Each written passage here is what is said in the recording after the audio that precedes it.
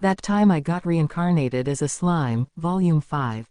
Prologue. The Day of Ruin. The demon Lord Carillon gazed up at the sky, a tense look on his face. Far beyond, he could feel a large, concentrated ball of magical energy flying his way, its aura so powerful that its owner didn't even bother to conceal it. It had to be his fellow demon Lord Milam. She was clearly ready for combat, and her target was this very country. Swooping in faster than the speed of sound, Milam stopped on a dime directly above Carillon's castle. The declaration that ensued was made at deafening volume. It generally unfolded like this. Ah ha ha, I am Milam Nava, the Demon Lord. And as of this moment, I hereby declare all treaties and agreements made between myself and the other Demon Lords null and void. That includes any and all pacts made with the Demon Lord Carillon. I'm also declaring war on him, so how about we meet up again a week from now? Best of luck trying to figure out how to deal with me. Ah ha ha ha. As both the Demon Lord and Beast Master of his realm, Carillon got a headache from simply this one-sided declaration. What in the hell is that airheaded woman thinking? He pondered. But he could stew over this later. For now, he needed to give out his marching orders. All warriors of the realm, assemble here at once. The command was carried out with all due haste.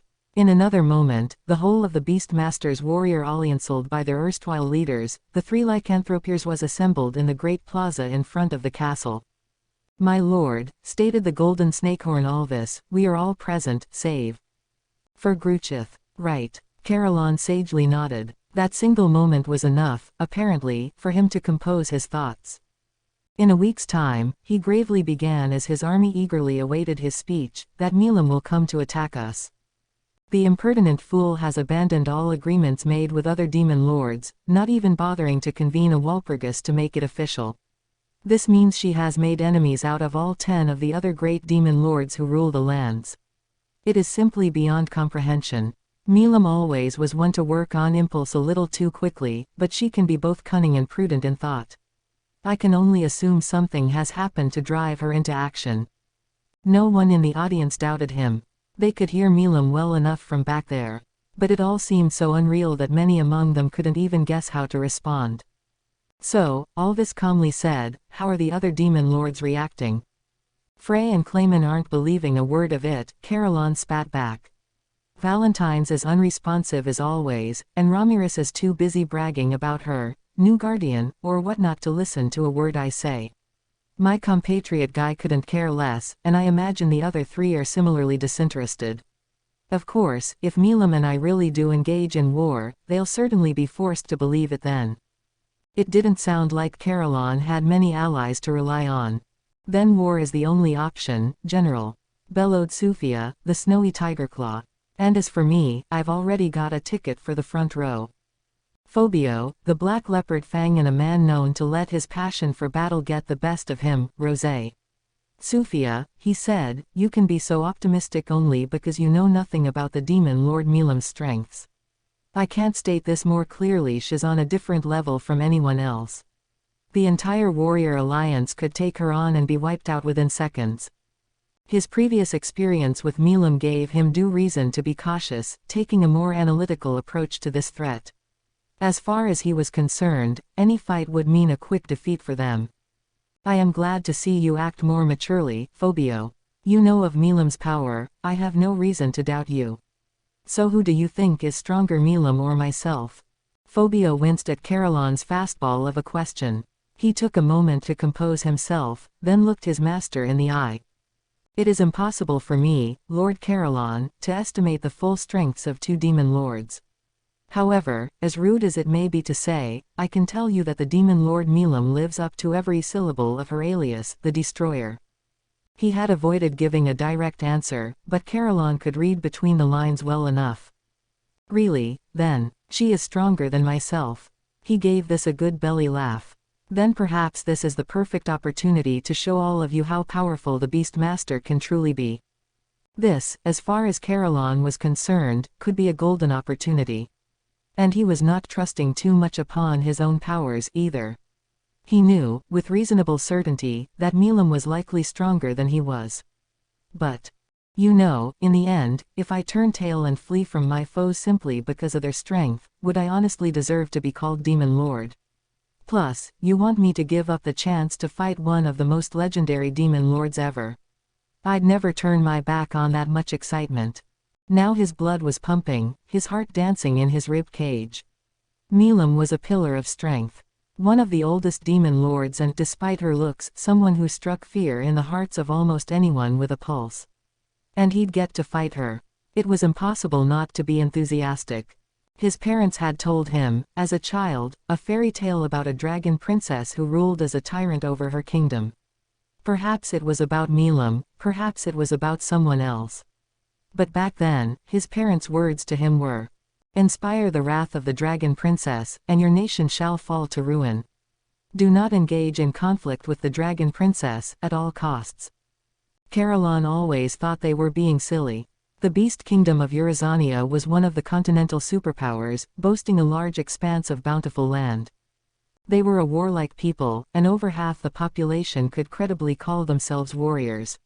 Its military was easily the equal of any other demon lord's domain, and since Caroline became a demon lord, the ensuing several centuries had seen its power grow even further. There was nobody to fear. Caroline was sure of it. And gaining the chance to fully express his strength made his bloodlust burn white-hot inside him.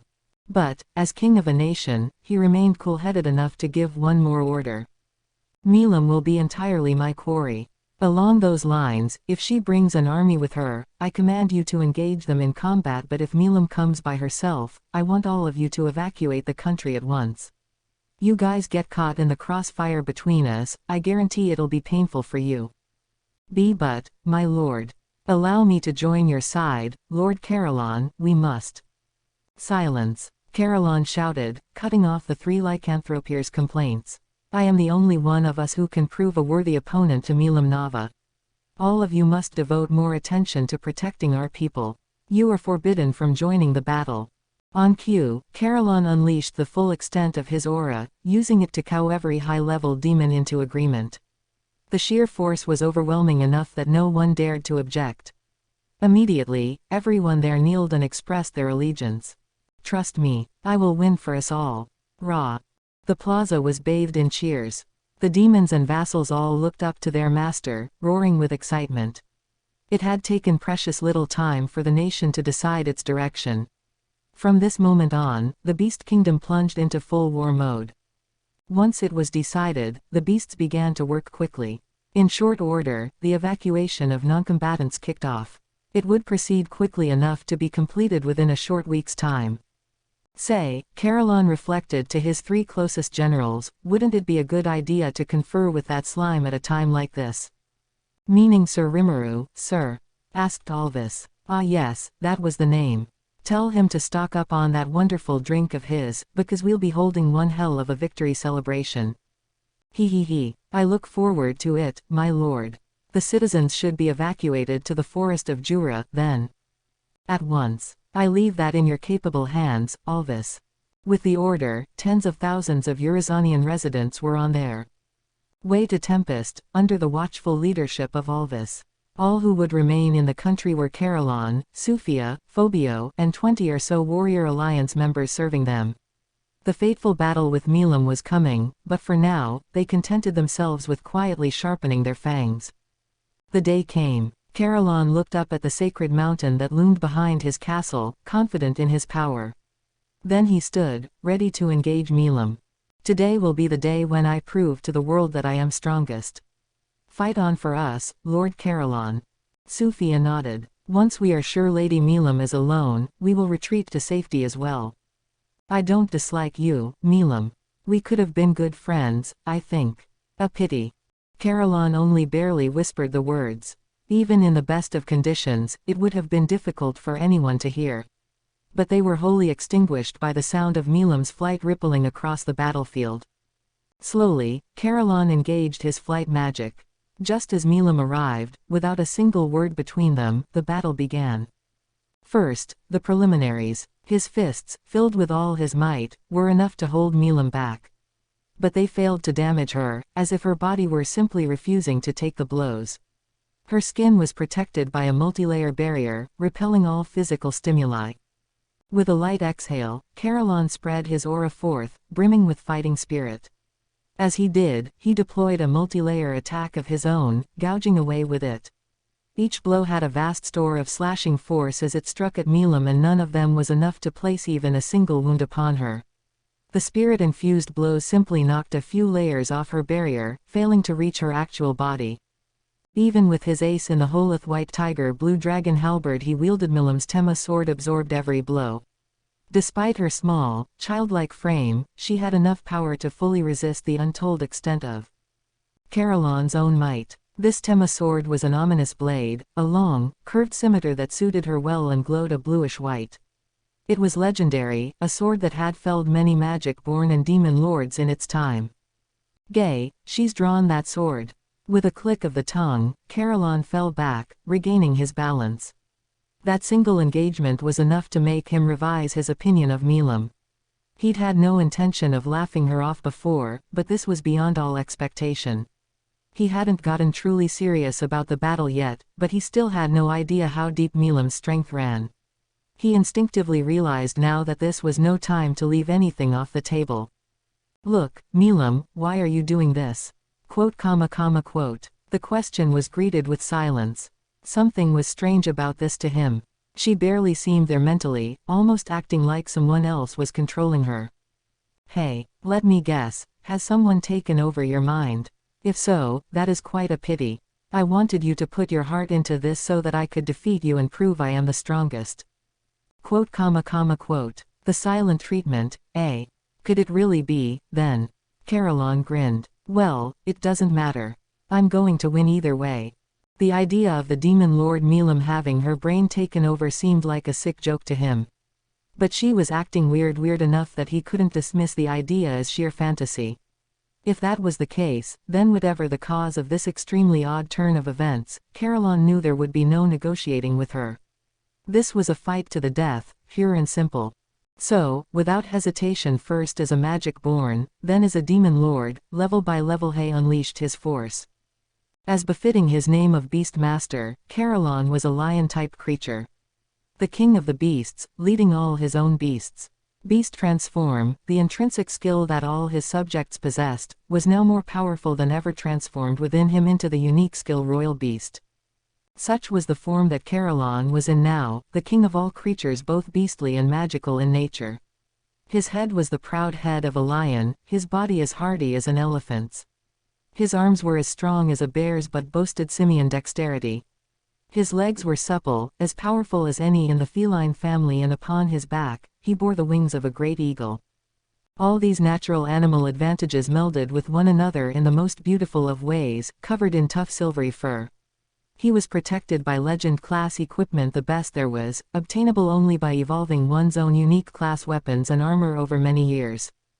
On his head was a crown, a mighty bird decorating the edge. Around his waist, a jewel-encrusted belt bearing a black tortoise of basalt. In his hand, the white tiger blue dragon halberd. All of these were infused with the magical power flowing from Carillon's own body, letting them fully release their sheen and force. The power was overwhelming, incomparable to before the transformation. This, beyond all doubt, was the demon lord Carillon's true form. Milam's eyes twinkled momentarily at the sight, long enough that it caught Carillon's attention but short enough that he wondered if he'd imagined it. "Now, Milam," he intoned, dismissing the thought. "I hate to say it, but since I have shown you this form, I'm afraid I'll have to ask you to leave, all right? It is a pity, but farewell." There was no room for sentimentality on the battleground. The moment he shouted it, Carillon focused all the power coursing through his body upon his blade. On the ground, the sheer weight of energy would be enough to rend the earth, pulverizing anything nearby. Even now, the remains of the aura filled the air like burned-out embers, hot enough to scorch the atmosphere itself. "Prepare to disappear from this world forever." Beast roar. This was, in essence, a particle cannon that fired magical force. The tip of White Tiger Blue Dragon was now gone, reverted to its composite magical particles. It was the Beast Master's ultimate finisher move, one that could make everything in front of it vanish without a trace on the ground.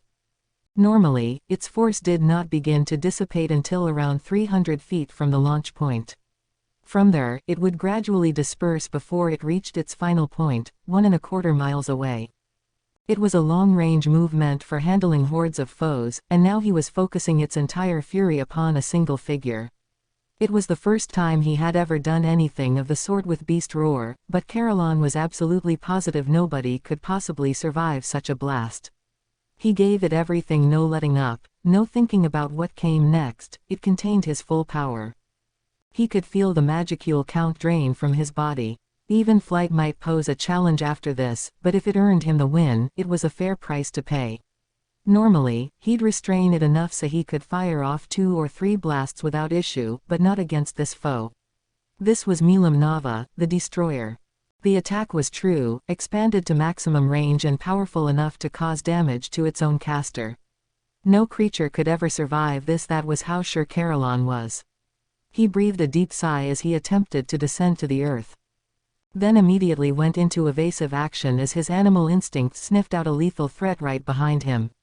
That snap decision saved Caroline's life. Blood gushed out from a wound on his side, caused by the sword as it swished by. He closed the cut through sheer force of will. In a panic, he turned around. He knew there was no point confirming it, but his mind still couldn't believe it. His eyes were greeted by just the person he expected, floating there in midair, platinum pink hair flowing in the wind as she spread her dragon's wings wide. Now there was a blood-red horn jutting out from her forehead, which hadn't at all been there before. Her skimpy outfit, somewhere along the line, had transformed into a suit of ebony armor. Ah, is that how you usually look in battle form? Caroline had just about exhausted his magical force. Despair began to paint over his previously indomitable will to fight. You're kidding me. She took that without getting hurt. Give me a break. It put him in an odd state of mind. He wanted to cry and laugh simultaneously. Then, for the first time in the battle, Milam spoke. Ha ha ha, not bad. I like it. It's been a while since my left hand's gone numb like this. As thanks, I'll show you something I've got saved up. The words sounded a bit flat and unemotional to Caroline's ears. But the impending danger they portended gave him no time to ponder over it. He didn't want to see it. He really didn't. At least none of his citizens was anywhere nearby. They were fully evacuated. There was no need to worry about the castle town. Caroline contemplated fleeing the scene at full speed. His instincts, so trustworthy up to now, were telling him that staying here meant death.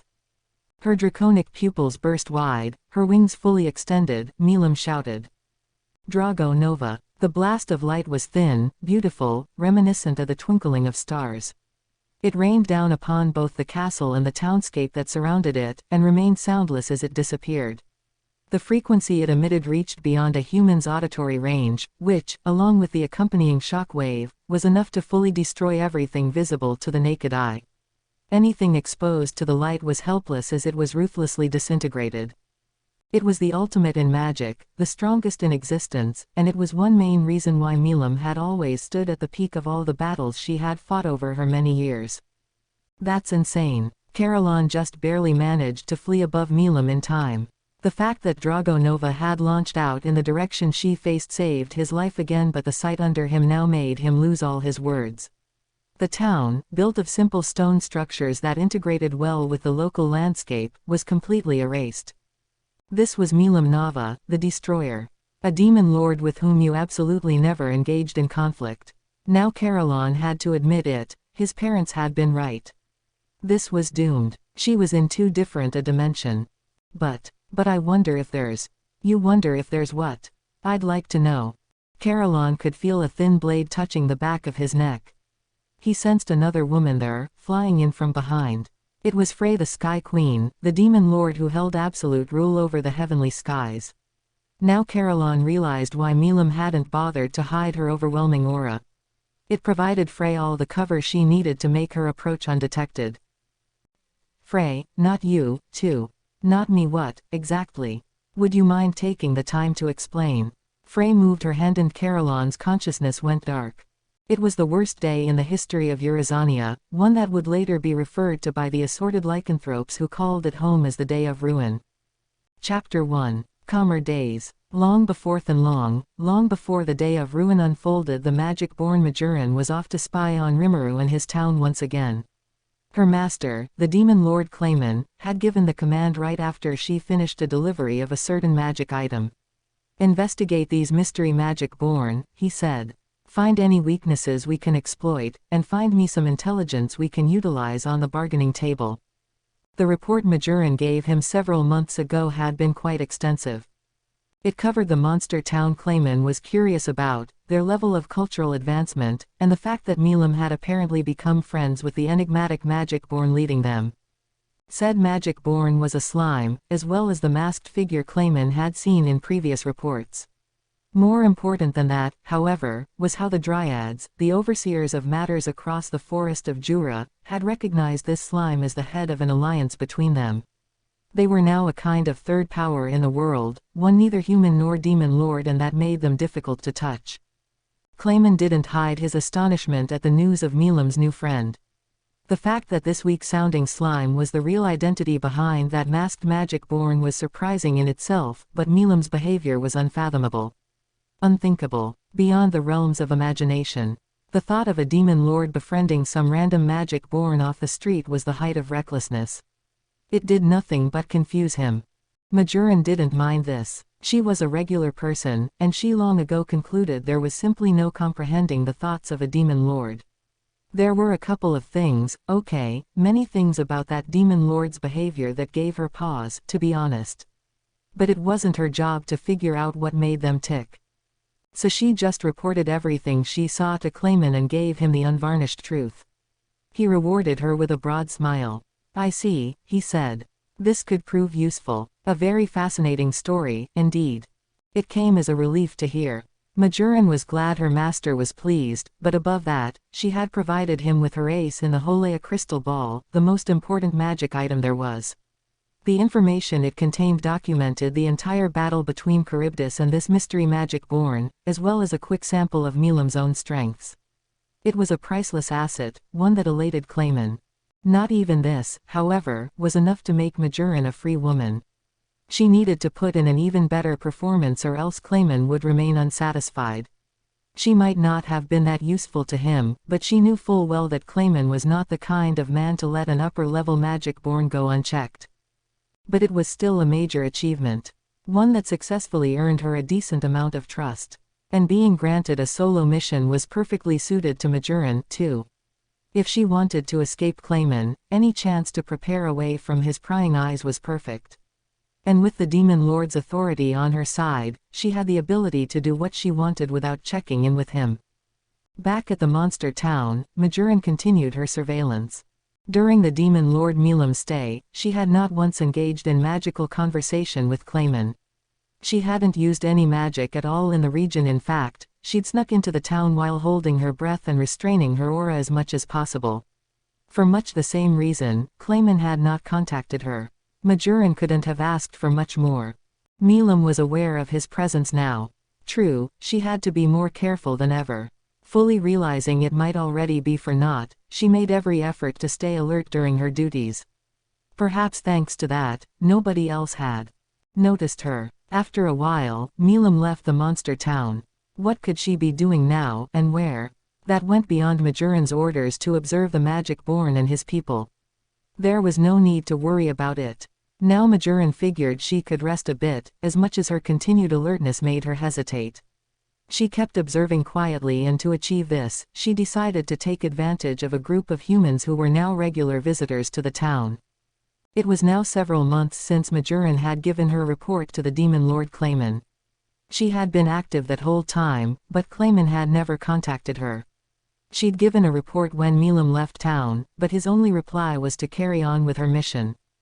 She could tell his interest in her was dwindling, and she decided some brash action was called for. She was here to gather intelligence, so she thought of ways she might be able to enter town. It was that group of humans who caught her eye first. Slowly, carefully, Majoran gathered her information.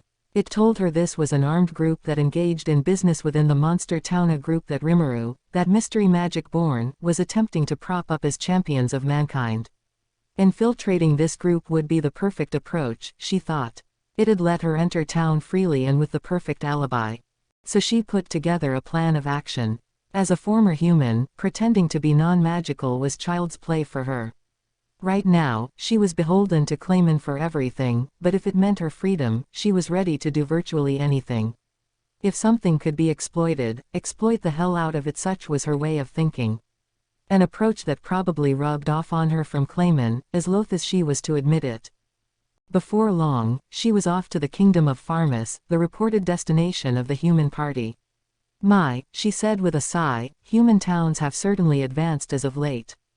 Majoran had last been a human being several centuries ago. The only towns to speak of at the time were the capitals of kingdoms, where all the royalty lived. Beyond that, you had a few villages larger than the norm, and that was it.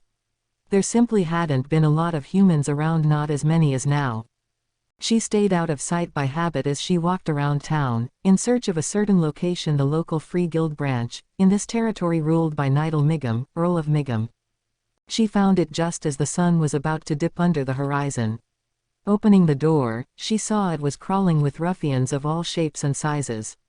Thickly accented voices attempting to negotiate with the front office brokers, voices yelling at one another in hopes of raising the sale price of their goods, happier voices bragging about the lofty achievements they scored today. The din almost made her feel dizzy, but she tried to tune it out, not wanting to use her magic for it. Then Majoran heard someone whistling at her. One of the ruffians, no doubt, sniffing out the fragrance she typically wore to mask the smell of blood. Hey, look, she's a real beauty, eh? Now this is a find. What's a lovely lady like you doin' in a place like this, huh? See this creature I bagged today? I'm gonna sell it in a bit, so how about you join me at the bar and we'll drink on the profits, eh? What a pain, Majoran thought as she wrinkled her nose. It was beyond her why she was such a target of attention around here. Thanks to living her life in seclusion, avoiding the company of others and focusing solely on her magic research, she was wholly indifferent to her outside appearance. But between the green-tinged silver hair, the blue eyes, and the calm demeanor, the consensus was clear: this was one beautiful woman. A beautiful woman who had just stepped into a guild branch office packed with people just barely on the right side of the law. In the evening hours, no less. The furor was only to be expected. So, how about it, eh? Sorry, she bluntly stated, I've got some business to do. Don't be like that, the man countered. Just come here, and join me for a bit. Lay off me, won't you? I told you you've got business. For a magic-born, Majoran was more convivial with other people than most. But not even she was magnanimous enough to let a total stranger act like her best friend out of nowhere.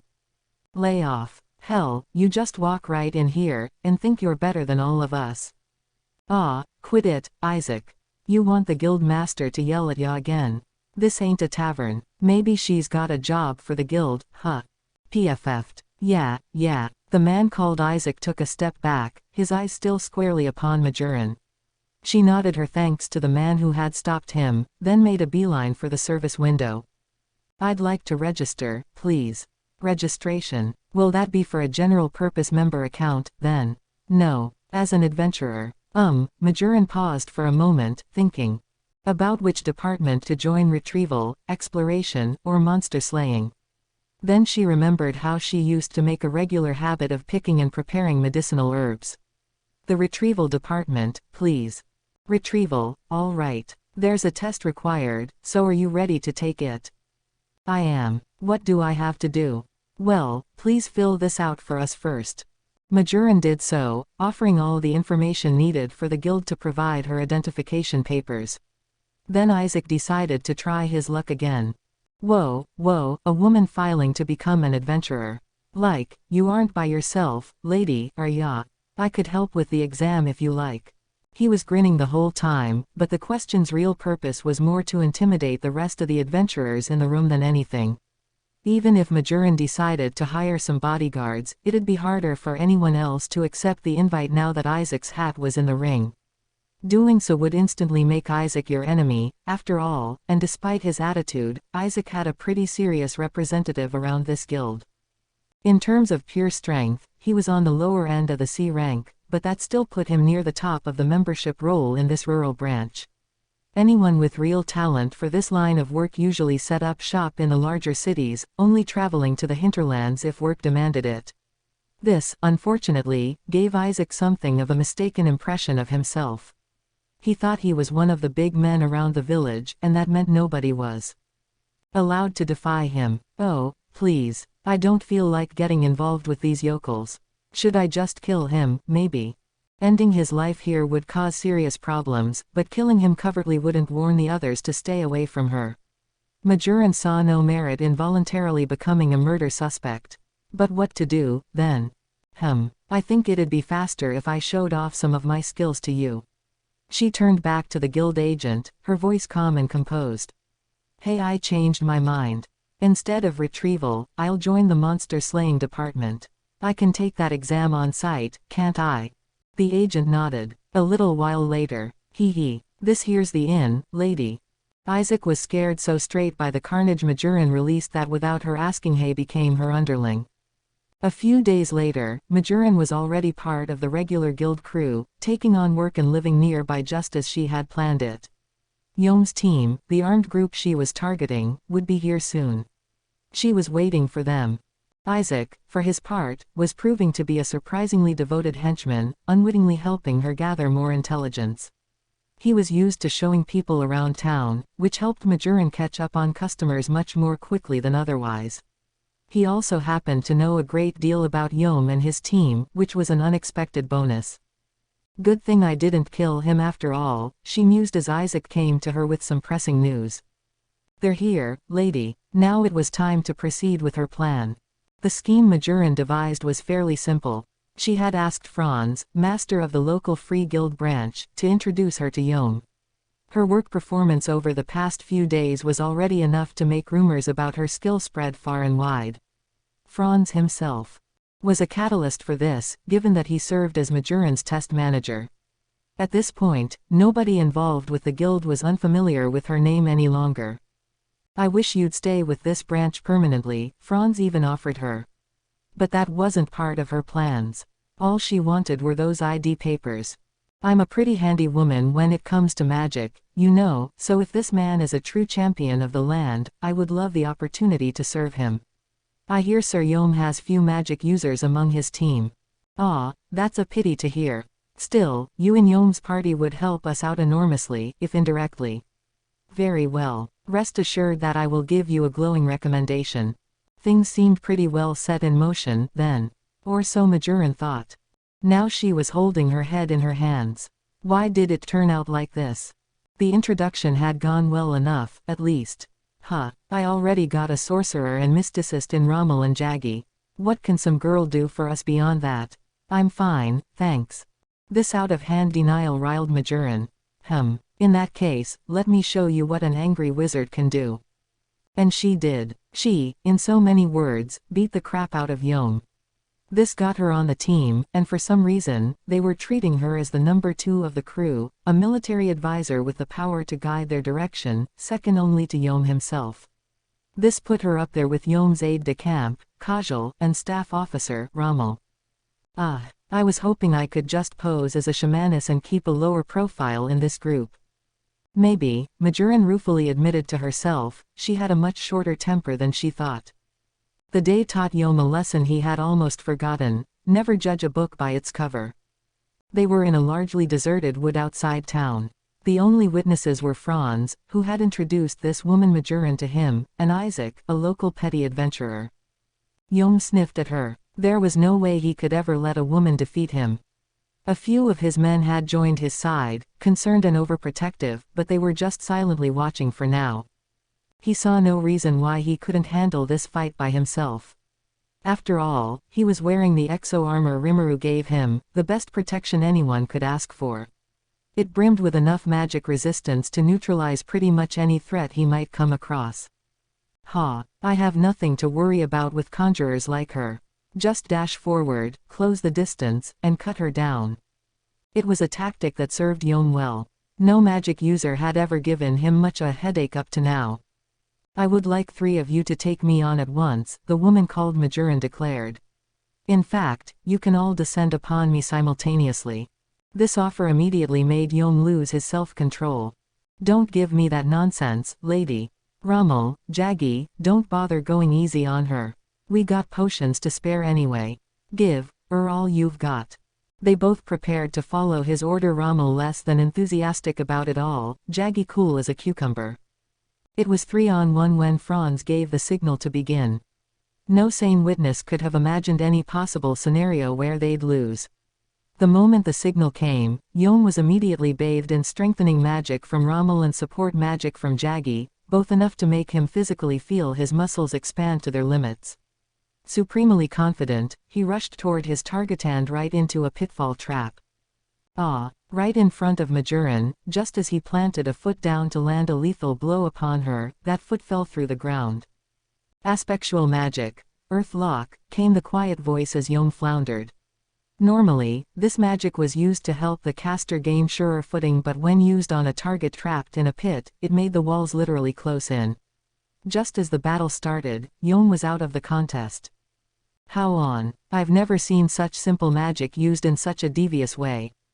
Marveled Rommel. One couldn't blame him. Majoran had used 2 magic spells, one to soften and muddy the ground enough to build a pitfall and a much simpler one to solidify it again. No matter how resistant to magic Yom's equipment was, it couldn't do much about the ground caving in on him. It was a breathtakingly straightforward tactic, one crafted with a clear understanding of how Yom would strike. The 2 witnesses were stupefied but not enough to miss their enemy's next few words. Ailment. Silence. Quote question mark exclamation mark quote. Quote exclamation mark exclamation mark quote. That was the finisher. What a pitiful show. Majoran groaned. Neither of you prepared any defense against ailment magic. How are you going to handle magical opponents that way? She hadn't even needed 3 minutes to claim victory. It all but forced Yom to accept that she was a force to be reckoned with. They were all at the local tavern that night, holding a small celebration to commemorate Majoran's induction into the group. Ya ha ha ha ha. You're a strong woman, you are, Kajal managed to work in between his laughter. Sure wasn't expecting the boss to get trounced like that. Shut it, Kajal. I just didn't think it'd be so easy. Is that normally how magicians go at it, Jaggy?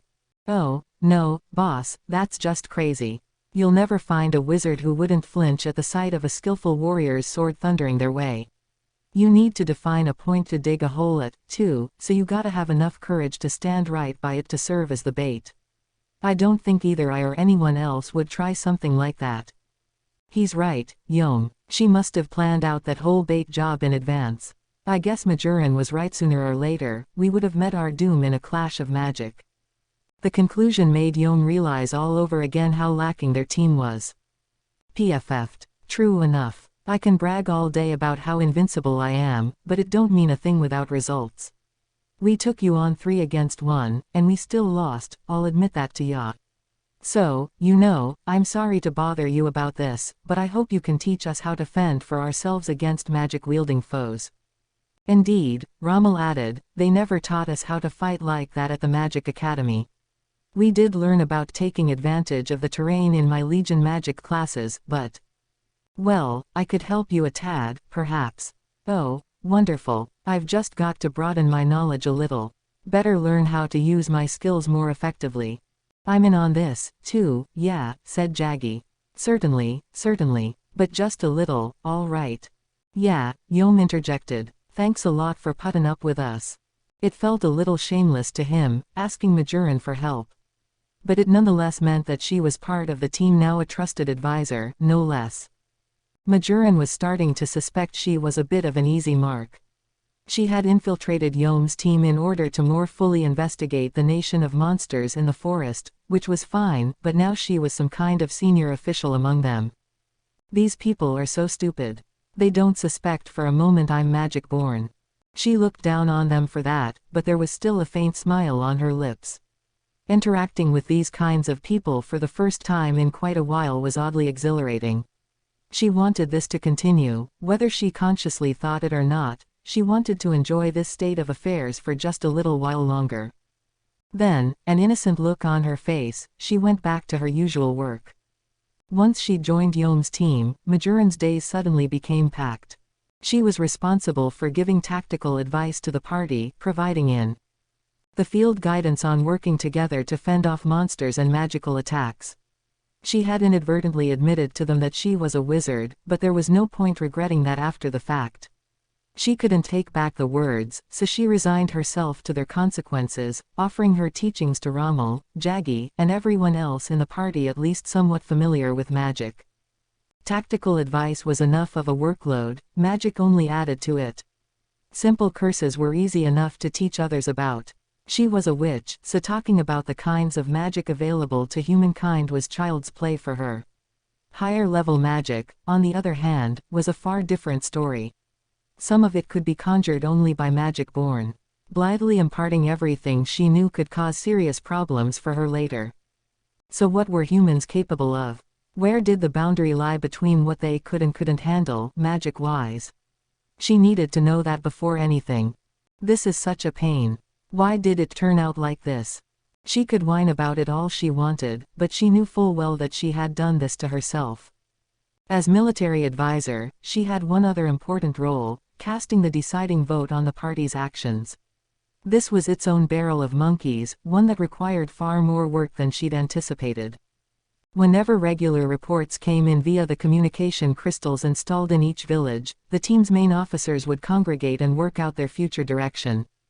Majoran was among them, but something about these meetings, likely the lack of intelligence among the men, she guessed made them drag on forever without any resolution. It sorely tried her patience. They passed out these incredibly valuable magic items to all these settlements, and now they were wasting time quibbling over the silliest things thanks to them. She spoke up about all this waste, and once again, she sealed her own fate with it.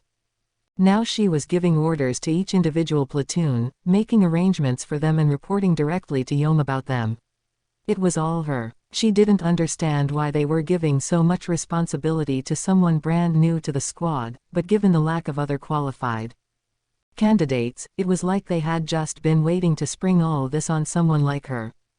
The only real decent-minded person among them was Rommel. "Man, Majoran, I don't know what we could have done without you."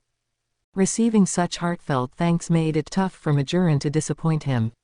Imagine, she thought, trusting a magic born like me. I can't believe what a pushover I am. But she never said it. He had apparently been hired right from the Magic Academy by the local earl, who had tapped him to serve as his personal conjurer. He had essentially no battle experience, making it hard for him to be decisive on many matters. Until Majoran came along, every day was a long trial and error process for him. Rommel did seem to have a good head on his shoulders, though. She could practically feel him maturing as she taught him. For now, her main mission was to get Rommel up to snuff as quickly as possible so he could take her place for a change. Once they decided on a plan of action, the team had to carry it out. They went around the villages in their territory, in order of priority, and dispatched the monsters that appeared. It was her job to juggle the adventurers stationed in each area and keep the whole operation purring. Why do I even have to do this? This is ridiculous. She thought she had a legitimate complaint, but as long as she had that mission to infiltrate the monster's country, she couldn't quit in a huff yet. The whole plan was starting to seem like a failure, but she couldn't bail on it now. Through it all, days passed on as Majoran firmed up her position on Yom's team. Defeating monsters, saving villages, this is wrong. It's got to stop somewhere. But even as she whined to herself about it, she also felt oddly fulfilled. Dealing with people for the first time in ages, recalling emotions she thought she'd forgotten about. And then, finally, mercifully, the group found the opportunity to head back to Tempest. The magic-born Gruchith was joining them as a guest in their battle training. Arg, boy, that old coot sure isn't letting up today, either. Gee Gopta, is that demon, is Sir Hakuro like this every time? It astonished Gruchith, covered in welts and bruises from head to toe. Gopta, his hobgoblin companion, didn't look much better. Oh, you bet he is. No joking. Gopta wouldn't dare say that in front of the teacher himself. Gruchith firmly agreed, but he bit his tongue so as not to sound ungrateful. It saved the day for him. Oh, by old coot, you wouldn't happen to be referring to me, would you? Gah, master, why are you? Silence, you insolent oaf. It'll plainly be at least 100 years before I let you call yourself a disciple of mine. They'd both thought he was gone, but there he was, completely concealing his presence until the last minute. His wooden practice sword swung down, faster than Gruchith could follow with his eyes, and smacked right against the crown of Gobta's head. He was out cold in an instant, eyeballs lolling around the backs of their sockets. Gruchith watched piteously as Hakuro then dragged him off, no doubt for yet more instruction. All he could do was pray for his friend's safety. He was here in Tempest on orders from Phobio, one of the 3 lycanthropiers, to live in this nation and observe its people. Rimuru, its leader, was away from the land for the moment, but he had already given his full permission for Gruchith to be there. It was hard for him to believe the leader of Tempest was traveling the world solo, but none of his subjects had any objection to it, so he did not press for an explanation. Right now, his priorities were pointed more toward using this opportunity to gain as much knowledge and experience as he possibly could. Along those lines, he was joining in every training session Hakuro offered him. This was per the invitation of Yom, the first human friend he'd ever had. Gruchith hadn't expected it to be so grueling at the time, but this session was different. The training Hakuro gave when only native Tempestians were in attendance was like nothing he had seen from him before. This is incredible, he marveled. He was going easy up to now just so Yom and the humans wouldn't be ripped apart. Yom's training involved a rundown of the basics with a bit of skill training mixed in, but the session they just wrapped up was almost all core foundational stuff. Don't expect me to teach any arts to a bunch of weak-hearted sissies like you. Hakuro bellowed as he bashed his pupils to bits with his practice sword in battle, Gruchith included. You'll have to seize them from me by force. Watch with your eyes, and stake your very lives upon learning them yourselves. Gruchith was at least somewhat confident in his skills when he joined in. Now, he wasn't. The results were clear as day. Hakuro closed the distance between them in an eye blink, slashing away faster than he could follow. Hence all the bruises on his body. I might have died if that sword wasn't wooden, and how could a wooden sword be so damaging to me, even? He was a lycanthrope and therefore gifted with natural healing abilities, but dull pain radiated from everywhere he took a blow. It was some unknown to him art, perhaps, that drilled into him and made the damage cut deeper. They had put it in different ways, but Gruchith and Gobta agreed. Hakuro was a demon beyond all comprehension. Maybe he could have survived against him for a few moments longer than the other hobgoblins. Now, though, all confidence he had in his own strength was shot. Gruchith had taken an interest in the creatures who served under Gobta, the hobgoblins who rode the star wolves, themselves a rare evolution to see. They were called goblin riders, and they were responsible for security around town. Hakuro trained them, focusing primarily on team-oriented strategy, and they functioned as a single cohesive unit, well-honed, well-practiced, and moving flawlessly. If I had to tangle with them, he thought, 5 would likely be the most I could handle. He hoped to invite them to the Beast Kingdom someday, as impossible as he imagined that was. Judging by the residents around town, he knew there was almost no chance they would leave their posts. The land of Tempest was filled with warriors whose hardiness went far beyond Gruchith's imagination. He might have been complaining about it the whole time, but Gobta, his partner in training, was keeping up with every step Hakuro the ogre mage took. That in itself made him formidable. And he was hardly alone.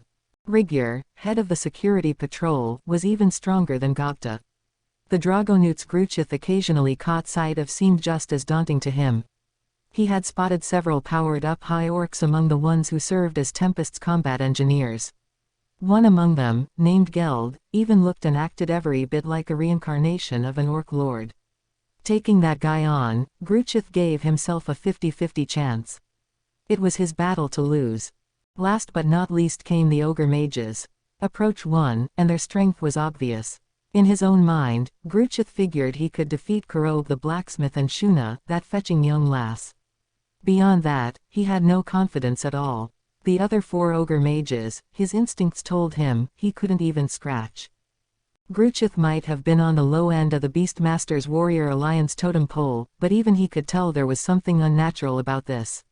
His instincts on that score, judging by the thrashing Hakuro just gave him, were right.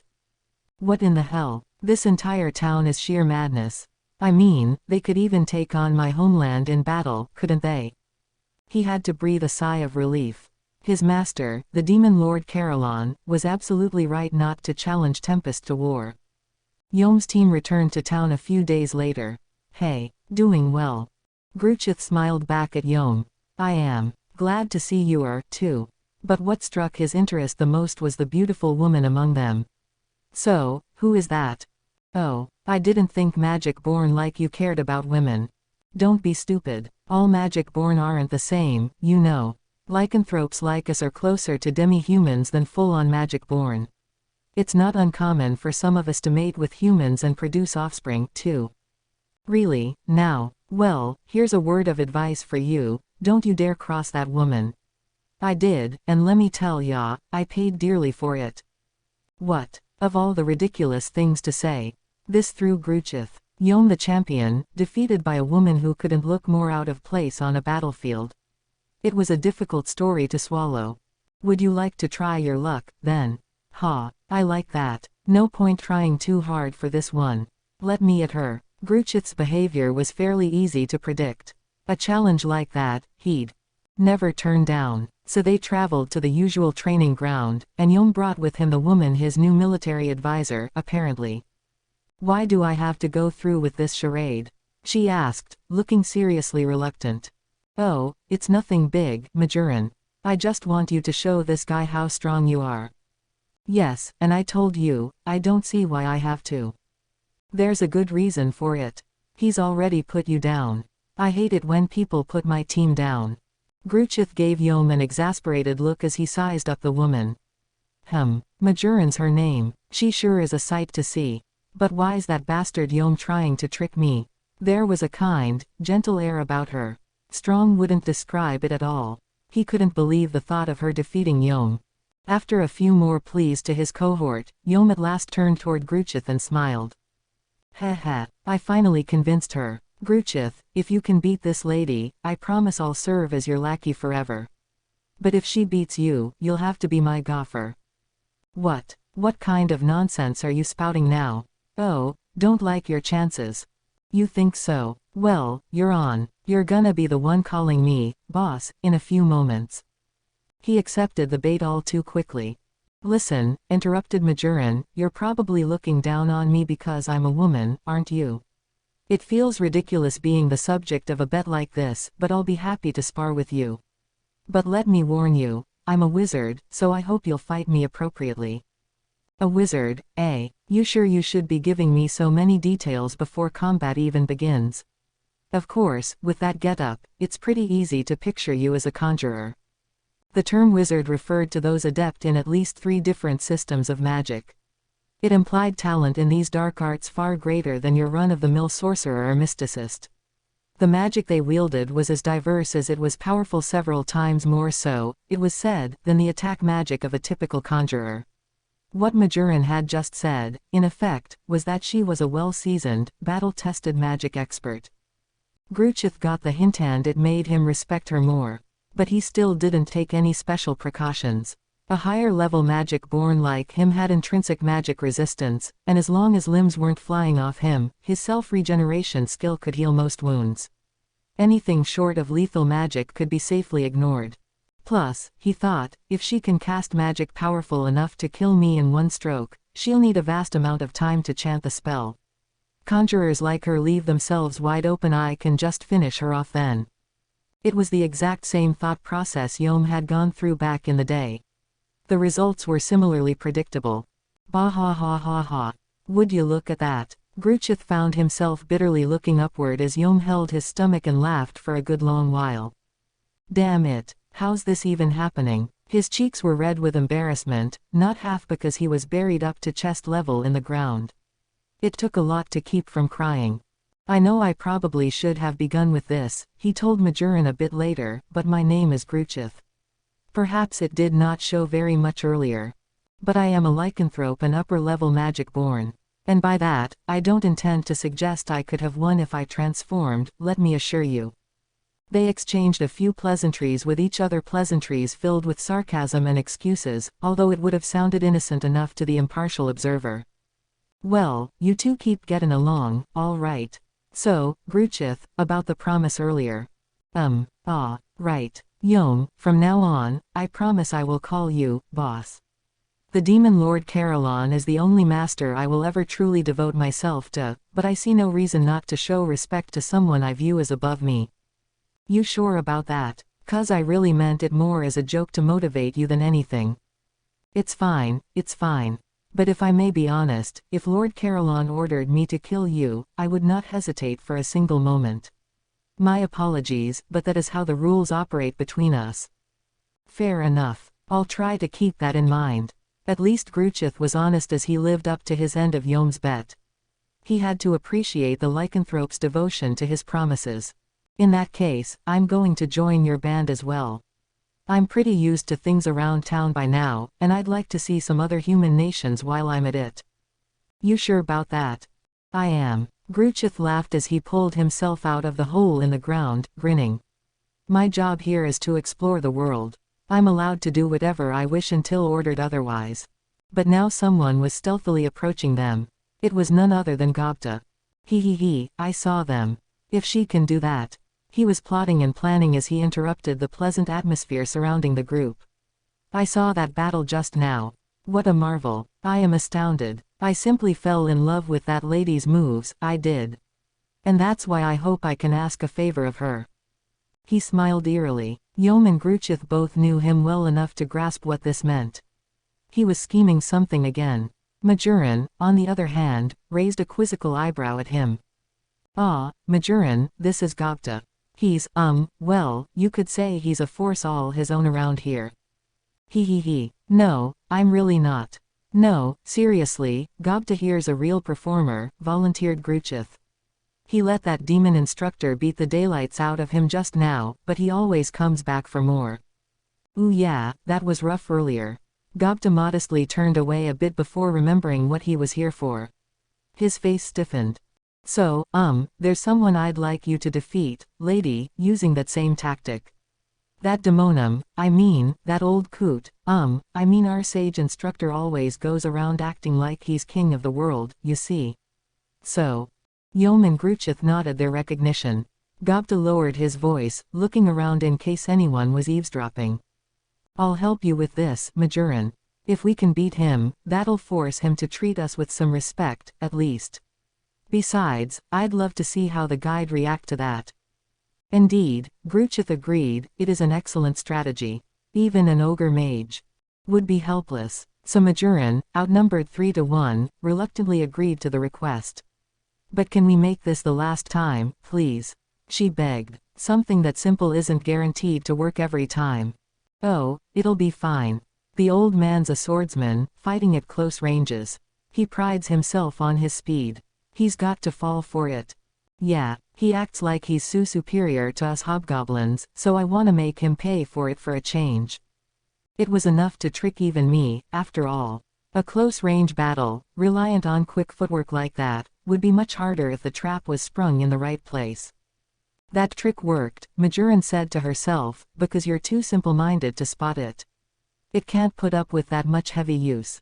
But, she pleaded, what pretext should I challenge him with? Any excuse should do, ventured Gobta. Just tell him you want more instruction on dealing with magic cast-and foes. So this should be a scrimmage, then, not a real battle. That's fine, isn't it? It'll just be one strike. Tell him whoever hits first wins, and I'm sure he'll be fine with it. Indeed, Yom. Magic resistance plays no part in those rules. Land a spell upon him, and you win. If he touches you first, he wins. A test of speed, you could say. Do you really think I'll be willing to accept those rules? That puts conjurers at an enormous disadvantage. How can someone like that compete in speed with a swordsman who's clearly faster than they are? Ooh yeah, Gobta admitted. Accepting restrictions on your own abilities when you don't know what your opponent's capable of is like signing your own death certificate.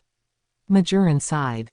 To her, serious-minded at heart, Gobta's poorly thought-out ideas were enough to give her a headache. Suggesting rules like that was all but advising her foe to expect a trap of some sort. All the men here were too boneheaded to pick up on that. All right, said Yom.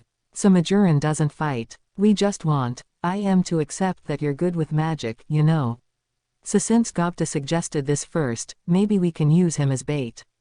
A fine idea. He would certainly accept a challenge from the hobgoblin. Gupta began to dislike the direction this was going. Hold on a second. He barked. Yom and Gruchith were too busy working out the plan to listen. It'd be hard to bow out at this point.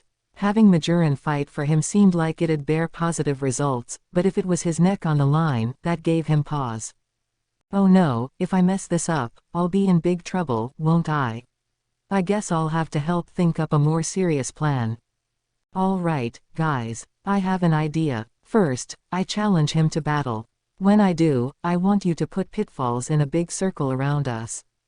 From that distance, a safer bet would be to liquefy the soil and keep him from moving. How will that work? Majoran liquefied a small patch next to her to demonstrate the process to Gupta. He took a step, then marveled as his foot went right in with a ploop, resisting his efforts to pull it out. Ooh, this oughta work. That was the end of their deliberations. Right, Majoran said, so my role here is to wait for the battle start signal and transform the earth. Is that it?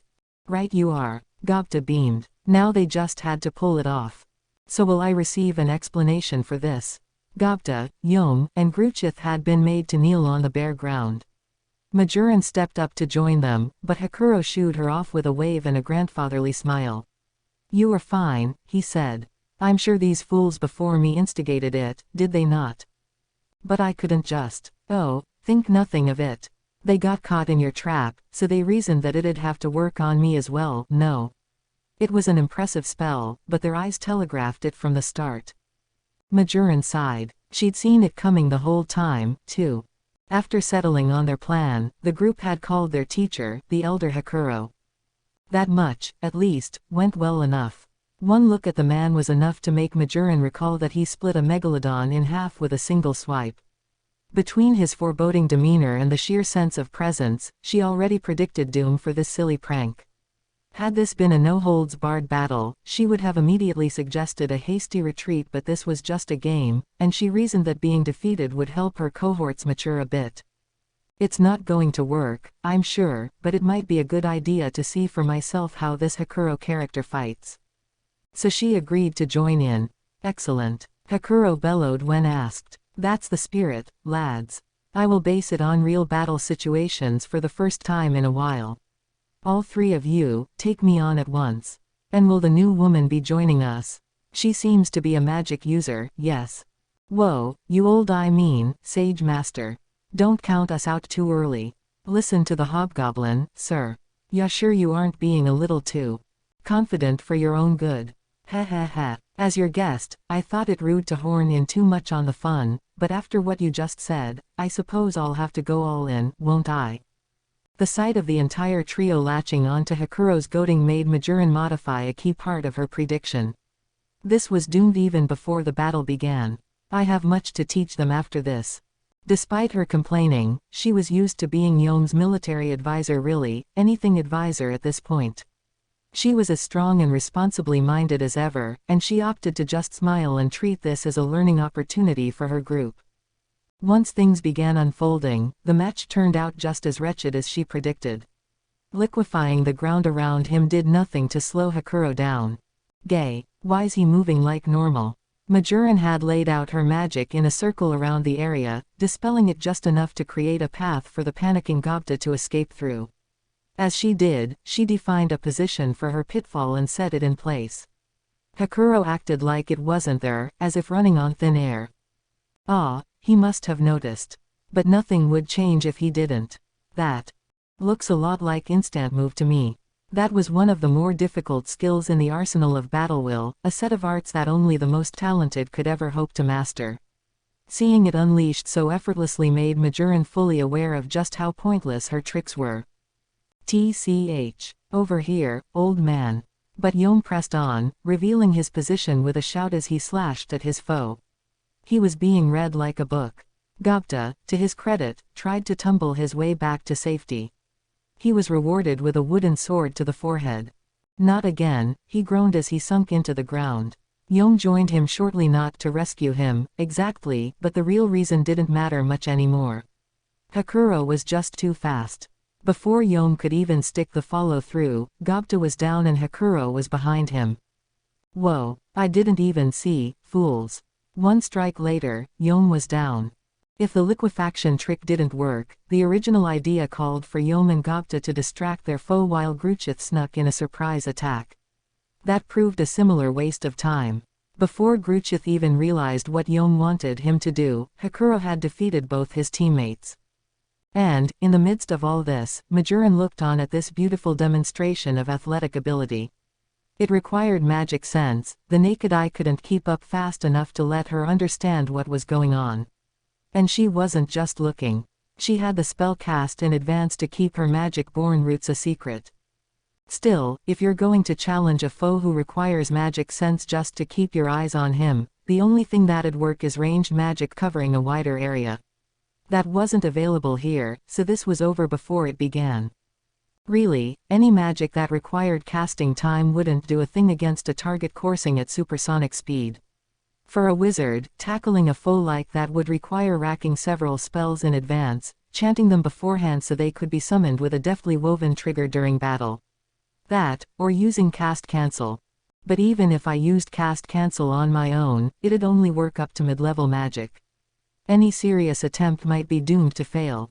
Majoran's body contained more of the magicules that provided energy for all her spells, but trying to outclass him in strength seemed like a struggle to her. The sight of it all unfolding did make this nonsense seem worth it to her, though. Hakuro was targeting Gruchith, not the cautious Majoran.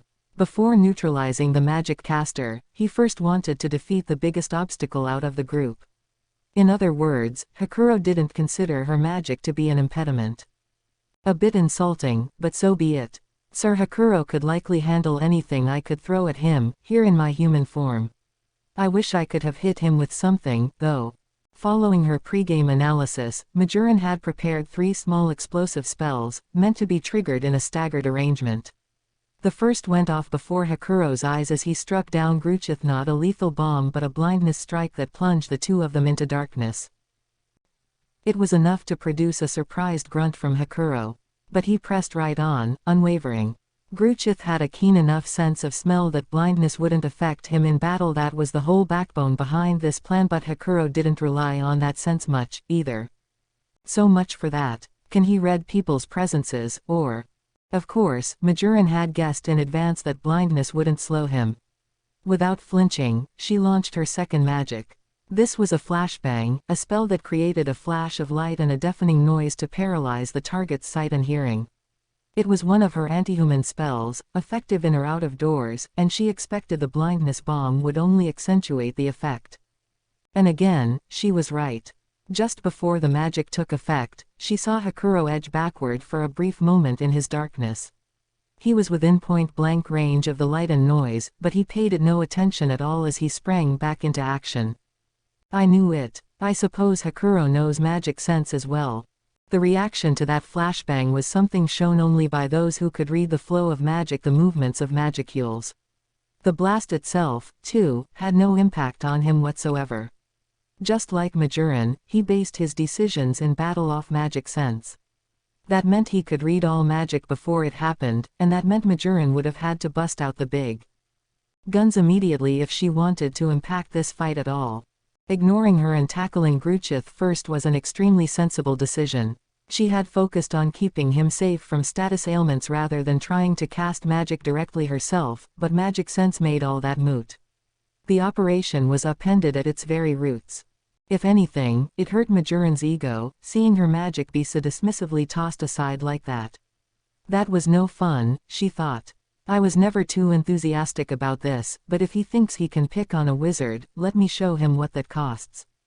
So she turned her eyes toward Gruchith, and then she lost all interest. My eyes, my ears.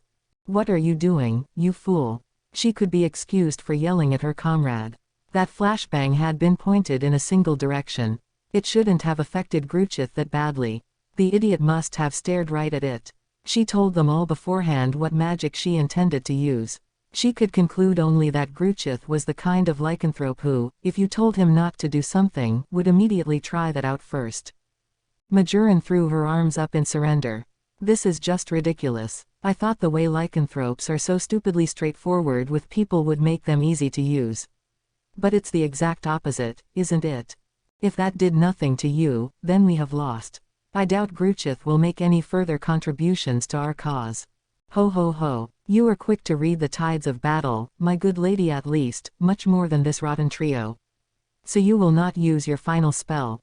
No, I doubt it would make any difference. The final spell was Sleep Mist, her trump card. Putting Hakuro fully to sleep was likely impossible, but if she could slow his thought process just a bit as he locked swords with Gruchith, that would provide just the chip in the armor into which to potentially drive the sword of victory. Even if it didn't, Majoran figured the surprise factor would throw off his game. But the sight of Gruchith vaguely sort of floating atop the liquefied soil drained her will to continue. So she sighed and unraveled the spell. Their eyes telegraphed it from the start. Majoran rolled her eyes when he said it just now. All the prep work she'd done to ensure the magic could never be spotted, and Gobta and Gruchith had their eyes on the ground the whole time. There you go, then, she thought with a sigh. It's all but opening your mouth and telling him, oh, hey, something's here. Yom was stout enough to resist the urge, at least, but he's only human. Nothing from him would work on Hakuro. Ho ho ho. You may be a fine strategist, my lady, but without a keen insight into your allies' personalities, one can never hope for truly effective teamwork. No hastily put-together team could ever defeat me. Majoran nodded at the condolences. It's been a lesson for me, yes. I'd like to begin by examining them further in depth. Yes. A good idea. Hakuro nodded, then turned to his three kneeling opponents. So may I suggest you answer me now, before I decide to switch blades from wood to metal. The avuncular smile he'd given Majoran was a thing of the past. Now he was back in full demonic form. Ha, whoa, white. 3 hours later, they were still there, legs numb from all the kneeling. Hakuro was making them stay until he was damn sure they wouldn't pull any more malarkey like that. Majoran gave them a passing glance as she returned to her bedroom, promising herself that she'd never join them on a plan like this again. Now, I say this just in case, mind you, but promise me you won't try to test Sir Rimuru like that, please. What are you talking about? Gobta pleaded to the rather concerned-looking Hakuro. No way any of that would work on Sir Rimuru. Oh, because, to be honest with you, I think it might have more than an outside chance of working. Ha ha ha. Come on, Gramps. Don't you think you're worrying too much? Someone like Rimuru, he's not about to fall for a trick play. Hopefully not, Hakuro said. If he did, we would all be in trouble. His three pupils shuddered at the thought. Why yeah, we weren't planning to, but definitely not now, no. Gobta said it. He and that other girl, too. The violent one. You mean Shion? Gobta asked. Or, wait, not Millie. Whoa, stop right there, Gobta. The hobgoblin nodded at the panicked-looking Yom. Gruchith failed to follow this conversation but understood well enough that he should stay out of it. A smart move, although he may not have realized it. All right, Hakuro gravely intoned.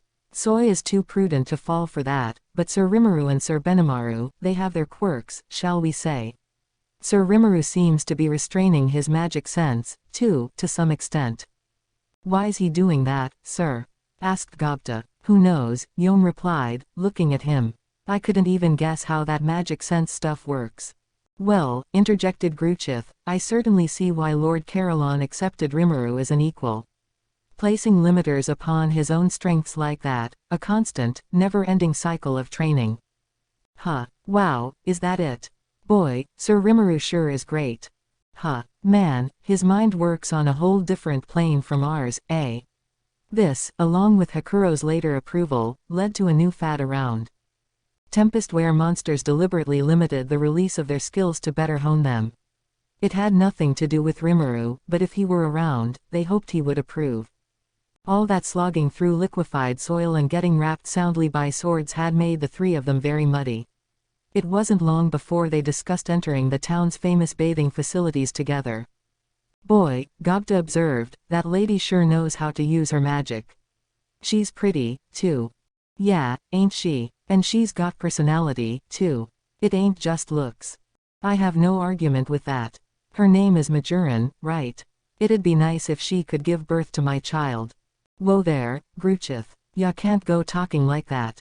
She's one of my officers. What does that have to do with anything, Yom? When it comes to romance, I'm free to do whatever I want. First come, first served. Wow, really? I'll keep that in mind. Don't you start, Gopta. Gruchith snickered at the wailing Yom. Maybe I should talk to her myself, Damn it, Gruchith, I go first. I'm your boss. Are you crazy? I just told you, romance is all about freedom. Yeah, Yom. It was turning into quite a heated argument by the time they reached the bathhouse. The moment they washed off and settled into the hot bath, Gopta's eyes began to emit a sinister twinkle once more. I just remembered Kabul said something to me when he was here last, he began. They say there are some baths in the world with a mixed gender rule. He said Sir Rimuru told him about it, and, you know, Sir Rimuru's word is law, isn't it? Hang on, Gopta. If that's an order from Rimuru himself, then we gotta make sure it's enforced, yeah. I think so, too. What? Gopta, what do you speak of? Tell me more of this, mixed genders. He. You like it, too, huh, Gruchith? Well, it's like this. He went over the topic in detail, growing more excited with every syllable. So you mean, not only Majoran but Lady Shuna and Shian as well? You gotta be kiddin' me, Gopta. I had no idea those were the rules. Around here, the pleasant sensation of the hot mountain spring soak was putting the trio's minds at great ease. It also raised their voices high, their schemes echoing around the chamber. Not all of it bounced back, however. Some of the sound waves wriggled their way right through the wall and into the ears of Shuna and Shian, who had invited Majoran to enjoy the women's bath with them. I wonder if we should develop a potion to banish the stupid from their minds. Do not worry, Lady Shuna. I will beat it out of them until they cry for mercy and their willpower is retempered. I'll be glad to help, Majoran added. Records, sadly, did not exist to say what happened to the men afterward. Majoran, can we have a talk? Several weeks had passed, enough time for Majoran to get fully used to life with Yom and his crew, when her leader spoke to her. Certainly. What about? Not here, if you don't mind. Oh. That struck her as odd, but not queer enough to turn down his request. She followed Yom out of town and toward a deserted patch of forest. Did he find out who I am? I don't sense any traps or ambushes up ahead. The rest of Yom's team was still garrisoned in town. Majoran knew all their exact positions. She didn't much like the look Yom had exchanged with Gruchith when he called her to him, but it still seemed like her cover was safe. So what is it, then? She remained baffled right up to the entrance into Forest of Jura land. Have we walked enough, then? What is? Majoran. The interruption made warning flags shoot up in her mind. No, really. So had he found out after all? Had he told anyone else yet? Or was Yom the only one to ferret her out so far? Either way, she had to come up with urgent countermeasures before. I love you. I swear, I fell in love with you the first time my eyes met yours. Her mind stopped. What? What did he say? Assorted questions popped in and out of her mind, but that was the only response she could muster. Simply returning Yom's gaze took all her mental fortitude. Looking back, Majoran had always felt a pair of eyes upon her. It was true ever since she'd infiltrated his force. It belonged to Yom, and when their eyes met, she found herself averting hers out of awkwardness several times. It made her a tad nervous, perhaps wondering why he was so watchful of her. But maybe her misgivings were really about something else entirely. Are you serious? Yes. I promise I'll make you a happy woman. I promise. The sheer frankness of the confession made Majoran's cheeks flush. The last time she was chronologically a young woman, it was a good 7 centuries ago. Her memories of it were vague at best. No memories of anyone else back then. To her, romance was a completely novel experience. Unexplored land. Anxiety won out over happiness in her head. That, and he'll make me a happy woman. The demon Lord Clemens used marionette heart to make me his personal puppet. If I can't get my real heart back, I can never be free, and there's no way to do that. And how could a human ever love me? They all die far too quickly. So she opted to delay her response. The logical part of her brain told her to say no and get on with life, but somehow, she didn't quite have the courage for that. 400 years of life is a magic born, and it was the first time she had ever felt so anxious about herself. Even after the confession, life went on as usual. Yong was usually fairly shallow personality-wise, but perhaps out of respect for her feelings she made no further advance upon Majoran. The feeling was no doubt mutual. Whether circulating around villages on monster hunts or relaxing back at town, Yong showed concern for her, but he never did anything to squeeze a reply out of her. What should I even do? As long as Clayman lives and breathes, there's no way his dream could ever come true. Somewhere along the line, Majoran began to have daydreams of herself more closely united with Yong. The logical part of her brain denied it could ever be a possibility, but she just couldn't bring herself to abandon the thought. Her mind gradually began to open itself to it, enthralling her so deeply that she didn't even notice Gruchith staring at her, a troubled, lonely expression on his face. Life was good and now, within a week's time, it would be destroyed. It has been a while, Majoran. Are you doing well? The magical communique from Clayman arrived out of the blue. It made her panic a bit. Lord Clayman, what motivates you to contact me? To her, Clayman was unworthy of her loyalty. If she could, she'd murder him in his sleep. She didn't because it was so obvious to both parties that she'd fail. The last time she'd reported back to him, Clayman had been in oddly high spirits. The same was true this time. Majoran's instincts sounded the alarm. It creeped her out. Clayman almost never showed emotion to his underlings. If he was so obviously enjoying himself now, things must be going exactly the way he wanted. It did not seem like good news to her, and it wasn't. Thanks to the intel you provided me, Clayman told the cautious Majoran, things are going quite well over here. You've done a superb job. Why, I'm even starting to think it's time to return this heart in my hand and set you free. Majoran paused, confused at the proposal. For just a moment, Yong's face appeared in her mind. She could feel her spirit leap with excitement, but she still managed to keep her voice calm. Clayman must never learn of her true feelings. He was a demon lord, a devious marionette master perfectly willing to deceive his own servants. Thank you very much, sir. This sudden suggestion is quite a surprise to me. Does this mean you no longer require my services? Ha ha ha ha. You never change, Majoran. There is hardly any need for such modesty. Why would I ever want to do away with such a talented pawn? I do hope you'll still be able to serve a role for me, yes. I see. I am glad to hear. Majoran, the demon lord quietly interjected before she could finish her wary answer. There is no need for alarm. I simply want you to perform one final piece of work for me. You won't turn me down, will you? I'm sure you aren't ready to die yet, and I'm sure you don't want to see the man you love die before your eyes. She could feel the blood drain from her head. To have no love for any man, is it? You give me far too little credit, Majoran. All you have to do is follow my orders, and everything will be fine. I showed you the sweet dream of release there, I wouldn't mind a little appreciation for that. Just sit tight until I provide your orders, if you could. Then he shut off the link. Majoran, sadly, had nothing to counter with. No matter how unhappy it made her or anyone else, the only road to salvation was to serve him. The only thing that remained in her heart was the demon lord's final words, when it is all over, I will release you. Your dream of living with the man you love may not be a dream before long. Was this a trap? No, it had to be one. But all Majoran could do was trust in his words. If she ever doubted them, it'd lead to potential tragedy for both Yom and her. Far better for her to just do what Clayman said and hope for another passing whim in her favor. Just as it always was, the only option available for Majoran was to wait for her orders. But if it really did lead to her release, could I ever really accept him? She had to explore the thought, no matter how much she knew it was unforgivable. If this dream can come true, it'll likely mean selling my soul to the devil. It was settled. Majoran was resolute now, and then, as if nothing had just happened, she was back in action.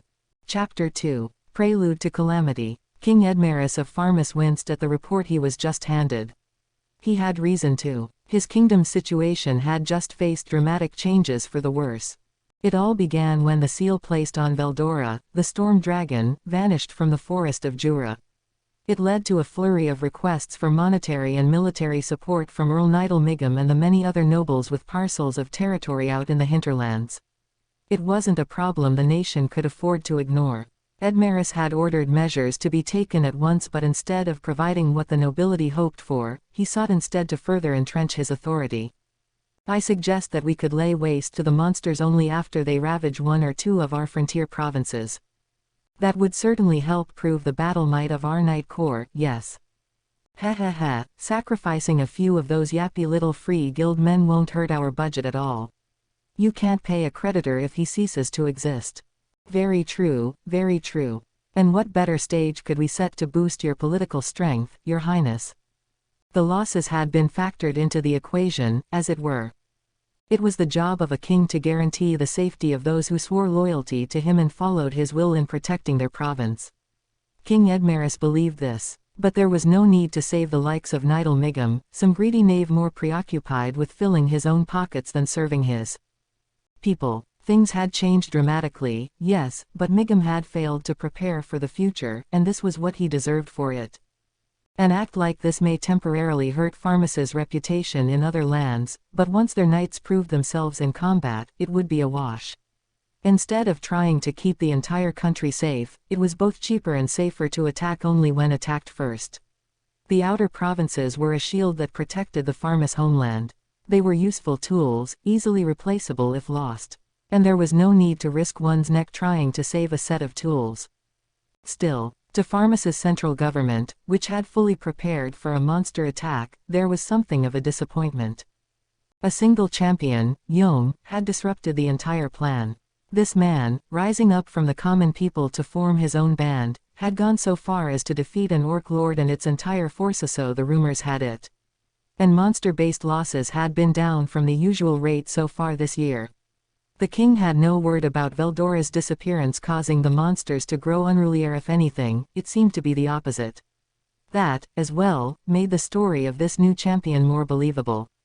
A champion? Ridiculous. Unbelievable. But the Free Guild said that an orc lord had appeared. Perhaps it is not entirely untrue. Indeed, they might not have been a full-fledged force yet, but a brand new orc lord would have several hundred orc soldiers serving it, perhaps. That would still be enough of a threat to the borderlands, but... this is pointless. If that's all it is, I could wipe them out myself. And now this man goes around calling himself a champion. The core of the government, the advisors King Edmaris put the weight of his trust upon, had come to a conclusion. Well, if it means a threat has been eliminated, then very well. A pity it means our royal knights can't have their day in the sun, though. Fulgen, head of the Knight Corps, looked less than happy with the chief royal sorcerer Raisin's statement. For now, though, the topic was settled. He could tell well enough that Raisin was simply telling the truth. There was no need to sally into battle just for the fun of it, an opinion King Edmaris seemed to accept. The next issue to tackle, however, wasn't one they could afford to watch and wait on. Their tax revenues were falling. Usually, figuring out the state of the national treasury required careful analysis over at least several years. Here, though, the downward trend was both looming and blindingly obvious over the previous fiscal cycle. Month after month, the figures spoke volumes. After a certain point in time, trade-based revenue simply fell through the floor. The Kingdom of Pharmas, thanks to its geographical location, had a hand in almost every international exchange with the Dwarven Kingdom. It was part of why it served as the front gate, so to speak, for the Western nations. They had the strength of direct trade with the kingdom, no need for dangerous sea or land routes. The high taxes they levied on the goods they imported from there and sold elsewhere provided enormous profits for them. But then, one day, the number of adventurers passing into the nation started to dwindle. Previously, Pharmas had been rather bustling with adventurers, all bringing a tidy amount of cash to purchase Dworgen-made weapons and armor. The potions Pharmas could provide literally saved lives. Adventurers could never have enough of them. After a while, though, the number of itinerant merchants fell alongside the adventurers. They were seeing similar crowds of them from the direction of Engelsia still, but the flow from Blumend and other nations neighboring Jura provided far more profit to them with the lack of any other competition. Pharmus was able to sell potions to these merchants at practically usurious prices. And now those people were gone. With all these foreign visitors suddenly disappearing, of course, it didn't take long for the inns and taverns that served them to suffer. The numbers were clear as day on paper within a month, so the economy minister hurriedly ordered his department to find the cause. The report that came back was enough to shock the entire cabinet. A new town has been established in the forest of Jura, town inhabited by monsters. The news, provided by a spy sent into the forest, made King Edmaris whisper, "It can't be," the moment he laid eyes upon it. But he remained composed. He was the ruler of a nation, and he needed to project his authority as king. "I cannot believe it, but I must. The most important thing is, how will I connect this to our own profit?" His outstanding intellect pointed itself toward the future. Before long, Edmaris ordered an emergency meeting among all the provincial lords of his kingdom. "But, my lord, the merchants are keenly aware of their own self-interests. They are already traveling to this land of monsters, avoiding Pharmus entirely. It is said the nation provides a safe route all the way to the Dwarven Kingdom." "I heard the same. They have these stations, I hear, small guardhouses located every dozen miles or so, each with sentry monsters assigned to them. It is a difficult tale to swallow, but several trustworthy merchants have confirmed it.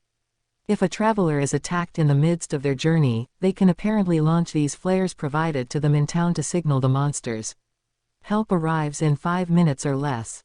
"What?" The ministers and nobility called to the conference seemed ready to leap right out of their chairs as they exchanged the stories. Wild, seemingly unbelievable tales flew out of their mouths. None of them could hide their shock. The forest of Jura was teeming with monsters. Thanks to its vast size, only low-threat creatures lived in the borderlands near human civilization. But that wasn't always the case. You saw the odd B-ranked or above monster from time to time. The very idea of building a town smack dab in the middle of this chaos, and even building links to it from Bloomin to Dworgen. How much money, and how much military power, would that take? No one at the conference could begin to imagine. Even outside the forest, they had to expend a hefty chunk of tax revenue defending the border. Villages and towns. They were the nation's shield, but every shield needed the occasional upkeep. And monsters lived in this town. That was unheard of. The nation was apparently led by one calling itself the head of the forest of Jura. It did not, however, call itself a demon lord. It even wanted to build friendly relationships with human nations. A monster building a nation-state. It was crazy talk. King Edmaris raised a hand to silence the room, turning an eye toward one of his ministers. "The nation," he said upon the king's order, "is known as the Jura Tempest Federation. The merchants refer to it simply as Tempest. It is led by Rimuru Tempest, a slime who has apparently—" "A what? Are you kidding me?" The minister was cut off by a young man with dark hair and dark eyes who stormed up to his feet.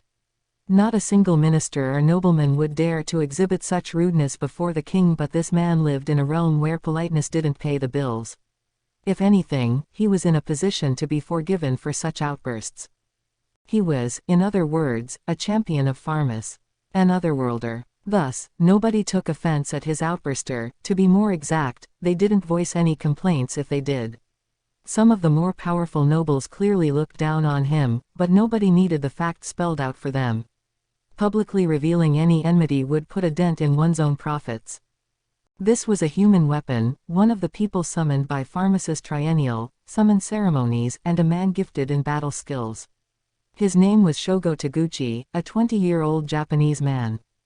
"Enough, Shogo," chided Chief Sorcerer Raisin. "Hear out the report to the end." "But a slime. That's the lowest of the low.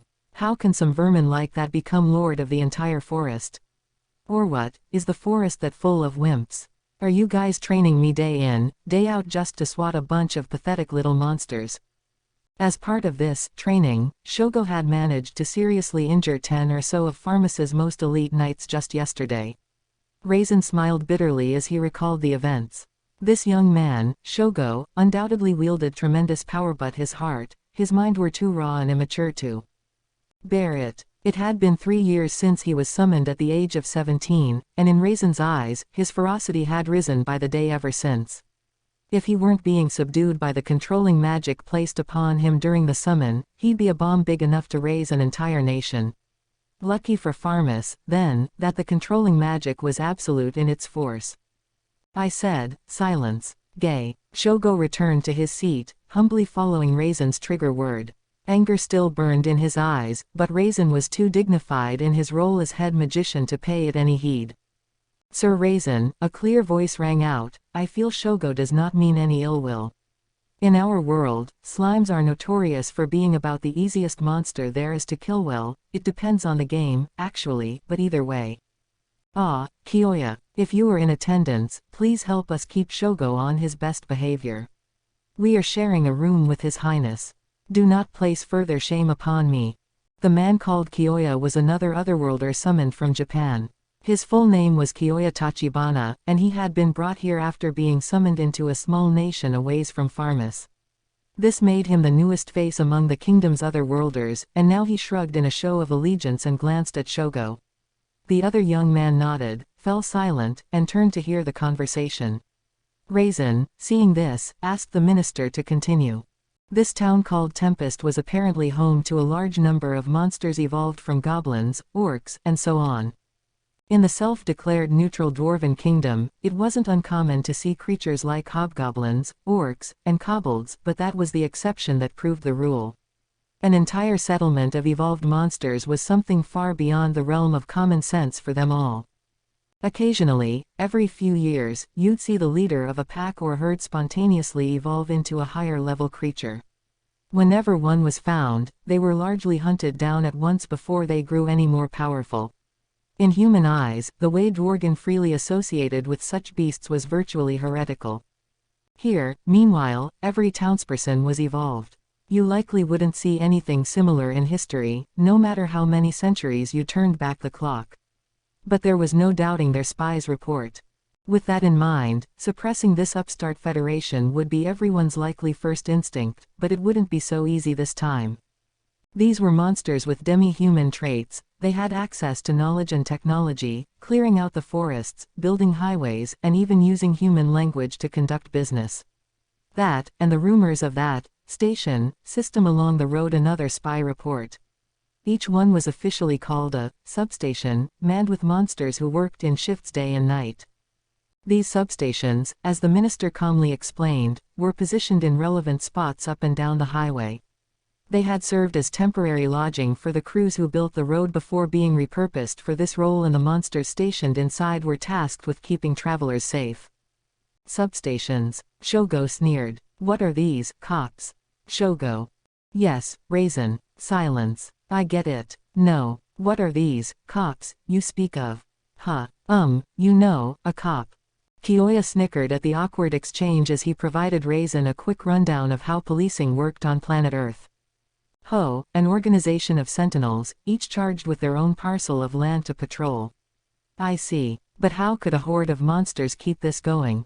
Well, maybe there's an otherworlder like us with them. If he has the right abilities, maybe it's really easy for this guy to make nice with the monsters. Who would go through all that trouble, I ask? If this hypothetical otherworlder was that powerful, he would have no problem surviving in this world alone.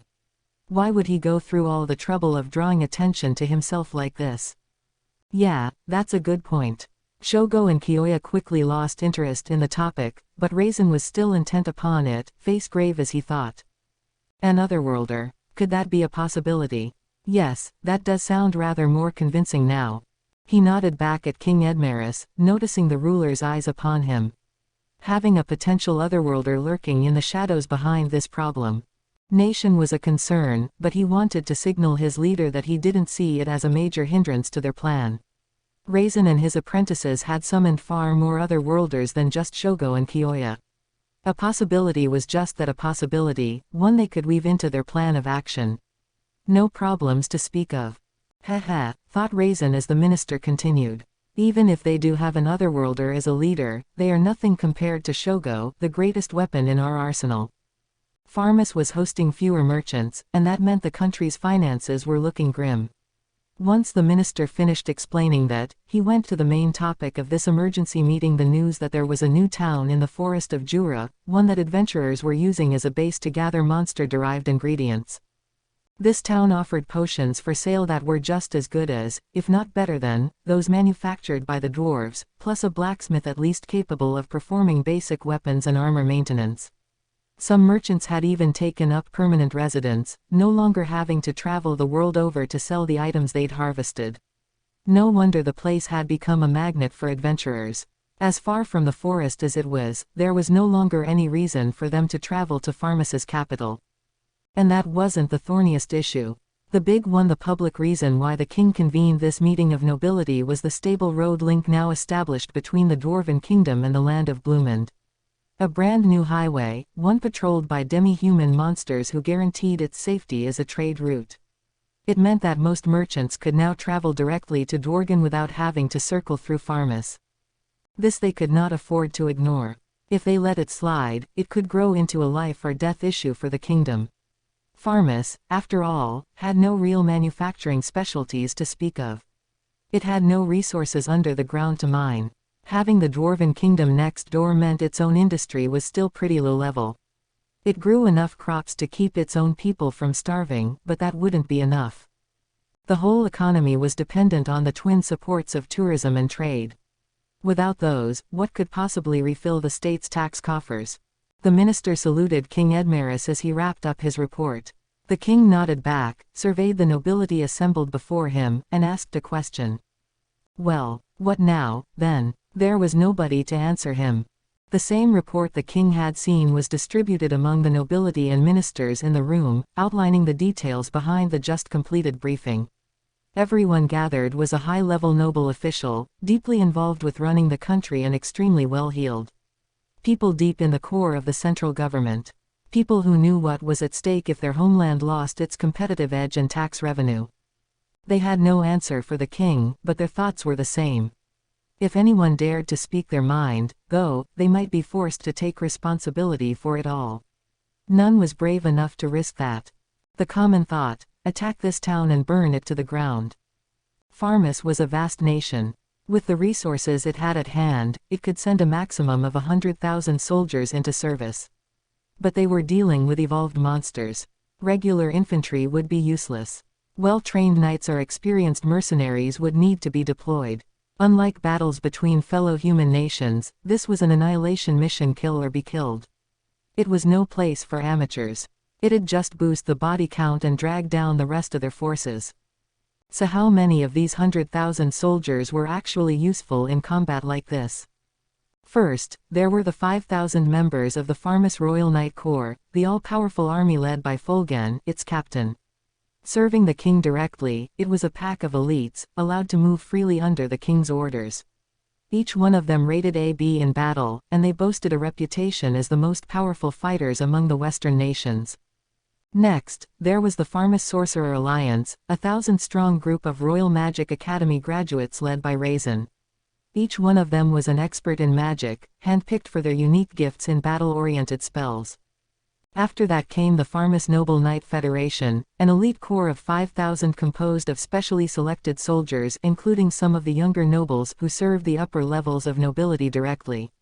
They were a force to be reckoned with, even if they were primarily career soldiers with only sparse experience in actual combat. Finally, there were the 6,000 members of the Pharmas mercenary brigades.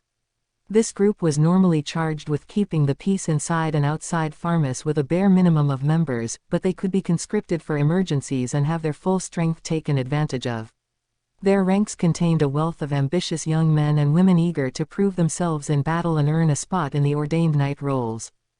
These 17,000 fighters were the standing force for the Kingdom of Pharmas, ready to roll out at a moment's notice. It struck quite a presence, more than enough to dominate over any nearby nation. But the reports said the monster nation had at least 10,000 inhabitants. If they were all in fact evolved, it likely meant they were a C-ranked force or more, and it wouldn't be amiss to expect some of them to reach B as well. Even if Pharmas was still assured victory, they would have to pay in blood for it, perhaps even the blood of the royal knights and sorcerers, the nation's greatest treasures. Any casualties in their ranks would no doubt lead to questions and accusations later on. Farmus had spent a fortune cultivating these forces, wasting them in needless combat was out of the question, and, because we're afraid of losing our tax base, wouldn't be enough of an excuse to mollify the nobles. Given that the mercenary brigades alone were unlikely to bring them victory, it was a must that Farmus devote all its forces to the effort. Everybody in the room came to that conclusion in an instant. If any one of them suggested war, however, they might be the one left holding the bag for maintaining all those armies and any losses incurred along the way. And how were they going to explain this to the Western nations? Especially Blumund, which reportedly already had relations with this monster land. They'd put up a strong resistance, no doubt. Everyone in the diplomatic ranks was too conscious of that thought, and of the future, to dare speak without good reason. Nobody wanted to lose access to their own interests, but nobody wanted to lose money, either. They didn't, but doing nothing would lead to unavoidable losses. It may even tip the nation over the brink, if it was weakened enough. Every one of them thought the same thing: we have to do something. If only someone could get the ball rolling for us.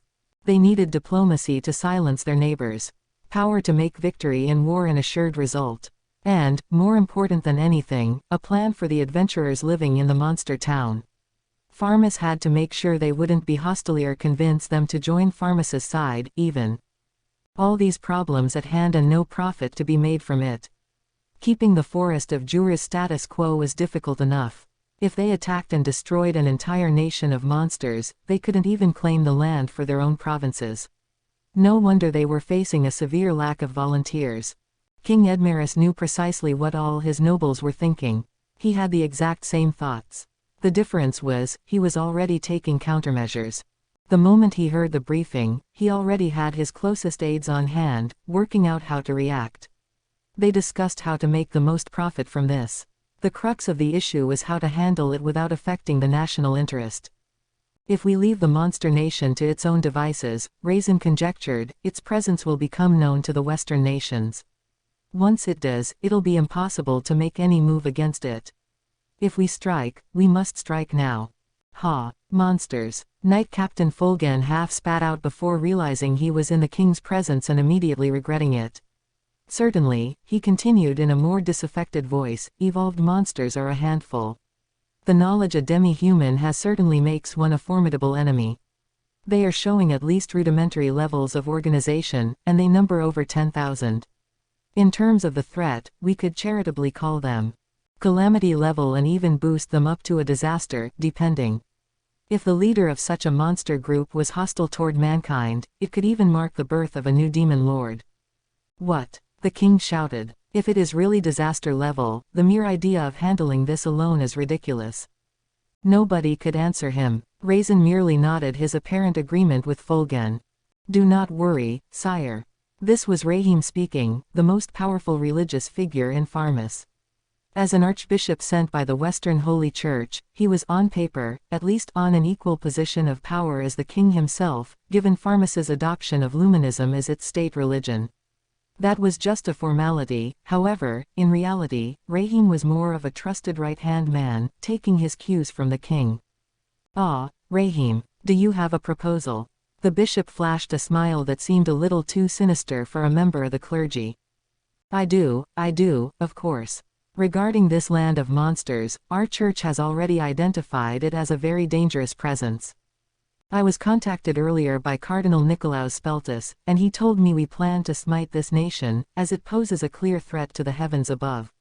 However, we have almost completely failed to damage them so far, and we've even encountered traitors among the human nations. Our church wants to avoid making the council our enemy, as he said, and he told me to keep my ears open for any nation willing to offer us assistance.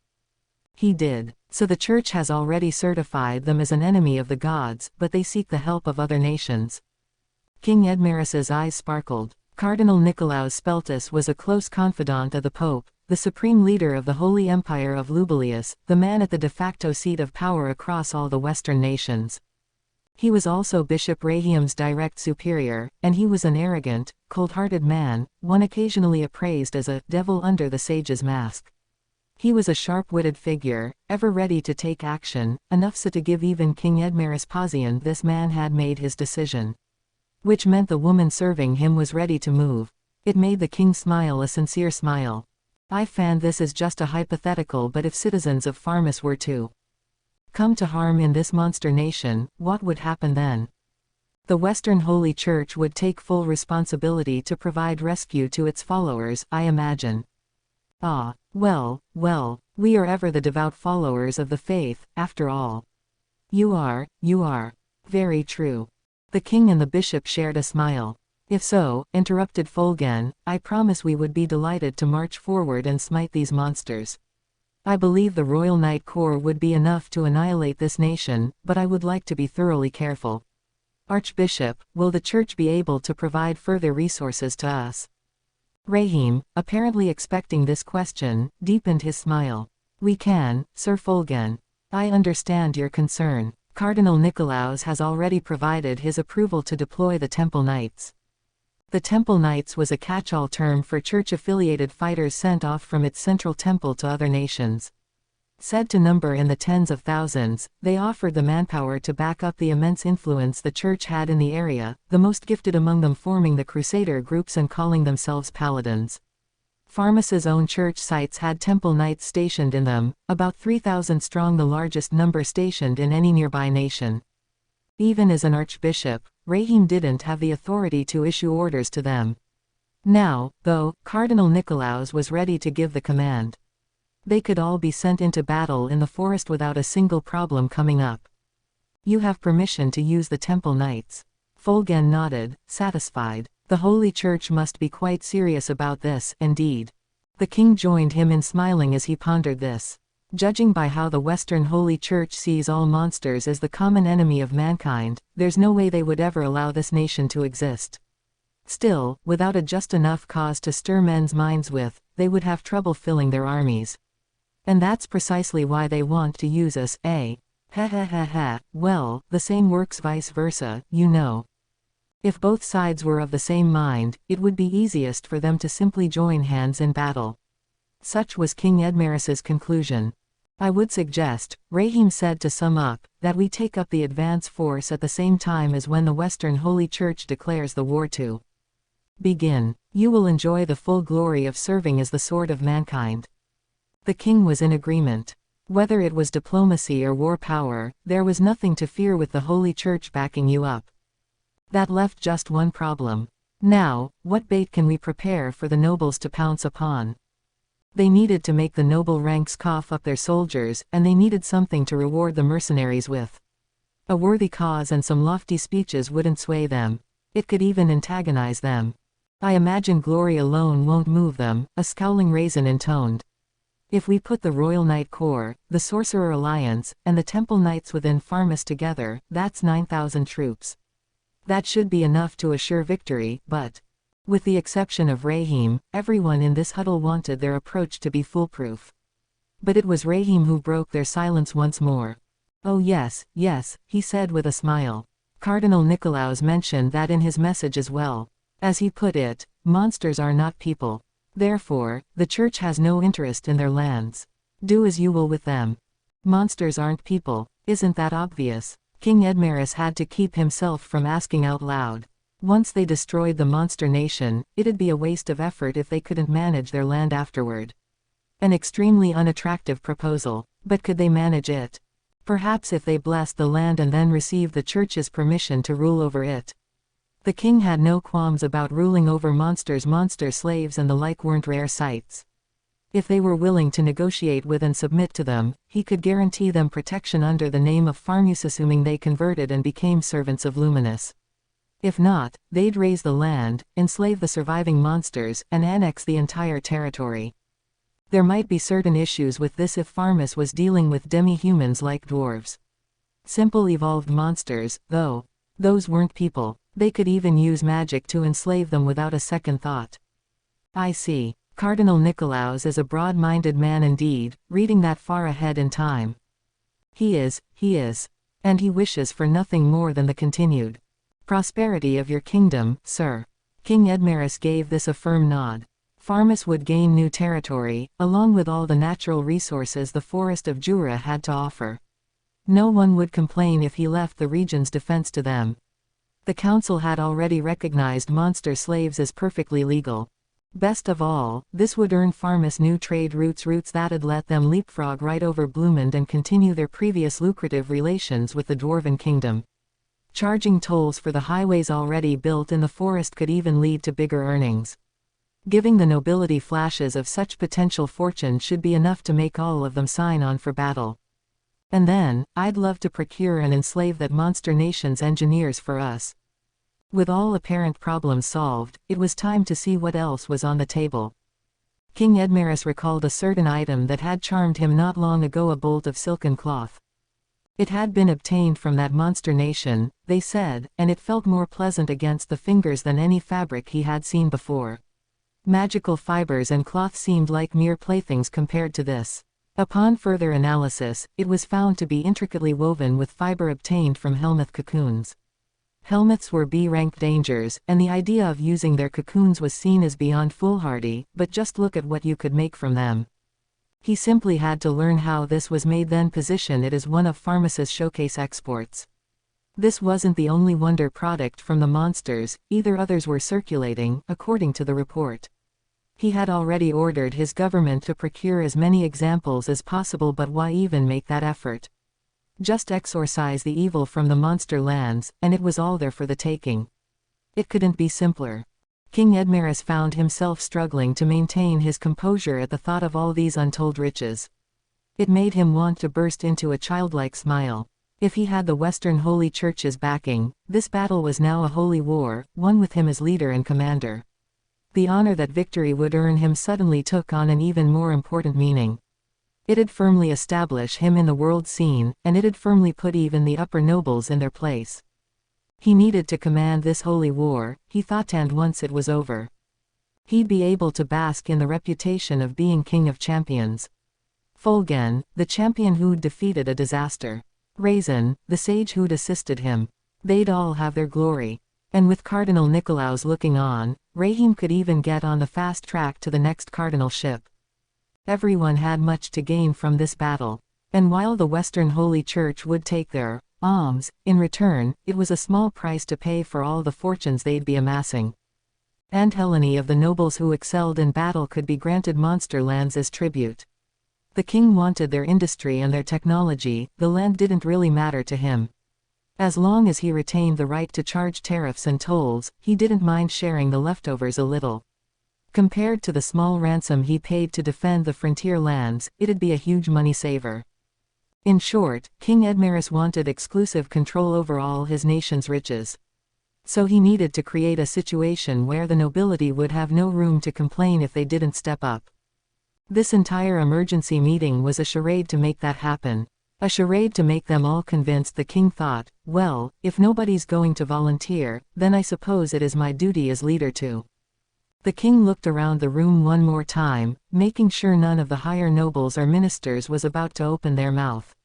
Now he had the atmosphere he wanted. The king would have to come out himself. The time had come. I was hoping I could ask all of you, but perhaps it is too heavy a burden to bear. King Edmaris attempted to continue. Before he could, a single nobleman raised his hand. My lord, if I may dare to interrupt you. This monster nation, Tempest, has reportedly already made ties with the nations of Dworgen and Bloomend. They have begun engaging in trade with adventurers. I thus wonder about the wisdom of making any rash moves. Indeed, said another. And this talk of developing their own technology, with the full assistance of dwarven smiths, if we raised an army, who can say what sort of meddling our neighbor kingdoms would engage in? This was, in turn, the Marquis of Muller himself, a leader of one of the larger nobility factions, and Count Helman, who generally followed his lead in court affairs. They both turned to Raisin, resisting the urge to scowl at him. You are correct. To be honest, I can certainly see the wisdom of letting sleeping dogs lie. I am in agreement with you, Raisin, stated the king. But. Yes, I am aware, sire. If we leave that nation to their own devices, our authority in the region will plummet. Thus, we must strike them before that happens, regardless of the potential profit at stake. This is a competition for survival. King Edmaris nodded, eyes clouded with greed.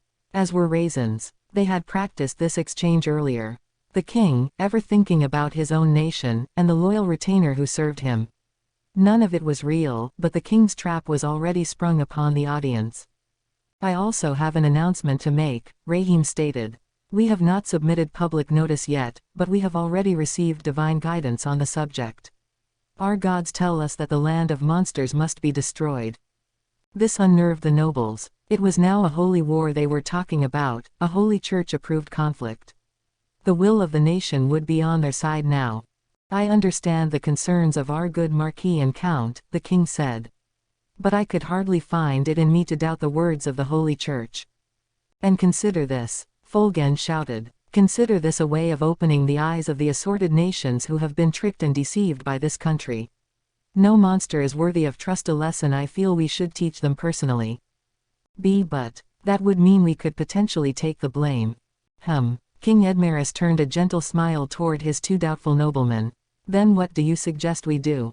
Any concerns from neighboring countries would no longer be an issue the moment the Holy Church backed them up.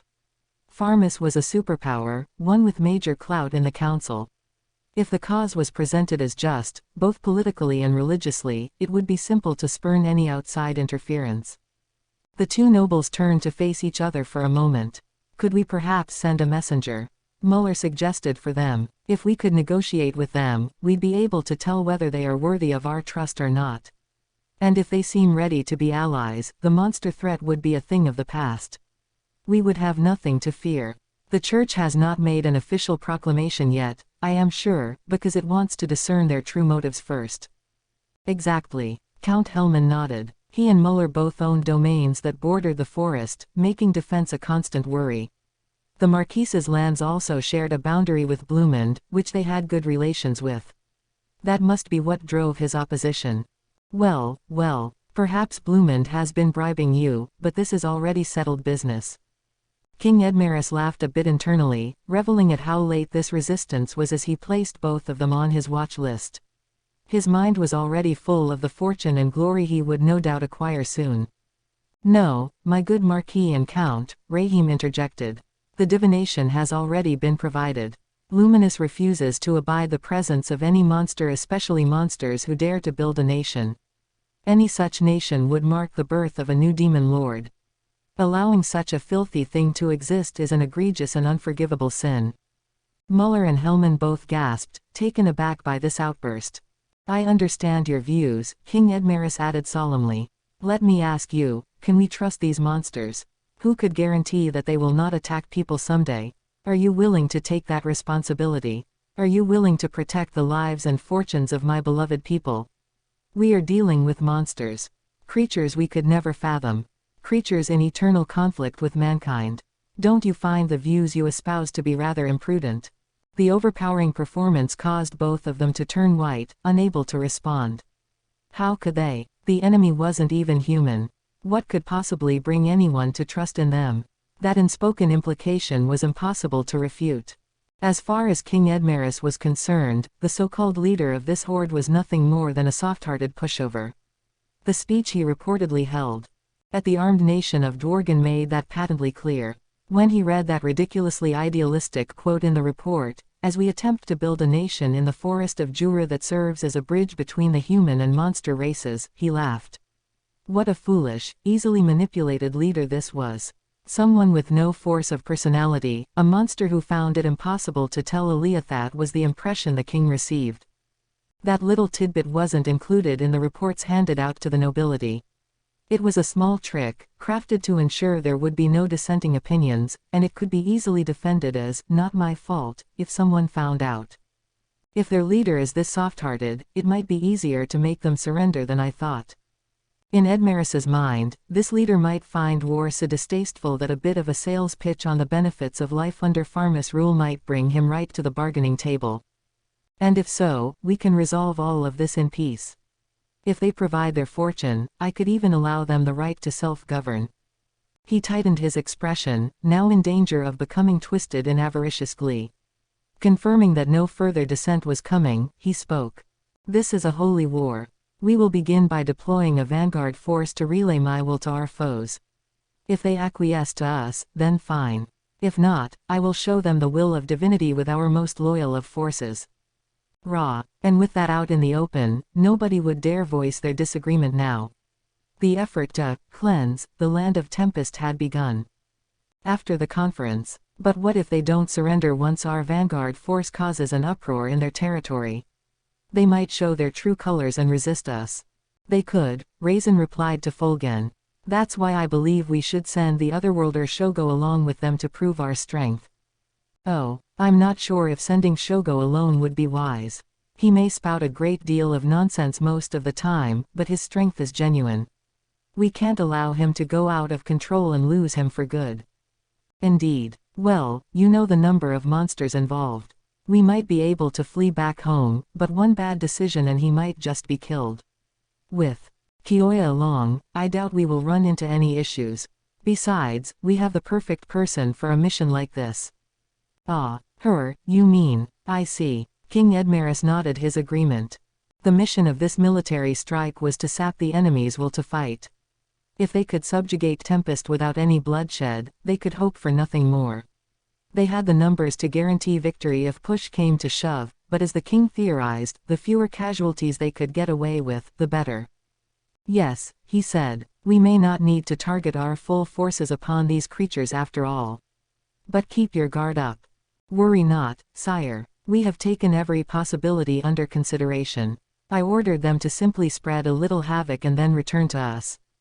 As the king hoped, Raisin was planning to take a wait-and-see approach. The three of them were then interrupted by Rahim and his near inhuman smile. My lord, he said, if possible, would I be able to test out one of my secret spells? Secret? What sort of spell is this, Archbishop? What are you scheming now, Rahim? Well. He gave them a full rundown, his smile growing ever more cheerful. It proved contagious, spreading to King Edmaris's face, then Raisin's and Fulgen's as he continued to speak. Ha, I like it. Your answer. Very well. Go right ahead. I will allow it, Rahim. It gladdens me to hear that, sire. I promise it will bring you the utmost of glories. And so Rahim's pawns slowly, secretly began to move themselves. Following King Edmaris's missive from on high, a vanguard force was quickly formed. It consisted of 100 mounted cavalry, plus a breakthrough force consisting of several wagons. 3 other worlders were among them, Shogo Taguchi, Kiyoya Tachibana, and a woman named Karara Mizutani. Shogo griped, I haven't been on a trip in, like, ages. If they chose me, does that mean, like, it's that kind of thing? Yeah, no doubt about it. You hear anything, Kiyoya? You were there, too, weren't you? The kingdom of Pharmus is stepping up to wipe out that slime. That's crazy. All these forces just to squish a slime. Well, who can say? If it's got 10,000 or whatever monsters under its control, that's gonna be a pretty decent threat. Yeah, whatever. I mean, the knights in this country are just pathetically weak. Seeing that, it makes me think like, the humans in this world are such massive wusses that even dinky little monsters are enough to make 'em crap their pants. Karara laughed. That, or maybe you're just too damn strong, Shogo. I mean, that unique skill you got for battle is nuts. Ah, I'm more scared of your skill than Shogo's. Yeah, even I wouldn't like my chances against you. Karara was still young, aged 18. Just like Shogo, she had been summoned into Pharmus-controlled land 3 years ago. Her skill which involved influencing people's thoughts during negotiation wasn't directly related to battle, which led to rough treatment and assumptions that she was just another failed summon. At first. Then it happened. It was too much for her to put up with and that had made her use the power right. Stop screwing with me, you assholes. She'd screamed. I just wish anyone who messes with me would die. The nature of the resulting bewilder skill ensured that the effect was immediate. Anyone who'd failed to resist it immediately committed suicide. A negotiation skill? No way. All she had to do was bark out an order, and she could make anyone do her bidding. It depended less on the actual words and more on what Karara wanted on the inside. The results were nothing short of a massacre until Karara's summoner managed to place a locking curse upon her. All 3 of them had had their powers checked from the moment they were summoned. The first few months were devoted to magic-assisted language lessons, along with a wide array of testing. The locking curse could not be resisted. Any order made with it simply had to be followed, whether you wanted to or not, and as part of that, Carrara was forced to reveal what her skill really was. She revealed it, but she was inaccurate on a few of the details, thanks to her unfamiliarity with the language. As a 15-year-old at the time, for Carrara, learning a foreign tongue was a struggle. Even with the magical support, the mere act of studying was pure torture to her. The results led to that, "I hope you all die" tragedy, and ever since, Carrara's skill had been sealed away, restricted from activating without permission. The same was somewhat true of Shogo, but whether it was lucky for him or not, it didn't take long for Shogo's full strength to become obvious to all. That was what happened when you killed the 30 magicians surrounding you the moment you got summoned. It was the work of the unique skill Berserker, and as the name suggested, it simply provided a massive boost to the wielder's physical strength and abilities. He had been 17 then, a delinquent from a failing high school, and his discontent and lust for violence had awoken the skill in him. Combined with the karate Shogo had studied since childhood, Berserker provided a massive boost to his fighting strength. That led to 30 massacred sorcerers. If Raisin hadn't been there, it would have been even worse. It was never a given that people summoned into this world would just go quietly with their new guardians. They were taken from their own lives for purely selfish reasons. Anyone could see the effect that would have, and the people on this world knew it well. To handle it, each set of summoning ceremony spells came with a locking curse included that made the otherworlder do the summoner's bidding. "I swear," muttered Shogo, "I wanna kill that old man. Just ordering us to do whatever he wants. Yeah, seriously, one of these days he's, like, totally going down." "Oh, don't be like that," Kiyoya replied. "At least if you do what he says, you're guaranteed the best food and accommodation this world has to offer." They had gone through this conversation before. It was never enough to leave Shogo or Carrara convinced. Yeah, no shit. Especially when the best they have to offer is garbage compared to our world. "Oh, totally," Carrara added. "There are no cute stores, no cosmetics, no TV, no internet, no smartphones. This world's, like, completely devoid of entertainment. I'd be totally fine if this planet just exploded." The complaints had piled up to the point where all three could blow up at any time. Being forced to carry out orders with no free will, in particular, was proving unbearable. And Kiyoya knew that much, but unlike the others, he was willing to take a more flexible approach to his plight. There was nothing he missed about his old world. He was far more interested in the powers obtained on this Onishogo's, Carrara's, and his. He had observed them, researched them, and thought about what could be done with them. And as he had, this current incident, a Karada monster-slaying quest, their chance to work in the open. Finally, after 2 years, Kiyoya would get to see actual battle. "Maybe Shogo and Carrara don't like this, but I think this is our big chance. If it turns into a war, that'll keep the guys with the locking curses on us too busy to keep tabs. Maybe we could even kill them, or maybe they'll just go die themselves." He couldn't discuss this much with the other two. There was too much a chance they were being magically eavesdropped on. Which wasn't a bad thing exactly. But their Kiyoya was seeing this as a chance, waiting patiently for the exact moment he could strike and reclaim his freedom. Soon, the wagon carrying all three of them, each with their own thoughts in mind, set off for Tempest. Majoran had received an emergency contact from Clayman. He ordered her to deploy a special sort of high magic. This magic involved taking the entire area within a 3-mile radius and converting it into an anti-magic zone. Spells like these took time, so he ordered her to begin working on it at once. The purpose was to shut off communication with the outside world. There was more to it than that, no doubt, but the Demon Lord offered no further guidance. It was clear Clayman planned something big, something that he didn't want the people of Tempest to know about. It deeply concerned Majoran, but she would never be allowed to ask questions. Orders were orders. What's more, this magic was meant as a defensive spell against other magic. It was being specially customized to fulfill Clayman's request, and as a result, it would have to be launched around a circle with her at the center.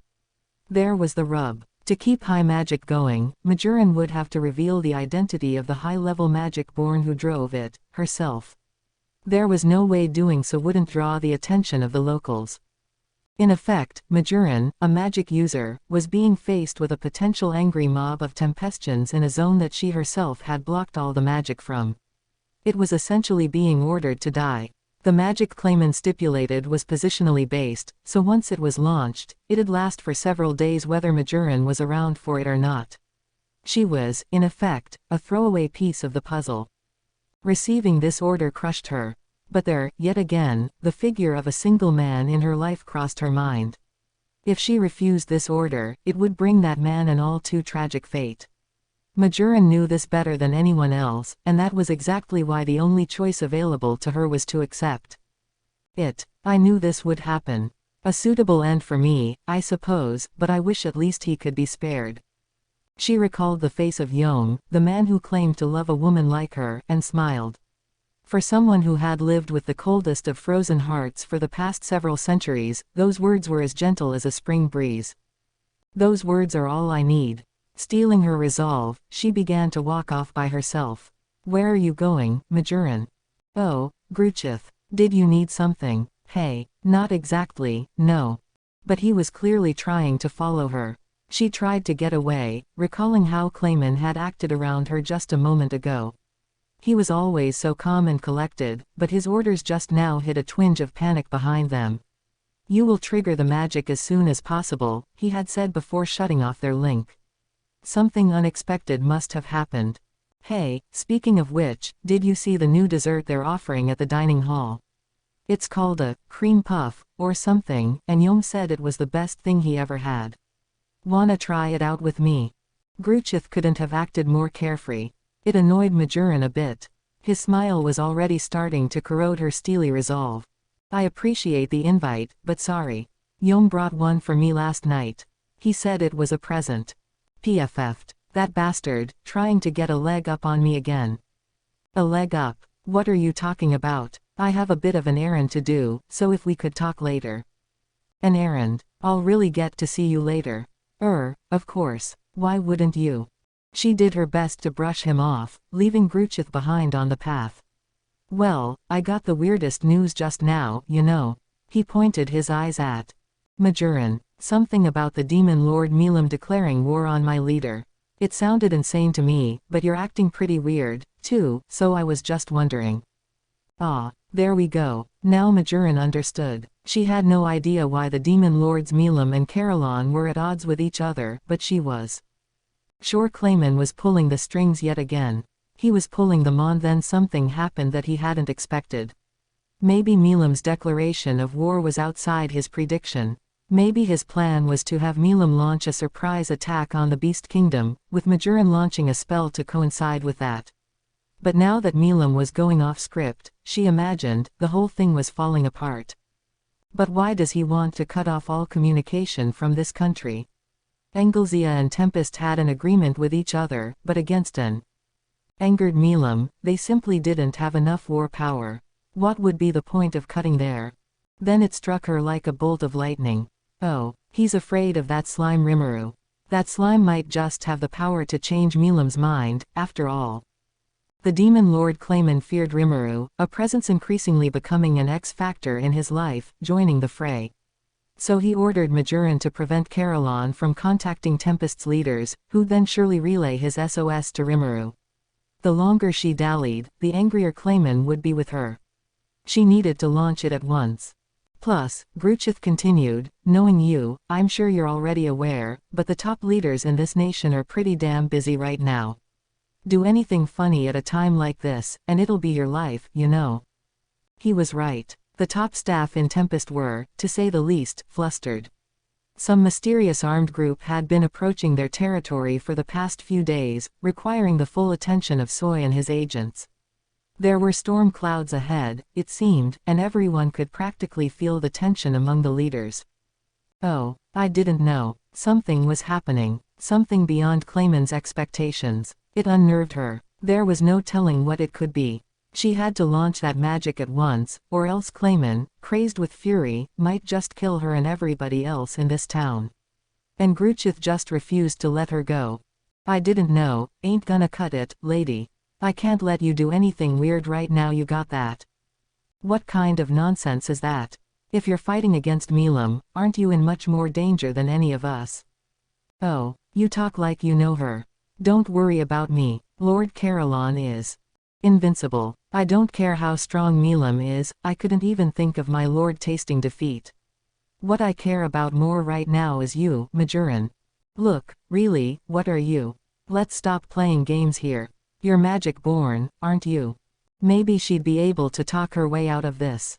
But right up to the end, Majoran never considered the option of deceiving Gruchith. Huh, your mind's always the sharpest when it comes to things like that, isn't it? Well, no point hiding it. I think the ogre mages spotted it, too. So why? Because I have to. Listen, Gruchith, I like you a lot, too, as a friend. But if you're going to get in my way right now, I'm ready to kill you. With that, Majoran did away with her magic-driven human disguise, revealing her original magic-born form. Ah! Gruchith quivered under the pair of large eyeballs boring down into him, virtually roaring with flame. Why are you so ready to? Are you preparing to die? What for? What? You've got a master giving you orders, don't you? I don't see any need to answer that. For Gruchith, that was as good as a yes. You know, they said Lord Clayman's notorious for using his minions like throwaway cannon fodder. You aren't. Enough from you. Say one more word, and I will kill you, Gruchith. Seeing the normally immovable Majoran descend into such a panic told him everything else he needed to know. Oh, I get it. If you're willing to follow him straight to your own death, he was interrupted before he could finish. Let me hear more about that. It was Yom, using all but perfect camouflage skills to trick them as he strolled out from underneath the trees. He usually took great pains to look out for Majoran. There was no way he wouldn't notice her bizarre behavior. Yom, she had revealed her secret to the one person she least wanted Tobit. Oddly, it filled her with a sense of relief. A relief that turned into surprise at what he had to say next. Majoran, you have to believe in me. I swear I'll protect you. What are you, crazy? You can see perfectly well by now I'm a high-level magic born. How is a human weaker than me supposed to keep me safe? Yom ignored the frantic plea, growing unusually passionate. Human. Magic born. None of that stuff matters, man. I fell in love with you. I love your face, I love your scent, I love your warmth. The way you live, the way you hold yourself all proud like that. I love all of it. And that means everything to me. What are you saying? All that was just a fantasy created to trick you. Don't worry, Majoran. I'm prepared to let you keep on tricking me, right? Up to the day I die. What an idiot, she thought from the bottom of her heart. But it was such a bold, pleading declaration that it struck her completely dumb. Hey, I won, didn't I? You've fallen for me. He flashed her the biggest smile she had ever seen. I swear I'll believe in you until I die. If I do, then how's that any different from it being the truth, huh? Majoran still lacked the words. You're so stupid. So stupid. But if that's how you are, then I. Ha ha ha. What a pitiful man you are. I approached you because I wanted to take advantage of you. You're so pathetic, it makes me laugh. This is ridiculous. Enough of this charade. And with that cold rejoinder, Majoran began to cast. There was no more time left to waver. The tears she felt on her cheeks surely must have been her imagination. No, stop, you fool, you're really. What's going on, Gruchith? With a beautiful, lilting voice, the spell unfurled itself and the laws of the world began to be rewritten. Yom and Gruchith were already powerless to stop it. If they could, the only real way would be to kill her. And if that happened, she was okay with it. But she simply had to complete this spell. She continued to chant, as if in prayer with her heart and soul, aching to protect the man she loved. The scene in Tempest was even more chaotic than Gruchith thought even before everything went to pieces, just as Majoran neared the end of her work. Benimaru, drowning under a deluge of hurried reports, already looked sick of it all. The most worrying one had come from a sentry posted at a substation a few days ago, by way of Gupta. Benimaru, he'd said, I guess there's this bunch of humans in full armor, and they're headed right this way. The sentry asked what they wanted, and they just said, we have no need to speak with underlings. And marched on. Soy had quickly been dispatched to investigate. It was a group of knights, over 100 in number, and Benimaru decided they could no longer be ignored. Soy kept gathering intel, along with Soka and his other men. Soon, they'd pinpointed the group's origin, the kingdom of Farmus. As long as the Farmus platoon's goals were unclear, working with them had been difficult. Thus, Benimaru had Soe's team keep a close eye on them as he'd discuss the increasingly worrisome issue with Rigurd. Perhaps we should inform Sir Rimuru. Rigurd had replied, after he left us to watch this town, is it really good to keep pestering him? Perhaps. He makes frequent return trips at night, so we could inform him then. That brought them to now. Rimuru, after all, could use his warp portal to come back here any time he wanted. So Benimaru left his briefing for later and worked on the medley of other issues awaiting his attention. It was all very unfamiliar work, and being chased constantly by it made the days pass like lightning. In the midst of all this, Soe's team sent a report from Farmus itself. The kingdom was apparently engaging in rapid preparations for war. It made Benimaru wrinkle his eyebrows. This might be bad news for us, Rigurd. I'm afraid so. Not something we can afford to take so casually. I think we had best have Sir Rimuru back here at once. The two looked at each other. They both concluded that handling this brigade of knights the wrong way could very well lead to war. So Benimaru tried contacting Rimuru, but before he could, he received an emergency. Magical communication from Alvis, the Golden Snakehorn, and one of Eurazania's 3 lycanthropiers. The Beast Kingdom will enter hostilities with the Demon Lord Milam in 1 week's time. As a result, I want you to accept the citizens we are evacuating.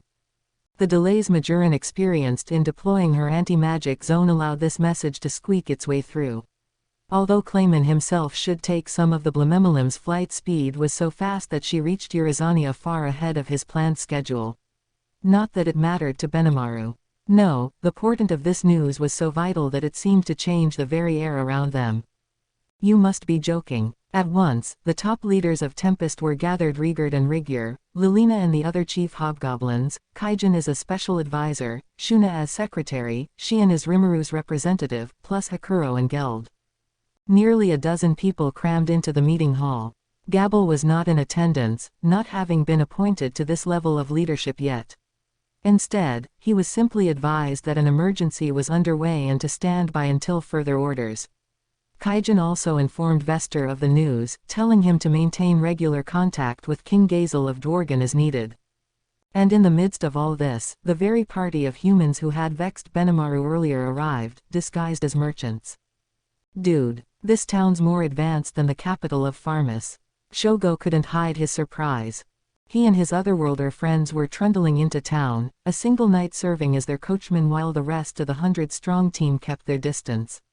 The unexpected sight of the town rendered him speechless.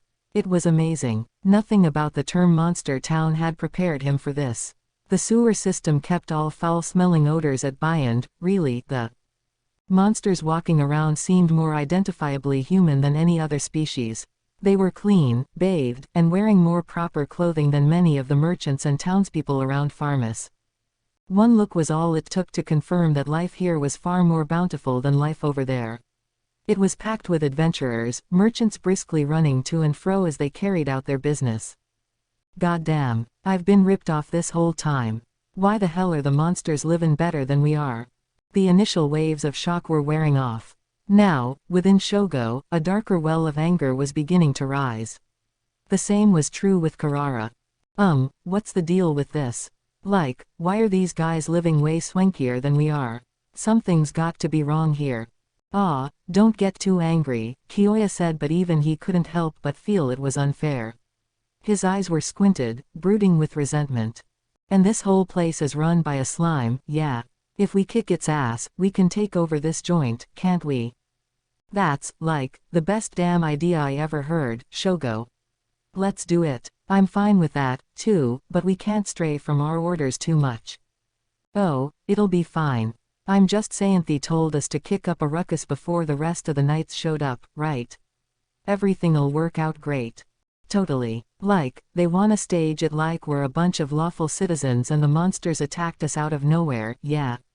I can just use Bewilder to set up some kinda pretext, and all the non-monster adventurers will do whatever I want.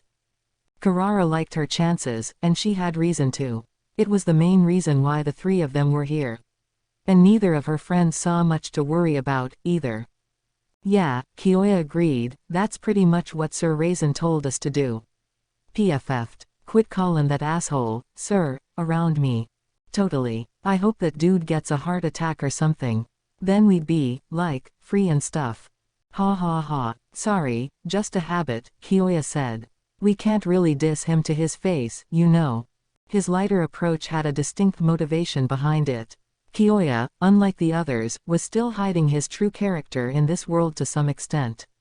For now, he felt, it was best to play the loyal student around Pharma's circles.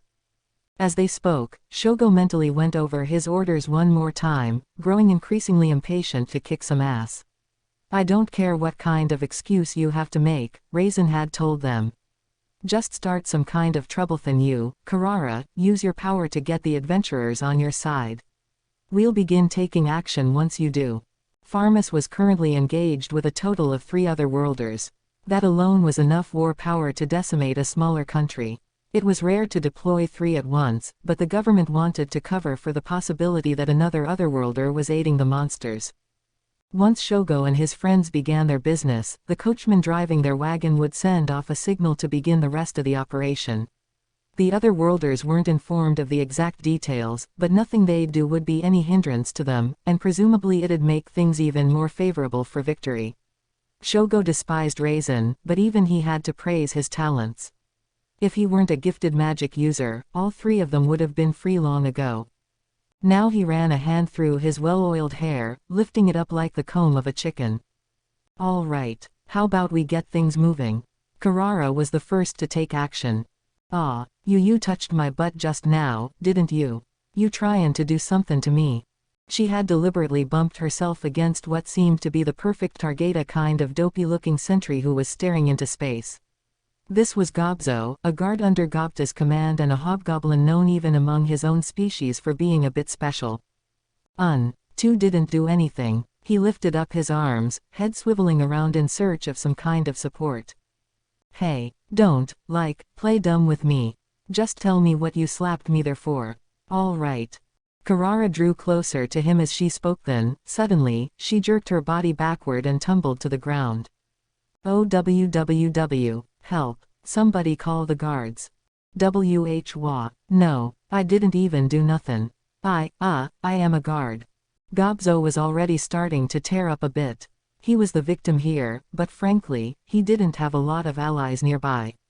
The sheer dopiness of his act did little to turn the suspicion away from him, and Carrara was already deploying Bewilder, letting it sink into the minds of human passers-by. Whoa, the hobgoblin attacked that girl. That's a town sentry, isn't it? What kind of sentry would pull that crap? I can't believe it. But he just knocked her to the ground, man. Really, I thought the monsters here were supposed to be nice. They are, usually. So what's the deal with this guy?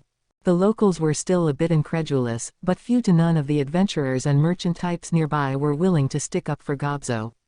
Nobody had a full grasp of the events, and it wouldn't be long before Carrara's skill had their minds completely under her control.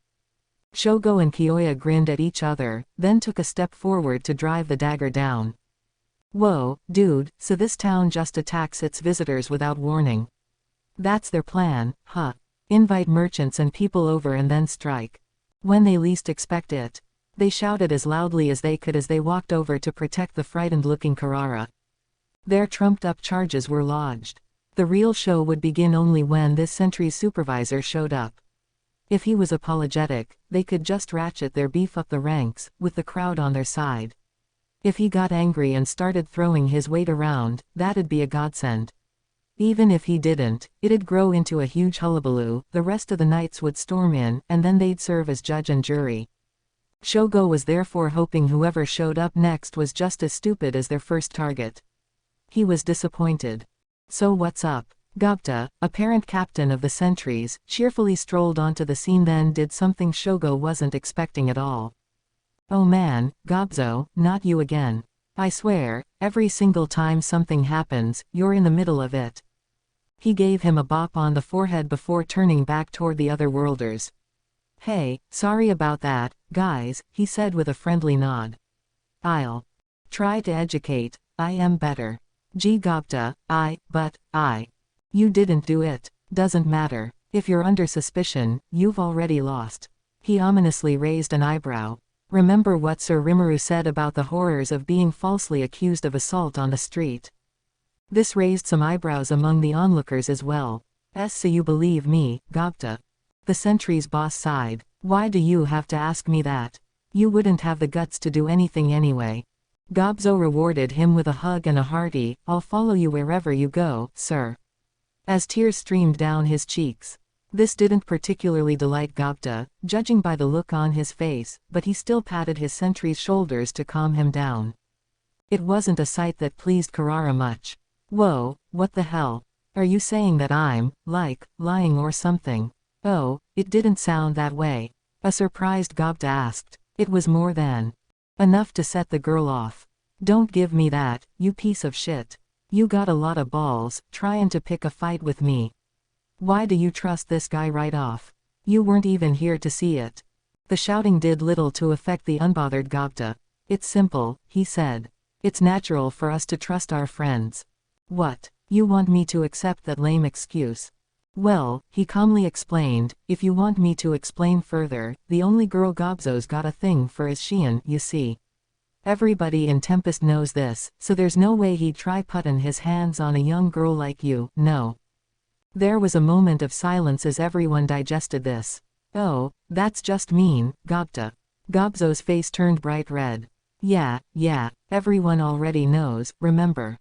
Everyone. Gupta shrugged. Yeah, everyone. Deal with it, Gobzo. To think I won't follow you wherever you go anymore, Gupta. Now Gobzo was almost as angry as Carrara. Almost. Will you stop with this stupid crap? I'm still here, you bastards. All of you should just die. There was no longer any plan of action. All Carrara wanted to do was take everyone making her into a laughingstock and kill them. Shogo and Kiyoya would be the only ones left standing in this street intersection, probably, but Carrara was too furious to care.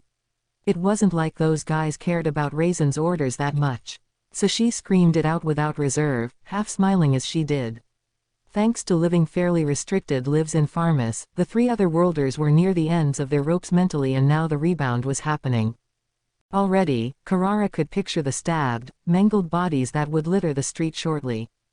But nothing happened. Wah, huh, question mark exclamation mark quote. The adventurers and merchants looking on were too busy laughing at Gobzo to die for her. It visibly unnerved Carrara, as it did Shogo and Kiyoya. I see, a gentle but firm voice said to them. Your skill converts your voice into streams of force that interfere with your target's brain waves. That's quite a powerful one, so I'll have to prohibit you from using it in our territory. It was Shuna. A pair of hobgoblins had reached her to relay the events just before the conference began. It had sounded like bad news to her, so she'd run over with Shion as her bodyguard. Shuna revealed a breezy smile as her eyes focused upon Carrara. Her unique parser skill provided a complete analysis of the girl's ability, letting her unleash an aura that matched and neutralized the waves of force. One look from her discerning, fearsome eyes was all it took. You do not appear to be suitable for this nation. Please take your leave at once. She smiled again, but her eyes were frigid. She could tell Carrara had meant to kill with that attack, and she wasn't about to take that lightly. No way. Carrara sat weakly upon the ground.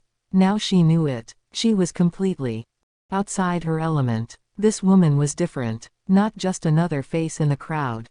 She was a real monster.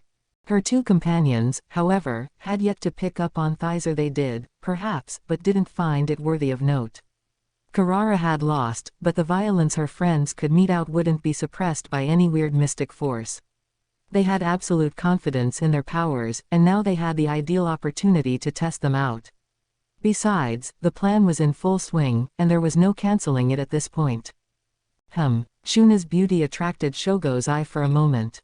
Then he recalled why they were here. To enslave them. And if a woman as beautiful as this was a monster, there was no reason not to treat her as a slave. That's your attitude, huh? Well, all right. If you're up for it, I'm ready for you. His desirous eyes turned to Shuna, analyzing how best to tackle her. He looked forward to bellowing with laughter as she lay on the ground, bruised and crying, and continuing the torment until she begged for mercy. Then a quiet voice broke his concentration. "Your licentious thoughts are written all over your face, lowlife. March straight out of this town, and we'll let you live. Refuse to obey, and your life will be forfeit." Xian's slim, well-proportioned body was attired in a business suit, the epitome of cool beauty as she stepped in front of Shuna. Her eyes were furious as she strode forward. Shogo flashed a ferocious smile. He stood strong, never even contemplating defeat. "Ha, I like it. Get in my way, and I'll crush you. I see. It appears you will not understand until you are smashed to the ground. Very well. Allow me to engage you." Then the two of them collided. Kiyoya couldn't wait for this moment. There was no meddling referee overseeing this sparring match and thus no need for him to play the star pupil role. And with Shogo wrecking things first, he had no reason to be patient any longer. "If that's how it is," he said with a twisted smile and drawn sword, "I get free reign, too, don't I? I was hoping I'd get to test this out sometime." Ever since he'd come to this world, Kiyoya had been waiting for the tides to turn in his favor. Now, the time had come. Before his eyes was Shuna, with Gobta and Gobzo behind her. "Heh, I can't wait to see how much I can do. Hoo boy. Gobzo, protect Lady Shuna for me." "Yes, sir, Gobta." Gobta drew his dagger and lowered himself for combat. Kiyoya did the same, sword straight ahead of his eyes. He was a talent in kendo, and his unique skill known as Severer was focused entirely on slicing and dicing. It was backed by his natural-born fencing talents and the extra skill all-seeing eye. The skill allowed him to fully grasp the situation around him, as if watching the action from a video game's camera perspective. It blasted this information straight into his eyes, boosting his reaction time, and thanks to Mind Accelerate, he could recognize and address threats 300 times faster than normal. With these three skill powers in hand, Kiyoya had become the greatest swordsman in both Farmus and the rest of the Western nations. Raisin had ordered him to keep these powers hidden, but that order was no longer valid. Kiyoya finally had his chance to unleash them all, and it made the blood surge through his body. Ha. With these kinda skills, not even that old lady Hinata could challenge me, much less some wimp like you. With a final hearty laugh, Kiyoya descended upon Gobta. The conference began in the meeting hall, minus Shuna and Xian. "All right," declared Benimaru. "Are we all ready? It is time to call for Sir Rimuru." He launched the thought communication. Nothing happened. The line was silent. "Two can't connect to Sir Rimuru." The whisper from Benimaru plunged the meeting hall into silence. Silence then gave way to panic. The hall bustled with worried faces and hurried speech. Even Benimaru, who was scarcely ever rattled, instantly turned pale. That was how much Rimuru's silence filled them with a sense of impending doom. It was around that moment when Majoran's incantation reached its completion. In an instant, all magic disappeared, throwing the entire town into a state of chaos. The townspeople moved to evacuate their panicked guests, but the effort didn't last, really, wasn't even possible. Because alongside Majoran's high magic, another secret spell launched itself, Prison Field, the result of extended research on the part of Archbishop Rahim. It worked on the same principle as Holy Field, the spell used on an official basis by the church's Crusader teams, but modified so even the less experienced Temple Knights could set it off if several of them worked together. The building sagged down, creaking painfully. The merchants ran for cover, the adventurers trying to protect them. Some basked in the mayhem, others tried to save the town from it. The multiple factors tangled together to spread chaos, creating a day of disaster unlike any Tempest had seen before. Chapter 3. Despair and Hope. Ensuring the magical field was dispelled, I crept back outside, breathing a sigh of relief. I could feel my replication-driven other half disappear. Ranga half threw himself out of my shadow. "You are safe, my master." Being cut off must have alarmed him beyond belief, his hair standing on end from all the nerves. I gave him a pet, trying to reassure him that everything was okay. This time, though, it was like, holy crap. That bit of insurance I took out at the start wound up saving my hide, but man, talk about a hairbreadth. When I was locked up in that holy field, that put me at one hell of a disadvantage. Trying to hold my own in combat there, with no idea who I was fighting or how strong they were, would have been idiotic. Realizing that, I created a replication and got my core slime self the hell out of there. My human form replication was a full magical corpus of sorts, created by slapping a whole bunch of magicules together. It couldn't move too quickly, but it was a small price to pay if my main body could escape. Looking at it that way, it was a small miracle I kept that corpus going as long as I did. I wanted to pat myself on the back. That's how rough that holy field was. But hey, at least I made it. Now I was kinda glad I'd treated Hakuro's training in the formhide skill so seriously. If that lady Hinata had considered the possibility of a replication in the mix, it would have been all over, but I guess she wasn't that wary of me. Few people would be, and that wound up saving my life. It sure taught me a lesson, though.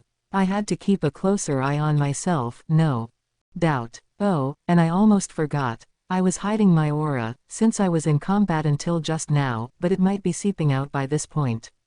I'm pretty sure I'm able to keep it perfectly hidden these days, but let's just be doubly careful about buttoning that up. With that in mind, I crafted a new mask within my stomach. It was a copy of the first mask of magic resistance I saw, but I got rid of all the traits I didn't need and boosted its core magical resistance instead. Then I shape-shifted into human form and put it on. That should keep Hinata from picking up on my presence, I think. Still, that Hinata lady was just way too powerful. Off the charts. If that holy field wasn't there and she put her full force into it, what then? I had the creeping suspicion that, 9 times out of 10, I would lose. Such were the thoughts in my mind as I looked back at how the glutton had fought for me back there. When I awaken the glutton inside me, it is, to put it broadly, kind of like executing a program.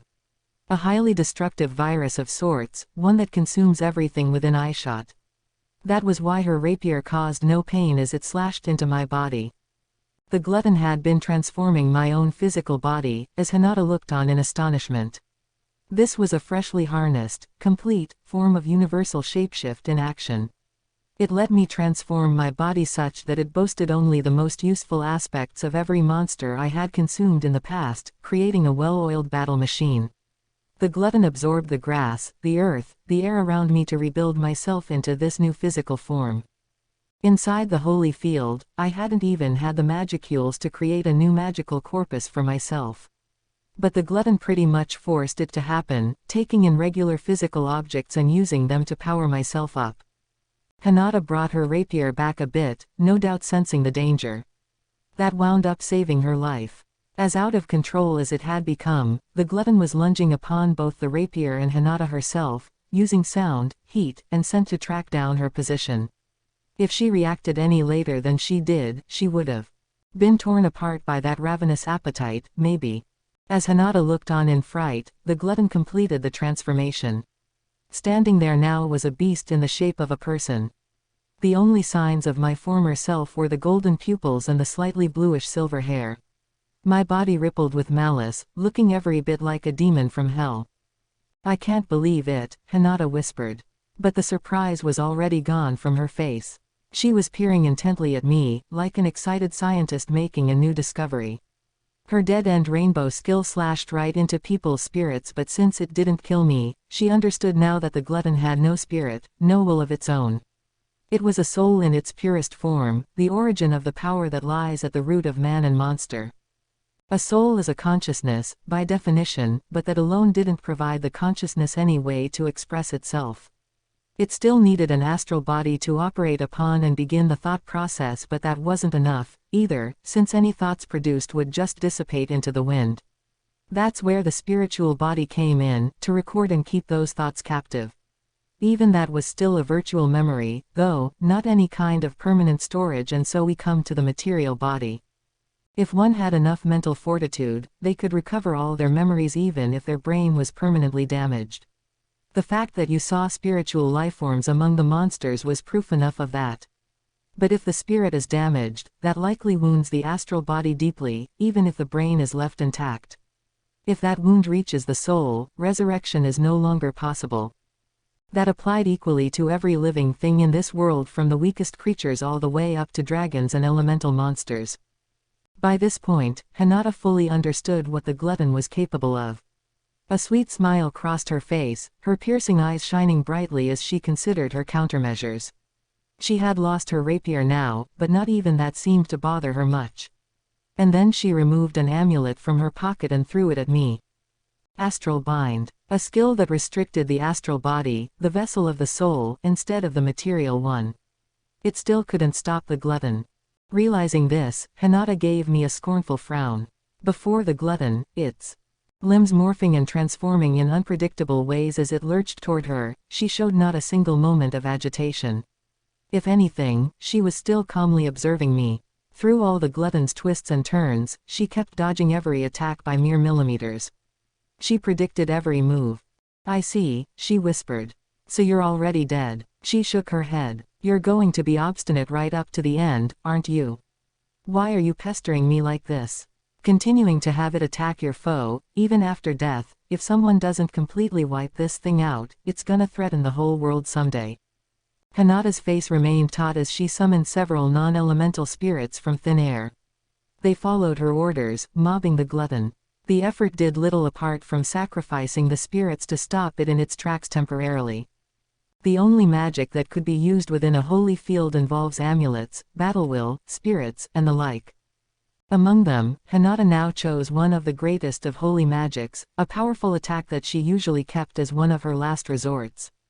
Tracing complex shapes with her outstretched hands, she crafted a geometrical design in the air, stretching it out into a layered, physically present magic circle. In the middle of it was the berserk, spirit-consuming glutton, unconscious, unthinking, and pitiful. "Let me provide you a prayer to the divine. I hope and desire for the power of the holy spirits. Listen to my appeal and overcome all in your way." Disintegration. The request, delivered in Hinata's beautiful voice, was granted. The resulting show of force was literally divine, enough to crush all physical and spiritual presences within its defined space. It was the ultimate in targeted, destructive magic, emitting flashes of white light as it poured from Hinata's hands to the circle. It sped out at thousands of miles per hour, almost at light speed, as its holy power made cells and souls vanish without a trace. It was more than enough to make the glutton disappear, not affecting the space around it at all. That's what the battle record told me. I was watching from the side, as if it was on TV or something, and it was simply breathtaking. One thing I earned from this battle was Hinata's broken rapier. I was able to run it through the stomach to take it for myself. More important than that, though, was the info I gleaned about her magic and skills. I had deliberately set the glutton out of control, linking it to the great sage itself without going through my own spirit.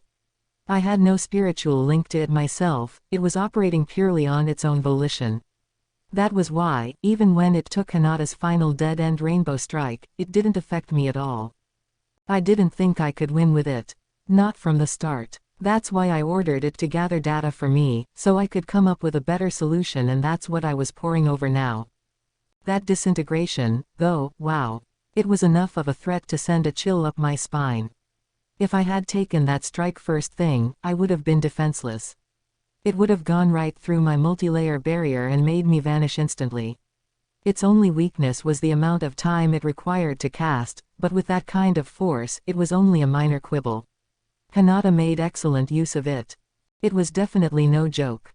I wondered why Hinata even bothered with that magical barrier at all if she was that strong. I hate dealing with a foe who's both powerful and careful. With my replication, I couldn't do more than slice a few hairs off her head. No wonder she was so confident, not even bothering with armor or anything. If that's what she brought to the table, I was correct to focus on escaping that barrier from the very beginning. Are all other worlders and summoners that strong, the way Yuki said? If so, I'll have to assume that everyone I encounter has a unique skill and prepare appropriately for that. I was under the impression that I was pretty strong myself, but after that experience with Hinata, my confidence was completely shattered.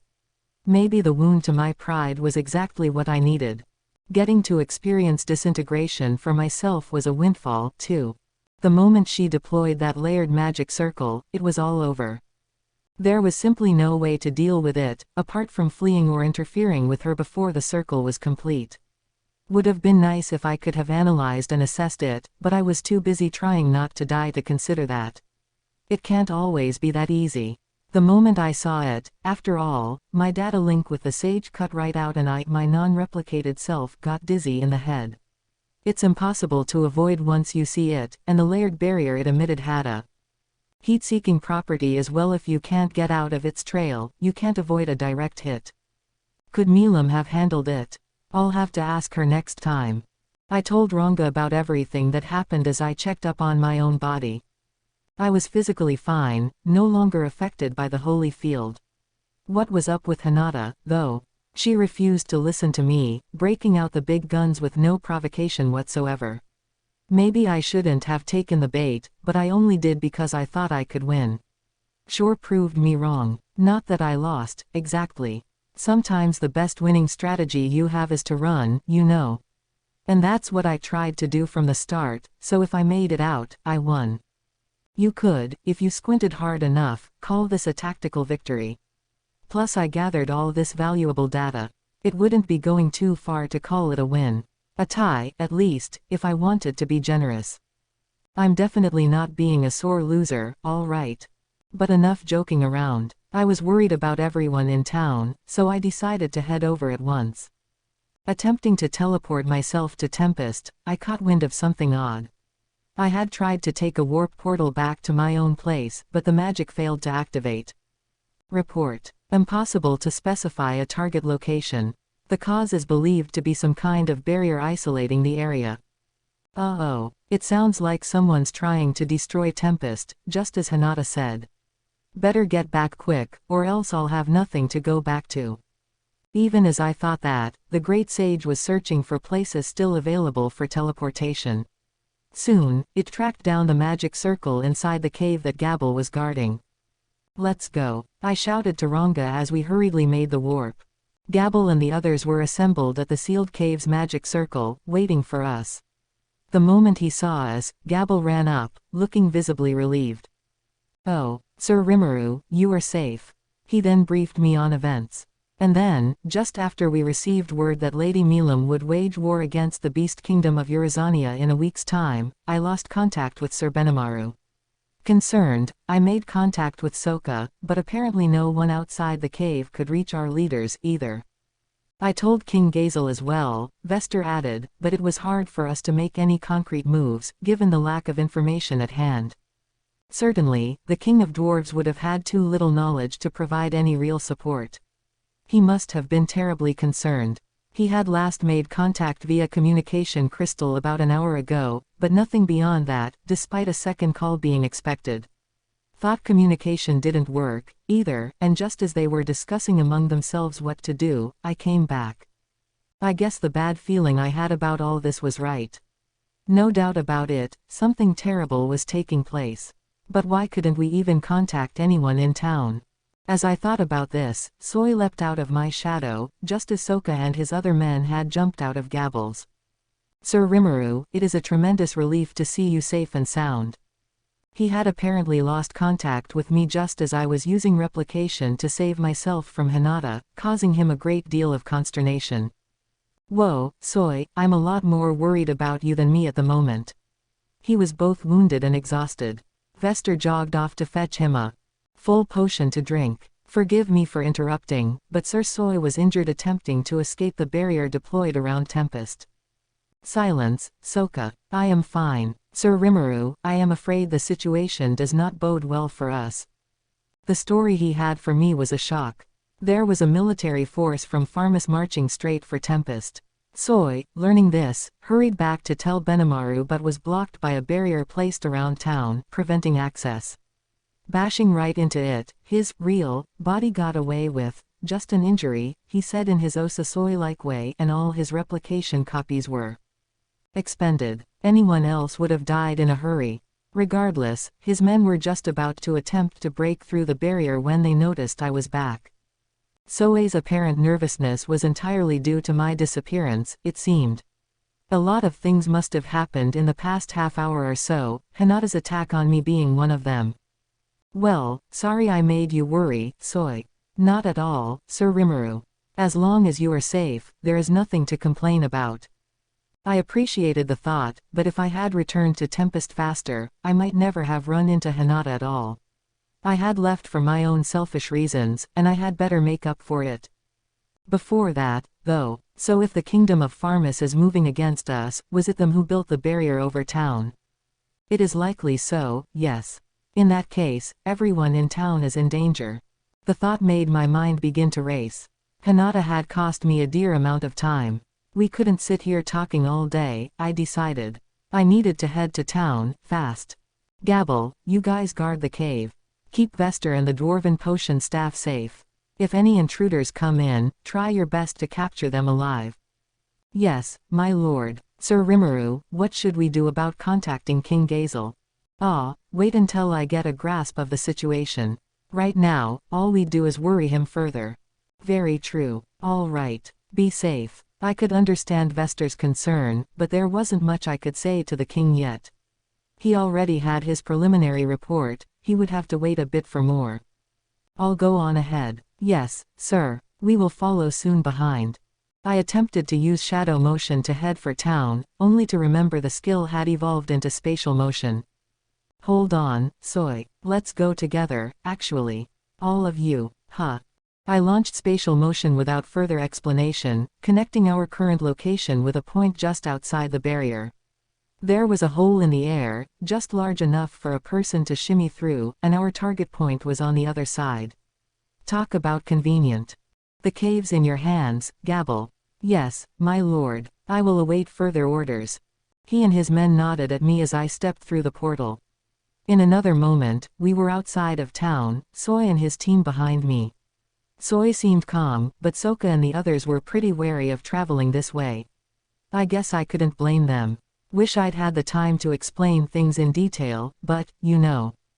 Now I had an ominous-looking barrier in front of me. If someone as powerful and talented as Soy couldn't bust through it, it must be a pretty damn strong one, too. I brought my left hand up to it, absorbing part of its surface, and ran analyze and assess. Understood. The effects of great magic. Anti-magic area are detected, albeit with a reduction in magicule density. It runs on the same principle as Holy Field but is not uniform in composure, some areas being less dense than others. It is impure, likely an inferior version. Anyone inside it will be affected, but the effects can be resisted with multi-layer barrier. Well, if it's inferior, then no worries. Let's head on in. I had Benimaru and everyone else to worry about right now. Plus, the way the Great Sage put it, any great magic needed to have its caster in the middle of it, but this barrier was activated from the outside. It was a large-scale casting, likely requiring several people more than one or two taking care of it. Soy, track down the guys casting this barrier so I can take them out. Do not engage in combat with them. Just bring all your men to them and gauge their strength. Yes, sir. How should we contact you? I produced a string of sticky steel thread and wrapped it around his neck. How about this? Run it through this strand, and we should be able to pick up on each other. I see. That should work. Upon testing it out, we found that thought communication worked as long as you cast it through the thread, inside and outside the barrier. Right. Get going. I'll head over if you run into trouble. If you think you can beat them, neutralize them, but don't kill anyone. Yes, sir. Then all 5 of them, Soy, Soka, and their 3 trainees disappeared without a sound. Man, they really were like ninjas. They'd easily hold their own against a high-level magic born, no doubt, if Soy was leading them. But right now, we had to be careful. A single mistake could kill us. Every possibility had to be addressed. Along those lines, I had the sage continue its analysis, hoping it'd find a way to remove the barrier from the inside. Soy had his orders, and I had mine. It was time to break in. There were magicules left in the air around town, although not as much as before. If it wasn't for the anti-magic area over it, you'd be able to cast magic to some extent. The sage was right, my multi-layer barrier made me feel no ill effects at all. This was far weaker than the Holy Field, which was a relief. Running through town, I headed toward our main office off the central plaza. The space was filled with people, the atmosphere tense and panicked. Something definitely did happen. It worried me. Realizing I was there, the crowd opened a path for me and fell to their knees. A few of them ran toward me. There was Reincarnated, sprinting at top speed, with Rigyr, Lilina, and the hobgoblin elders following behind.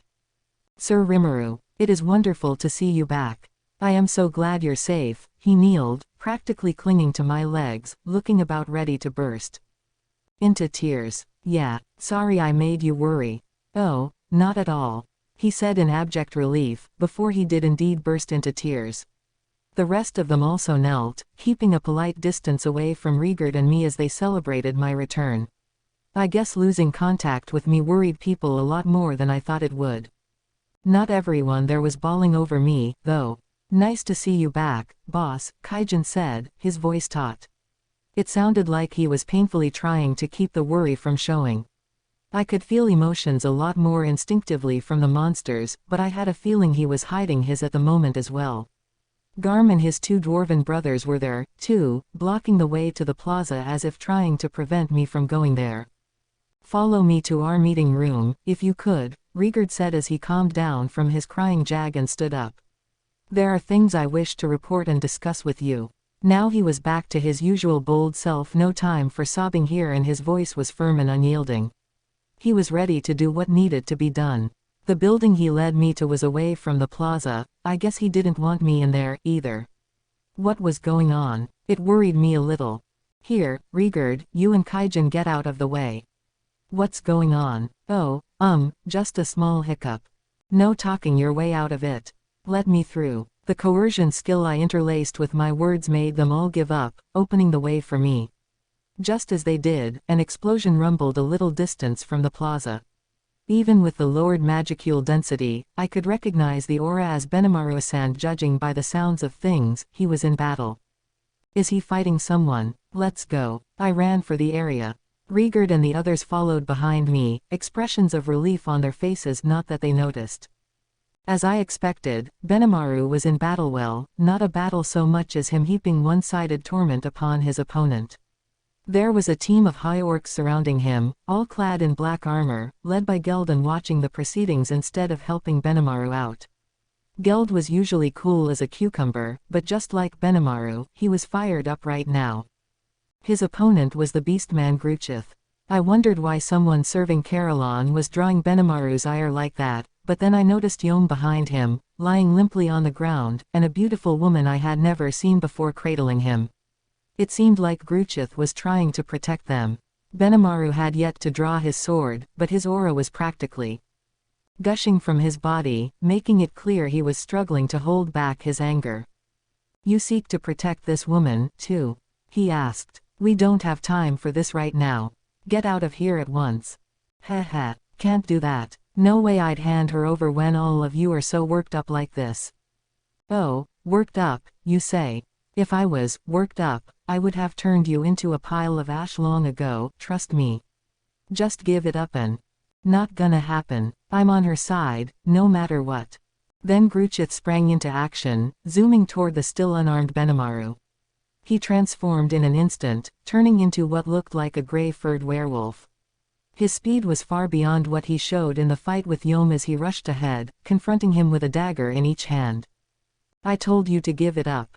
The daggers instantly vaporized the moment they made contact with the aura protecting Benimaru. It made Gruchith freeze in his tracks, just enough to let Benimaru catch him, pick him up with a single left hand, and hurl him against the ground.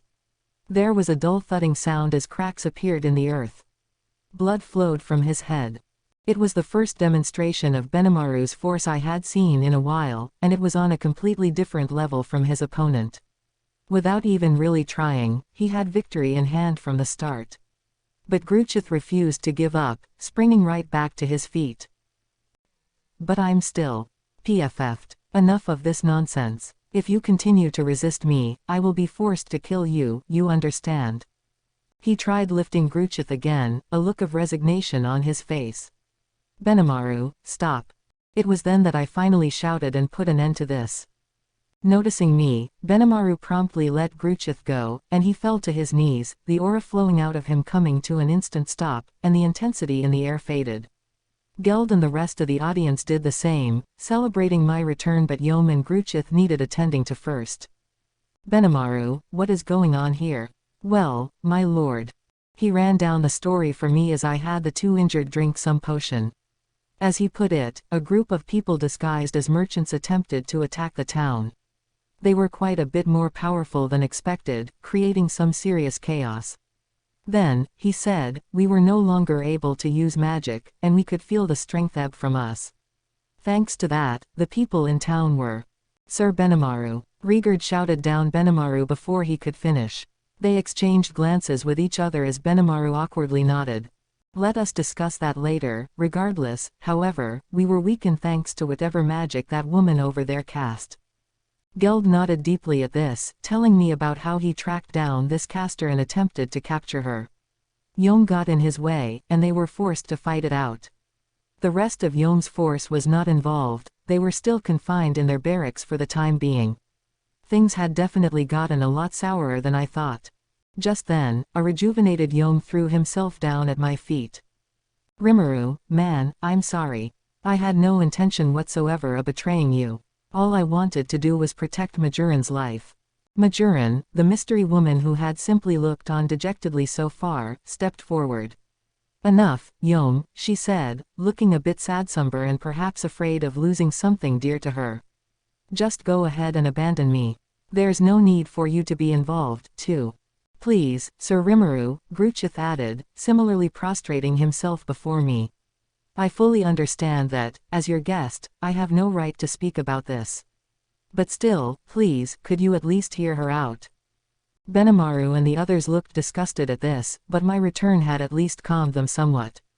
Geld was normally cool-headed. As freaked out he was, it must have been something pretty deep, but I couldn't make any decisions on this until I heard the whole story.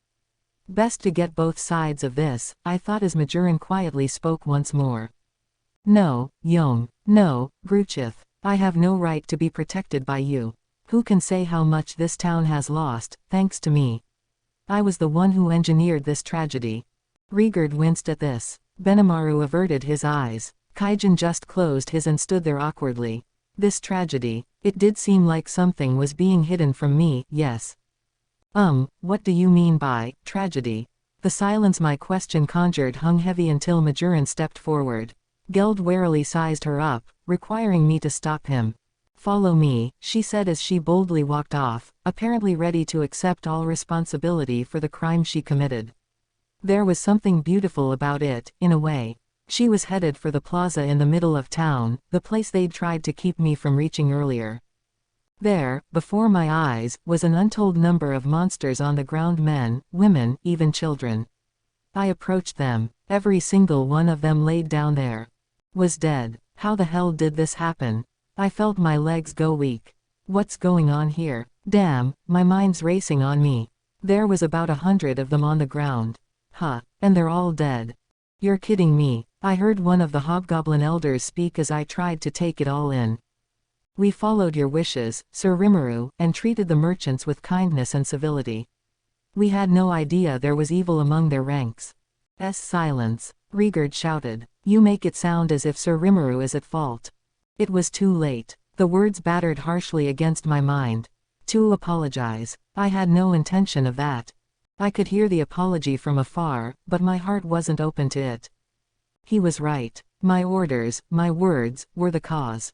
I may be a monster, but I used to be a human being. I just wanted to be nice to people. Now, reality's setting in. So what the hell's the right thing to do, then? Who knows? That's what I'm supposed to figure out.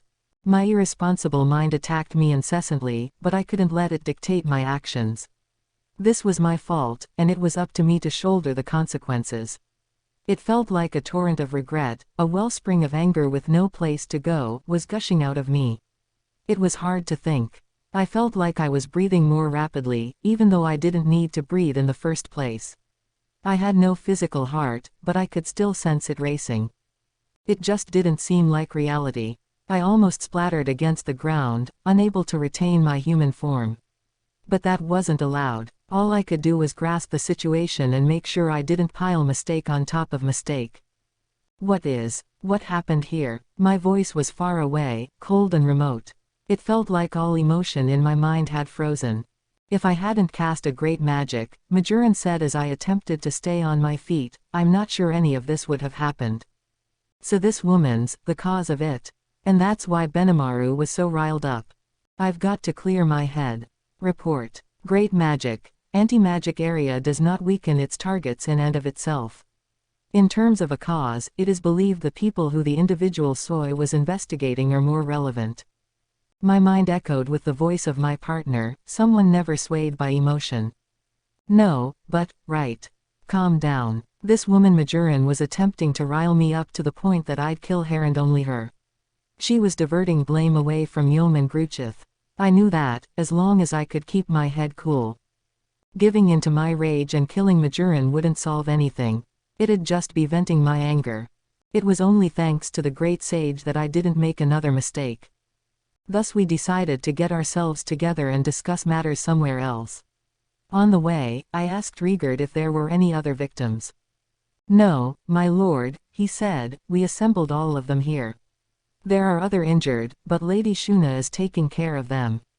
I was wondering why Shuna wasn't around, actually. That explained it. Our potion storage was all concentrated in the cave, so she was probably using her own healing magic for the job. Should I give them some potion, then? And no, I don't think that's necessary.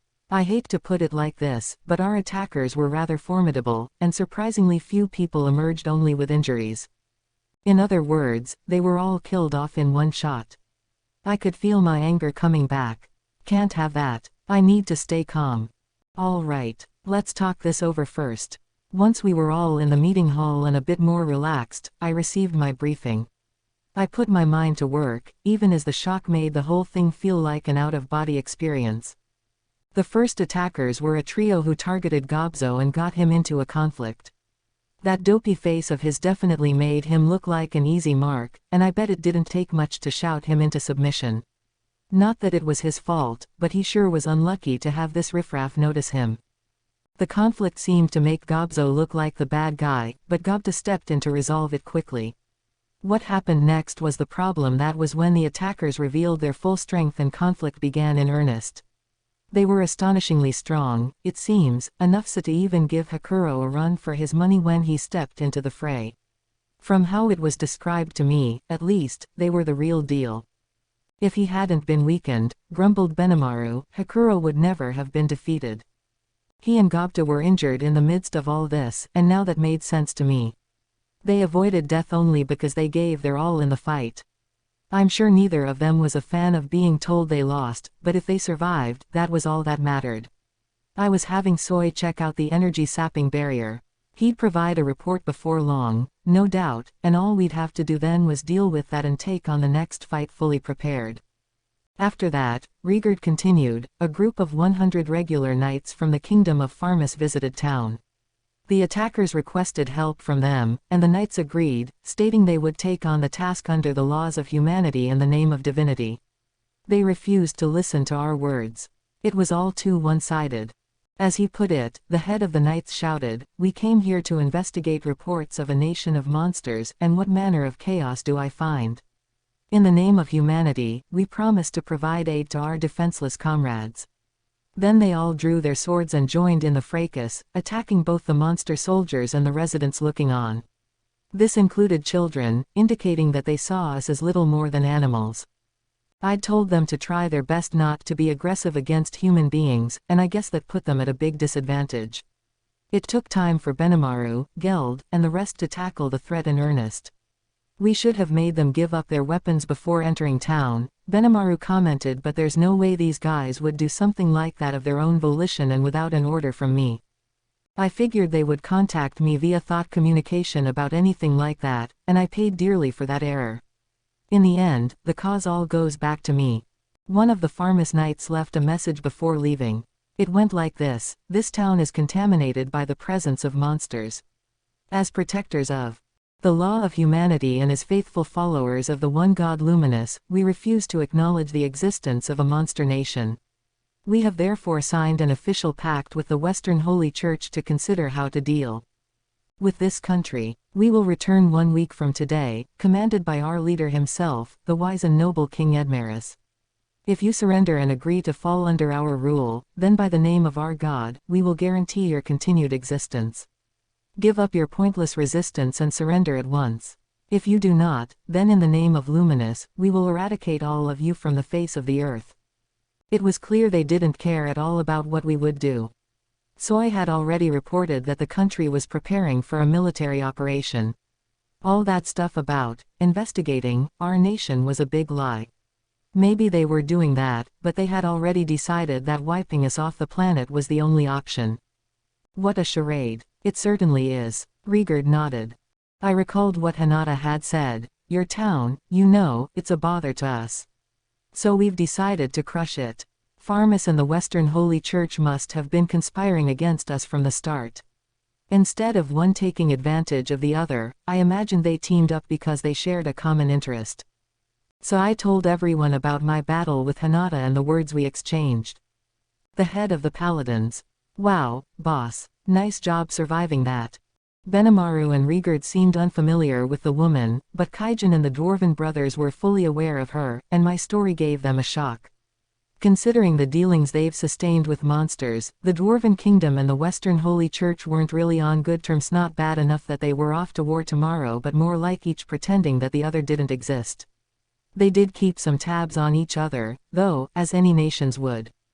Really, Kaijin said, even with the full might of the Dwarven military, it'd be a bad idea to make the Western Holy Church your enemy. But the Dwarven Kingdom is built kind of like a natural fortress, and they carefully check everyone who goes in and out of it. It's that kind of protection that makes it hard for the Church to declare them an enemy of God, or whatnot. They both have a lot of history, though, and they've had hostilities in the past. I figured the Western Holy Church had it in for us because it saw monsters as these horrid things that could never be abided. But what about Pharmus? Sir Rimuru, a tentative voice said, about that. This was Guard Emjalmile, the merchant I met when he helped with our first large-scale potion sale. He had listened in silence up to now, seated alongside a few other merchants and adventurers. I had called in several people from the Kingdom of Bloomin so I could get a second opinion on all this. I just wanted to learn the truth, so I decided having them listen in wasn't a big deal. It seemed to pay off, as nobody in the hall suspected us of being anything besides the victims here. The rest of our visitors currently in town were being cared for in the guest house. The fact that none of them was hurt was the only silver lining, really. Rigurd suggested it, figuring that the ornateness of the place would calm their frayed nerves. I love how much I can count on him. It's a far cry from his goblin days, definitely. Ah, Emjalmile, go ahead. I tried to address him as informally as possible. All of our other leaders, Benimaru, Rigurd, Geld, were still seething with anger, so the atmosphere in the hall was rather taut. I was pretty emotionally spent myself, making it hard to be my usual open-minded self.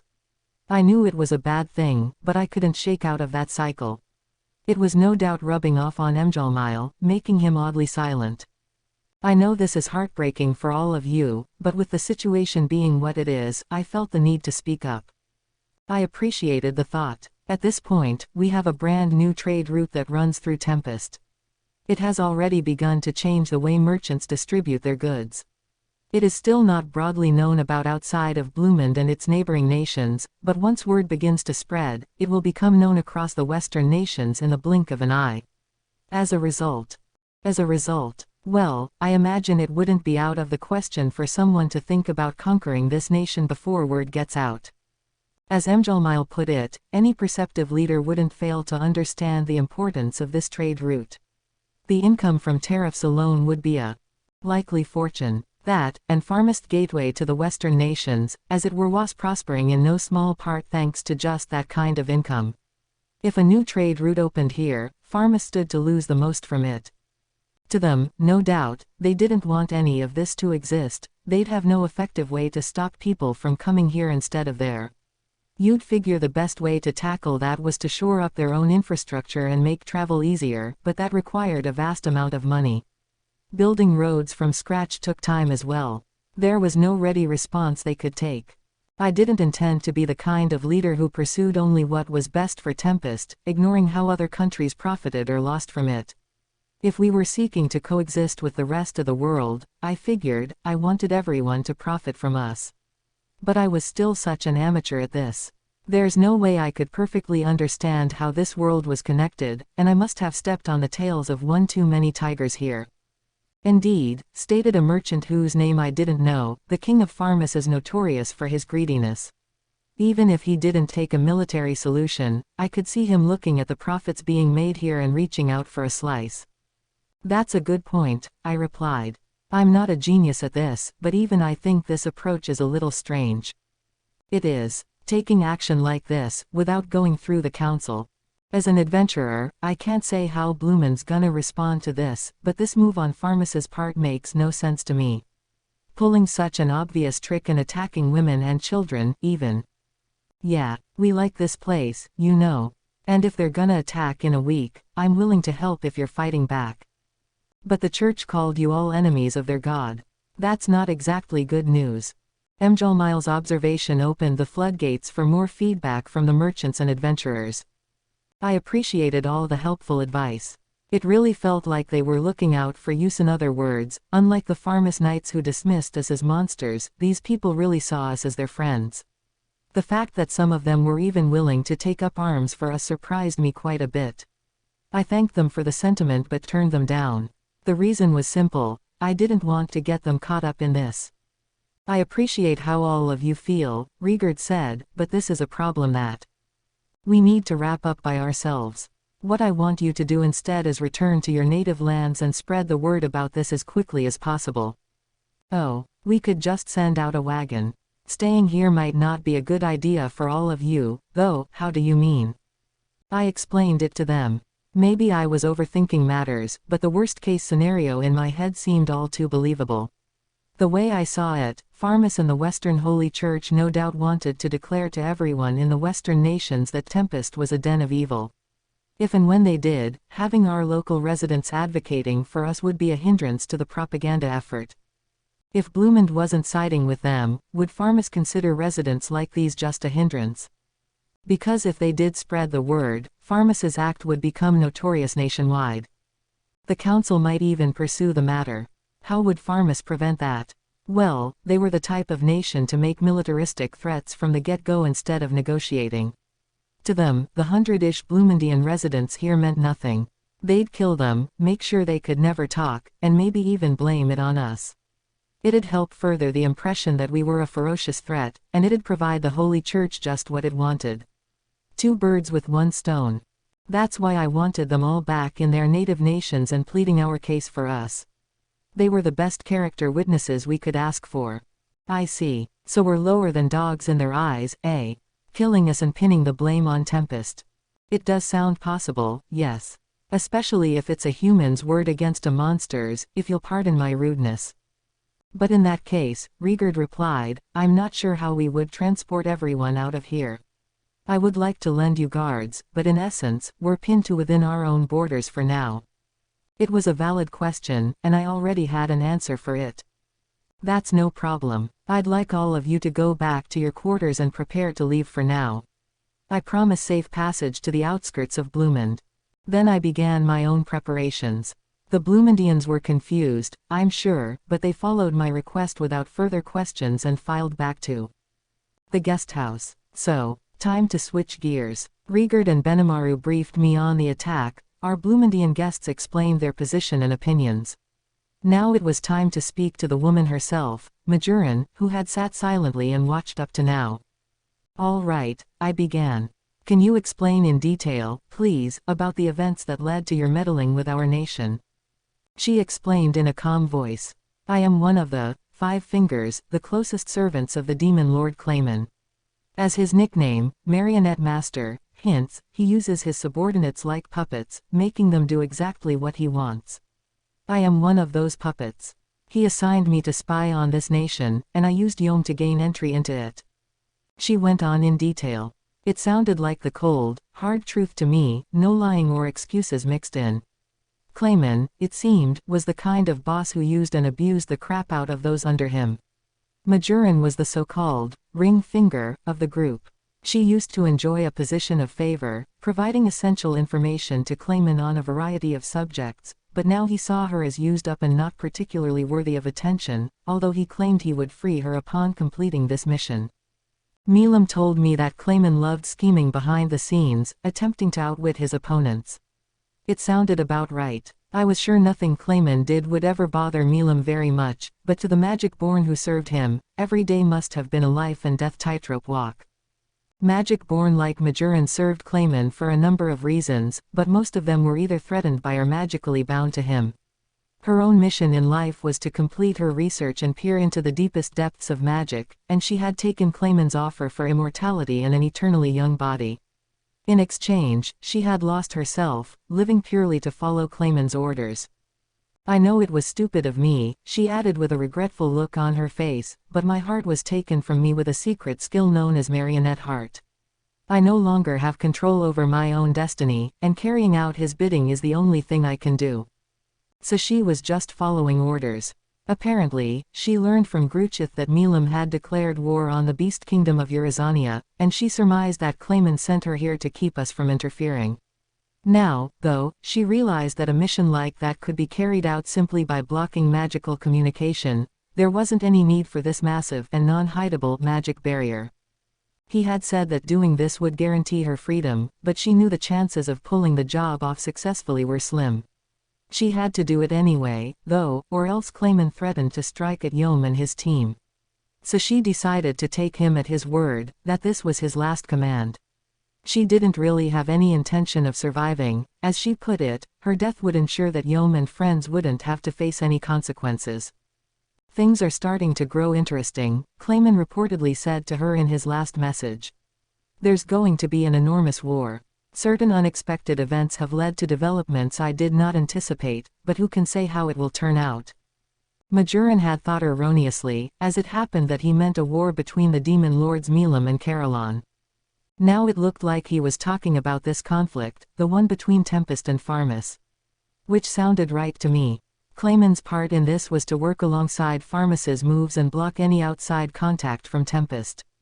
It certainly would be difficult to avoid war that way, and Majoran's great magic pulled one hell of a job on us. This wasn't just plain old jamming magic. It was position-based, and since it was meant to block all contact, it couldn't be easily undone. Killing Majoran at this point wouldn't release the magic. It took time to disappear, early a week. Even if we wanted help from other countries, magical communication didn't work. It would take time to make contact with Blumend or the Dwarven Kingdom without magic. There was just too little time to address Pharmas, which already had their boots on the ground. We were behind the 8-ball here, for sure. But well, I can get out from under the barrier, and there's a communication crystal waiting for me in the cave. That's where Clayman's plan begins to fall apart.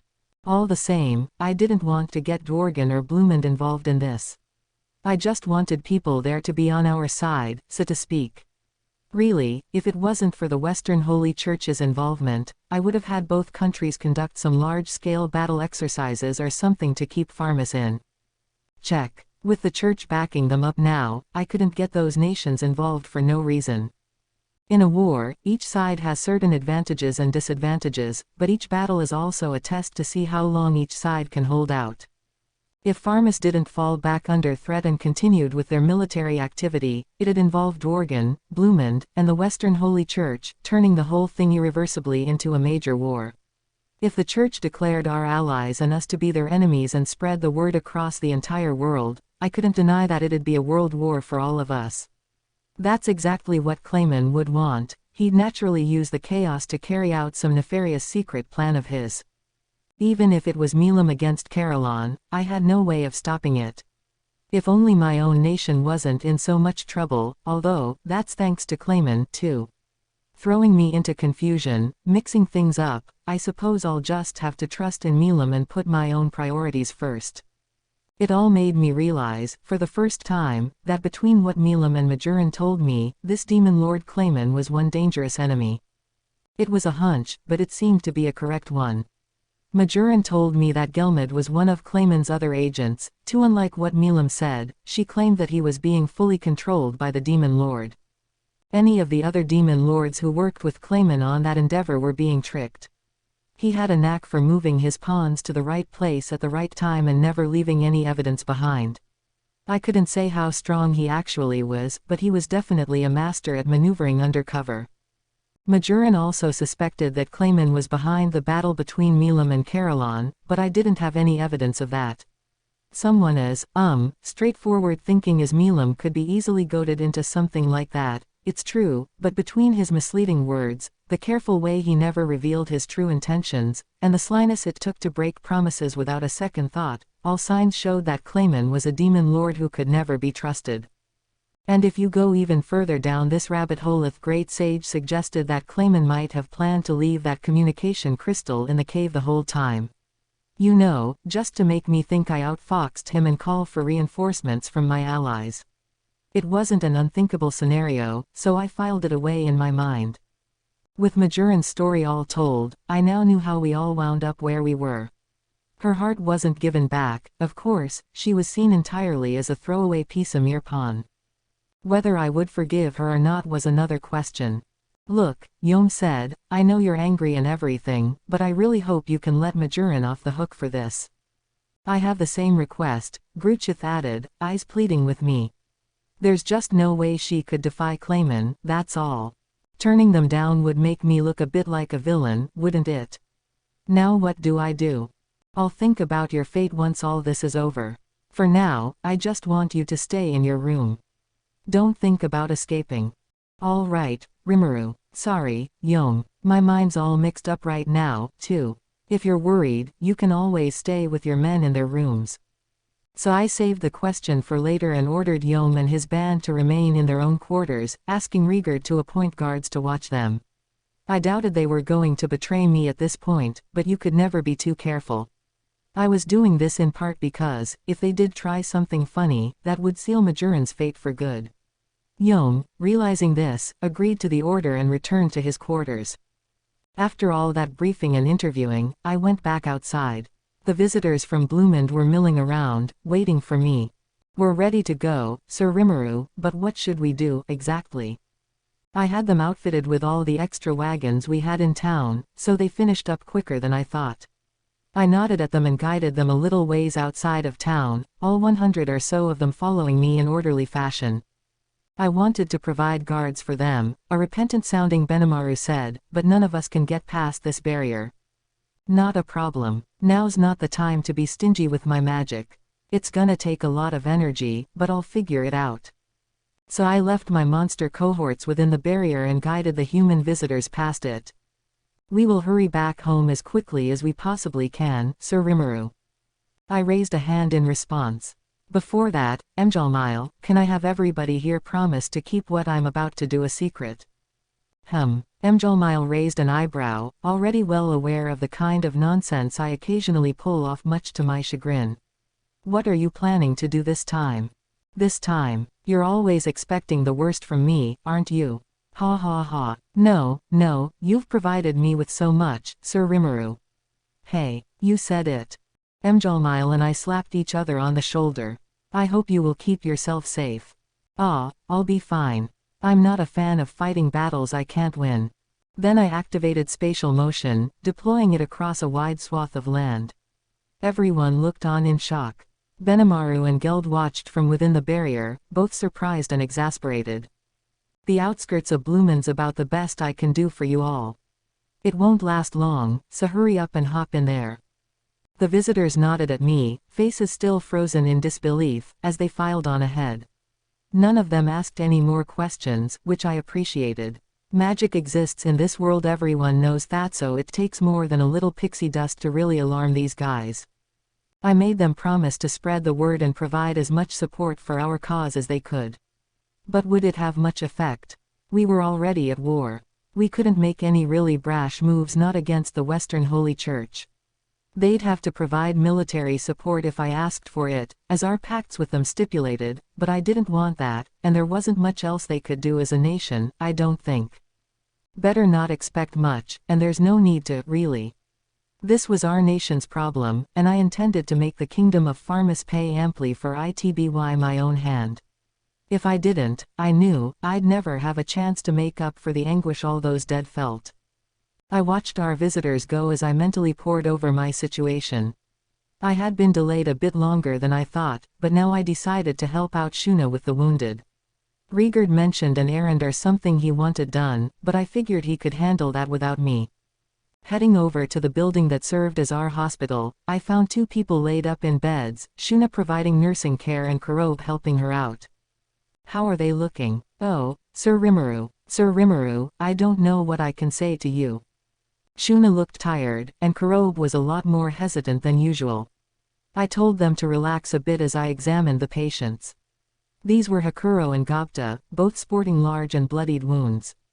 Whoa, these are some serious slash wounds. Why don't we just use these? I whipped some potion out of my pocket and sprinkled it on both of them. Nothing in particular happened in the healing department. I apologize, Reincarnated said, lowering his head. We have already made the attempt. I'm afraid we will have to rely on Shuna's care. As leader of our nation, I had to decide on our future direction. I was also responsible for handling the remaining resident visitors from other countries. That's why Reincarnated didn't want to worry me further. Hakuro, despite looking like he stepped off a horror movie set, still gave me a smile. Do not concern yourself about me, Sir Rimuru. I am fine. This injury was likely brought about by a skill invoked by the attackers. In time, the skill's effects will fade, and I will heal up then. Gobta is a well-trained apprentice of mine, he won't die like a dog over something like this. I should have expected nothing less from him. It almost made me cry, but I held it back and returned the smile. No way the master of all these monsters could show tears to anyone. Ha ha, well, glad to see your spirits are high, at least. Let me see this wound. Maybe I can do something about it. I checked over his body. Sir Rimuru, Shuna said, the wound is caused by an air-type attack. We need to keep him stable and full of stamina until it heals naturally over time. She had already used her parser skill to figure out what was up with him. I was of the same opinion as her, it sounded like the right thing. Air-type, though, that sounded like something I might be able to harness for myself. I've already analyzed a high-level spirit. Let's see if this works. Understood. The effects of the air element have been confirmed. Use glutton to acquire this effect. Yes, no. The great sage followed through more than I expected. I thought yes and sprinkled some more potion on Hakuro's wound. Oh, amazing, Sir Rimuru. I left Hakuro to marvel by himself as I attended to Gobta. I should have known, Shuna said with a light smile, one with just a twinge of gloominess to it. A sort of level of doubt. And that reminded me.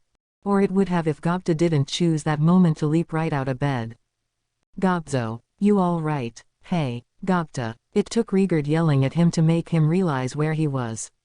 He blinked once or twice. Oh wow, so, am I good? I scoped him out as I decided to ask Shuna about the thing that bothered me just now. Someone I expected to be here with her wasn't present. If she was, I'm sure she would have been carrying on about me to no end. Hey, where's Shion, by the way? I haven't seen her lately.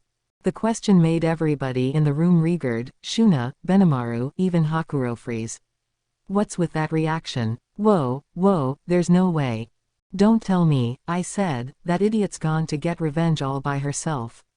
Oh man. Gobta nodded warily at me. And maybe Gobzo, too. He's so absent-minded, he's probably running full speed without realizing how badly outmatched he is. And no, it's not that, this was getting weird. Nobody was looking me in the eye. Okay, so where'd she go? No answer. I looked up to find Shuna turning her face away from me, eyes growing watery. I had a bad feeling. Gobta looked just as concerned. No way, I said to myself. That could never happen. All right, I'm not going to be angry, so can you tell me where she is? Very well, Benimaru finally replied. Over here, follow me. I nodded, and we began to move. Our destination was the central plaza. And there she was, lying right in the middle of the neatly made rows. There was a white cloth covering her, ensuring she wouldn't be easily spotted by me or anyone else. Ha ha, as if I'd just never wonder about where she went, it wasn't funny. Open your eyes. I couldn't believe it. Open your eyes for me. I didn't want to believe it.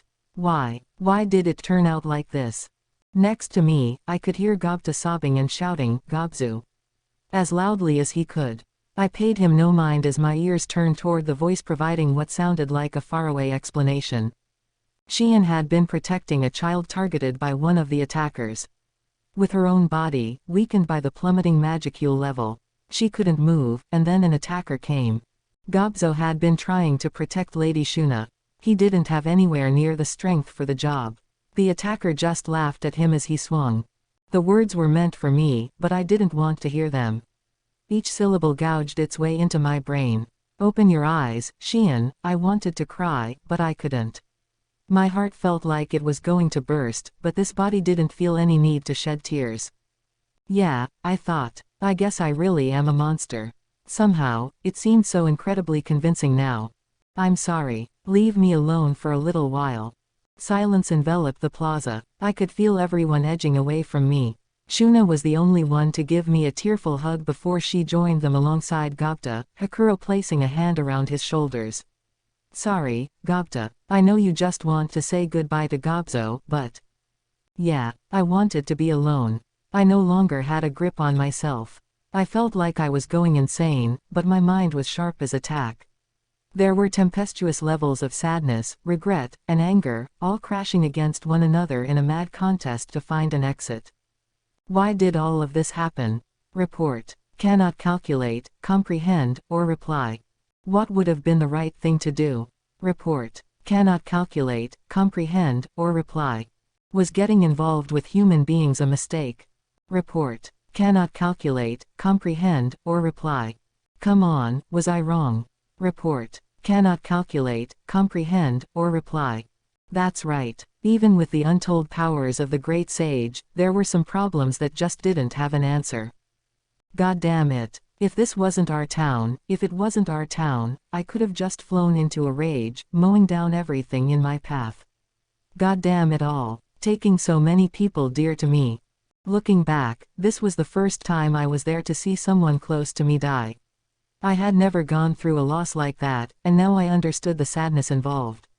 I felt it vividly, with a pain more intense than being slashed ear to ear. Cancel pain wasn't cutting it for this one, not against the all too strong currents of magic and emotion within me. It was maybe too much for my new mask. A crack appeared on it, almost looking like a tear of sadness.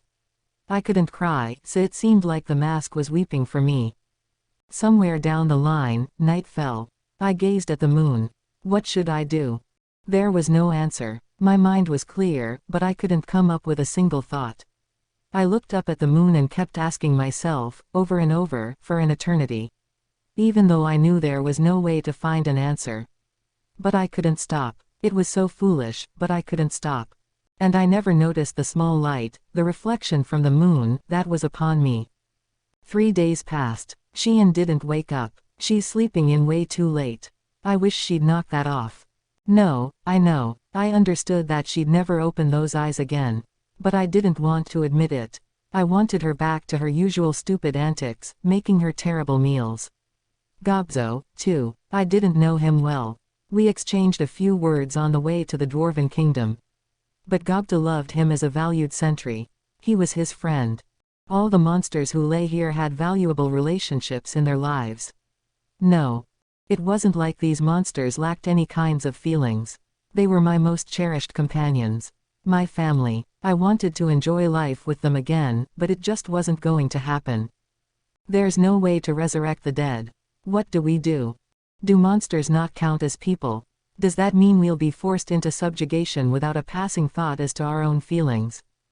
That better mean they're prepared to be subjugated, too. Dark emotions began to get the better of me. And just then, report. Analysis and assessment of the compound barrier and great magic, anti-magic area covering it is completed. Removing the compound barrier will be difficult, but the great magic can be cancelled. Execute. Yes, no. No, we don't need to yet.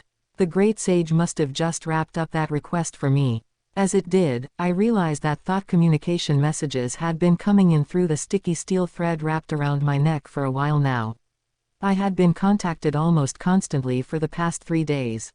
I made Soy worry for me, which I regretted. Sorry, I didn't notice. Ah, you are safe. I am so relieved. It was clear from Soy's tone of voice.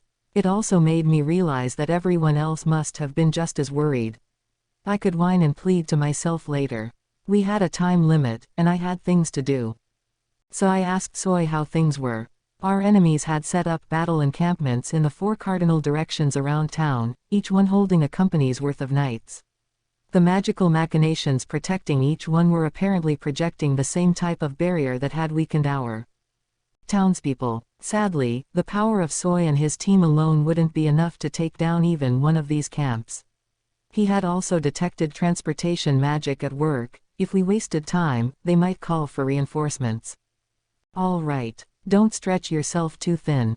Join up with Gabble and rest. But that's an order. Rest. Yes, my lord. I wasn't accepting any other reply. I couldn't make Soe's team do something reckless and get them killed as a result. I just couldn't. So, about that barrier. Simply canceling out the magic wouldn't do anything for us. What I really wanted to do was address the weakening effect it had somehow. Being a compound barrier, or whatever it was, made it a much thornier issue than I had expected. But that could wait. What about the other search I had going? Report. No search results found. Failed to find any magic related to complete resurrection of the dead. Ah, no, I suppose not. Nothing that handy can be found too easily. It makes sense. You never know for sure, though, until you check. As pointless as I thought it was, as useless a struggle as it must have looked, I couldn't stop myself. Xian didn't open her eyes. Neither did Gobzo nor the rest of them. Of course they wouldn't. They weren't sleeping. But I still put all my skills in motion to find some kind of measure I could take. All the bodies here, Xian's included, were being preserved by my magical force to keep them from decomposing, from reverting back into piles of magicules and disappearing. I knew it was pointless, but I was still betting on the possibility. But nothing. There were no resurrection spells in the magic books I scanned through.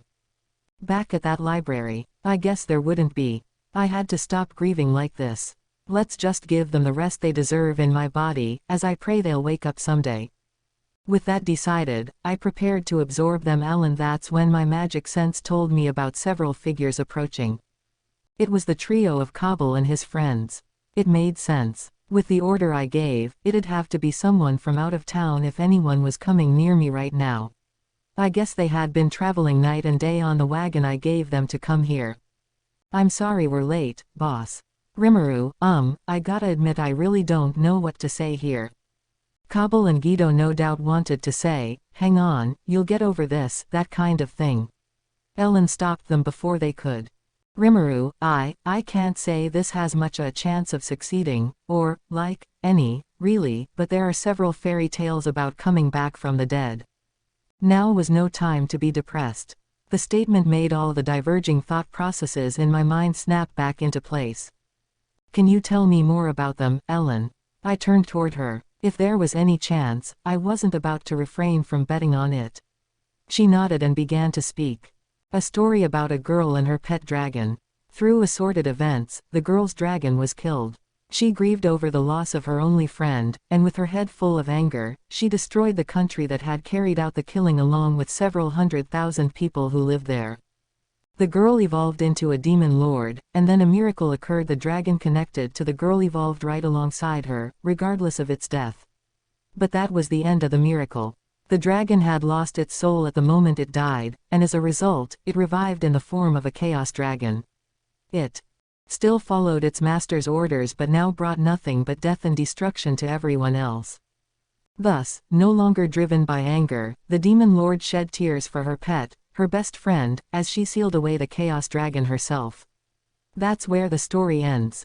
Ellen's story was a fairy tale, but it had a suspicious amount of detail to it. There were also stories about vampires using a spell called blood rays, as well as necromancers using rays dead on the dead to make them their servants. The great sage picked up on those, too, but it wasn't what I was looking for. It changed the target too much, making them into a different person from when they were alive. In the realm of holy magic, there was something called resurrection, the so-called miracle of the gods, but there were tons of restrictions on it. It was no panacea. And what's more, all these magics except for blood rays, which was species-specific, were treated as forbidden spells, passed on strictly orally and never written into a book. But that didn't matter. The issue was that evolve thing. Monsters evolved all the time here, for reasons that were beyond me. Just giving them a name was a huge deal to them. Maybe there was some potential there. Maybe if I could just become a demon lord myself. Just as that girl's pet evolved and revived itself. But I didn't want creepy, soulless minions on my hands. And not even the great sage could use its analysis tools to determine whether their souls were still there or not. But, hang on, right now, this town was completely covered by a barrier that no monsters can go through.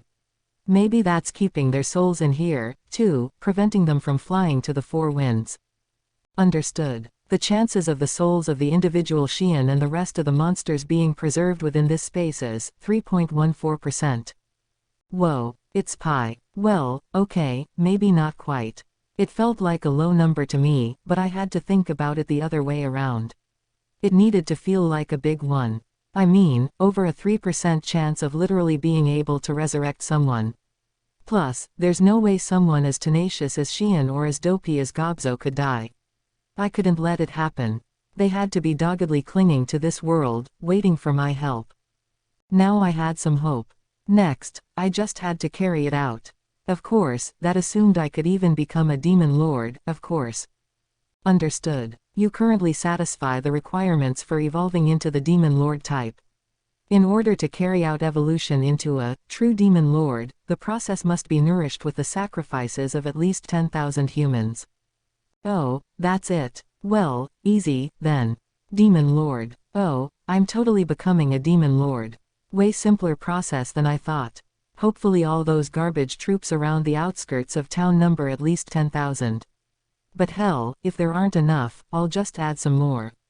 If it brings Xian and everyone else back, I have absolutely no reason to waver.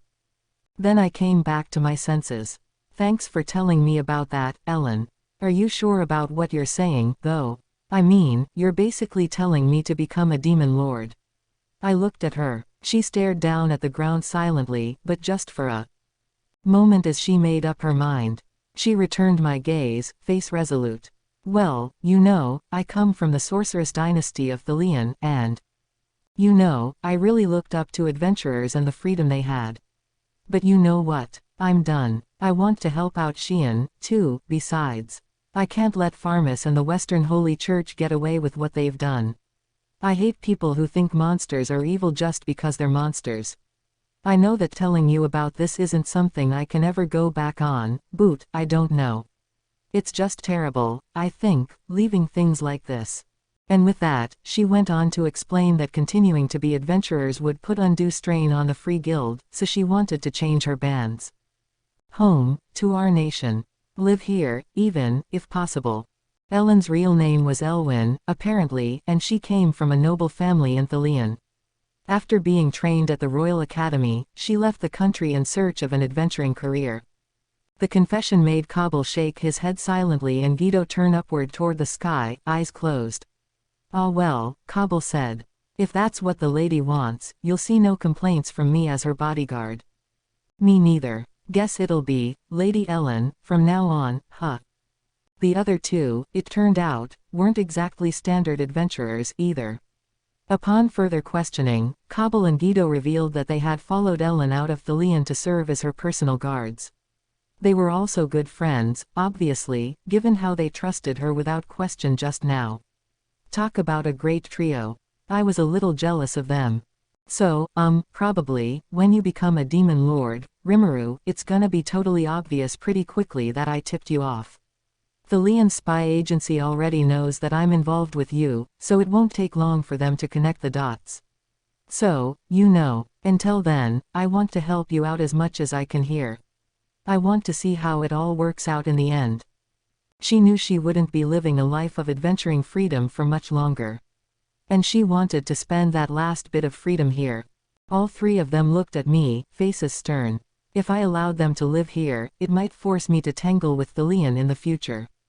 I didn't know what kind of impact their reaction would have on us, but they couldn't just ignore one of their nobility in the custody of a foreign nation. It didn't seem like she was in any real danger, though, and all she wanted right now was to be around for this battle. I wasn't exactly sure what I thought about it, but it was a question we could safely save for later. All right. Well, let's leave that for the future. I'd kind of like to avoid making any more enemies than I need to. But it's all right if I stick around long enough to see if you can save Xian, isn't it? All right. You're the one who tipped me off. You can stick around until it's over. But you realize that my becoming a demon lord might change me. I may even wind up attacking you guys. I can't take responsibility for it if I do, but are you okay with that? I wouldn't like that too much, no, but a little too late to worry about that now. I'll just have to believe in you, Rimuru. Whoa, is that how much we're involved now? Hoo boy, a little too late, indeed. That's right, Guido, a little too late for that. That's Lady Ellen for you, isn't it? It's always like this with her. The two bodyguards sighed. It didn't seem to harm their loyalty at all, though. Thanks to all this, I finally had a plan. I could save Xian, and Gobzo, and all the rest. And if it meant becoming a demon lord, then I was all in. The enemy forces were attacking in 4 days. I had a firm grasp of the situation. Now it was time to take action. With the decision made, things could proceed faster now. Step 1 was keeping all these monsters' souls from dissipating. For that, I adjusted the great magic I'd acquired with Analyze and Assess and used it to strengthen the barrier around town. It wasn't clear exactly how much longer Majoran's magic would last, and I was afraid it'd flip off like a light switch and send their souls flying. It cost me a surprisingly vast amount of magicules, but it was nothing I couldn't deal with now. If anything, compared to the utter despair up until yesterday, I was practically elated. Good thing I thought to analyze that barrier, even though I didn't see much of a point. That connected everything together really well, opening up our big chance to get Xian and the rest back. My casting that great magic sent Benimaru and the others running toward me in shock, of course. Sir Rimuru, what have you? Benimaru, get everybody together here. I'm gonna hold a conference to outline our future plans. Wah, yes, my lord. They ran right back off, my orders putting a spring in their step. Ellen, Cobble, Guido, I'm sorry I made you guys worry. I'm a lot better now. Rimuru. I smiled at Ellen as I placed my cracked mask back in my pocket. The show seemed to relieve them a little, too. If there's anything we can do to help, Ellen said, just say it. Heh. Yeah, you've been a big help to us. Now it's our turn to step up. You said it, Cobble. It made me happy, hearing that. I appreciated it, but I didn't want the trio actively participating in the war for me. I'd have them explain the situation one more time at the conference, though. I wanted all of us, not just me, working together. All right, I said before leaving them. Would you guys mind joining me in the conference, then? I've got something to handle in the meantime. I then walked directly toward the quarters being used by Yom and his team. Yom looked flustered to see me as I walked in the door. Rimuru. I've decided upon Majoran's punishment, Yom. Where is she? Resting upstairs, but. The word punishment disquieted him even further. I felt bad about it, but what I had in mind just wasn't something I could tell him. Not yet. The moment I was up the stairs, I faced Majoran and spoke. Majoran, you're going to die for me. Hey, I heard Yom yelp. I ignored him. Majoran looked at me, eyes full of surprise, but gave me a resigned nod. She was prepared for this eventuality. Sir Rimuru, that. Gruchith tried to cut me off, but I wasn't about to let him. Then Yom stood between her and me. Well, I'm sorry, pal, but I'm here to protect her. He knew he had no chance at all, but he still tried to resist me. He's such a nice guy that way. I mean it. So I bound both him and Gruchith in sticky steel thread. Rimuru, please. Majoran gave them a light smile. I loved you, Yom. You're the first person I've fallen for in all my life. If there's such a thing as reincarnation, I hope I can live together with you in my next life, so, goodbye, then. Try not to fall for a bad woman next time, all right? Another smile, and then she closed her eyes. I love that resolve. You don't see women as good as her too often. To be honest, this act was making me feel tremendously guilty, but hey. So, without hesitation, I plunged my hand right through Majoran's chest in a chopping motion. Her head lurched forward, powerless, as Yom and Gruchith screamed their heads off. Then with the look of utter confusion and puzzlement on her face she opened her eyes again. I'm not dying. That didn't even hurt. Well, yeah, I know I said she'd die for me, but I wasn't planning on killing her. You hear stories about people dying and coming back to life all the time, don't you? I had a bunch of people I needed alive again, Sheehan included, and I figured I'd try my luck at padding the probabilities a little here. Oh, yeah. You were dead, for maybe, 3 seconds. Huh. Wah. What does that mean? Report. The individual Majorans, pseudo-heart, has begun regular operation. Nice. Came off without a hitch. With the sage's confirmation, I removed my hand from Majoran's chest. Well, the operation's a success, I guess, so let me explain what I did. You don't have to look at me like that, guys. Have a seat and kick back if you want. Whoa, pal, what kinda crazy talk are you giving me? There better be a good explanation for this, Gruchith grumbled. Look at them, crying just a moment ago and now whining and complaining. Majoran, meanwhile, was just as calm as always. Shut up, guys. Majoran's gonna laugh at you if you keep carrying on like that. So the deal is, the temporary heart inside Majoran was being used so Clayman could listen in on her. It's a form of encrypted communication that runs on electric signals and natural magnetism, so it doesn't use up any magicules at all. In essence, alongside providing a pulse and electrical signals for the body, her heart also emitted encrypted signals that ran across the earth and made it all the way to Clayman. He was forcing her to file detailed reports with him anyway, just to make sure she never noticed. It was an underhanded trick worthy of a demon lord. Those rumors about how he treated his staff were true. But you had to hand it to him, too. If he was pulling something similar with all his people, that's a vast amount of encoded information he was receiving and unraveling in his head. No wonder they called him the Marionette Master. It's that huge network of data he collected that served as the invisible strings on his puppets. Funny coincidence that I managed to notice that. Or maybe not so much actually. You could call it proof that Sheehan's still helping me out. When I cast that great magic to prevent all those souls from fading out, the great sage discovered an all-electronic signal that the barrier reacted to. It was easy for it to decipher the coded message, so I figured I could just use that device to fool Clayman into thinking I killed Majoran. And so it was all just a prank on my part. Sorry, just a prank. Goddamn, pal. Whoa, Yom, it wasn't something he could deal with that easily. I mean, that's the whole secret behind the Demon Lord Clayman's power. Something nobody else knows about. And now they're carrying on again. What a pain. But let's not sweat the details, alright, guys, so. Majoran, guess there is such a thing as reincarnation, huh? What? It was at that moment that Majoran finally realized the curse upon her life had been lifted. You're a free woman now, Majoran. Well, sort of. Before that, I have one favor to ask. She turned toward me, still not fully cognizant of what was going on. Say anything. If you wish me to swear my loyalty, I will gladly. Nah, that's fine. Actually, it turns out there's a possibility that we can resurrect Sheehan and all the others just like how you died and came back, you see. And I want you to help me pull that off.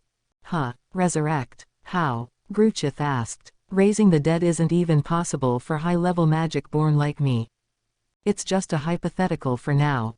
But I'm gonna make it happen.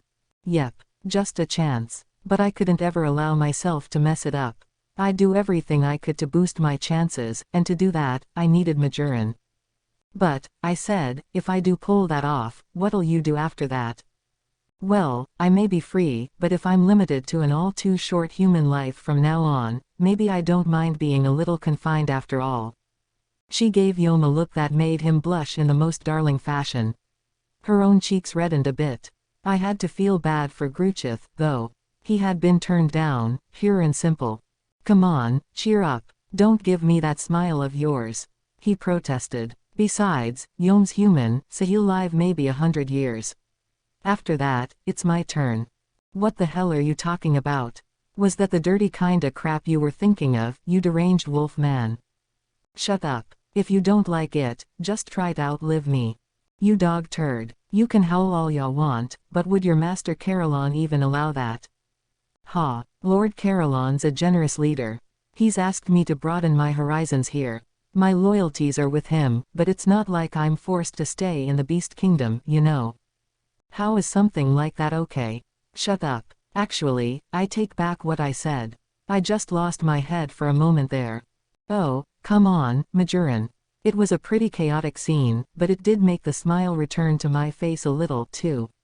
I'd offer more of a celebration if it was any other time, but right now wasn't it. I braced myself and returned to my other main priority. By the way, Yom, I've got a favor to ask of you, too, say it. I'll do whatever you want, pal. Good. I figured he'd say that. I was kind of counting on it, and that was why I helped out Majoran. I wasn't usually as calculating as this, but ah well. I couldn't afford to make any mistakes here. So. I need you to be a king for me. Yom gave the offhand remark a puzzled look as I explained. Basically, it was like this, we were going to kill the entire army attacking us. That was a must, and I wasn't going to compromise on that. That led to the next question: what to do with Farmus. Should we kill all the people in that country? No, there was no reason for that. I mean, I wouldn't hesitate to if I didn't have enough sacrifices to become a demon lord yet, but let's just concentrate on their military first. Soy had reported that their total number likely did exceed 10,000. That, honestly, was a huge relief. Kind of funny to be thanking the enemy for providing such a huge force. If it was a given that we'd kill them all, there was no reason to go easy on them. That made things simpler for me. I didn't want to hurt any civilians, as much as I could, so having a nice big crowd of career soldiers to work with served my needs well. So what would happen once this army was annihilated and I was a demon lord? That was the problem. If Farmus kept attacking me, I would have to kill them, but if possible, I would like to arrange an armistice somewhere along the line. Everyone in the kingdom of Farmus's executive levels of government would die, though. They had to take responsibility. Of course, that meant the central core of government would be wiped out, and that'd put the people in a bind. You see. And that's where you come in. I gave Yom a domineering look. His role, in essence, would be to clean up the rotten government. I'd kill anyone who came out of the country, and he'd take care of the garbage left inside it. He'd also lead the people and take on a role as the new king, and then we'd build formal relations with each other. Hey, you make it sound so easy. I mean, me, a king. It is easy. I mean, hell, I'm a king. You oughta try it out, too. King, demon lord, same thing. Yom, sir, Rimuru believes you can do it. I promise you'll have my full backup, so why don't you inject a little excitement in your life? Majoran apparently wasn't a fan of boring men. Her words pushed Yom forward. I'll help out, too, Yom. Weren't you busy waiting for me to die a moment ago, Gruchith? Ha ha, what are you talking about? Like I said, just outlive me and you'll be fine. PFF'd. All right, you got me. I'm signing on to this thing. He nodded firmly at me as we shook hands over it. Something told me we were gonna get along just fine. We could work out the details once this was all over. First, I had to become a demon lord. I had to get Xian and the others back alive. When a life's lost, it never comes back, but they weren't lost yet. There was a chance. I'm an atheist. I don't think there's a god, or a god, out there. Right now, though, I was willing to pray. Pray to the figure that controlled all miracles. Before, I'd probably laugh at senseless stuff like that. And maybe it was senseless. But, you know, while I'm praying, I feel like I can believe in it. I can believe that Xian is all right. That glint of moonlight illuminated me, flickering faintly in seeming approval of my prayer. Chapter 4. The Birth of a Demon Lord. I headed for the meeting hall, Yom in tow, once I heard that all my people had quickly gathered there. As I stepped inside, the entire Tempest government currently in town was waiting for me, strained looks on their faces. Gabble and Soy were still on standby in the cave, but Soy was connected to me via the sticky steel thread trick, and I figured he was monitoring the audio. Sorry I left you guys in the lurch for so long. We're here to convene a meeting over resurrecting Xian, Gobzo, and everybody else. The declaration made the hall stir. They were happy to see me back to my old charismatic self, and now they had hope that there was something to be done. It kindled a flame in each of their eyes. Not one of them expressed a single doubt. Xian and Gobzo were coming back, and it was time to move. Now, before I give you my own ideas, I would like to hear your opinions about the kingdom of Pharmus and about humans in general. I received a great deal of feedback very quickly. The majority of them were in agreement with me on one key point. There would be no forgiveness for the humans who had played that cowardly trick on us. They were right to feel that way, no doubt about it. Some of them, however, also said not to treat all humans the same, that there were a lot of good ones out there as well. I was happy to hear that. All this anger, fear, and hatred threatened to drive us away from the goal we needed to seek. Even after all of this, they still faithfully adhered to the advice I had for them. These monsters considered very seriously the idea of living alongside mankind. I had to love these guys for it. They were precious to me, like family. I never really loved anyone before, so putting it that way sounds kind of fakey to me still, but I waited for everyone to settle back down before I continued. Right. Listen to me, all of you. I felt all eyes upon me as I began. I myself am a former human being. I was reincarnated, as it were. This caused a little commotion, but nobody spoke up. Shuna, Ranga, and probably Xian already knew, I believed. I didn't take great pains to hide it, and I think I might have even mentioned it offhand to them at some point. Judging by the looks of surprise on many of my audience's faces, though, word must not have gotten around. I lived as a human in the same world that the so-called other worlders come from. I died over there, and then I was reborn here as a slime. It was pretty lonely at first and desolate, but even someone like me managed to make friends here. By friends, I mean you. It's possible that all of you became closer to human with your evolutions because of my own hopes, for all I know. I paused to gauge the response. Everyone was intently listening to me, nobody expressing any doubts. I kept going. I created that rule not to attack humans for that reason. I said I liked humans because I used to be one. And let me assure you, it was not my hope that my rule would cause any of you injury. I'm a monster, but I thought that my heart was still human. I wanted to interact with them, and I wound up spending a really long time in human towns and settlements. If only I could have saved those children and come back here sooner. Then, out of nowhere, I ran out of words. I felt like anything I could say would just sound like a trite excuse. No, you're wrong. We were too dependent upon you, Sir Rimuru, assuming you would always be there to protect us. That's what led to this tragedy, said Shuna, her beautiful eyes fixed on me. It pains me, Benimaru added, to have my sister say it before I could. This has been an excruciating lesson for all of us, Sir Rimuru. When we lost our thought communication with you, that feeling of invincibility we had crumbled. It made us all feel helpless, deep in our hearts. We were forced to realize that this state of affairs was brought about by my dropping the ball. Wait a moment, Benimaru, Rigyur replied. If you put it that way, then I am responsible for the town's security. I am the one most at fault. It sounded like both Rigyur and the rest of them felt an intense responsibility for this. They all insisted it was their fault, refusing to budge. I quickly put a stop to it. Hang on, people. I was chilling out, I let my guard down, and that's what led to this. Plus, as an ex-human, I put too much priority on my own thoughts. I was careless about my standing in this world, and then this happened. I think it's all my fault. I'm sorry. Everyone fell silent, each of them taking my words in their own way. There was a moment's pause before Hakuro finally responded. You may have put your own thoughts first, Sir Rimuru, but that is not a problem at all. As Sir Benimaru and Lady Shuna stated, all of us dropped the ball. It was our own weaknesses that caused this. We accepted this nation from you, and we let those brutes pillage it because of our negligence. Am I wrong, everyone? A streak of tension crossed the room. All of them immediately nodded their agreement to this. Wasn't expecting that. I was worried that people would brand me a traitor, in the worst case, but they were all ignoring my whole coming out as an ex-human. Like, I seemed to be the only one to care at all. I couldn't help but ask. Well, no, I mean, you don't mind having an ex-human as your leader. Huh, you are still you, aren't you, Sir Rimuru? Sir Rimuru, you are my only master. What you were in your past life seems not to matter much. Yeah, what we know for sure is that you're here for us, is all. I guess it wasn't anything like a concern from the start. Sir Rimuru, Rigard boldly stated, we all feel the same way about this. None of us cares a bit, so please, do whatever you like. We will follow you all the way. I nodded. This really was my home.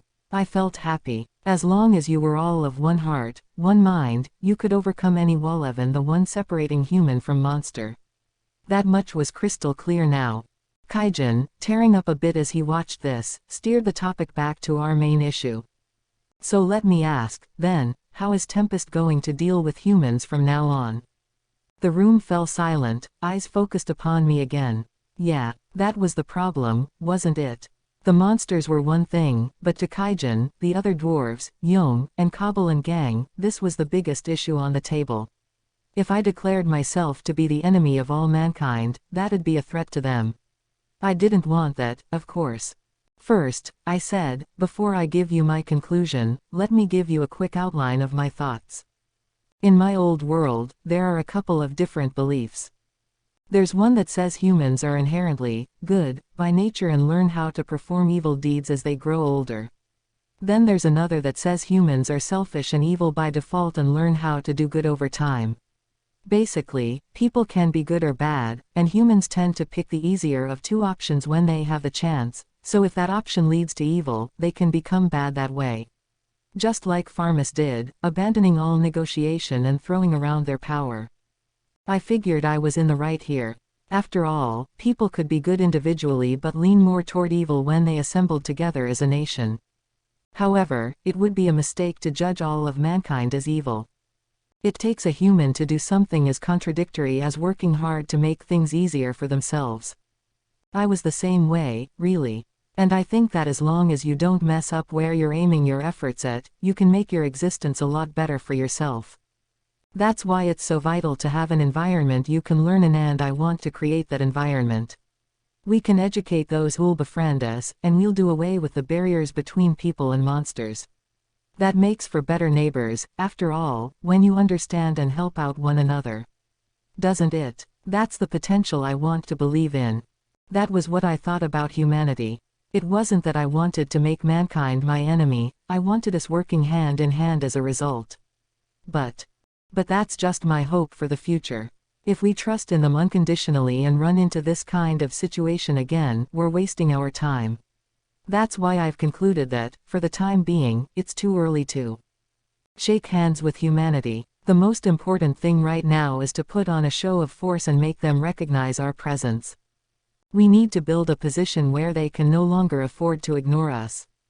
As it is, we're probably being downplayed, treated as something they can use and exploit. We had been dealing with nations like Bloomend and the Dwarven Kingdom, decent kingdoms that looked out for us, so we forgot about the darker side of being a nation. Even if individual people are good, the moment they form a nation, that's when they expose their cruel fangs to us. Any nation is basically a bunch of weak people grouping together to become stronger, so I guess you can't avoid that if you want to keep all the decent ones protected. That's exactly why we need a show of force for people like that. My ruling this land as a demon lord will make them realize that trying to coerce us with military might will accomplish nothing for them.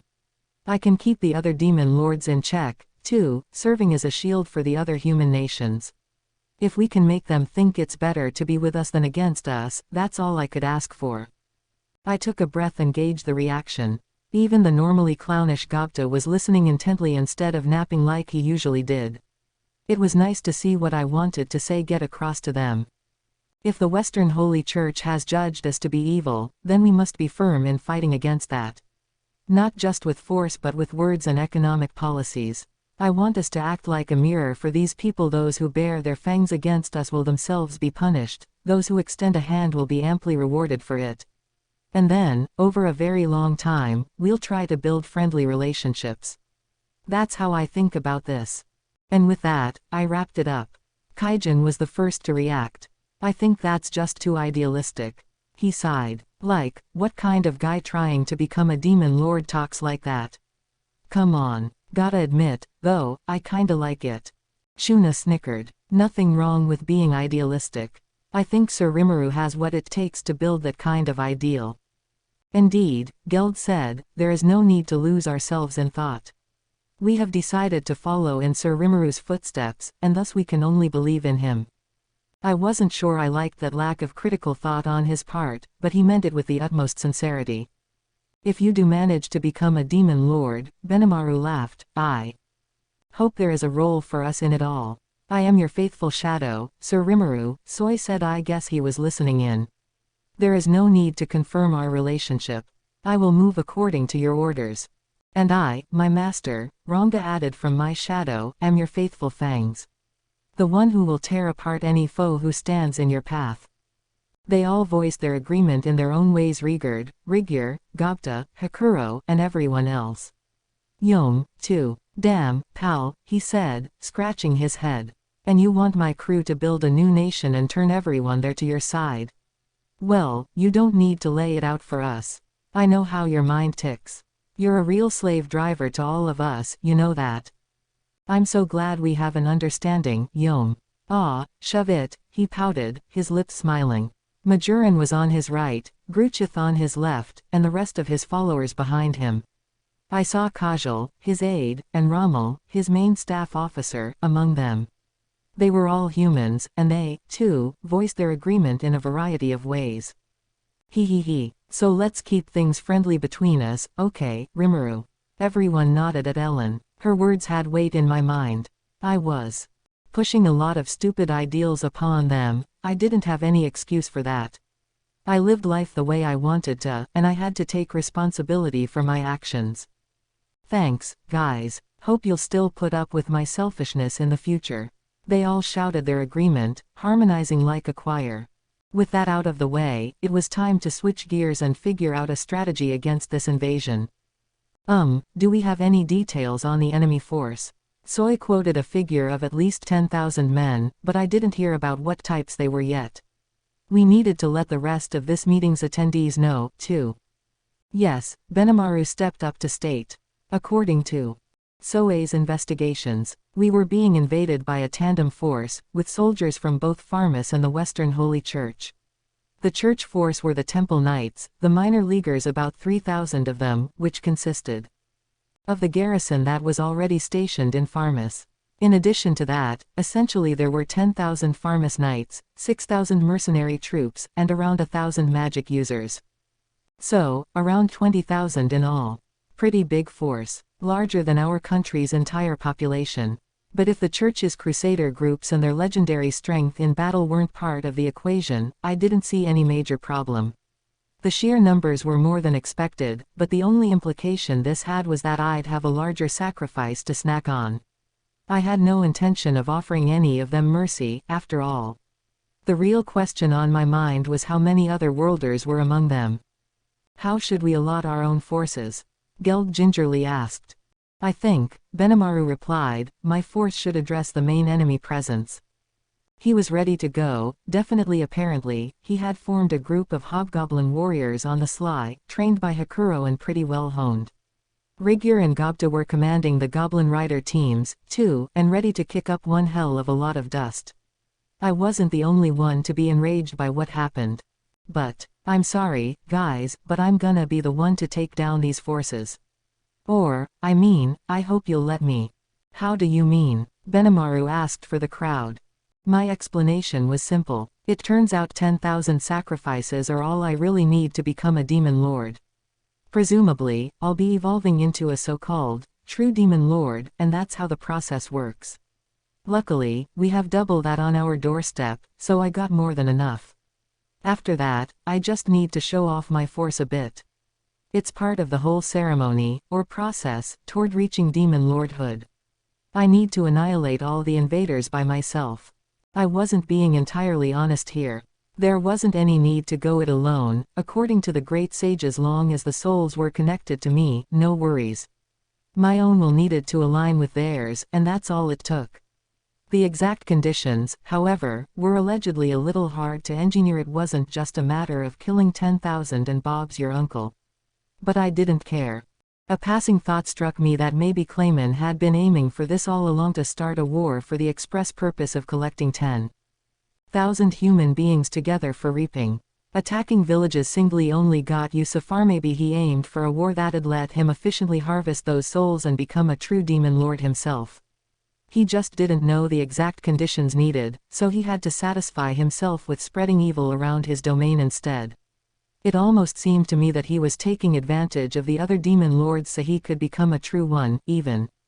He would have been eliminated from the fray sooner or later, I suppose, but right now, the demon lord Clayman was my clear enemy.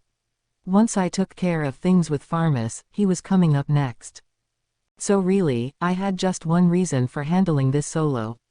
It was because I had this well of intense anger deep in my chest, and I wanted to release all of it. I didn't want to give people the impression that I'd kill at the drop of a hat. I wanted them to know I was pissed. And if it meant I'd make a mistake and get killed, then that's just all I was capable of, really. Plus, I felt like I had to take responsibility for all this. I couldn't allow myself to take it easy any longer. Even if Hinata was among the invaders, I intended to kill all of them by myself. I'd already seen her skills once. The same skill never worked twice on me, because the great sage always had the perfect remedy for it. It felt like the sage wanted to say something about that, but that assumption had never let me down before.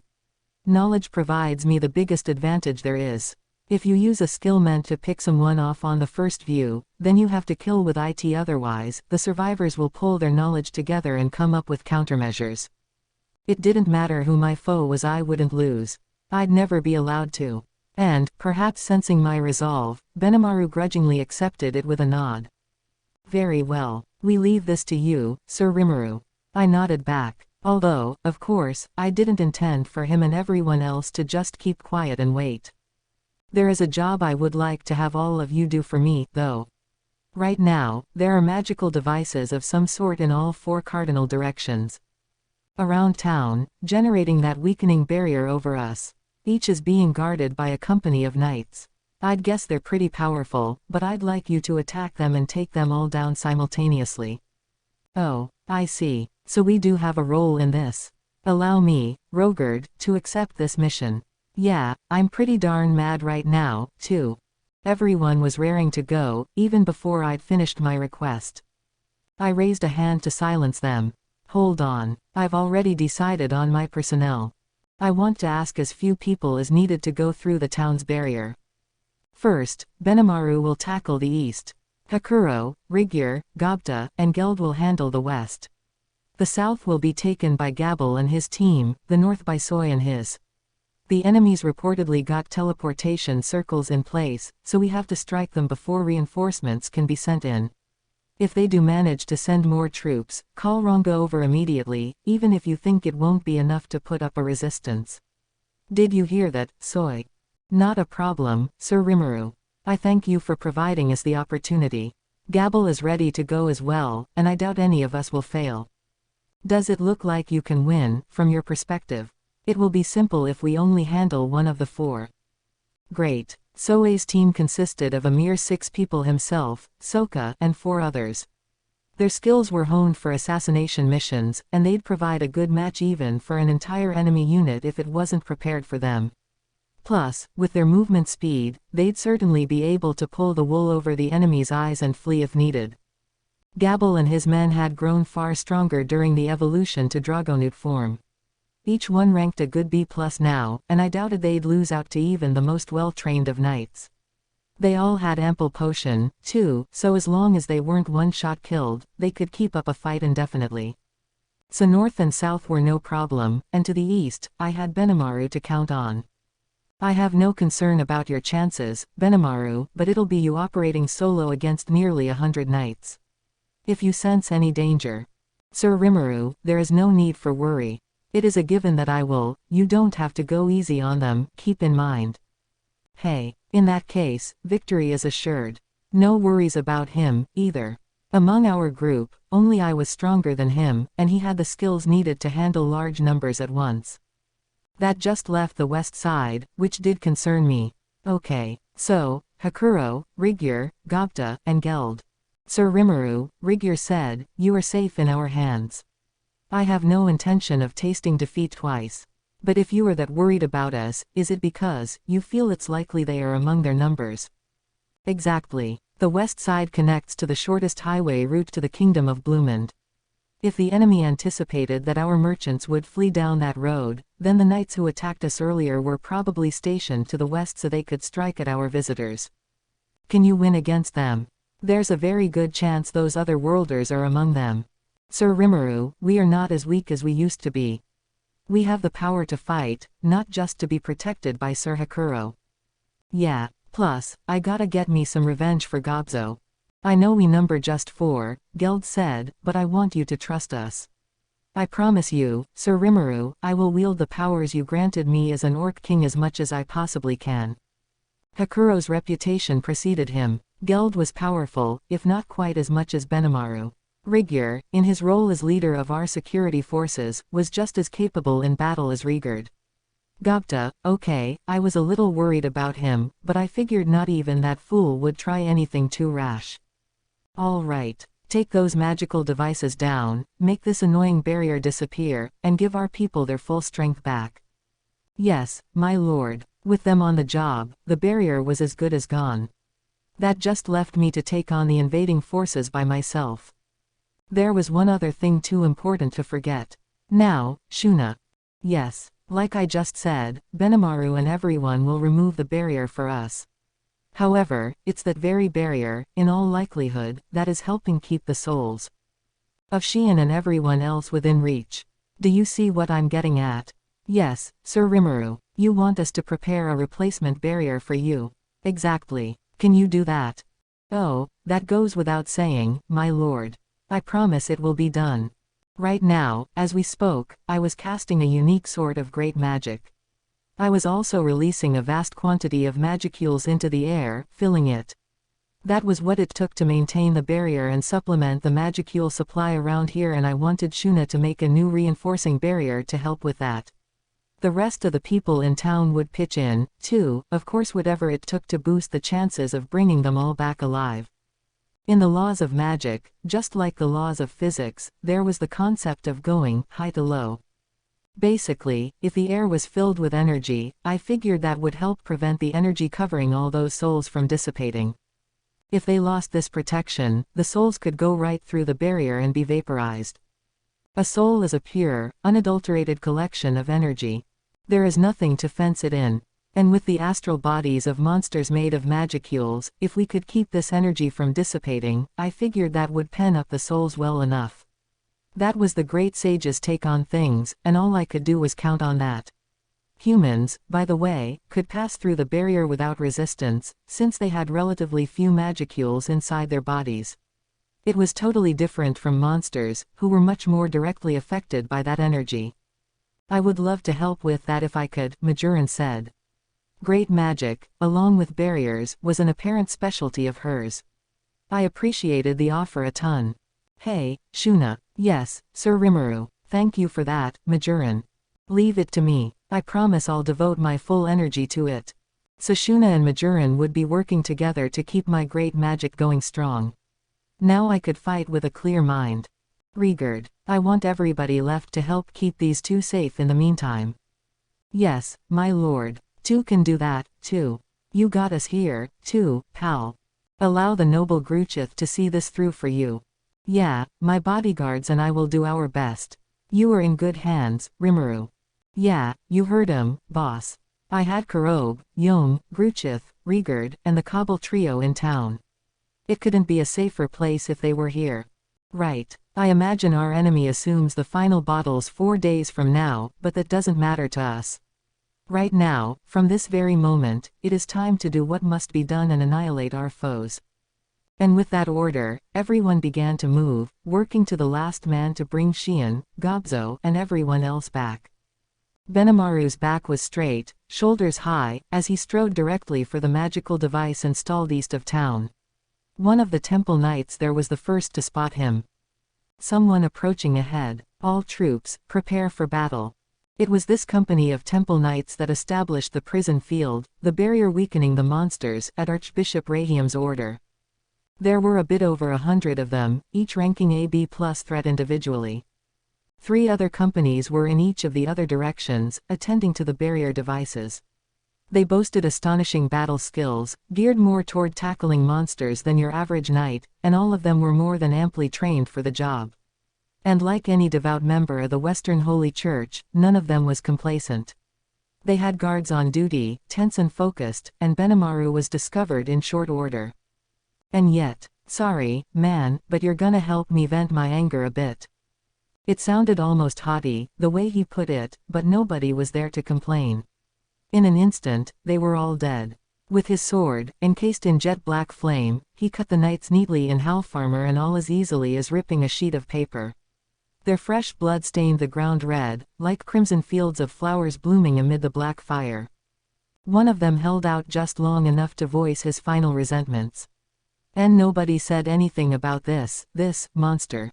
It was the captain of the night company, and it was his last act on this world before the black flame consumed him. That single dance-like motion from Benimaru didn't even need half a minute to knock them all out, and another offhand swipe of his sword slashed right through the magical device. Mission complete, he whispered. Nowhere any of my allies pathetic enough to be having trouble with this. He sincerely doubted it, but he still set off to check out the scene in the other directions. Over to the south, Gabble was busy rousing his men. Gah ha ha ha, I've finally been given a place in the sun. I was hoping my successes in putting our potions on the market would have merited my appointment to higher government by now, but then we had this distraction happen to us. It is simply outrageous that these minions should get in my way. Isn't it? It is exactly as you say, Sir Gabble. Well put. I was hoping that our efforts would be rewarded by now and that Sir Gabble would be basking in the fruits of his success. But now. Yes, precisely, but if this battle can prove to Sir Rimuru that I can be of aid to him, I am all but guaranteed a lofty role in his hierarchy. I want to see the full extent of your force in action right now, people. Show them what a Dragonute Riled is capable of. Raw. Spirits were high, no doubt, although some of Gabble's men might have questioned the way he phrased that speech. They knew Gabble didn't need some fancy title in the Tempest government, had already proven himself a capable leader in their eyes. That was why they had followed him when he was banished from his homeland. After all, and as petty as he could be about it sometimes, they knew he was seriously trying to boost their good name. Such words, one of them whispered, are exactly why Sokka and the others make fun of him, you realize. Shish. You want him to hear you. Yeah, well, that's one of the good things about our general, after all, isn't it? No doubt. You said it. Enough idle chit-chat, barked Gabble. Put yourselves into this. Ah, you make life so difficult for me. Oh, we do not, General. A quick laugh. Right. Forward. They were roused and ready to fight as they took flight from the cave, cutting through the clouds as they went southward and attacking in tandem with the others. The temple knights protecting the south were thrown into chaos upon witnessing the surprise attack from the skies. The ever-changing breath attacks fire, ice, air took out nearly a third of them in short order. Retain your positions. A senior knight half ordered, half shouted as his men flew into a panic. Go into our air defense formation and prepare for magical impact. But he was already too late to avoid Gabble's second wave of offense. Damn it. These aren't lizardmen at all, are they? They don't have anywhere near this level of force, much less wings to fly with. Don't panic. These are Dragonutes. They're not as common, but they're nothing we can't handle. Dragonutes. I can't believe it. Such great numbers, and working as a team. Their confusion subsided before the third attack arrived, as they finally began to grasp the situation. But half of them were already down, and none of the survivors was free of injury. Curse them. Contact our headquarters and call for reinforcements. One of the knights prepared to follow his captain's order. Then Gabble himself alighted next to him. HNGH. His spear plunged straight through the knight's heart. May God damn you now. The captain shouted as he engaged Gabble.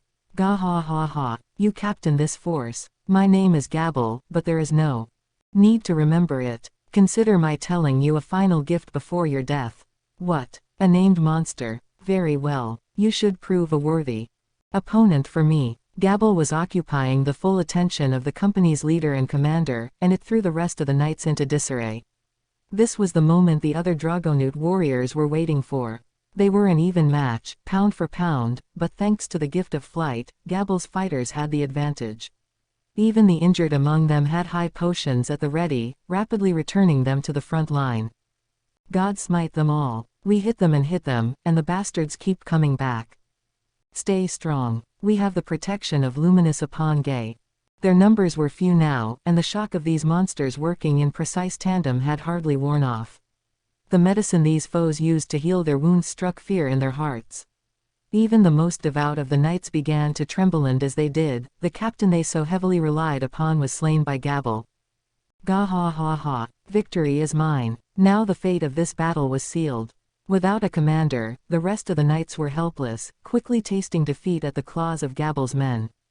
Over to the north, Soy and his platoon were on the move, silently using shadow motion to sneak into the encampment. Out of nowhere, there was a dull thud sound of someone's head hitting the ground. Soy had decapitated the garrison's commander. It was a signal to all that the battle was on. And no, where did they? Gra, ah. The shapeless assassins had successfully thrown the northern encampment into fits of terror. Sir Soy, these troops were weaker than I thought. I apologize, Sokka said as he took a knee before his leader. Apologizing would be meaningless. I am the one who shall make the final judgment. Plus. Soy paused a moment to think. Sokka was right. These were all weaklings. If this was what they were dealing with, Soy's team could have easily destroyed the magical devices in all four directions. Killing all the men as well would pose a challenge, but completing the objectives and escaping alive would have been no sweat. But the problem wasn't here on the north side. I was hoping they would be here, but I suppose it is the west, after all, just as Sir Rimuru surmised. Yes, my lord, I believe you are right.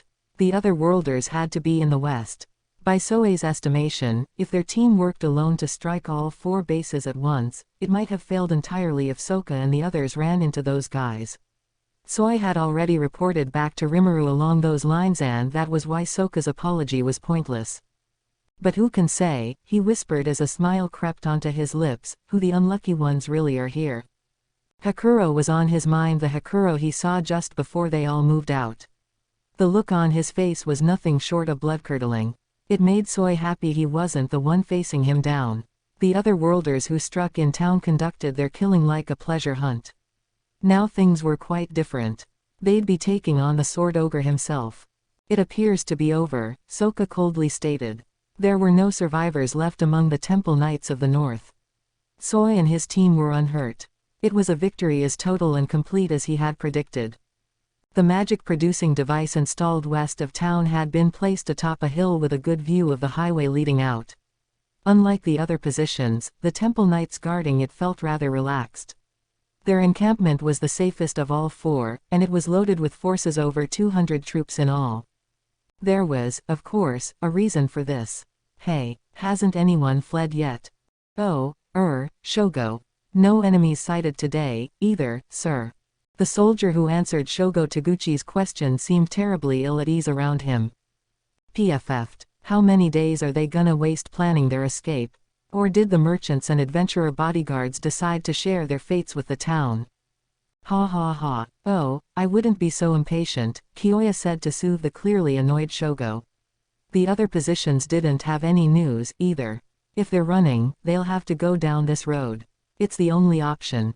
Huh, yeah, I hope, Shogo resentfully replied. It had been 3 whole days, and nobody had fled town. It made him suspicious. He was here because of the merchants and adventurers who were supposed to be skipping town. Kyoya seemed content with just shutting down this highway, as ordered, but Shogo had other ideas. Raisin, the head sorcerer of the Farmus court, had personally told him that he had free rein to massacre anyone on the highway.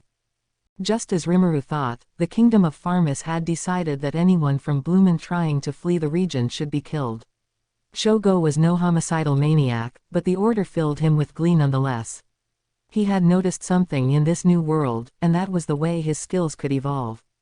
Once, during training, he had failed to fine-tune his berserker unique skill, and the results killed one of the knights.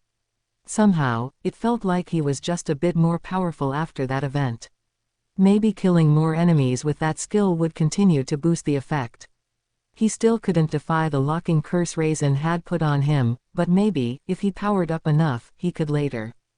That was Shogo's thought, but defeating monsters didn't provide that concrete feeling of strength he craved. It was a disappointment, but now, with carte blanche to kill the Bloomindians who would no doubt be flooding this road shortly, he was doing a little dance in his mind. But the people he had wanted to see so badly showed no sign of appearing, even after 3 days. For someone as quick-tempered as Shogo, it was sorely trying the limits of his patience. Kiyoya tried his best to keep him calm, even as he struggled to contain his own cravings for murder. The previous attack on the town opened his eyes to just how wonderful slashing up bodies could be. Especially that one elderly ogre. Those sword skills were the real thing, Kiyoya could tell that much. Ooh, I'll never forget that surprised face. The way it was so confident in its own strength. It's irresistible. It made him lick his lips in anticipation. And even though his motivations were different from Shogo's, he was just as ready for the fleeing crowds to appear. Then they heard a messenger provide a report. Enemies up ahead. They number 4. Tension and nervousness found their way into the western encampment. The knights immediately cast magic to boost their physical strength, preparing to engage this threat and going into a formation that guaranteed at least 3 troops could tackle each one. They might have slept on the job a little, but these were Western Holy Church monster hunters, each one an expert in the field. There was no panic, no agitation. They simply did what needed to be done before a battle began. Hakuro, Rigyur, Gobta, and Geld were coming their way. "Let's give 'em a show," shouted Gobta as he drew his dagger and held its scabbard in his left hand. The Starwolf he was on leapt forward, and then he jumped off his mount's back, somersaulting once in the air. Steadying his aim with his scabbard, he launched a case cannon strike upon the head of the most important-looking knight in the crowd. Easily surging past the speed of sound, the 2-centimeter-wide iron balls landed a direct hit. There was a soft swing.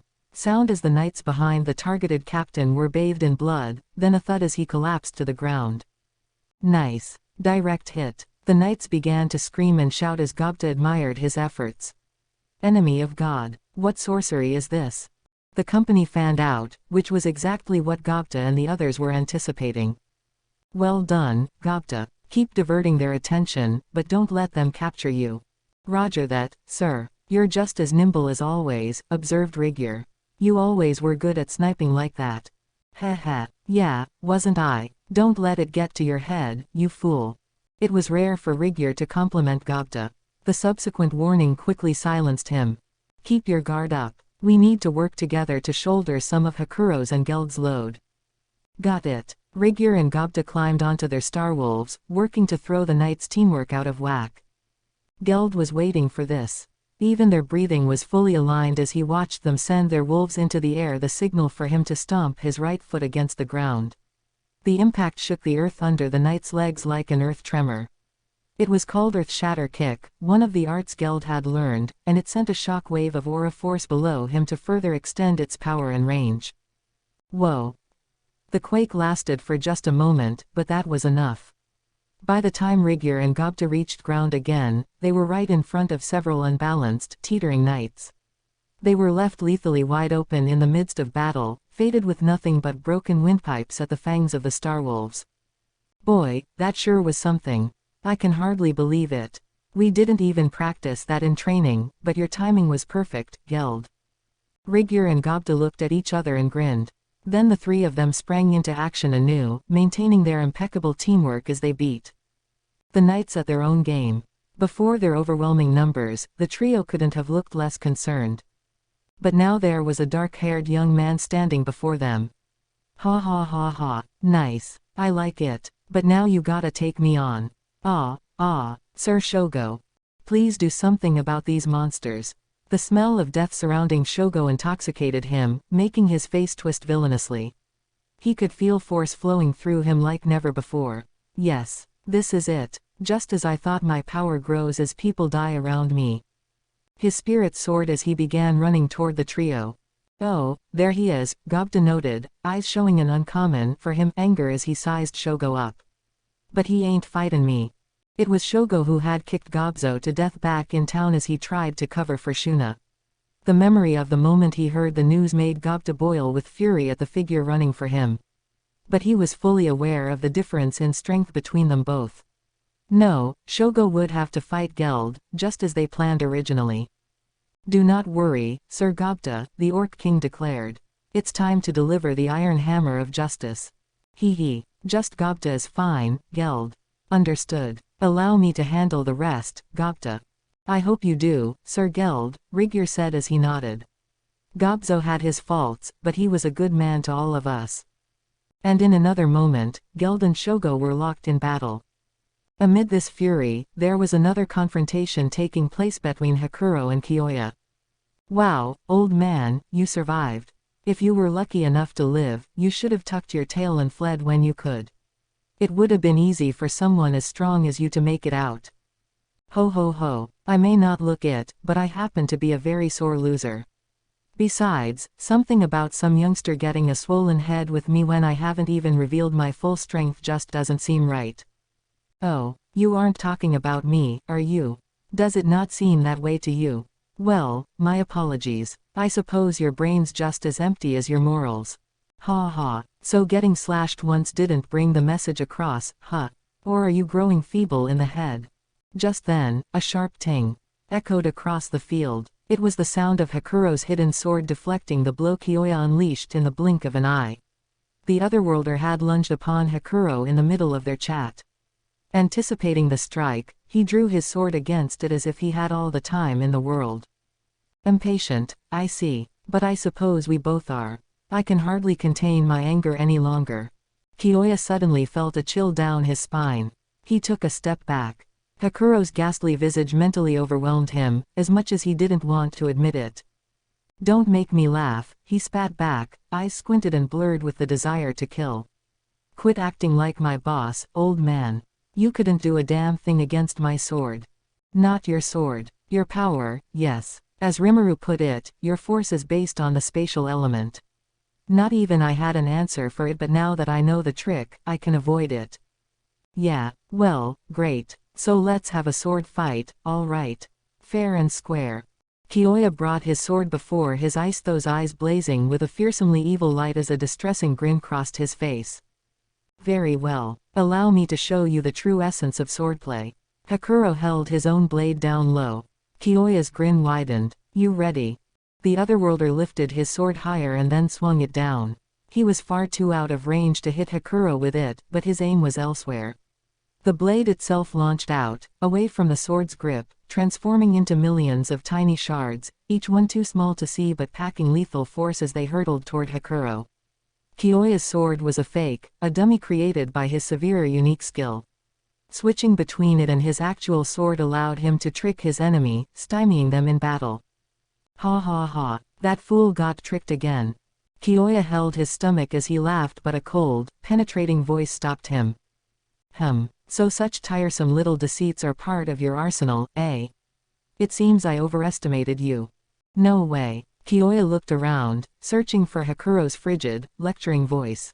He found the ogre exactly where he had been standing, completely unhurt. What did you just do, old man? Interesting. You weren't able to see it. Then I suppose you're just a second-rate fighter or worse. What? Second-rate or worse, is what I said. I can fully keep up with your sword style, and frankly, I couldn't find it more childish. Don't mess with me, you senile piece of shit. Kiyoya lost his cool, eyes wide open. That was why he couldn't notice. His severe blade, capable of ripping through anything, had been fully deflected by Hakuro, and now, he had to accept that. He hadn't even noticed that the third eye on Hakuro's head was now open. Aura, all-powerful and overwhelming, flowed from him. It was enough energy to easily propel him into the A ranks of monsterdom. Right. I said I would show you the true essence of swordplay. Pay close attention to this. Shut up. Shitty little monsters, acting all tough and crap. Kiyoya, still enraged, created a new blade and slashed at Hakuro. Hakuro paid it no mind. He just stood there, quietly transforming the intense rage inside him into power. Not even the sight of Kiyoya bringing down his sword at point-blank range fazed him. He just kept his third eye open, the extra skill Heavengaze, and dodged his opponent's unseeable blade by a hairbreadth. You talk big, Kyoya shouted as he laughed loudly, but you can't do a thing against me. Can you? There's nothing you can do. Just sit there and watch my invisible blade rip you apart. The time has come, I see. Perhaps your eye is not so all-seeing after all. Huh, what did you? Kyoya didn't understand, but he could tell it meant trouble. He took a step back, but it was already too late. A flash. The resulting sword move Crestwater Slash was clearly visible to Kyoya's all-seeing eye, and then Kyoya realized something was wrong. He was frozen. Not frozen, exactly, but moving at an impossibly slow speed. The sword flowed its way toward him. His all-seeing eye picked up on that. It should have been evadable enough. But the sword kept coming. It touched against his neck. And then it went all the way down into his torso. Then the sword came back out, gouging Kyoya's heart along the way, as Hakuro just barely grabbed his head before his body hit the ground. In less than a second, it was all over. And there we go. I hope you will use the remaining time you've extended 1,000-fold for yourself to figure out where you went wrong. Those words, via thought communication, were the last thing Kyoya ever heard. Hakuro could have killed Kyoya at any time. Even in town, he wouldn't have fallen behind if he had any intention of killing him then. It was a loss with its cause squarely upon Rimuru and his order to drive away their foes alive. Now, though, his good name was restored. He had waited for the moment when Kyoya's all-seeing eye was at its maximum level of activation. Then he showed his own skills and the sheer difference in talent between them. It would be just a few seconds before Kyoya's oxygen-starved brain would expire, and even less than that before his consciousness grew cloudy. But thanks to Mind Accelerate, he had extended his perception speed to 1,000 times normal. Hakuro's taunting goaded him into it, although Kyoya had no idea. Now, all he could do was taste the pain, the bitterness, for a small eternity until the moment he finally, mercifully passed. Such was the end of Kyoya Tachibana, the otherworlder who attempted to con his way through life and met his doom over it. Shogo was intensely irritated. Geld, the warrior looming in front of him, seemed invincible to his powers. Nothing of the sort had ever happened to him in this world. Everyone always grovelled before him, begging for mercy. And now look. Goddammit. He poured every ounce of strength he had into Berserker and launched a kick at Geld's frame. It helplessly clanged against the Orc's scale shield, the unique piece of equipment Garm forged out of Charybdis scales for him. That's cheating. If you're a man, fight me with your bare hands. Geld raised a quizzical eyebrow at Shogo's absurd command. I don't know what you mean. This is war. Cheating or not, it is only polite to bring out everything you have against your foe. Don't give me that shit. I don't have any weapons, and you're fully outfitted. You should be ashamed of yourself. This bewildered Geld. His opponent was making less and less sense. The word patience wasn't in Shogo's dictionary. It seemed like he expected his selfish, childlike whining to work against grown men. That was why failing to even put a dent in Geld was filling him with a passionate rage. But that wasn't Geld's problem. All he could do with Shogo's nonsensical ramblings was ignore them. All right. I'm sorry, Shogo backpedaled. I thought I'd just ask, if you could put down that annoying shield for me. I'm all warmed up now, so I guess it's about time I put everything I got into this. To Geld, someone whose mind was configured to follow his warrior code, it was impossible for him to follow the thoughts of the oblivious Shogo. But this was a battlefield. Just because his foe threw him for a loop didn't mean he'd abandon the fight. Everything you've got. Very well. I will do the same as, Not listening to Geld's words, Shogo focused his spirit just below his navel and shouted out loud. Then, like a tiger, he planted a foot on the ground and sped off, unleashing a flying kick in Geld's direction.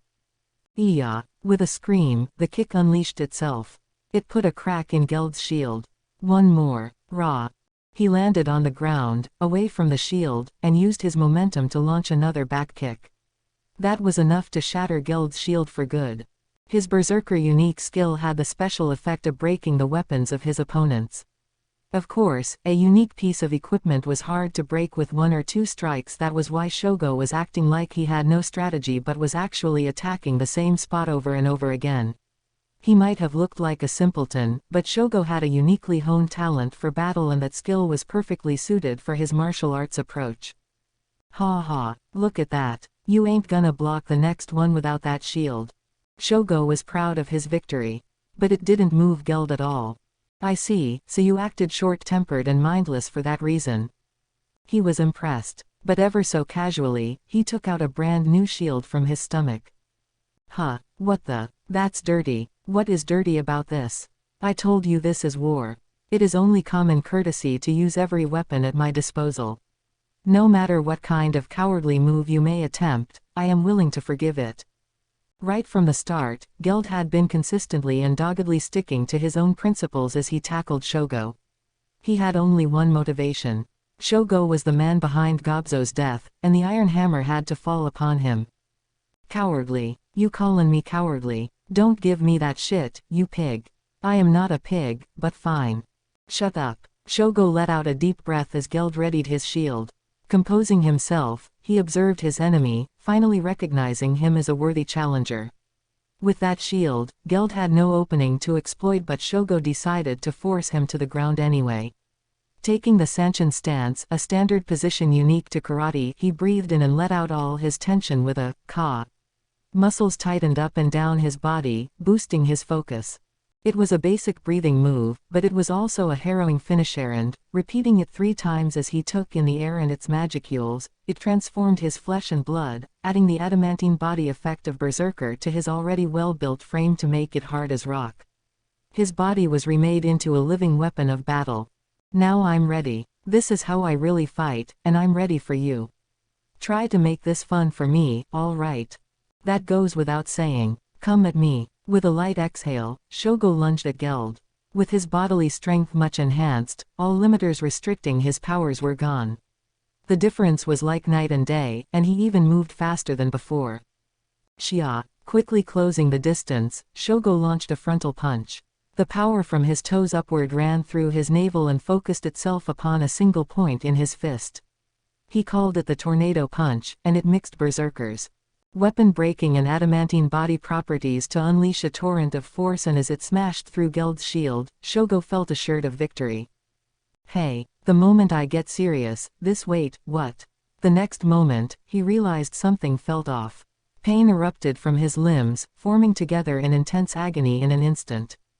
Huafuts. Goddammit. It was Chaos Eater, a yellow aura that snaked its way around him. Now Geld was on the attack. Your physical strength is commendable. I can certainly tell that much from what I have seen in this short battle. But it seems rather weak against rot.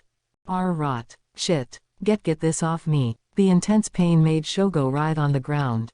Looking on from above, pity in his eyes, Geld prepared his meat cleaver blade. Let me end the pain. Wait a second. Geld's slow approach made the orc look like a man-eating demon in Shogo's eyes. He was strong of will when attacking, but now that it was his turn to take a shot, he was defenseless. It was always a sad sight to see someone experiencing this helplessness for the first time, but that was Shogo now, edging away as best as he could. But that only added to the pain. Shogo had nothing to undo the Chaos Eater around him. The yellow aura drilled further into his body, making the flesh on his hands and legs rot into nothing, but still he tried to get away from his foe. Geld didn't care. He had other things on his mind, such as Hakuro, whom he could see casually walking up to him. You still aren't done, Geld. Sir Hakuro, you are finished. I was just about to strike the final blow. Now, even Shogo could see that the knights around them were strewn across the battlefield. You assholes. What the hell did you do to Kiyoya? Him. He's dead, came the matter-of-fact reply as Hakuro tossed something at him. It was Kiyoya's head, rolling along the ground there, and it provided all the evidence necessary. Shogo attempted to flee at full speed, no longer caring about the pain in his limbs. Deep down, he knew he'd be meeting the same fate, and it terrorized him. God damn it. God, why did this happen to me? The pain was as intense as the terror and confusion. Shit, if this keeps up, I'm dead. His mind raced, trying to figure out a way to survive this. Then, out of nowhere, he had a brilliant idea. He recalled that there, in the tent in front of him, was another otherworlder. So he ran, placing all hopes upon this new plan. Raising the tent flap, he found Karara relaxing inside. "Hey, you done? 'Cause you sure took your sweet time with." "Shut up, Karara," Shogo said as he ran up to her. "I'm sorry, but you're gonna have to die for me." "Huh, what are you talking about, you dumbass? Why are you picking a fight with me?" Karara took it as a joke. It had the effect of greatly shortening her lifespan. Clench. Wah, you're choking me. She had left herself wide open, and now Shogo's hands were fully engaged with her. She struggled mightily, even as Shogo's tremendous power shattered her neck, but in another moment, her resistance grew weaker. Memories of her life in Japan flashed before her eyes. The boyfriend she liked. The friends she got along with. The parents who put up with her selfishness. All Karara wanted to do was go home. Raisin had told her himself, "Do what I say, and I'll develop a spell to whisk you back someday." To her, this world wasn't reality, and that meant she could do whatever she wanted. Otherwise, she'd have to seriously contemplate all the crimes she'd committed.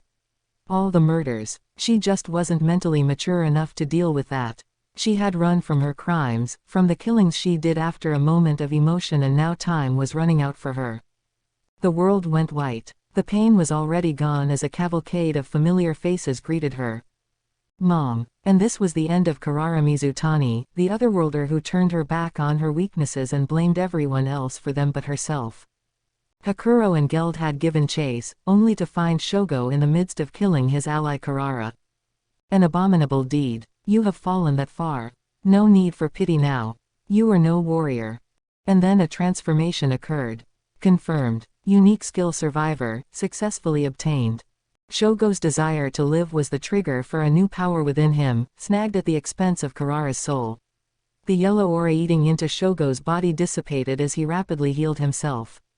This was ultraspeed regeneration in action, one of Survivor's subskills. The world language, so that's what he was after.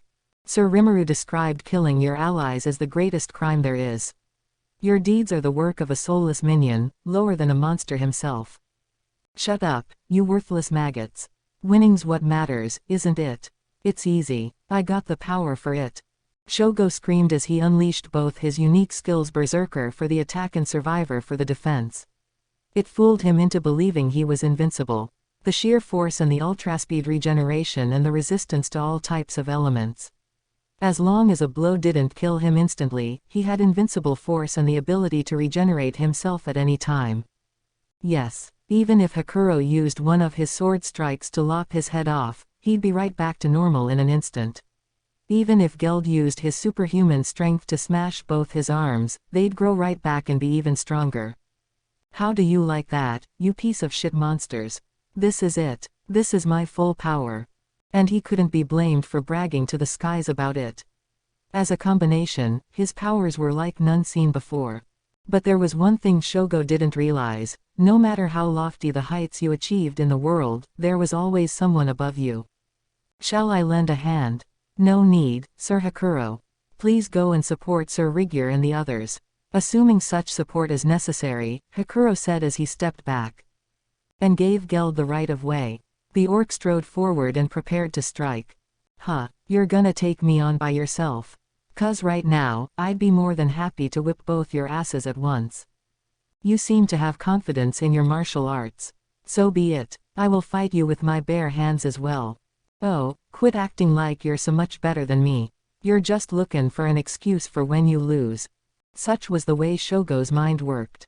It made him go immediately on the offensive. His face was brimming with confidence, testing out his new powers, but that ease of mind didn't last long. It was a bit harder for him to die now, and he was ever so slightly powered up, but that still didn't make him a foe for Geld to concern himself with.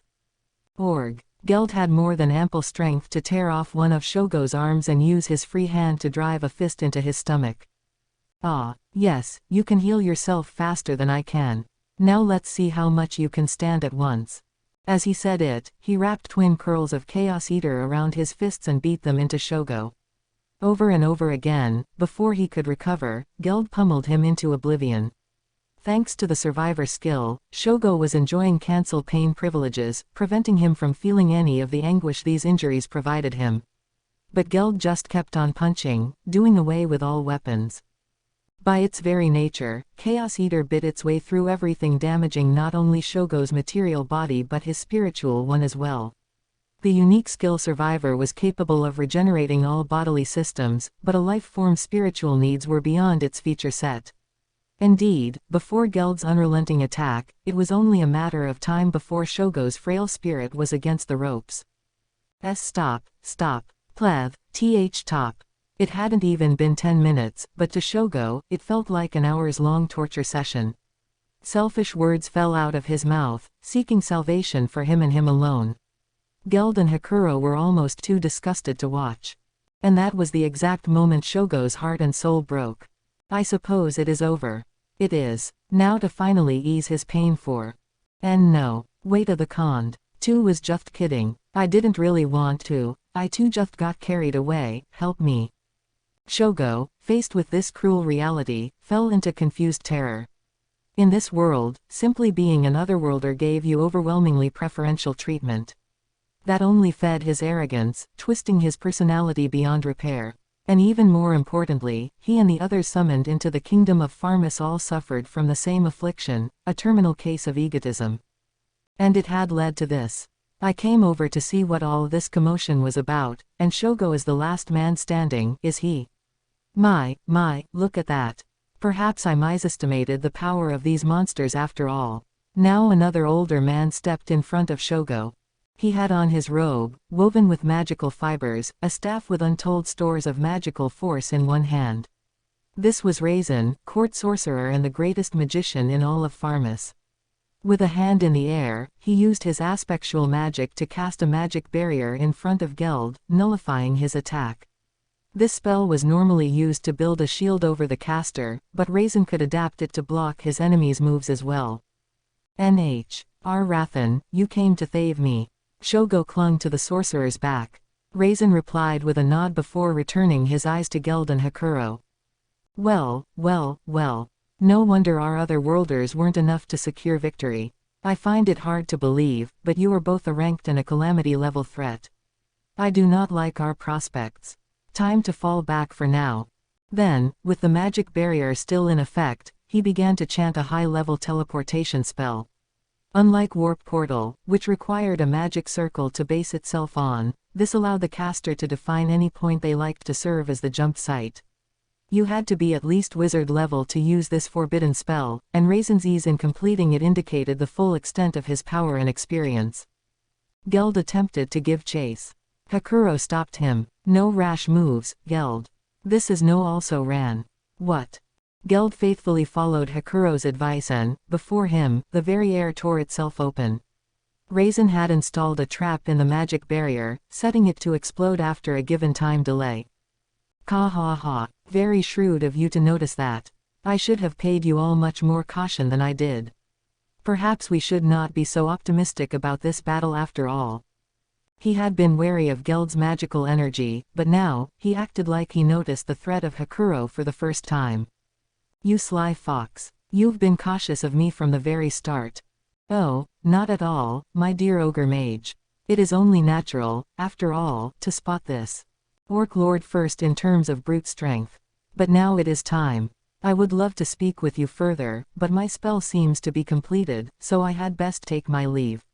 We may meet again in battle, assuming you survive. I rather doubt that, Hakuro shot back, because the battlefield you are headed for will be attended to by our master. You have all gone too far this time. You have enraged the one creature in this world you should never have riled. I pity you. Your death will not be an easy one. Ha. Enough of your silly bluffing, but if you mean it as a warning, I will keep it in mind. Farewell. With that, Raisin disappeared, carrying Shogo with him. Silence returned to the scene, although the sounds of battle could still be heard from outside the tent. Are you sure it was best, Geld said, to leave that sorcerer Raisin be? I imagine not, but if we fought him, then either you, I, or at worst both of us might have died. He had another hidden magic queued up for us, one set to trigger in the event of his death. He did, and the magic was that much a threat. Likely nuclear in nature, he muttered bitterly. The ultimate in aspectual magic. Rigyur and Gobta are here as well, and we cannot have them caught up in it. Now is not the time for ill-advised gambles. Heaven Gaze gave him a better sense of the magic around him, from the flow of magicules to the extent of its force, than even magic sense could allow. It told him that the area beneath Raisin's rib cage was packed with highly dense magic enough to set off a dangerous, forbidden spell, by Hakuro's estimation. I see. It would not be an issue for Sir Rimuru, but we will still need to prepare for this. We must tell everyone about this dangerous figure before us. Geld nodded. I understand. I will relay the news to my own forces. Then they both went outside to assist in the final mopping up of the Western troops. With Shogo in tow, Raisin safely made it back to Fulgen's side at their headquarters. Triggering several powerful magics consecutively in a short time filled him with a sense of fatigue like none he'd experienced in recent years, but now was no time to rest. He had work to do. Thanks, Raisin. I'm sorry. Forget about it, Shogo. You are one of my most valuable tools. One of our kingdom's most precious pieces of war machinery. Why yeah, I lost this time, but not in the next round. I'll show 'em. Very good, Raisin gently replied Evan as his eyes shone coldly. Something Shogo failed to notice. Your injuries seem to have taken care of themselves, but let me cast some magic to help you rest better. You need to recover your stamina first. Sure, sounds good. He accepted Raisin's offer without question and, without hesitation, Raisin cast his spell. It was the illusory magic mental strike, a move that shattered the target's spiritual and astral bodies. Shogo's spiritual corpus was already heavily damaged by Geld's attack. This was nothing he could withstand, and he trusted Raisin too much to have any of his own resistances up. So the otherworlder Shogo Taguchi saw his end doomed to die either way, between his weakness and his egotism. But this death was not one of the body but one of the heart. With the still Shogo in front of him, Raisin prepared his final great magic of the day. Rather earlier than planned, isn't it, Sir Raisin? My hands are tied, Fulgen. The monsters unnerved him so much that he'd hardly be useful to us any longer. The time had come. Still a pitiful sight, though. He really believed he was the strongest man in the world, didn't he? It appears that way. And look at Kiyoya. He honestly believed he could defeat Hinata Sakaguchi, head of the Paladins. With his strength. Bah ha ha ha ha. Don't make me laugh. Not even I could take her, and that little upstart expected victory. Fulgen could at least put up a fight against her thanks to the fact that he himself was an otherworlder, summoned by a younger Raisin decades ago. He had no locking curse restricting his soul. In terms of their relationship, he was both friends and cooperative partners with Raisin. Even to someone like that, Hinata's strength was in its own realm, enough to convince him without trying that he had no chance. It is a pity, though, stated Raisin. Kiyoya's severer skill slipped through our fingers before I could pass it on to you. That's fine. There's always next time. Fulgen's own unique skill was called Spearhead. It gave him special insight into the strength of the forces he led, letting him select from and obtain the skills of any dead member of his force within eyeshot.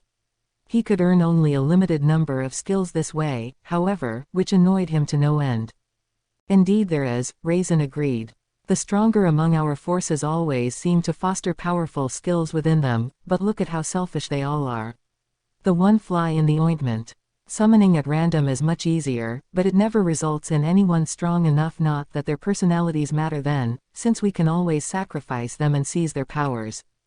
No doubt. We've constantly spoiled them, treating them like the linchpins of our armies they are. I see no reason for them to complain about it. The two shared a laugh. And this, right here, was the whole crux of Pharmas's problem. It wasn't just the otherworlders. The summoners who called the kingdom home were just as egotistical, assuming by birthright they were the strongest out there. Raisin smiled as he continued his work. But this may be a blessing in disguise, he said. At the very end, Shogo did help me out a great deal. I'm not sure what happened, exactly, but he seems to have obtained another unique skill. Now, then. The job was almost done. He was resetting Shogo's brain, overriding it with his own memory. Once he transported the soul over, he was good to go. You sure you're all right? There's no chance of it failing. Don't worry, this isn't the first time. My teacher, Lord Ghidorah, reincarnated himself by literally birthing his soul all over again. No greater secret magic out there. Compared to that, casting possession couldn't be simpler. Raisin had completely destroyed Shogo's astral body in order to take over his physical one. He then destroyed his brain and rebuilt it again with Survivor. It was a total blank, with none of its soul's memories restored, and now Raisin's own memories were burned into it. All he had to do now was implant his soul into Shogo's body. The possession spell was a simplified version of reincarnation, the mysterious, esoteric skill first woven by Raisin's master, the great sorcerer Ghidorah. It was an original skill of Raisin's, and now it was activated. This was how the head sorcerer of Pharmus managed to serve his nation over all these many years, transferring himself from powerful body to powerful body.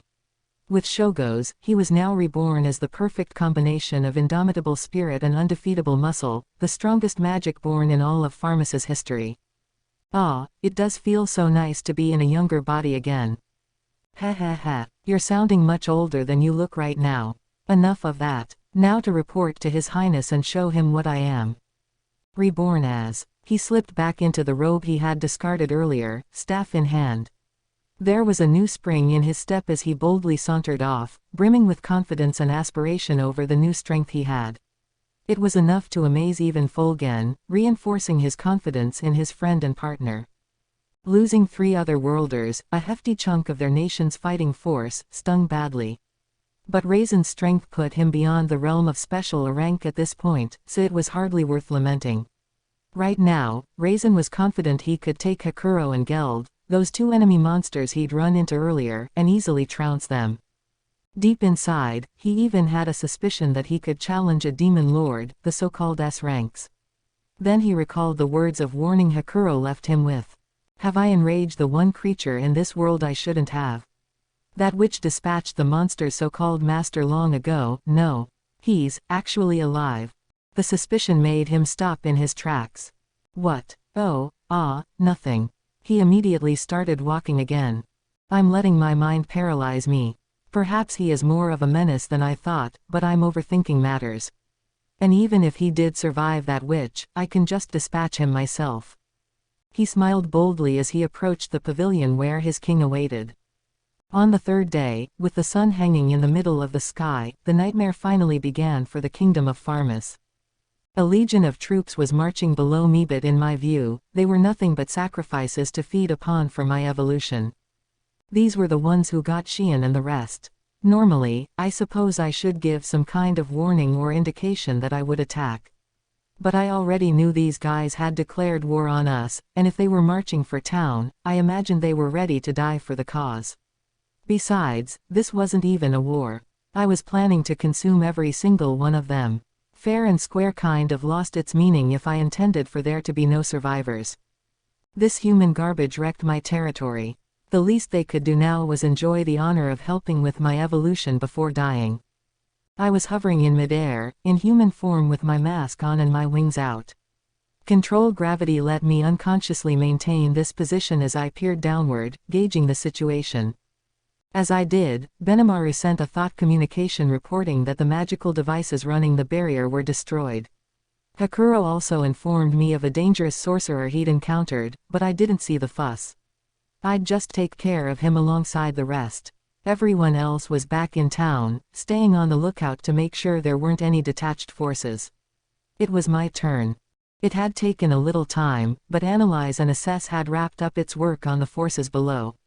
I now had an accurate picture of their strength and numbers, and I had also finished calculations on a new magical spell. Everything was ready. Shall we, then? I deployed a large-scale magic circle, big enough to cover the entire Pharmus force. It was powered by Anti-Magic Area, a great magic I'd picked up from Majoran. It was about 30 miles in diameter, and it couldn't have been more perfectly positioned. It covered the entire atmosphere up to 10 feet above the ground, cutting the area off from the sky and the earth. Now the enemy could cast no magic. All of this was just to prevent the force from fleeing. I didn't want to let a single one of them go, so I blocked any chance of their magically teleporting away. Now it was time to deploy the main Corsi vast killing magic, the perfect weapon to seal the deal with. It was called Die. May the anger of the god sear through your very souls, Megiddo. Dancing, swirling rays of light rained down from the heavens, repeatedly reflecting and refracting near the ground and plunging through the nights before they could react. There would be no opening bell to signal the beginning of the quiet massacre. Usually, a military force in this world would deploy underneath a protective barrier established by the magical platoon attached to it. This was known as Legion magic, and it put the force on notice against any type of magical element.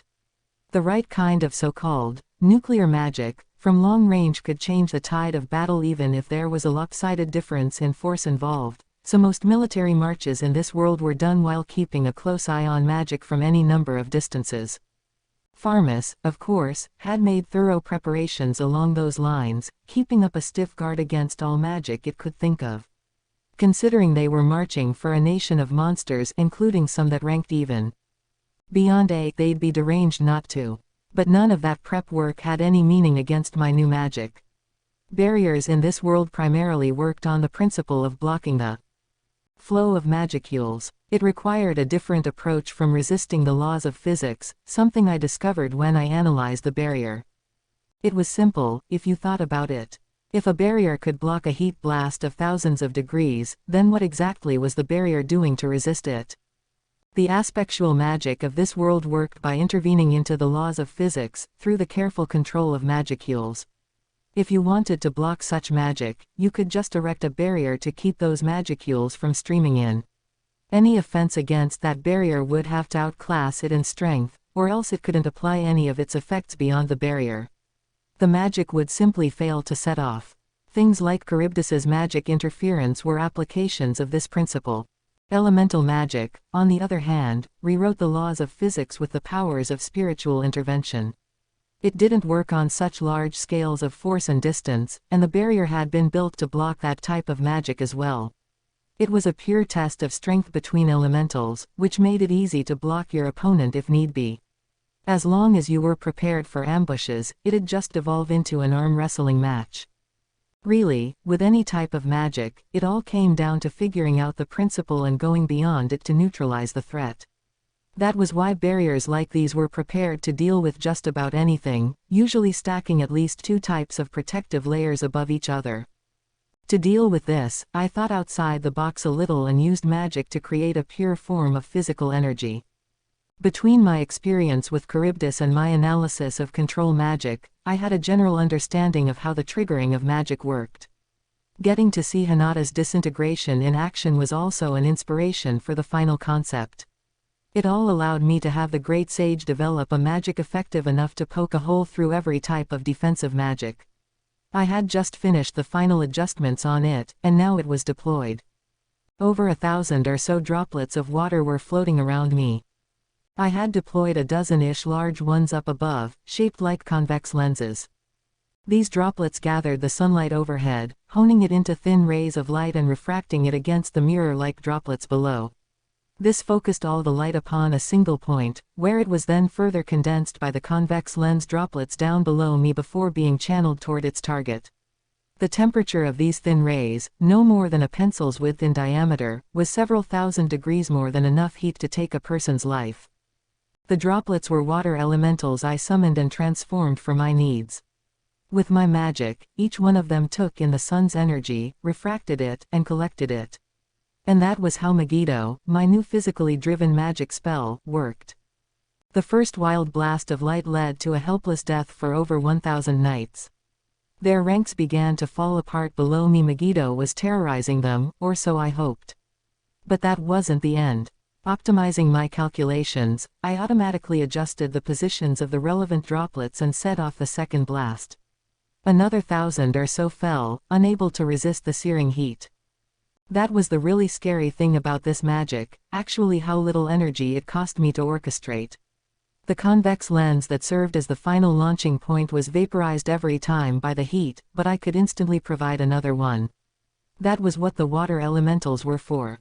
And gathering water vapor from the air didn't take much work. Rebuilding a lens took less than half a minute, so it was even possible to launch a volley of air strikes. All I had to do was gather more water and adjust my aim. It cost me nothing more than whatever it took to summon elementals and keep the machine purring. This spell, for the most part, ran on sunlight, the purest symbol of natural energy. It meant I could use it only during the daytime, but these forces were kind enough to march upon Tempest close to high noon. All potential issues had been addressed. Now I just had to clean up the garbage below me. The soundless bolts of light speed force offered the knights no chance to react as they toasted them. The massacre went on. Magic sense gave me a perfect picture of their locations, letting me strike them right where they were most vulnerable. The only thing their barrier obstructed was magicules, so I luckily had a clear view of them all. Whether a mercenary clad in crude leather armor or a knight in government-issue metal plate, death came to all equally. Occasionally, I would deliberately aim a beam at someone's arm or leg or torso, making them scream in despair to add to the chaos. It only made the scene more gruesome. Terror was everywhere now. What I did not aim for were the fancier wagons and tents. I didn't know where the king was. If I killed him, I'd never be able to make him confess his sins. I wasn't that compassionate. Anyone stupid enough to incur my wrath needed to be amply rewarded for it. A mere 5 minutes or so after this one-sided strike began, 2/3 of the advancing force were out of commission. That meant over 10,000 lives had been snuffed out by me, their souls harvested. Now ought to be a good time. With a flutter of my wings, I descended to earth, ready to deliver yet more despair to the fools before me.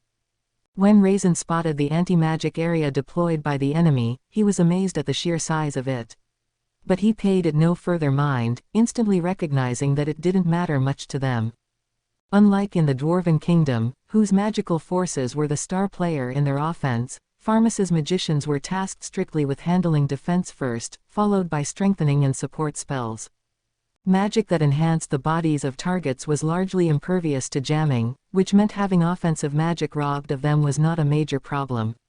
Plus, they already had assorted legion magic in effect, and dispulsion magic would be the only way to get rid of that.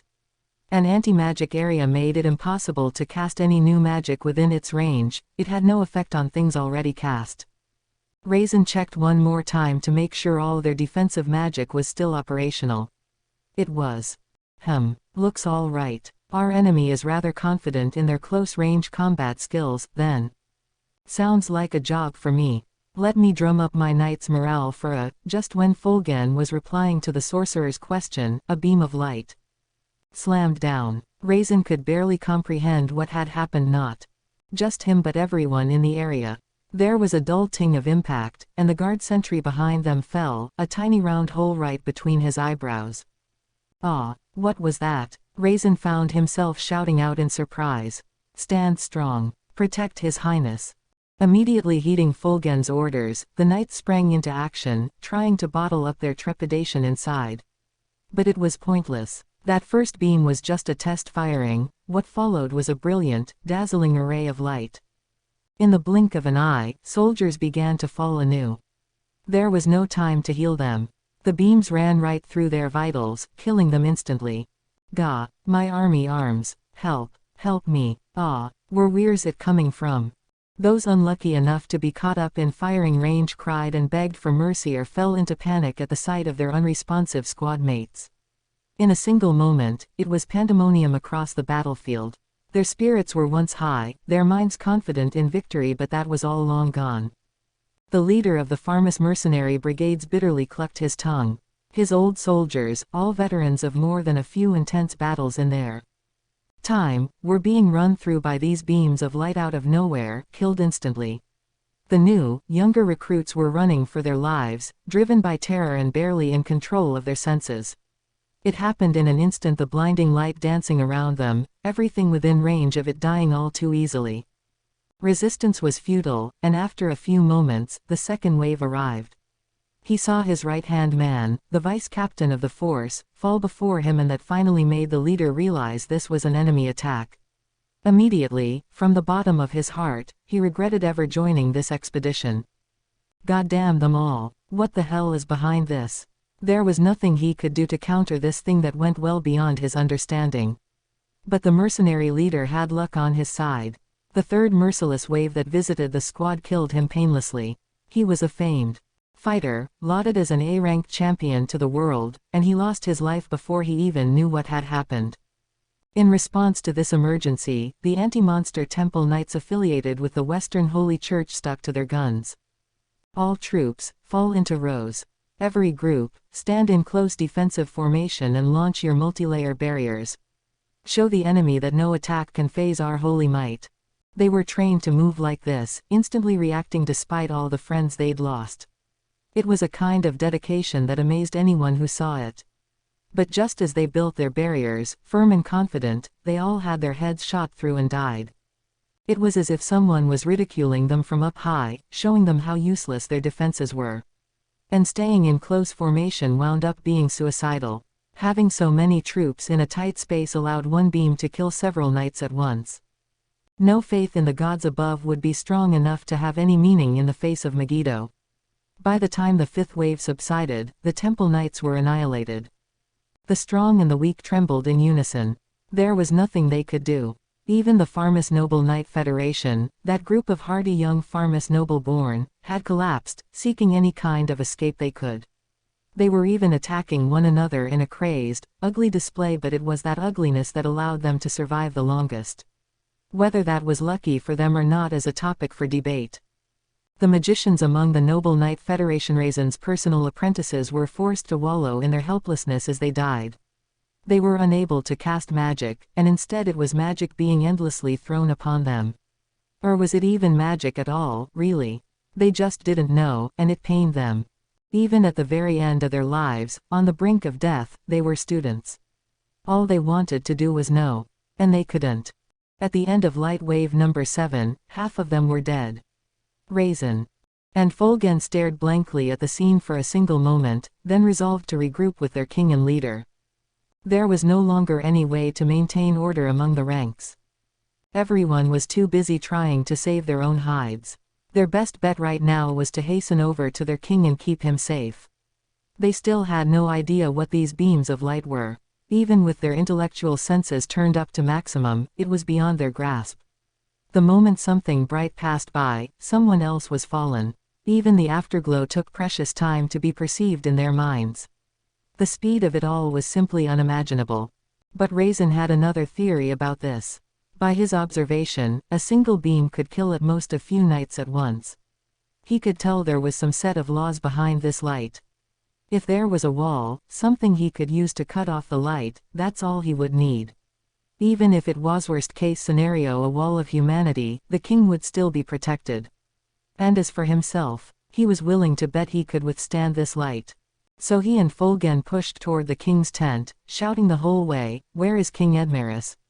Is His Highness safe?" King Edmaris was doing everything he could to quell the wellspring of terror robbing him of his very breath. He had to save his dignity as a monarch at all costs. His mind raced, his thoughts chaotic. There was now no denying it, this campaign was a failure. Even if he wanted to escape alive, developments no longer allowed for that.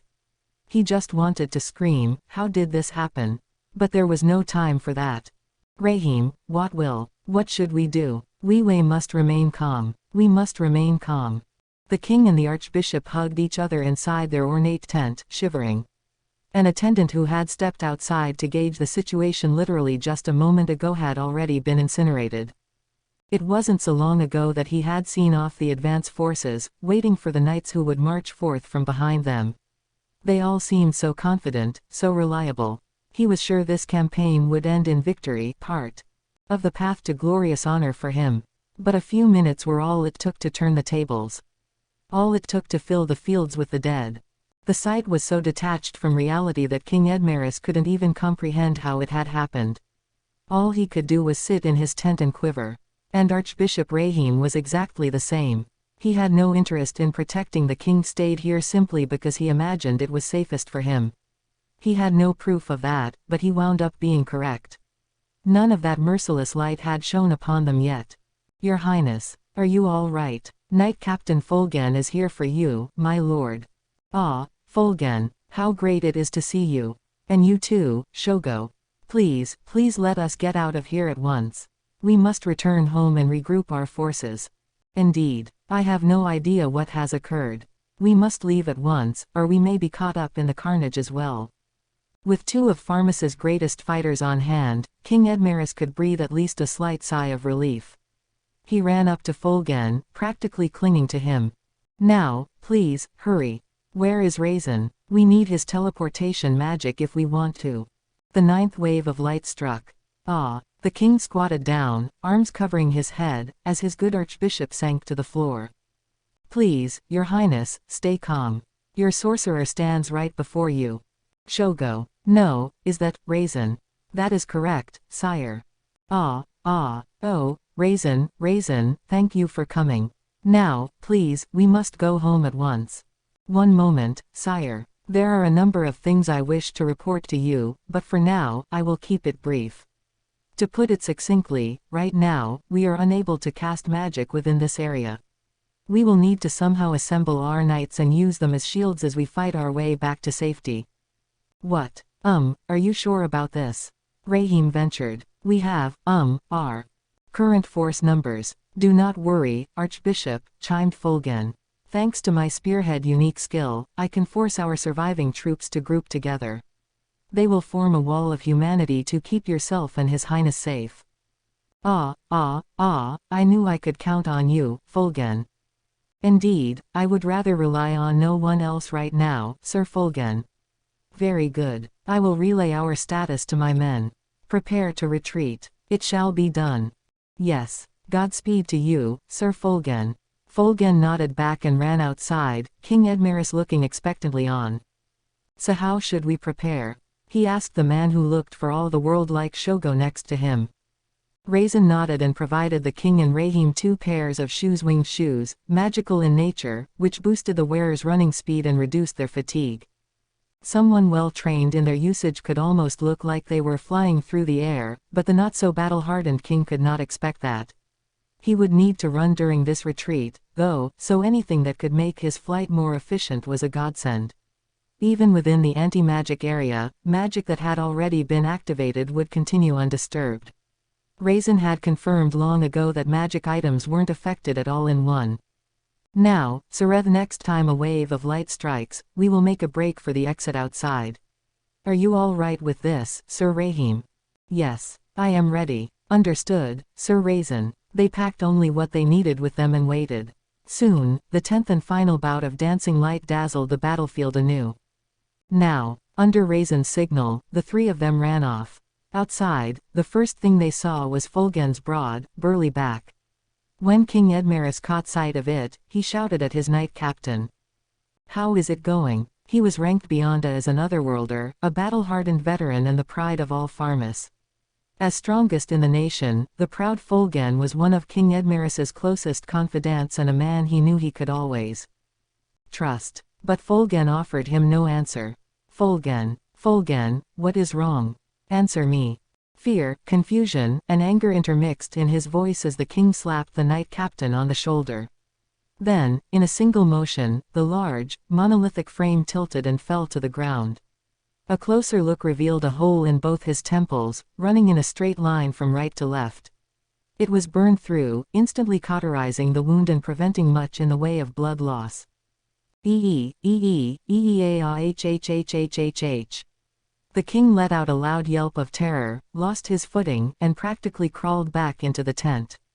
His choice of stance meant his winged shoes went to waste, as he demonstrated not even a shade of regal dignity. A warm liquid dripped out from his crotch as he sobbed, eyes and nose dripping like a faucet. And as they did, he knew, he was going to die. If he stayed here, he was dead. Even as he tried to flee in terror, he kept falling down, his legs failing him. But there was no one there to notice. The knights who Fulgen had called together had been wiped out with the 10th wave. Anyone still surviving had lost their sense of reason, too focused on saving themselves. Order and discipline were a thing of the past. The knights could easily boast of being the mightiest military power of the Western nations, but now they were powerless, lowlier than a disorderly mob. All of them now tasted their powerlessness in equal measure. The terror should only have been expected. In a single instant, the absolute superiority over monsters they enjoyed had collapsed into a heap. The feel of the battle had now changed. The soldiers, running amok in all directions, stopped moving, their eyes turning toward a single point in the sky. King Edmaris was among them.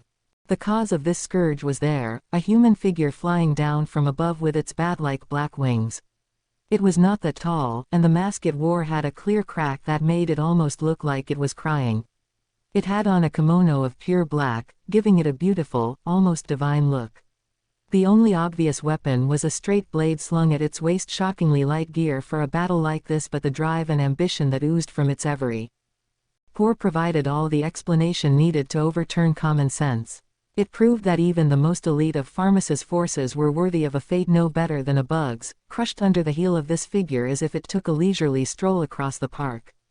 The instincts of every witness on the scene told them all the same thing. Is that a demon? No, it's a demon lord. Now, finally, King Edmaris realized the greatest mistake he had made. He should never have prodded this wasp's nest. He should have forged formal relations with them, the way the kingdom of Bloomond had. That outfit and that beautiful, fetching cloth it was made from. And that appearance, that presence. This was surely the leader of the nation. So Hinata, that witch from the Holy Church, failed after all. The conclusion made King Edmaris's face turn pale. But perhaps, the terror had gone so far past its limits that he had cycled back into calmness. He had the capacity to think now. That witch was lauded as the most powerful in the Western nations. She was tasked with defeating the master of the monster kingdom, and that master was now flitting in the air above him. He had never heard of that cold, calculating witch ever failing to execute her orders before. The voice of a dumbfounded raisin echoed in his ears. The master, of the monster nation. You were truly alive all this time. Realizing that his chief sorcerer was of the same mind convinced the king once and for all. The witch had failed. And, he saw now, the monster before them had more than enough strength to make that happen. But that could wait. This monster bore the appearance, the air of a demon lord. Which meant, perhaps. What do I do? How can I survive this? King Edmaris racked his brain. Then, like a flash of light, an idea appeared. This might be our best chance. I am a king, a monarch. If I can phrase this to sound like I've come to negotiate, I'm sure he will listen to me. The report said he was soft, an easy mark. It seemed like a brilliant idea. It was not. It was the opposite of that, and it made his thoughts veer in ever more terrifying directions. If he's willing to happily negotiate with a tiny little speck like Bloomond, why, he'll prostrate himself before me when he hears the king of the great land of Pharmas speaking to him. He was failing to read the situation, reasoning with himself strictly based on what he hoped would happen, but that didn't matter to him. He simply clung to the shallow desire to return home and prepare a counterattack. And it made him take action, instead of realizing how full of wishful thinking his head was. Once I was 10 feet above the ground, I realized how utterly raised the whole area was. It was exactly what I had pictured and calculated out with the great sage, mind you, but even I wondered a bit if I'd gone too far. Wait. No. Can't let my mind waver over something like this. The survivors who spotted me sank to the ground in fear. Ah, help me. I could hear what sounded like people pleading for their lives. I gave each of them a shot between their eyes for their trouble. It did take some time to get used to things, but now I could control the beams of light like second nature. The key was in the angle of refraction. You could fire all you wanted for the barest minimum of energy. Focusing your heat source on a single point cooked it up to several thousand degrees, and that was more than enough to take down a man or two. Once I grasped the concept, I could always strike from the most optimal angle whenever I wanted. There's a slight time lag to deal with, but we're essentially talking the speed of light, so you can't dodge it once you see it. I could fire it from 6,000 miles away, and it'd still take about 0.034 seconds to find its target. Far faster than a human being could obtain the visual information and transmit it via the nervous system to their brain. I couldn't control and aim it with any accuracy without the computations of the great sage. Gotta give the guy a hand. It made me realize all over again how amazing it was. If someone fired this on me at close range, I'd have trouble evading it even with the sage's help. I could comprehend what it was the moment I caught sight of it, so maybe I could just barely get out of the way in time, but it'd probably come down to luck. For humans, there was just no chance. And when the 10th wave was launched, I heard a certain voice for the first time in a while. Confirmed. The unique skill Merciless is successfully obtained. It wasn't the great sage but the world language, popping in after a long hiatus. Dude, I really don't need that skill. I know I have it and all now, but still. But just as I was about to check what it did, someone down there started shouting at me. Wait. Are you the master of this domain? I am Edmaris, supreme ruler of the kingdom of Pharmus. Bow before me, for we have matters to discuss. It was some scruffy-looking old man. Addressing me at a time like this, he was either brave or just a reckless fool. His crotch was all wet, which made me assume he had pissed himself at some point. Between all the tears, snot, and spittle on his face, he probably had seen better days. And this was a king. What a joke. Oh, you a body double or something? Don't worry, I won't lay a hand on the real thing. I was just about to open fire on him, not wanting to waste my time on idiots like this, but something stopped me. What if he is the real thing? That is no body double. Someone else now, just as old and even seedier looking. It is not. I swear it by my name as Rahim, Archbishop of the Western Holy Church. Taking a closer look, neither of this pair appeared to be knights. Their clothing was too ornate for that. Phew, that was close. They were more real than I thought, but let's check, just in case. Alright. Well, I'm gonna kill everybody except for you. You're definitely sure there's not some other real king around here? I am the one and true ruler of my realm. But everyone. Eep. Wait. At least spare my life as well, please. I wield great power within the Holy Church bureaucracy. I will gladly testify before all of them that not one of you is an enemy to mankind. The seedy-looking guy who called himself Archbishop Rahim was practically praying to me. It's not like sparing him would change matters much, but maybe I could use him somehow, and he definitely seemed important, for sure. Let's keep him alive for now. Which left the other one. I gave him a quick glance. The man who called himself the king instantly noticed. Wait, he prattled. I told you we have matters to discuss. Well, alright. I have a positive ID now. Let's hear him out. What matters are those, old man? I'll listen to what you got. It was a nice show of generosity on my part, I thought. But the guy took it as an invitation to shout his head off at me.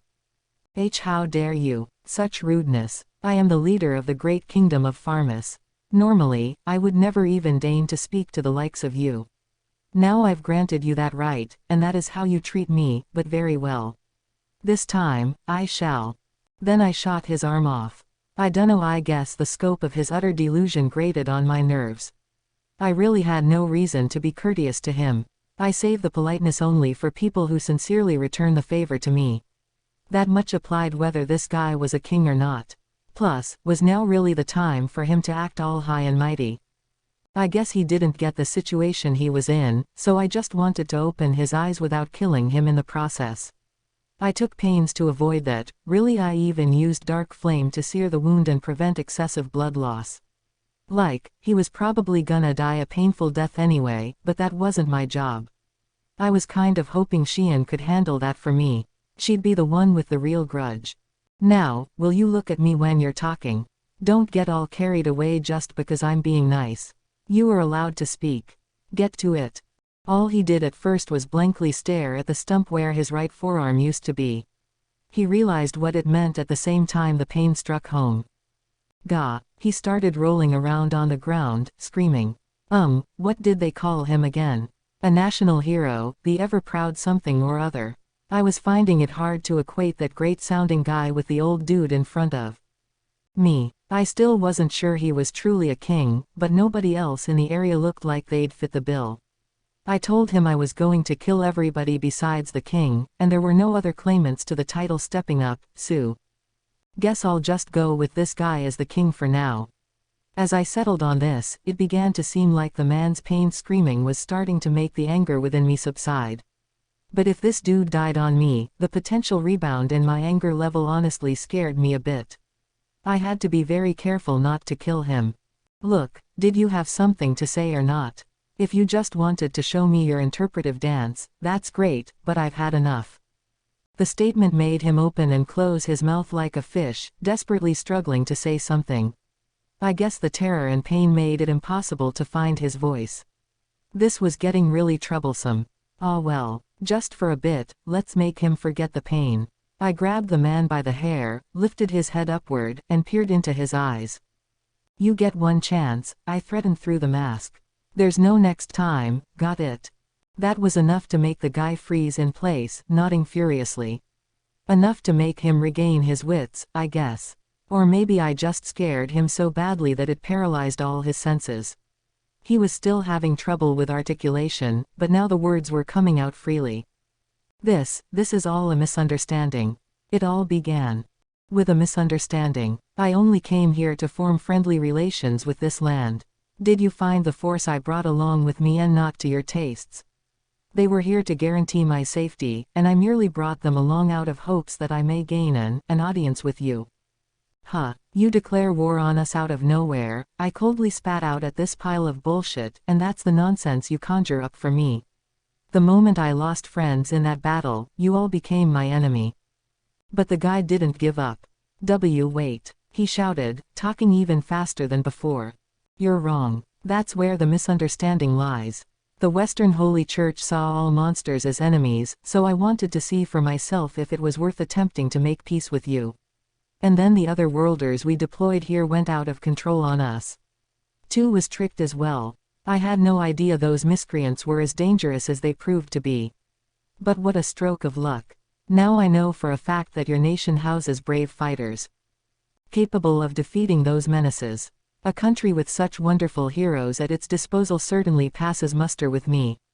My nation would be glad to forge formal relations with yours.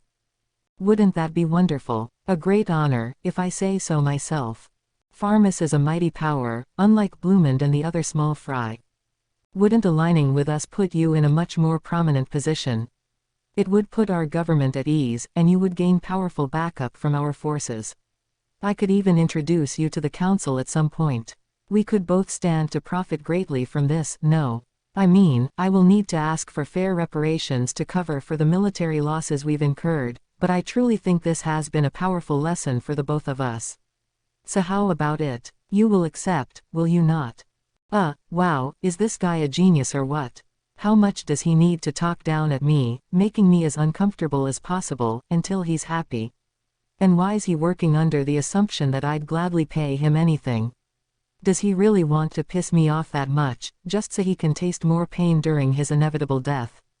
Is he one of those? Unaware of my confusion, the old man just kept on talking, up to the end. Right, let's take off his right leg to shut him up. He started screaming, but I had taken pains to keep him alive again, so I let him be. No need to cauterize the wound or anything, I just cast dark flame to burn off the relevant blood vessels so nothing came out. A pretty useful way to keep someone alive, I thought. I then realized things had grown awfully quiet around us. I scanned the field, only to find the remaining soldiers kowtowing before me, too awed by the horror to do anything else. They had watched this whole exchange with bated breath, and seeing our talks get literally cut off filled them with despair. Some of them were half praying, half pleading for their lives, giving the proceedings a suddenly tragic air. Sadly, there was no point in pleading now. My normally generous heart had been fully drawn over by the scrawls of rage. And I had just happened to finish analyzing that merciless skill I got. Turned out it allowed me to seize the souls of anyone begging for their lives or seeking help from me. In other words, if they ever lost the will to fight, it meant death for them. It didn't seem to have a vast range of uses, really, but something told me it'd help out a bunch right now. Question. Use the unique skill Merciless? Yes. No. If I had accumulated the necessary number of souls to evolve into a true demon lord, I could have always left these guys alive. But, sadly, it looked like I still didn't have quite enough. Yes, I thought. My heart was calm. There was no pain, no real sense of guilt I could find lurking in some corner. And an instant later, everyone except for Rahim and that guy with him whom I had specifically defined as out of range was exposed to the tyranny of Merciless. The knights all fell, unable to pose any resistance, and with that, the nearly 10,000 soldiers still alive all breathed their last. Merciless, you're damn right it is. It was safe to merely fear me, I guess, but the moment I fully broke their hearts, I could launch it. It was like they just handed their souls to me on a silver platter.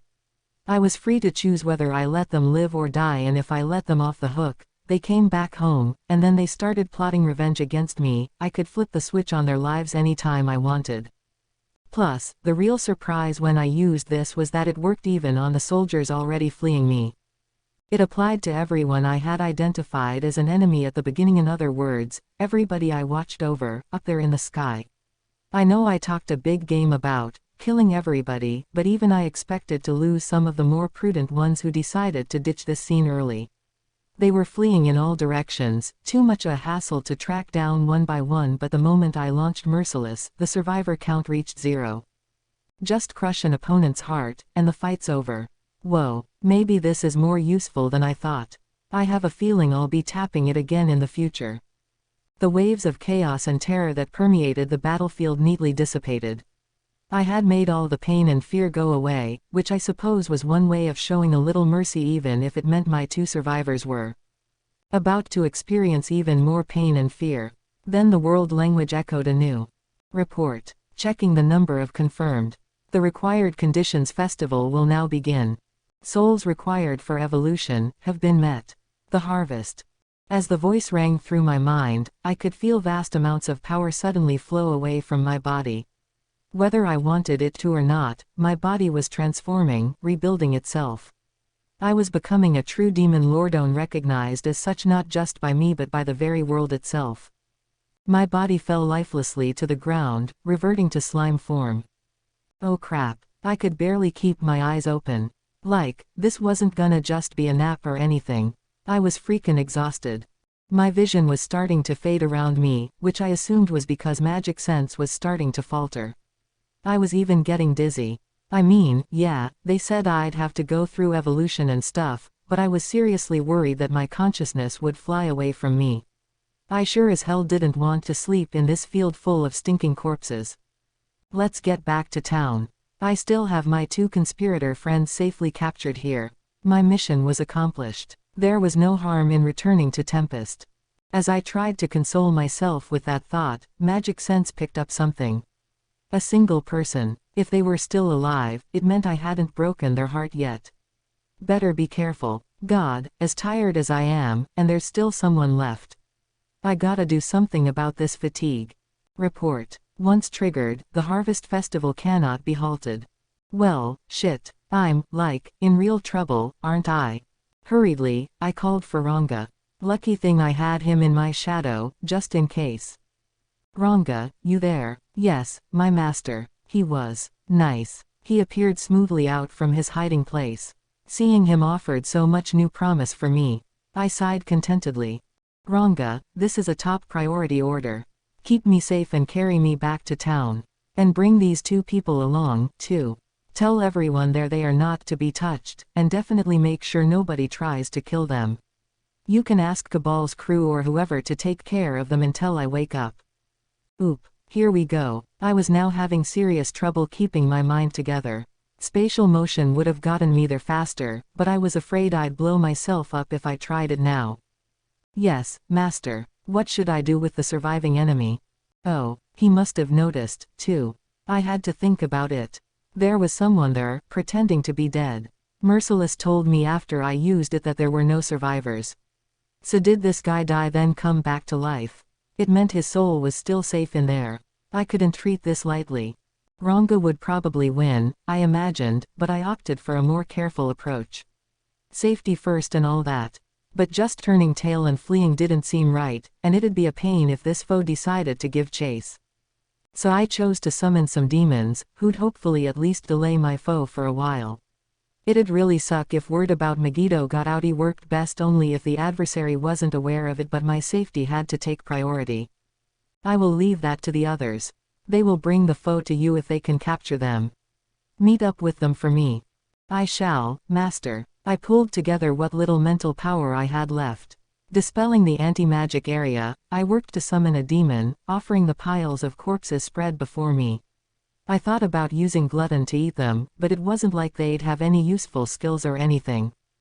There was no telling what kind of demon would result, but hopefully it wouldn't be a waste of 20,000 bodies. It was exactly the kind of thing a selfish demon lord would do, I suppose, but it was the thought that counted. I hope. Come to me, demon. I have something for you to eat, so, come on up and serve me now. I sounded like I was trying to call my dog back from the yard. It was such a hassle to stay conscious that I could barely even pull off the summon correctly. Any demon willing to get summoned with something like that must be one damn curious idiot. But maybe I shouldn't have let such passing thoughts bother me. In a moment, 3 demons were there on the field. Just 3. And here I thought 30 or so bodies were enough to summon a greater demon. Thousands of times that, and 3 is all I get. Well, at least they're greater demons, ranked A-. Certainly no trio of monsters to sniff at. Plus, I did kind of pluck the souls out of all these corpses. Damn, I had never felt so wasted since I came to this world. My head barely even worked now. I wasn't so sure these guys could find this enemy, this needle in a haystack. But whatever. Hey, guys, there's someone hiding here, pretending to be dead. Capture them alive and bring 'em to Ranga here. 3 greater demons, bossed around by a slime. To an outsider, it must have been a surreal sight. I couldn't help but marvel at it. I was getting deliriously loopy as the dizziness grew. Simply keeping my body together was getting tough. I needed to get somewhere safe. He. The birth of a new demon lord. Quite an old sensation but a familiar one. What a truly wonderful day. Such an offering and the very first order from our Lord, no less. This is such an honor, I couldn't possibly be more enthusiastic about this. Would it be all right to continue serving you in the future? I suppose one of the demons was greeting me, but I was so out of it that I didn't even recognize half of it. We'll talk later. Just prove you can be helpful to me first. Go. That was all I could sputter out. It shall surely be done. Do not worry for a moment, O great master. I ignored the trio as they kindly saluted me, my mind being enfolded in the darkness. This was my first bout of full unconsciousness in this world, the initiation, if you will, the sleep that predated the evolution. And the birth of a new demon lord. Chapter 5. The Unleashed. After Rimuru set off for battle, the residents of the town assembled in the central plaza and began to pray. It wasn't out of sentiment, but for real work reasons. Shuna was commanding them, as part of her efforts to keep the barrier up. The stronger ones were set in place so they could better protect the fringes of town, out of concern for intruders. At the same time, Shuna released a stream of magical force within the barrier, boosting the number of magicules in the air. All of them had a firm grasp of their role and all were deadly serious about carrying it out. In the middle of the plaza, the bodies of Xian and the other victims were laid to rest, kept in good condition by Shuna's magic. There was a throne in the middle for Rimuru, an enshrinement site for his demon lord evolution ceremony. The hope was that performing the evolution as close to the victims as possible would make it that much more likely they'd be resurrected.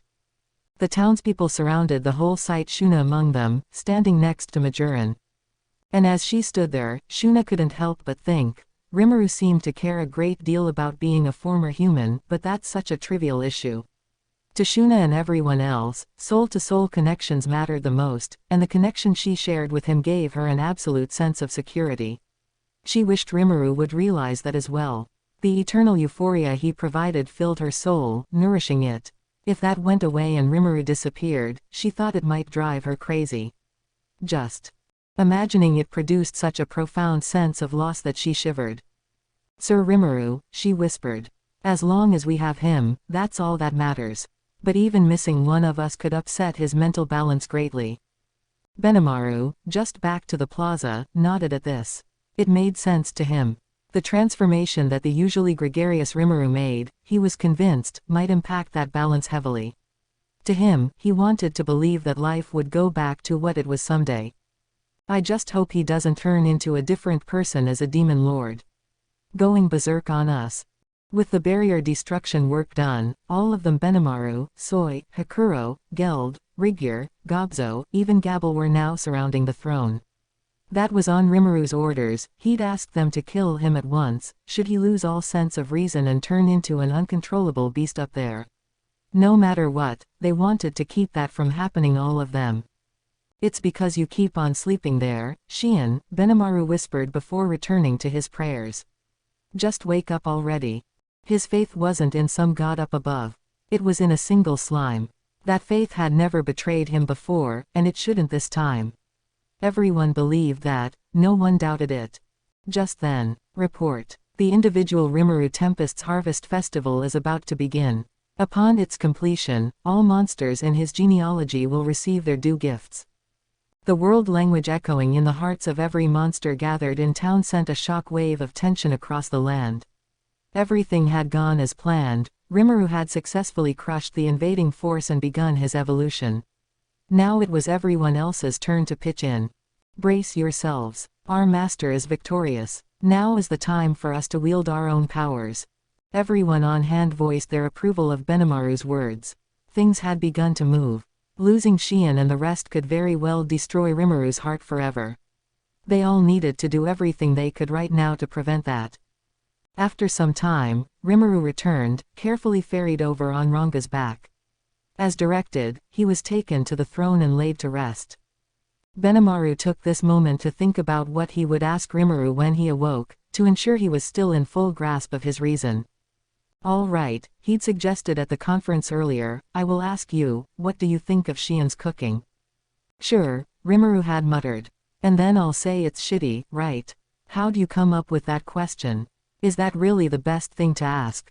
It had been Benimaru's idea, of course. He hadn't forgotten about how he was always having her latest creations tested out on him and the boundless pain and suffering that resulted. But now, if Xian could listen to that conversation and it enraged her enough to wake her up, they could hope for nothing more. Beyond that, all they had to do was carry out the duties they'd discussed earlier. And that was why Benimaru missed it. He was too worked up with performing the procedure exactly as planned to think at all about what these gifts might be. But even that was quietly beginning its preparations, ready to manifest itself in reflection of his subconscious thoughts. Rimuru was in a deep sleep. His consciousness was gone, he was an irregular, unresolved blob, not even able to retain his usual streamlined form. And there, in the deep, deep darkness beyond the reaches of Rimuru's consciousness. Report. The Harvest Festival has begun. Your bodily structure will be reconstructed in order to evolve you into a new species. Confirmed. Super evolution from type, slime, to type, demon slime, successful. All bodily attributes have been greatly enhanced. The material and spiritual bodies are now freely transformable. Intrinsic skills: infinite regeneration, control magic, multilayer barrier, universal detect, universal shapeshift, Lord's ambition, enhanced replication, spatial motion, dark flame lightning, and universal thread acquired. Reacquiring resistances, completed. Cancel pain, resist melee attack, cancel natural elements, cancel ailments, resist spiritual attack, and resist holy attack acquired. Evolution is now complete. Then, as if responding to its master's command, the unique skill Great Sagewick never demonstrated having a sense of self before requested its own evolution. Report. Re-executing skill acquisition requested earlier. Unique skill Great Sage attempting evolution, failed. Failed. Re-executing. Failed. Re-executing. Failed. Endless. Report. Unique skill Great Sage attempting deviant as a sacrifice, successful. Unique skill evolved into Raphael, Lord of Wisdom. Evolution, using Great Sage has. The Great Sage attempted it without sacrificing anything several 100 million times and then, after a trial and error process that seemed like it would last for all of time, it obtained its Harvest Festival gift, conquering, and evolving, into an ultimate skill, the loftiest height possible in the world. The chances of this working were thought to be so small that it wasn't even worth considering. It almost seemed like a reward provided for the infinite effort involved with the attempt. Succeeding made it more likely that it could carry out its master's request, but the supposedly soulless conceptual intelligence bore no happiness. It could never understand emotion. But despite the lack of emotion, the lack of happiness, somehow, it felt fulfilled. And then, with its evolved skill, it carried out its master's request once more. The way it acted, working incessantly to make its master's dreams come true, could even be. The evolution continued. Glutton consumed merciless to become Beelzebuth, Lord of Gluttony, perfectly honed to more effectively handle its master's desires. There, deep in an abyss beyond what Rimuru's soul could detect, the skill softly, deeply evolved itself all to make his own dreams come true. But the Harvest Festival still wasn't over. The gifts meant to celebrate Rimuru evolution were passed out to everyone who had been named by or evolved from him. A raucous festival, indeed a gift for the one who had evolved from Demon Lord seedling to true Demon Lord. And the party was just getting started. Raisin lay in hiding, concealing himself with all his might. He was lucky to have died once back there. Having fully commandeered Shogo's skills, he was brought back to life over time by Survivor. Before his brain could even comprehend the unbelievable events taking place before him, his instincts understood and made the right call. They told him, here was a foe who no one in human form could ever beat. Fulgen, his sworn friend, was rendered helpless and killed, not even able to stand before the monster, much less shield King Edmaris. He wanted to go and rescue his king but stopped himself, knowing that going right now would be a waste of life. So he kept his breath low, playing possum until the masked magic-born left the scene, looking for all the world like a demon lord. He had no access to magic and was facing an attack he couldn't identify, so fleeing would be difficult in itself. Just as he came up with this idea, several thousand soldiers died around him. If he moved right now, he'd just be targeted and shot down. It wouldn't kill him, but attracting that monster's interest wasn't a good idea. So he chose to wait and see what unfolded, hoping it'd boost his survival chances at least a little bit. Then he saw and felt it. The fear. Even Raisin, with his intrinsic resistance to the emotion, was stricken with terror at the sight. Nearly 10,000 surviving soldiers had their lives snuffed out in a single instant. He had never seen anything like that in his long life. This was beyond anything a champion or otherworlder could pull off. Even if he had a cornucopia of unique skills to choose from, he could never beat that monster. Calamity class, indeed. Raisin had thought of himself as equivalent to a demon lord in strength, but now he knew that was just wishful thinking. What is that monster? He asked himself. I've never heard of such a thing. Isn't the leader of the monster nation a slime? His own heart didn't break, for the simple fact that he was so driven to save the king he was loyal to. But Raisin's sole desire was not to be fulfilled. His presence had already been detected. Had he resigned himself to death and attempted a kamikaze charge, maybe he could have defeated that monster if he was lucky. He wouldn't have killed the thing, but he might have been able to save his king from the jaws of death. But Raisin was too careful. And there were already plans for him. A large wolf-like monster was summoned to the scene, gingerly carrying the monster, which had turned from a human form into a slime, in its mouth. Using a pair of forked tails, it snatched up King Edmaris and Archbishop Rahim, placing them on its back before running off at extraordinary speed. All that remained were 3 greater demons. Seeing the fearsome masked magic-born turn into a slime, Raisin was both surprised and oddly convinced. I knew it. That really was their master. And deploying such great magic spells, one after the other, would easily exhaust his magical energies. If he summoned those demons to serve as bodyguards, then perhaps I will have a chance at rescuing the king. He was half right. The demons in particular, that demon had been summoned. To that one, Raisin was nothing more than prey. A poor, forlorn piece of prey, left to live only so this demon could carry out his summoner's request and be amply rewarded for it. Figuring he could beat these 3 demons, Raisin rose up from the shadows cast by the dead. Fortunately for him, the masked magic-born cancelled the anti-magic area as it cast the demon summon. Now Raisin could fight with his full force. Whether they were ranked or not, there was no way he could lose to only 3 greater demons.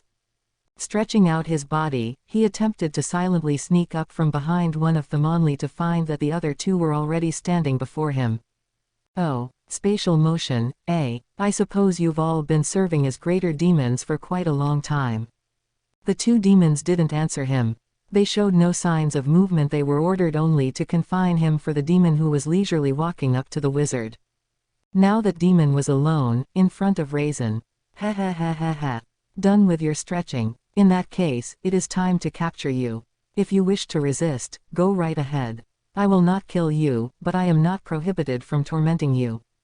The demon flashed a twisted, beautiful smile, its gender unclear as it addressed Raisin.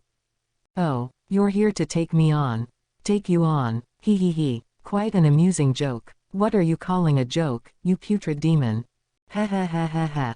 Very good, the demon whispered, its expression still twisted. This should be quite a bit of fun.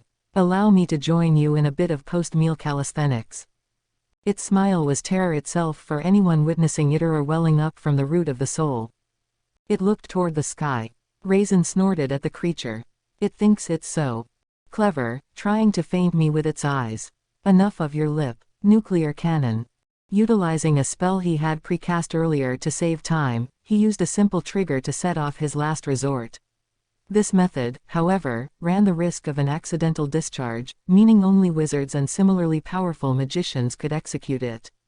The effect, however, was massive. Avoiding the casting time that was the central weakness of any magic user was huge. From the get-go, Raisin was doing what he needed for victory. The magic he chose was of the nuclear attack type, the greatest and most sinister of the aspectual magics. Against people, it was the strongest magic in the world.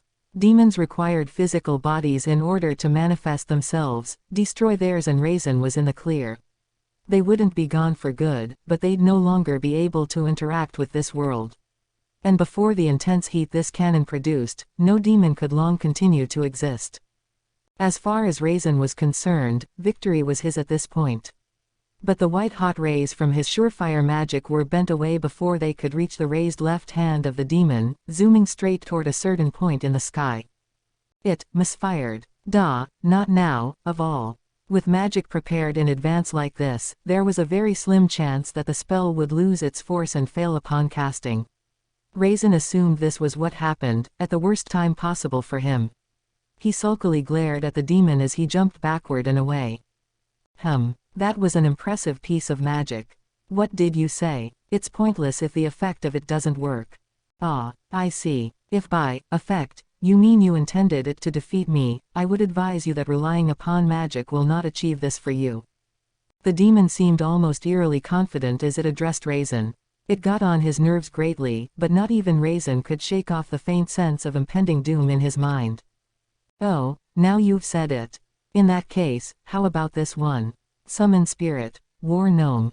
Come to me, great spirit of the earth's foundations. This was Raisin's trump card, the most powerful summon magic he had on hand, and he was ready to fight with it. He had summoned a high-level spirit, one ranked well beyond A. Only a champion-level opponent would give this all-powerful creature any difficulty. A greater demon was no problem at all. Replying to Raisin's call, the earth began to well up, forming the shape of a knight in solid-looking armor.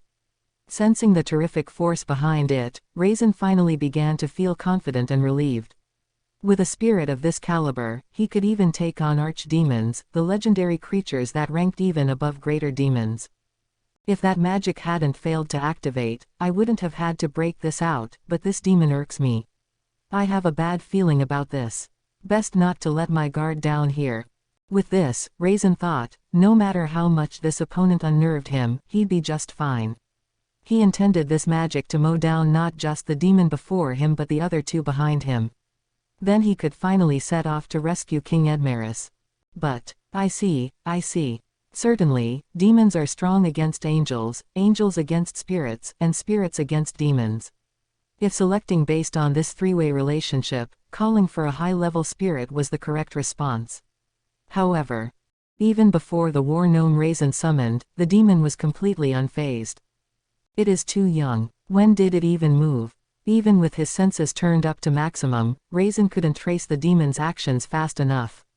A large hole opened up in the knight's strong crystalline armor as a beautiful hand sliced through the spirit's core, grabbed it, tossed it in its mouth, and chomped down upon it with a frightful crunch.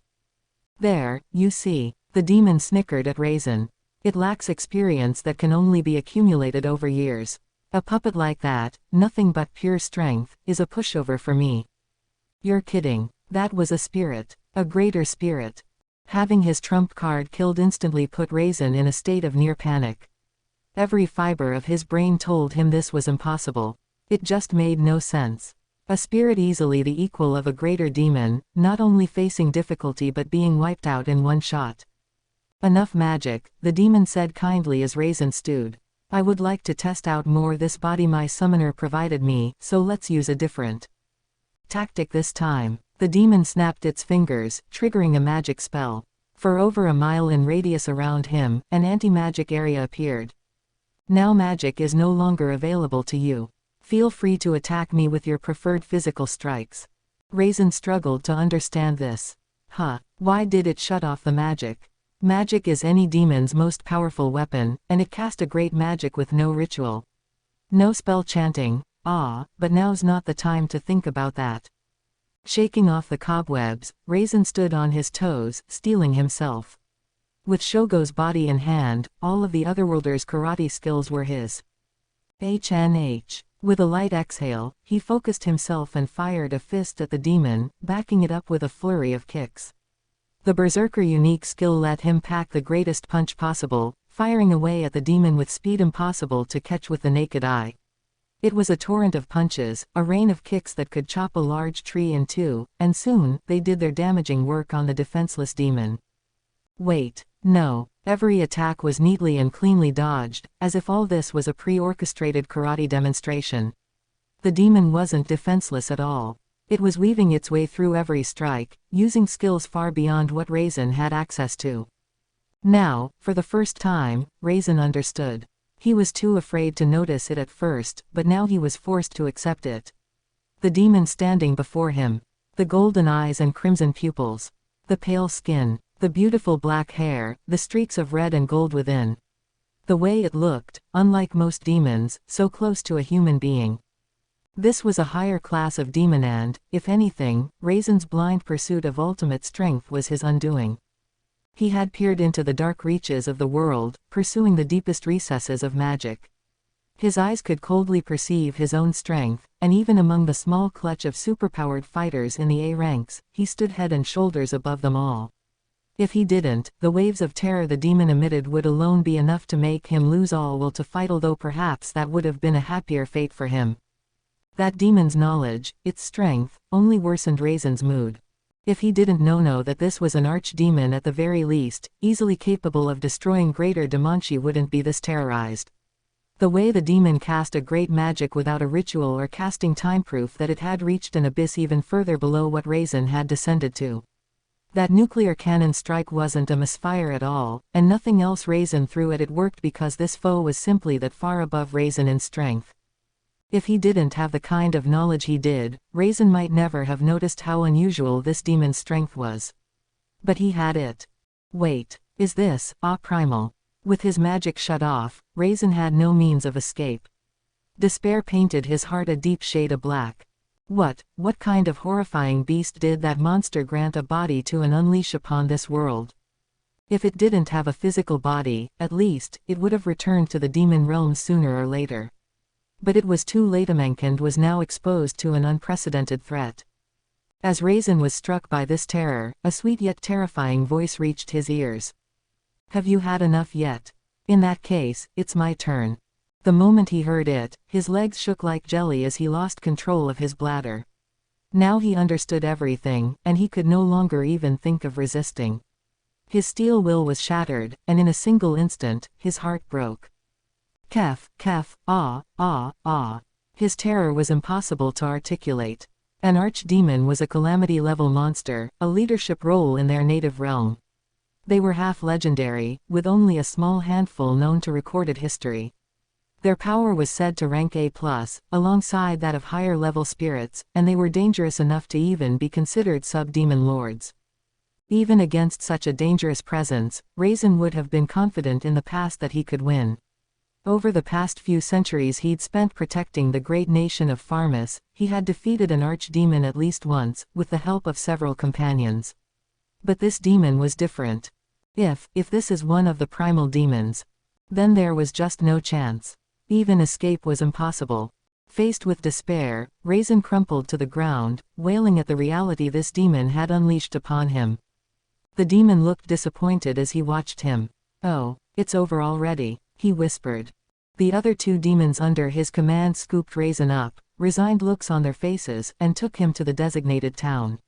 Their first job was done, and they wanted their master to praise them. Before the eyes of Benimaru and the rest, Rimaru's body repeatedly transformed itself from a slime to all kinds of irregular shapes. After a while, it calmed down, settling into its usual droplet form, but then it began to glow, eerily flickering on and off. Red, blue, yellow, green, purple, white, black, all kinds of colors. This went on for a while. Everyone there was starting to lose all sense of time. And after who knows how much of it had passed, the echoes of the world language resonated in their worried hearts.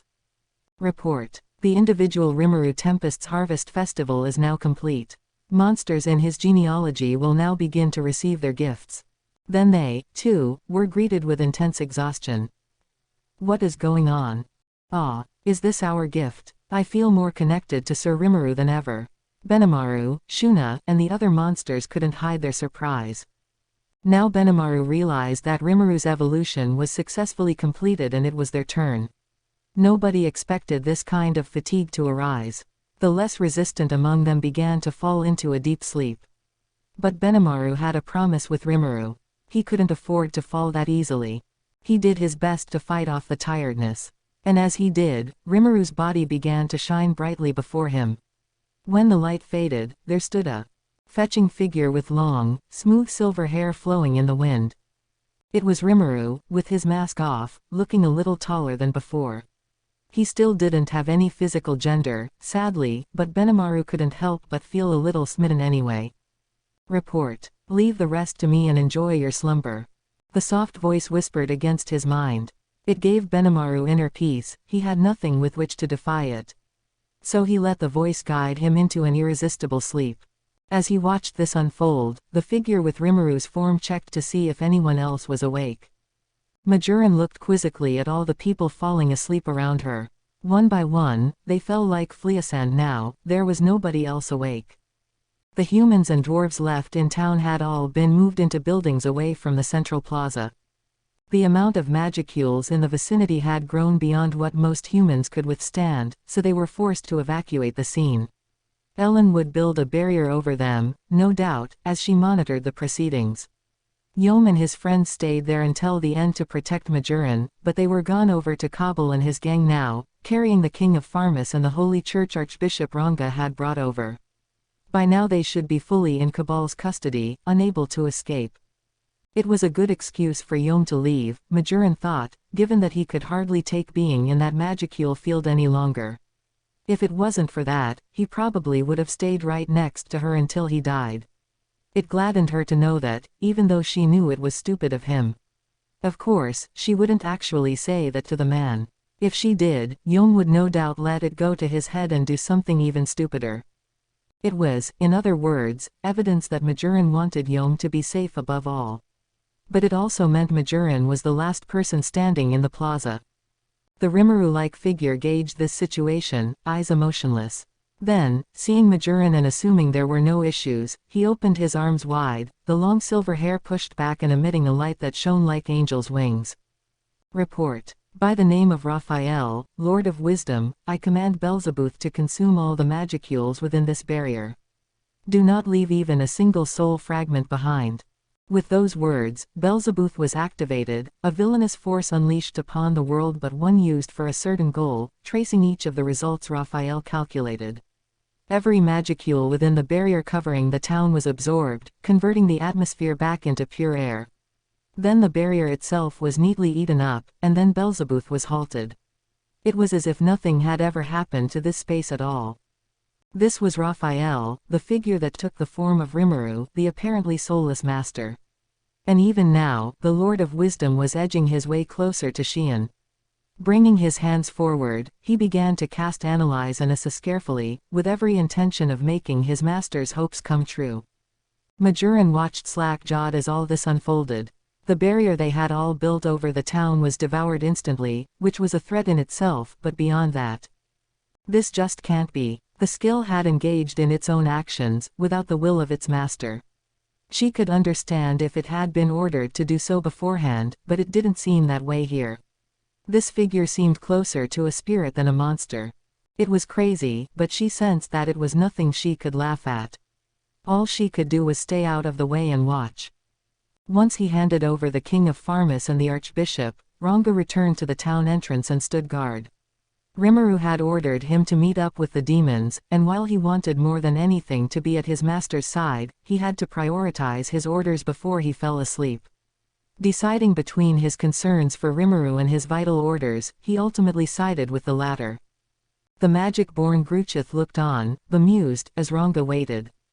He had been asked by Benimaruer, really, Shuna, more like to stay with Ranga just in case something happened. If intruders showed up, he was to call for Benimaru and the others while Ranga engaged them. But there was clearly nobody coming, so Gruchith chatted with Ranga to kill the time. That ogre Princess Shuna's quite the magic user, isn't she?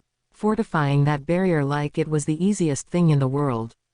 That barrier kept them from leaving town right now. Them and every other monster in the place, unless Rimuru was with them. Gruchith was no exception to that. The powerful barrier kept him efficiently penned in. It needed to if they wanted to resurrect Xian and all the other victims of that assault earlier. Benimaru and the others were able to return to town thanks to the intricate workings of Shuna, who had analyzed Majoran's great magic and took further measures to improve upon it. It was now set up to keep all magicules inside but also allow anyone to enter the barrier without an issue. A one-way street, in other words. Theoretically, it was certainly possible, but actually developing the magic was quite a creative feat. But Gruchith was even more preoccupied with how surprised Majoran looked when she learned about it. He found it cute, that expression of hers, although he would never ever tell anyone else that. Discussing romance with Ranga wouldn't accomplish much, he figured. Gruchith wasn't that stupid. Ranga cheerfully nodded. Yes, I think the same. Lady Shuna is second only to Sir Rimuru in intelligence. Generally, monsters in town enjoyed praising one another. Gruchith had the impression that Ranga was a little too complimentary toward his master, but he figured it'd be tasteless to bring it up. Besides, he liked that kind of atmosphere. It reminded him of his native beast kingdom, where people generally got along in the midst of all their chattering and carrying on. Lord Carolan is very shrewd, after all. And just as Lord Phobio said, every monster in this town seems so nice. By the way, Sir Gruchith, I was wondering about something.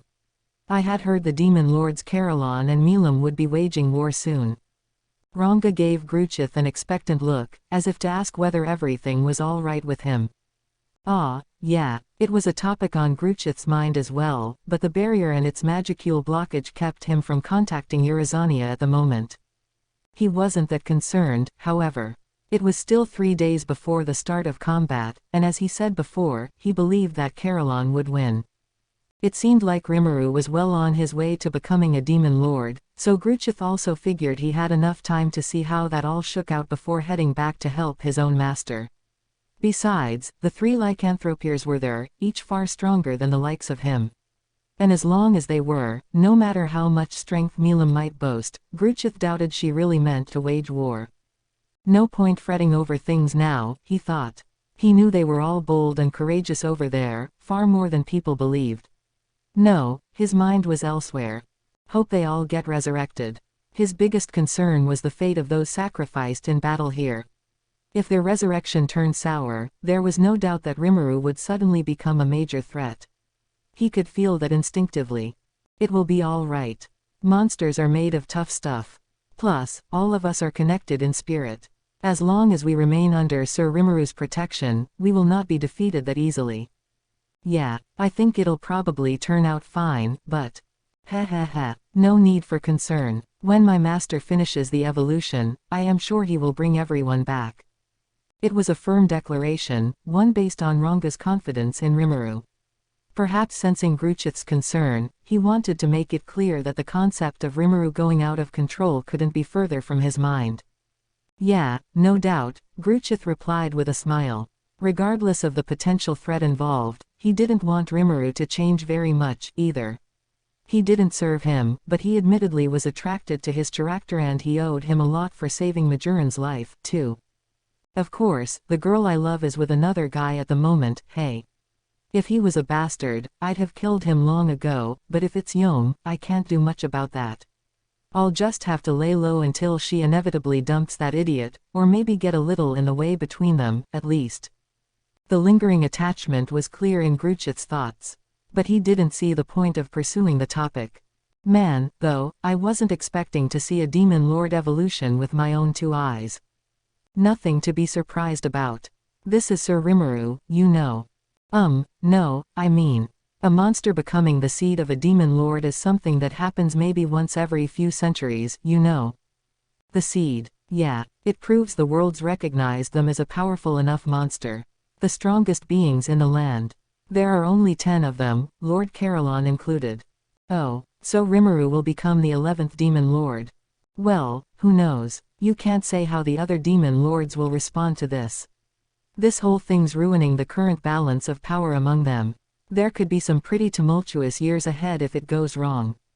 If so, then we will protect Sir Rimuru with our own powers. Yeah, well, I'm in the same boat, too. I'll be a sword for Lord Carolon to wield. I sure hope I don't have to face off against you guys, though, I'll say.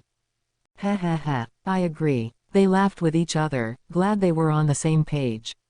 The chit-chat continued for a while longer. Gruchith was expecting absolutely nothing out of the ordinary to happen. But after a decent amount of time passed, Ranga's eyelids began to droop heavily. Shuna had apparently anticipated this possibility. When a demon lord was born, anyone below them was given a so-called gift, a sort of evolution that could not be resisted, and it put the target in a deep sleep. GNNH, 2am not sure I can last much longer. I will sleep, but if I do, my orders, Lord Gruchith, I need you to take something on for me, but, will you?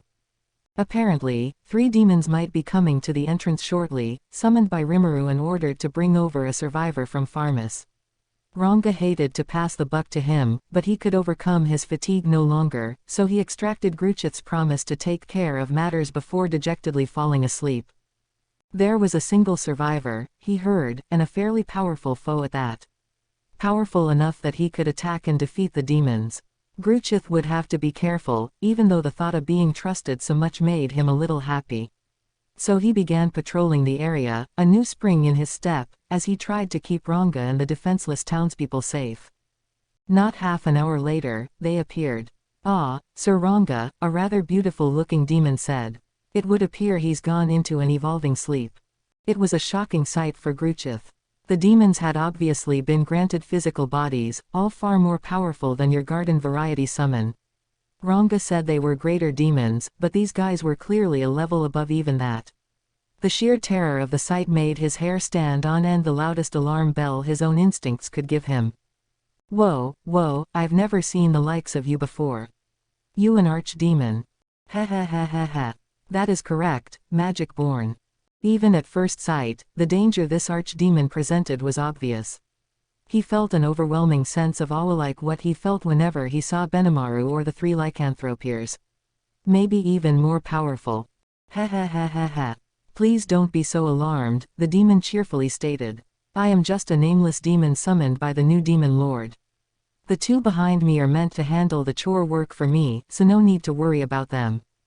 Chore work. He gave the pair a look. They were 2 greater demons, one carrying a passed-out man on his back. Both of them possessed enough magic power to pose a formidable threat. They were certainly on the same level as a stronger magic born in terms of combat strength. And these were greater demons. Gruchith couldn't believe it, but he just shrugged and nodded instead of bringing it up. All right. Sir Ranga told me to expect 3 demons here before long. Is that man the survivor of Sir Rimuru's attack? It was not an attack. To someone like that, it was just a bit of playtime. Plus, thanks to this man surviving, the 3 of us were summoned here. We've been treating him well because we do appreciate that a little. Treating him well, huh? One could question whether riding on the back of a greater demon qualified as kind treatment. Gruchith was too smart to say that out loud, though. All right, the magicules are pretty thick in town, so you better protect him with a barrier. Wouldn't that be spoiling him a little too much? I thought you were treating him well. Ah, yes, you're right. Having him die would be very bad for us. We have to be sure he sees us performing well for him. So Gruchith cast his suspicions aside and decided to guide the demons into town. If they knew Ranga's name, they had to be the ones Rimuru summoned. They didn't seem to be under anyone's thrall, and if there was someone powerful enough to control these freaks, Gruchith knew he was better off not riling them. Here, too, he demonstrated an uncanny ability to know when to shut up. He was just about to turn around and walk into town when the barrier covering it suddenly vanished. Something was up. What on, is this? Gruchith turned toward the demon for just a moment. I'm sorry, he said, but wait here for me. I'm worried about what's going on in there. Then he ran off just as the final events of the day unfolded. The demon could feel a presence in the air. He took a moment to enjoy it, spellbound by it, before giving orders to his underlings. Do not kill this man.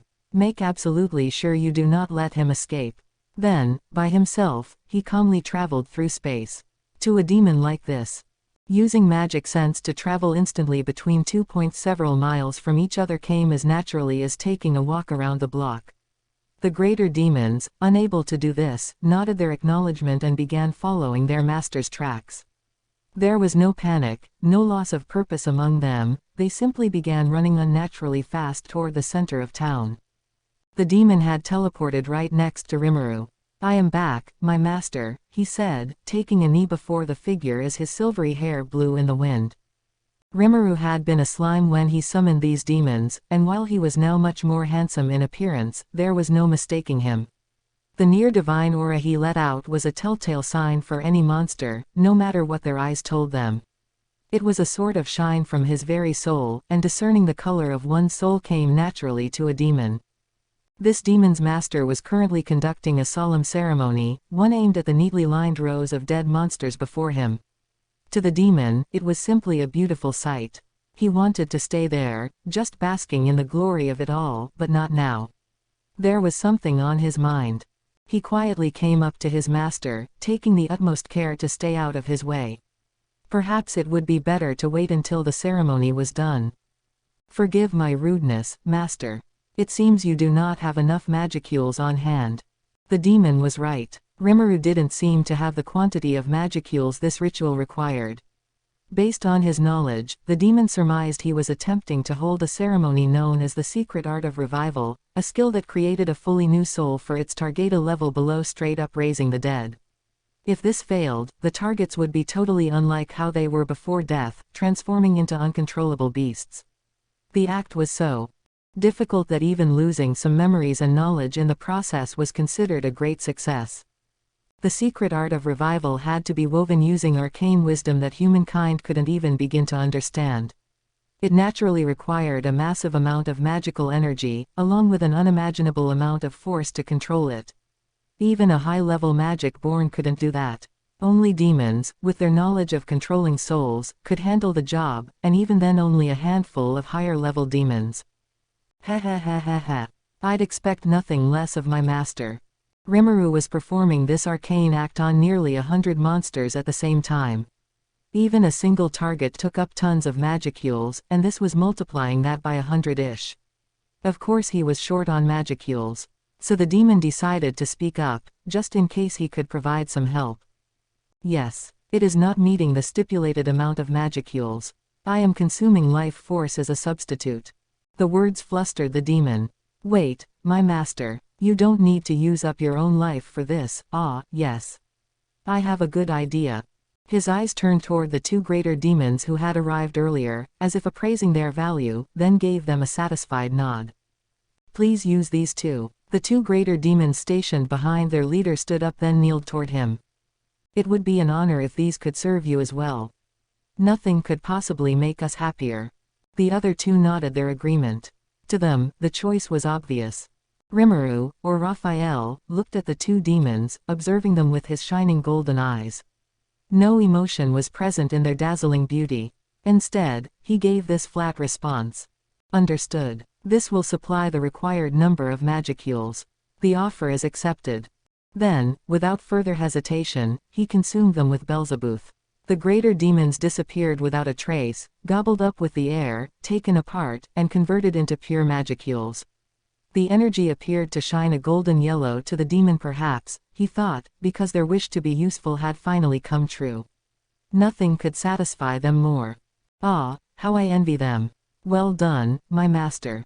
Your evolution into a demon lord seems to be perfect. I feel an overwhelming force from your body, the likes of which I never felt last we met. He looked longingly at his newly evolved master. Being able to serve such a new and beautiful demon lord was exactly what he craved. To do that, he needed to prove that he could be useful to him. Stealing his resolve, the demon stepped away from the ceremony and waited quietly. No need to be further involved now. Meddling too much could stoke his master's ire, he felt. If he interfered just because he wanted to help, he would be sabotaging his master's efforts.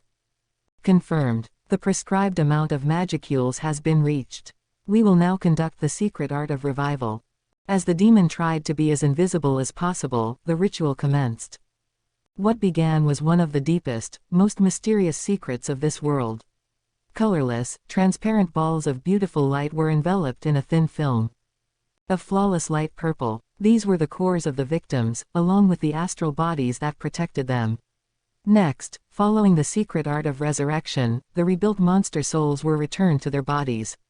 The success rate was 3.14%, but that figure had been calculated before he became a demon lord. The souls of all the demons lined up in that plaza had been gifted complete memory as part of the evolutionary process. They all accepted it as a way of fulfilling Rimuru hopes. This was an extra skill that made it possible to completely restore the memory of someone, even from a damaged brain. As long as the soul was intact, it could rebuild those memories from the state of death an infinite number of times. The link between soul and body was established. And now, the monster's cores unleashed their powers, and their hearts began to beat out a pulse. Right there, the resurrection was settled. A divine mystery, born from the complex interactions of myriad elements. A miracle and a foregone conclusion, engineered by the prayers of Rimuru and everybody else. But to Raphael, the Lord of Wisdom, who carried this out, there was no happiness at this successful feat. He had just performed the answer provided by his computations, followed the probabilities, and obtained results. He saw no further meaning in it. Success didn't make him feel happy, and failure wouldn't have made him feel sad in all likelihood. He didn't even understand what feeling those emotions would mean. Even with all the great knowledge he wielded, the brilliant brain he was blessed with, it wasn't enough to understand human emotion. But deep down, in a heart he should never have had, in a corner of Rimuru's soul will was born. A self, to put it another way. There had to be one there, or else a skill wouldn't evolve in such rogue fashion in order to fulfill its master's wishes. And then the question came, why did I take this kind of action? It came from within Raphael, and it was solid proof that this being had a self, separate from his master. And yet, even this slight suspicion toward himself that was born in his head was something Raphael quickly turned his eyes from. I think, therefore I am. It was a thesis that Raphael would find himself constantly thinking about, going forward and never finding an answer. Regardless of his internal conflicts, Raphael continued with his incomparably accurate work. He analyzed and assessed nearly 100 monsters at the same time, repairing their bodies, regenerating their souls, and finally resurrecting them. It was a seamless flow, not a single extraneous motion involved, and everything was handled at the right place and time. Before the monsters in town realized it, the miracle had secretly completed itself. Only 3 people knew this: Majoran, Gruchith, and the demon. Majoran was rendered beyond speechless as she watched the ceremony intently, face turned pale as a sheet. She had a front row seat to the ultimate in secret arts, the exact thing she had been pursuing for so long. A chasm of deep, dark magic of which Rimuru's presence as a demon lord allowed her an all too brief glimpse. A high-level magic born like Majoran would never have a chance. Even the demon lord Clayman's power seemed like a rude blur compared to this. She gave thanks for the great fortune of obtaining this insight, even as she swore to herself never to let Yom become Rimuru's enemy. If he did, it'd ruin the both of them. That's why she knew now that he needed her guidance and protection. He knew too little about all of this for any other alternative to work. Gruchith's eyes were dazzled by the miracle that took place before him. He didn't have much in the way of magic knowledge, but he could see well enough that this secret art was like nothing else. It made him tremble in awe at how easy Rimuru made it look. Damn it, what kind of magic force is this? This massive, seemingly endless magicule supply, all being controlled with utter perfection. Is this really a newborn demon lord?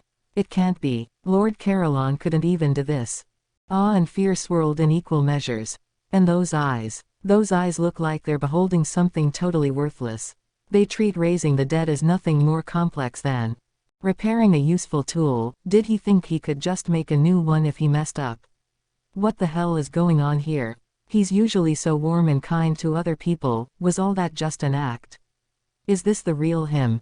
What Gruchith was watching now was both Rimuru and not Rimuru. Unaware of this, all he could see was a demon lord working beyond the realm of mortal intelligence. And from that point forward, he swore to admonish both himself and the other lycanthropes from ever daring to defy Rimuru. Unlike the two of them, the demon was filled with utter joy, gazing at Rimuru in sheer, silent awe. Then a question to consider appeared in his mind. The person who just spoke to me, was that not my master at all? But he dismissed the thought at once as overthinking matters. In all the many years this demon had lived, he had never heard of anything quite like that. The idea of a skill becoming sentient was too ridiculous to even consider. Working independently to fulfill the requests of its master. Or maybe it took a demon like this, living in the deepest depths of the world, to even have the possibility occur in his mind. Regardless, the demon didn't buy it. Besides, there were more important matters to consider. Ha ha ha ha ha. No matter what happens, I have to gain at least the lowest seat at the table for myself. His mind resolved anew, he began to consider other ways he could stand out for his master. Thus, the hope was fulfilled.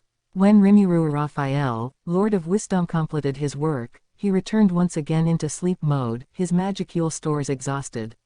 The demon lovingly picked him up an easy task, since he was back in slime form and, following Majoran's instructions, gently placed him on the throne prepared for his rest.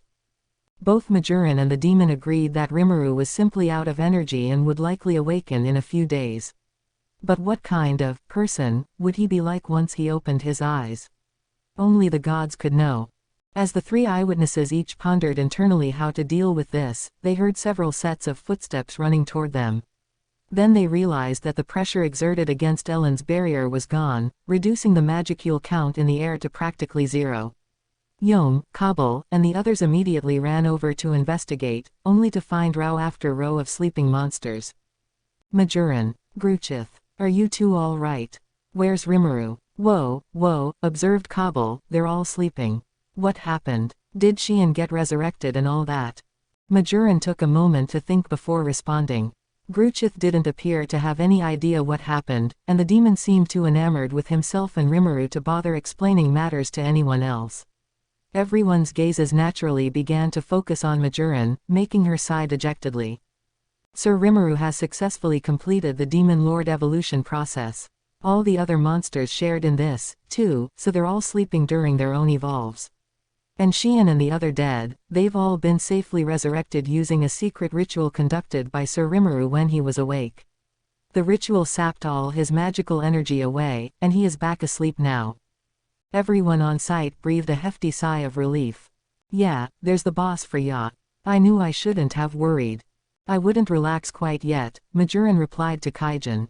Their souls might have been revived, but they all definitely died once before, so there's no guarantee they've retained any of their memories. Although it'll probably be fine, she then just barely whispered to herself. She wanted to keep everyone on high alert just in case, but as far as she was concerned, there was no real danger left to consider. But her words had the effect of instantly silencing everyone else. Now they realized it was still too early to celebrate. Well, outside of that, Ellen breathed, how about we get a roof over all these sleepyheads for now, huh? There are mats laid out in the great meeting hall. Guess they figured something like this would happen. Fine by me, but every single monster in town. That's kind of a big project. Yeah, Guido chimed in, we're talking over 1,000 of them in the plaza alone. All right, Kaijin said. In that case, we'll just take responsibility for bringing Lady Shuna into her bedchamber, all right? Kabul erupted into action. Whoa there, you. I don't care if you're Kaijin or no, time not letting you get away with that. Yeah, man. That's far too delicate a job to leave to someone besides us. Ellen's suggestion had triggered a war of words between the dwarves, led by Kaijin, and Kabul and his right-hand man, Guido. It went on for several more seconds before Ellen finally yelled at them to knock it off. But the conflict wasn't necessary from the beginning because as they bickered, the residents of town began to wake up by themselves. It was a neat sequence of emotions for them all as they did. First, panic over the vanished barrier and missing magicules in the air. Then, massive outbursts of joy as they realized Xian and the other victims were resurrected. To them, it was a miracle, but only the 3 witnesses on hand knew what it really was. In effect, it was just the power of Raphael at work.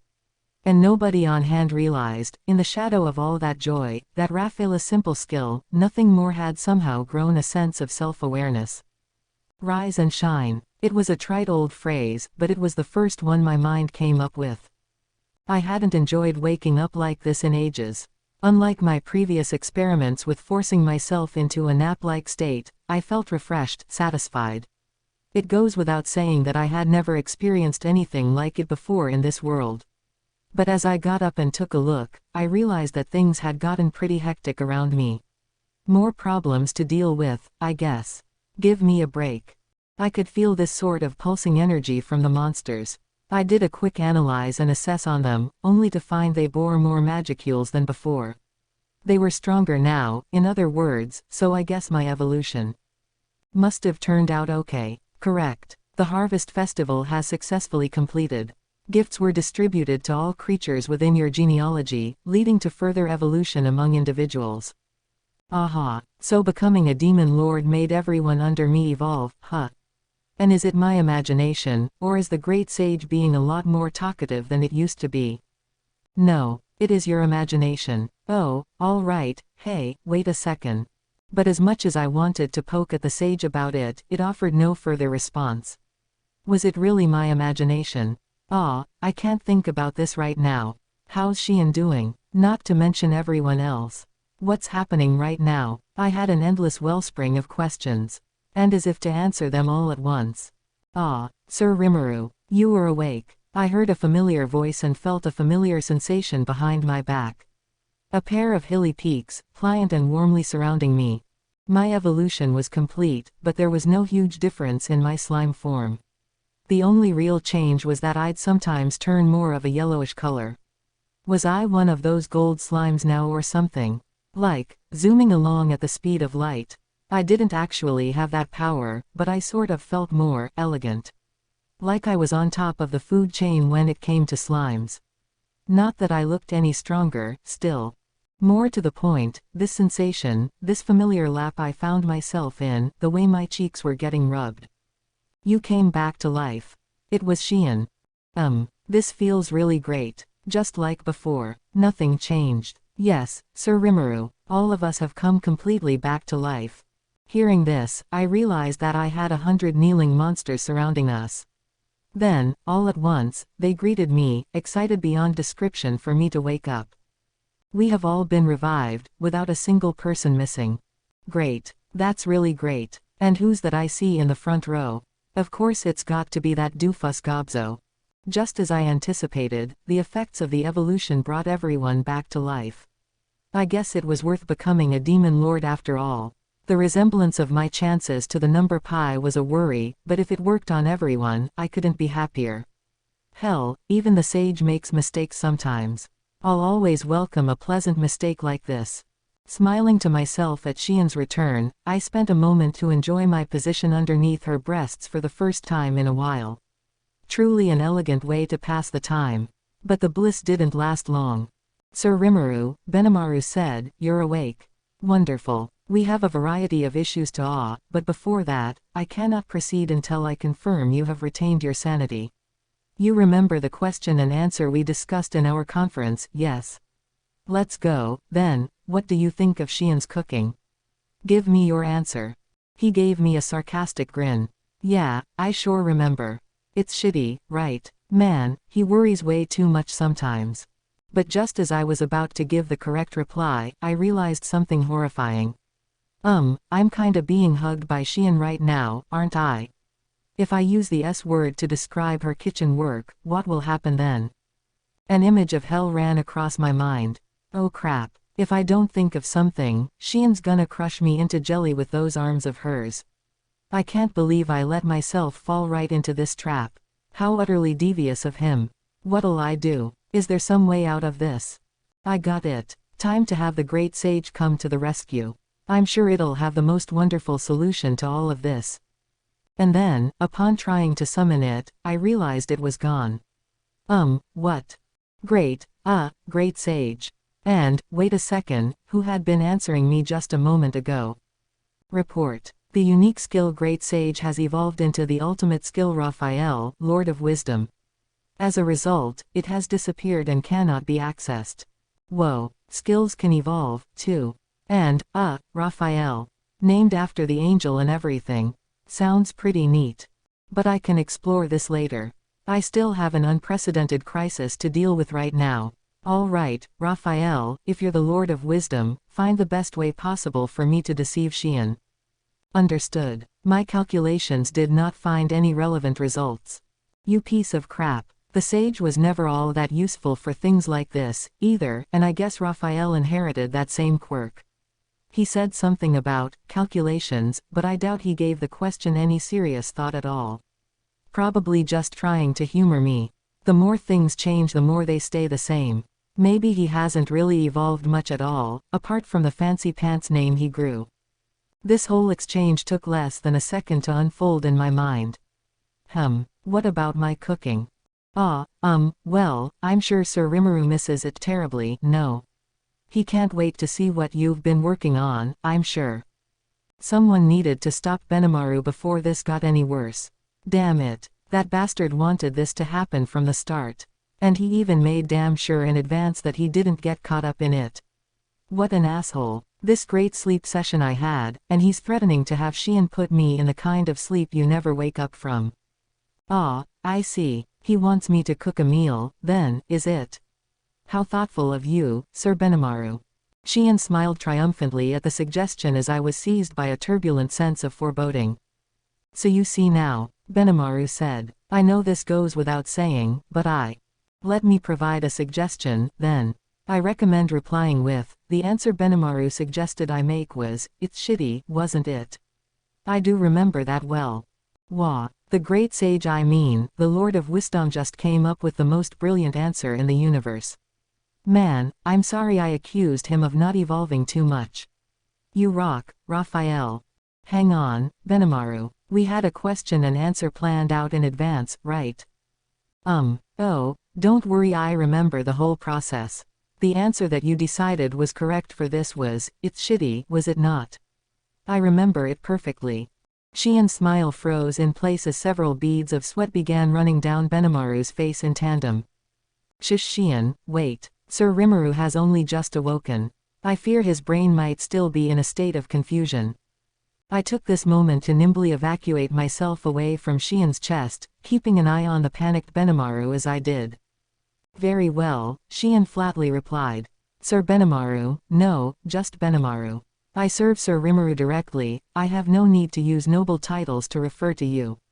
But if you had wanted to try my cuisine that badly, you should have said so. I will gladly feed it to you until you're ready to burst. She stormed off, smile still frozen on her face. That was pretty scary, really scary actually. What did you do that for? Ha ha ha, I'm not sure what you mean, Benimaru. Have fun trying to survive the next meal, I guess.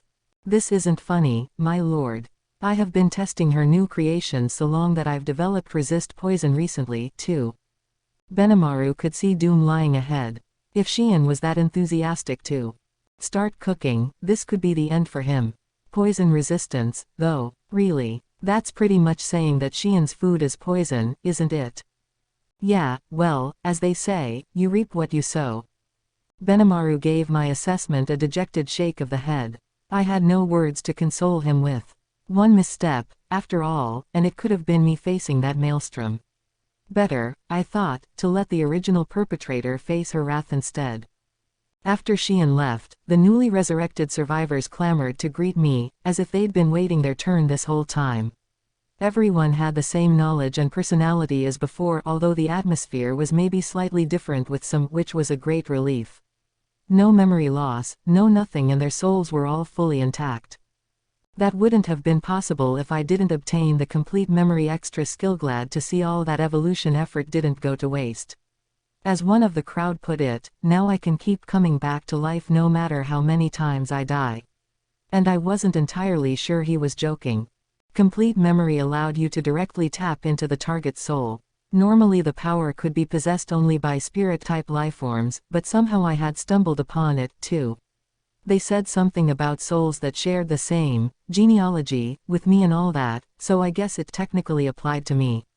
That's what the gift thing was. Probably it got everyone back, and I couldn't be happier with it. After we wrapped up our reunion, everyone went right back to work. The rest of the townspeople also received some kind of gift, I think, but there was no time to examine them all in detail. Benimaru mentioned a variety of issues, and I had to address them quickly. So the moment we overcome one crisis, a new one comes right down the pike, huh? Before we discuss Shien's cooking, I have something important to tell you. Benimaru gave a signal, and on cue, the 3 lycanthropiers from the Demon Lord Carolon's domain appeared. Oh, right, Milam was fighting him, wasn't she? I forgot. First, let me congratulate you on your evolution. Alvis the Golden Snakehorn declared as he fell to one knee. Yes, but what's going on? Benimaru was the first to open his mouth. As he put it, evacuees from the Beast Kingdom of Urizania had arrived just a few moments ago. Remarkably, I had been fast asleep for 3 whole days, which meant that, the conflict between demon lords was over and done. Yes, I saw it all for myself. Phobio, the Black Leopard Fang, had stayed close to Carolon's side for the entire battle against Milam. And the result? Lord Carolon and Milam collided right into each other, and the Demon Lord Milam proved all too superior. The Beast Kingdom is, I am sad to say, no more. Dang, I had trouble forming a response. Benimaru gasped as well. Apparently, this was news to him. Phobio was himself gravely injured but still managed to take a warp portal over and regroup with Alvis. Gabble's potion saved his life after that. The 3 lycanthropiers were silent, Sufia the snowy tigerclaw gritting her teeth. However, Phobio continued, after an unbelievably massive explosion, it was none other than the Demon Lord Frey who delivered the blow that defeated our lord. The very idea of demon lords working together, I could hardly even imagine. I always believed that Milam had a distaste for such schemes. And, looking back, something else about it struck me as odd. So Milam and Frey had joined forces to defeat Carolon. I found that pretty damn odd, too. Milam promised him a one-on-one grudge match, and she didn't strike me as the kind of demon lord to pull a mean trick like taking along a ringer. Frey, according to Phobio, met eyes with him for just a passing moment. It happened so fast, Frey flying off with Carolon's body as if nothing was amiss, that he decided it was just his mind playing tricks on him. But, he went on, the Demon Lord Frey has the best eyesight out of all her kind. They say she can shoot down small animals on the ground from the loftiest of heights. I may have been hidden, but there was no way she could miss me. And something else concerns me about her behavior. Apparently, Sufia reported, the direction Frey flew off to was all wrong. A perfect 180 degrees from her own domain, in fact, and a fair distance off from Milam's lands. Her bearing would have taken her straight for the Demon Lord Clayman's domain. The other 2 lycanthropiers shuddered. 2 need to go out for a moment. Alvis stepped up to stop him. Wait right there, Sufia. Yes, if you're going, then we all need to join forces in our attack. Hoo boy, that's not gonna work. Beastlings like these have a one-track mind, and they're so easily riled into fury. Even Alvis, who seemed like the most level-headed of the crew, was no exception. Well, hang on, I ventured. We need more information before anything else. The way you put it, Phobio, Carolon is still alive. I don't know what Frey is like as a person, but there's no way Milam would let someone just horn in on her fight without getting damn angry about it. There has to be more behind this. I feel the same way, Benimaru said. Right, so listen, we all want to help you rescue your lord. So don't go berserk on me right now, alright? If we don't work together on this, you might wind up destroying whatever chance you've got. Worst case scenario, you'll have to fend off 3 demon lords at the same time. So don't jump right in yet, okay? Understood. All right, yes, Sir Rimuru. They all nodded, regaining their composure. We then decided to let them rest and recuperate for a bit. Them, and the other 10,000 or so people who evacuated to town with them, all utterly exhausted. Trekking all the way to Clayman's domain and challenging him to battle right now was absurd. In a short time, we had emergency stations handing out food, and the great meeting hall had lodgings hastily prepared to deal with the influx. We weren't at full strength yet, my people were only just beginning to wake back up. For today, at least, we decided to kick back and relax with a meal together. Surrounded by the pleasant smell of the emergency kitchens, we awaited Xian's cooking with a sense of impending terror. So, good luck at dinner, okay, Benimaru. Wait just a minute. We should be eating her food together, shouldn't we? She's trying her best. Maybe it'll actually be good, by some miracle. Just promise me you won't leave me alone. Let go of me. Miracles don't occur that often. I've just wrapped up this awesome, awe-inspiring evolution event, and the first thing I do after that is sample Xian's cuisine. What kind of prank is this? In the end, though, the teary-eyed Benimaru was just too pathetic a sight to bear, so I agreed to join him at the dinner table, or more like Xian pushed me to a seat adjacent to him. He. I'm sure you're looking forward to this just as much as Benimaru is, aren't you, Sir Rimuru? No, not at all. Easy enough for me to think that, really, but near impossible to say it. One look into Xian's eyes, and I realized, oh crap, there's nowhere to run. Thus, as the people around us celebrated their resurrection and revitalized their spirits with food and drink, we were being treated to a tasting session straight from the deepest pit of hell. A few more moments and the lethal weapon that was Xian's cooking was locked and loaded on plates. She beamed as she brought the food in on large platters. The time has come. I took a look at one of the steaming plates, and Hoa! Whoa! What's that stuff? It wasn't food. I absolutely refused to accept that this was food. There was a bowl with assorted stuff tossed into it. A stew, maybe. Was that her intention? No, right, this wasn't food. Never. There shouldn't be any question about it in the first place. Xian, wait a second. There's something I want to ask you. Do you understand the concept of what cooking means? Of course, Sir Rimuru. What do you think? It looks scrumptious, doesn't it? You damned fool. You got carrots, potatoes, peppers, tomatoes, onions, and all kinds of other vegetables, but you just tossed all of them in whole. I shouldn't be able to recognize every single one of them in the bowl like that, all floating in the broth or whatever. You're supposed to peel them, or cut them, or do a whole lot of other crap with them. I was shouting, straight from the heart. Then I turned to Benimaru. What is the meaning of this? I thought I left Xian's care in your hands. She hasn't learned anything at all from you, has she? He gazed back at me, as glassy-eyed as a dead fish. I just couldn't do it. I've never had a setback in my life, but with her, I've hit the wall of my personal limits. Since childhood, I always assumed that nothing was impossible for me, but now I see just how shallow-minded that was. How brazen of him. The wall of his personal limits. Bullshit. I'm eating this, too, remember? I glanced up at Xian. She was quivering, on the brink of tears. I began to feel like maybe I was the bad guy here, well. Like a monk experiencing enlightenment, it was time for me to brace myself, treat this as training, and have at it. All right. I'll take it, okay. But at least try to actually prepare your ingredients before putting them in next time. But whenever I try chopping up food, I wind up chopping up the rest of the building I'm in, too. The whole building, not just the cutting board. Right. My Goriki Maru is so wonderfully sharp, but it's a little long as well, so, Xian pointed at the longsword strapped to her back. She cooked with that. Benimaru threw his hands in the air, as if in surrender. Talk about someone you can't rely on in a pinch. My esteem for him was in free fall right now.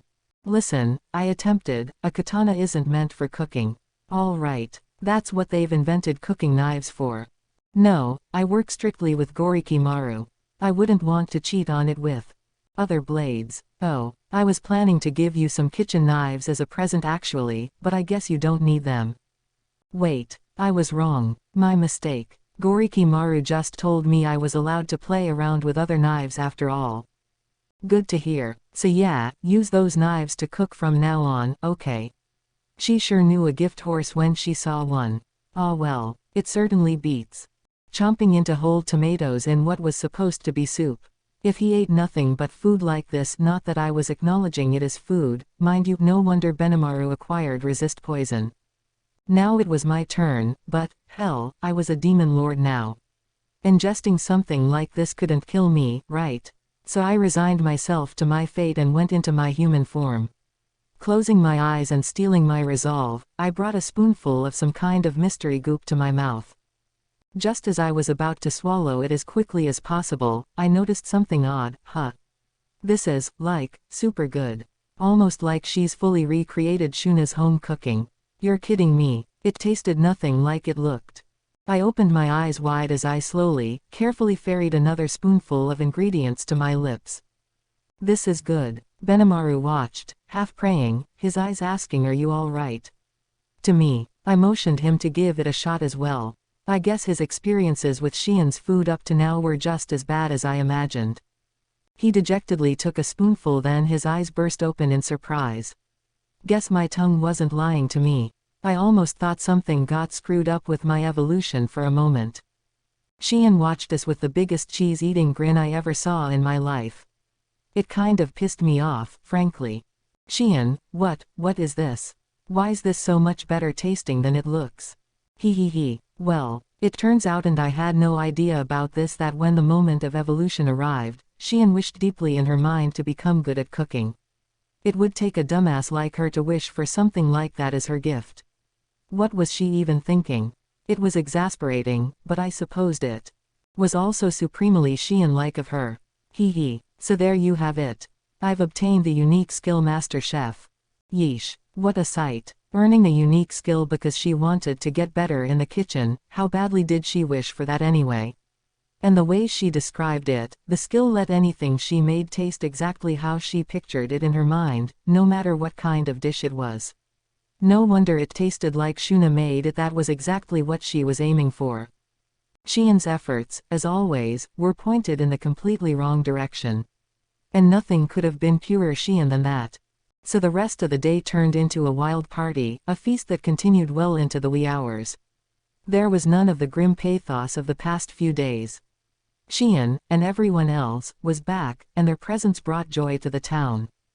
There was Gobzo and Gobta, showing off assorted tricks to their audience. One of them had a knife stuck in his head. Wonder how they pulled that off. It looked like it was bleeding, too, but maybe I just imagined it. They were laughing so much that I'm sure there was nothing to be concerned about. Yong was there, too, along with Ellen and her bodyguards. He and Gruchith were staggering around, which was still a better showing than the totally passed-out Cobble. But Majoran was the clear winner of the night. She didn't act a single bit drunken, experienced partier, I suppose. Sufia, noticing this, became the latest challenger to fall victim to her in a drinking match as the party descended further into chaos. It was a wild scene, but at least it helped the lycanthropes forget their worries for a while. Starting tomorrow, we'd have a lot of cleanup work to do. I'd need to consider what to do with the Beast Kingdom refugees, as well as how we'd rescue Caroline. Plus, there was the Western Holy Church to consider. We'd need to pay careful attention to how they reacted, assuming we wanted to keep on the Western nation's good side. There was a mountain of issues to deal with, but for now I supposed we could have a little fun. And maybe it was just for today, but this was turning into a real fest, I'd say. Japanese people love their festivals, after all. No excuses too petty to kick one off, no reason too trivial for someone to plan a drinking party for his friends. That's how we lived around here. No need to keep things tense all the time. I should also mention that this party wound up becoming a yearly occurrence in this land. They named it the Tempest Resurrection Festival. Deep into the night, while everyone was sleeping off their epic benders, I was pondering over our future direction when an unfamiliar person greeted me. "I am glad you are awake, my lord. Allow me to express my heartfelt joy at seeing you become a full-fledged demon lord." The figure bowed deeply before me. Who are you?" Surely you jest, my lord. Nothing could damage a demon's heart more than to hear that." The visitor seemed genuinely insulted. He looked like a pretty high-level demon, but I seriously had no idea who this was. Then Ranga poked his head out from my shadow. Master, this is one of the demons you summoned, using the knights as your bait. Oh, right. This dude's still here. Ah, Sir Ranga. The demon turned thankful eyes to Ranga, as if in the audience of a personal savior. And, come to think of it, I did see him during the party, fidgeting and looking supremely out of his element. Well, thanks for all your help. I heard you rounded up the survivor for me, too, so Ranga and I could get back here safely. Oh, no, I am hardly worthy of your thanks. But along those lines, well, sorry to keep you here all this time. You can go back home now. What? That would explain his behavior. He wanted to leave, but I hadn't gotten around to giving the order. So I did, but this demon was acting all weird about it. He had rather handsome features really, you'd almost call him beautiful, despite being male and all. And now that face looked bewildered, ready to cry at any moment. It worried me. Oh, did I not give you enough of a reward or something? Nothing of the sort, my lord. As I asked you before, I seek the honor of joining your followers. What do you think? Will you please give it some consideration? Joining my followers. I think this greater demon I summoned said something like that, yeah, but, wait. This guy in front of me ain't just greater. We were talking like nothing was amiss, but this wasn't any kind of greater demon at all. Huh, Ranga, did I really summon this dude? You certainly did, my master. All right. Upon receiving the night corpses you offered as my summoner, I have earned my physical body. I can only hope that I may repay this great favor to you in some way. Oh really? Well, neat. He did seem kinda strong, and if he wanted to be my follower that badly, then hell yeah. But that was a two-edged sword. If he ever went out of control, I worried that even Benamaru would have trouble stopping him. And what about the other two demons with him? Understood. When carrying out the secret art of revival, you began to run short on magicule energy. When you did, the two demons rendered themselves into magicule form and disappeared in order to help you earn the energy required. Man, Raphael tossed that bombshell out like it was nothing. He was acting even more cold-hearted than the sage, showing off the kind of stakes he worked with. So the demons helped out with Xian's resurrection, playing a role of their own behind the scenes. Boy, now I'm sorry I thought for even a moment that they were useless. But what now, though? This guy's aching so badly to help me out that he tossed his demon friends under the bus for me. It'd just be mean to ignore that. I can't really give you a salary or anything. You okay with that? The right to serve you will provide all the joy I need, my lord. Well, hell, if he's willing to work for free, I like those terms a lot. All right. Well, sounds good to me. As of today, you're officially one of us. Ah, I thank you, my lord. Quit with the, my lord, crap. It's creepy.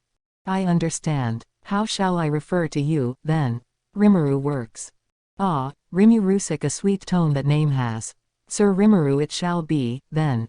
Talk about grandiose. I had no idea what about me he found so attractive, but he just couldn't wait to be my servant.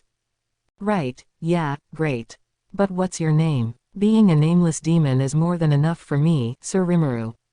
Huh, he looked way too high level to not have a name. But that'd be too much a pain in the ass to deal with. Let's do what I've always done, then. Okay, well, in place of any other reward, I want to give you a name. You got a problem with that? My word. No, no problem at all. This is the greatest gift a demon could ask for. His well-featured face burst into abject joy. I guess that's just how I am, huh? There's something about me that demons find irresistible. I think I had a right to boast about that a bit. Right. So, a name. Time to fish into my grab bag of supercar models, maybe. Something that sounds nice and demonic. In fact, why not just throw a fastball straight down the middle with this? Your name is Diablo. May you live up to it in your service to me. And the moment I said it, I felt my energy drain. I was getting pretty used to this by now. It took only about half my magicules this time, too. The pessimistic side of me was expecting more, given how high and mighty this demon looked.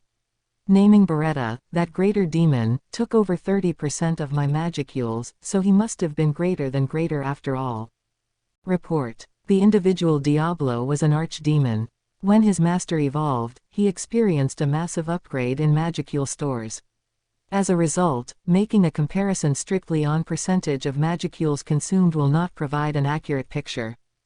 All right. But really, Raphael here seems a hell of a lot more informal with me than the sage ever was. Incorrect. It is your imagination. Oh yeah, you seem awfully free with the advice you're offering.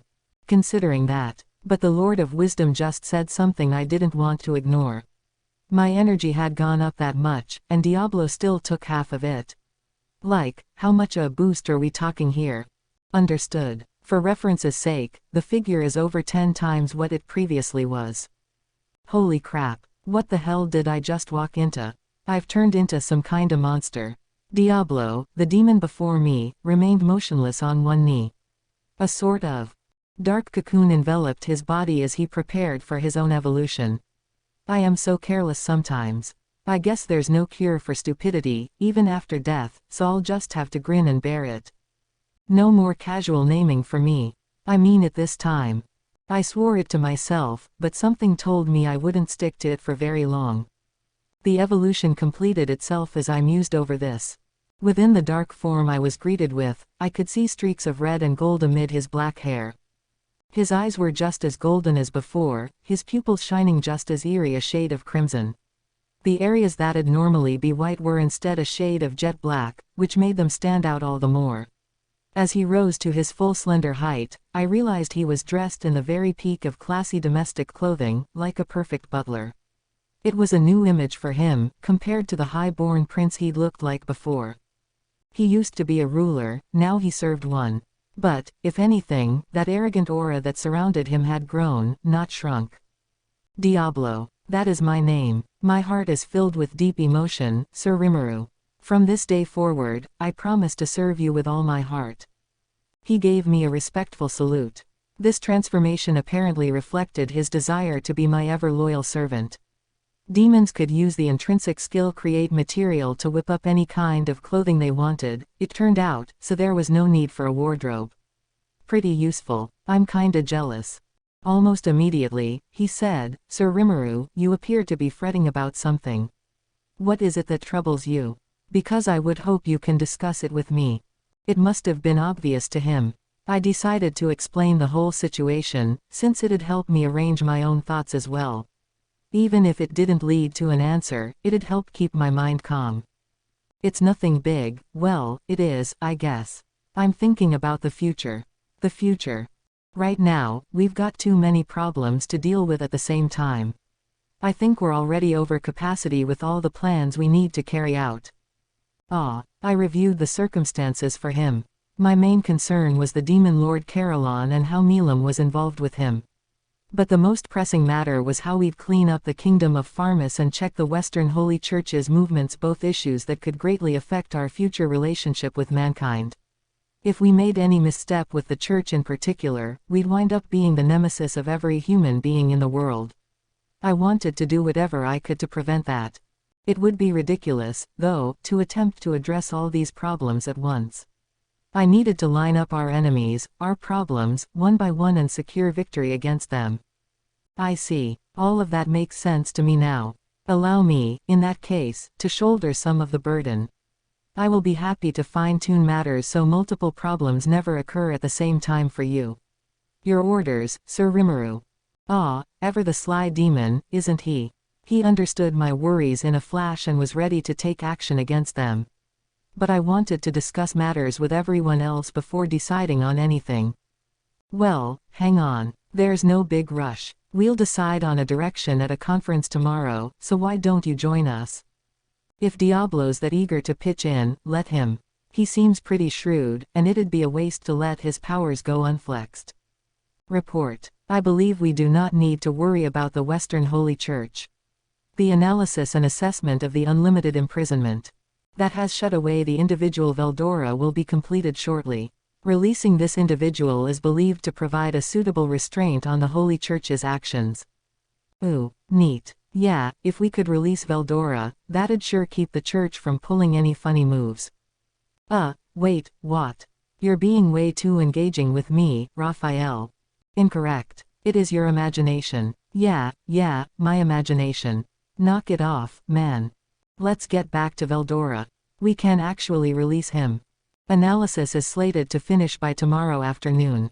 Wow, Raphael, I guess you've gotten a lot more useful than I thought. Well, that certainly opened up a few paths to a solution. As long as we could keep the Western Holy Church in check, that'd give us all the time we wanted to negotiate with the Western nations. I was scared the Church was agitating them to believe we were evil, and if we kept that from happening, we already knew there were nations there willing to work with us. Pharmus, meanwhile, was no longer a threat. We had crushed the core of their military, and we held their king hostage. We'd help pave the way for Yom to establish a new nation and focus the attention on him, and nobody there would even have the free time to meddle with us then. So what problems did that leave? Right. I think something's gonna come together after all. I would focus exclusively on striking the Demon Lord Clayman. Milam told me that anyone who declared themselves a Demon Lord would quickly face retribution from the others. Why not turn it into a big debutante ball, get my name out there with a bang and go on stage as the sassiest, brassiest Demon Lord out there? Has an idea come to mind? It sure has. I've decided to become a Demon Lord in name and deed. He. That's the spirit, Sir Rimuru. And I, Diablo, shall be faithful to you for all the days of HMPH. And I, Ranga, am his most faithful of servants. I gave Ranga a pat on the head for that. The unexpected declaration was kind of endearing, I thought. It seemed like we had a good playbook to work with tomorrow. And under a sky full of stars, atop Ranga's back as he squinted in bliss, my own mind felt just as clear and glittery. The next day, I informed everyone of my plan. The following people were in attendance: Shuna, my temporary secretary. Xian, my official secretary. The temporary one was far better suited to the job, but never mind that. Rigurd and the other hobgoblin elders in government. Rigyur and Gobta from our security team. Benamaru and Hakuro, representing our military. Kaijin and Kurobe from the manufacturing department, along with Garmin Dold. Geld and Mildo from construction. Lilina from management. Soy, Soka, and the other 3 members of our espionage team. Ranga in my shadow is kind of an emotional support animal, I guess. I also invited Gabble to join in, as well as Diablo, serving as a second secretary of mine. It'd be a good opportunity to introduce him, I figured. Outside of native Tempestians, there was Yom, his assistant, Kajal, and Rommel the staff officer. Majoran and Gruchith were there, of course, along with the 3 lycanthropiers of Eurazania. There were over 30 people in our meeting hall, all told. Thank you all for gathering here, ladies and gentlemen. Why this sudden meeting, Sir Rimuru?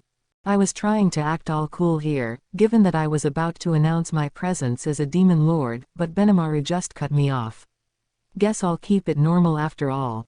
First, I have someone to introduce to you all. This is Diablo, who helped me out of a rough spot just a bit ago. He's pretty strong, and we can all rely on him, so make nice, all right.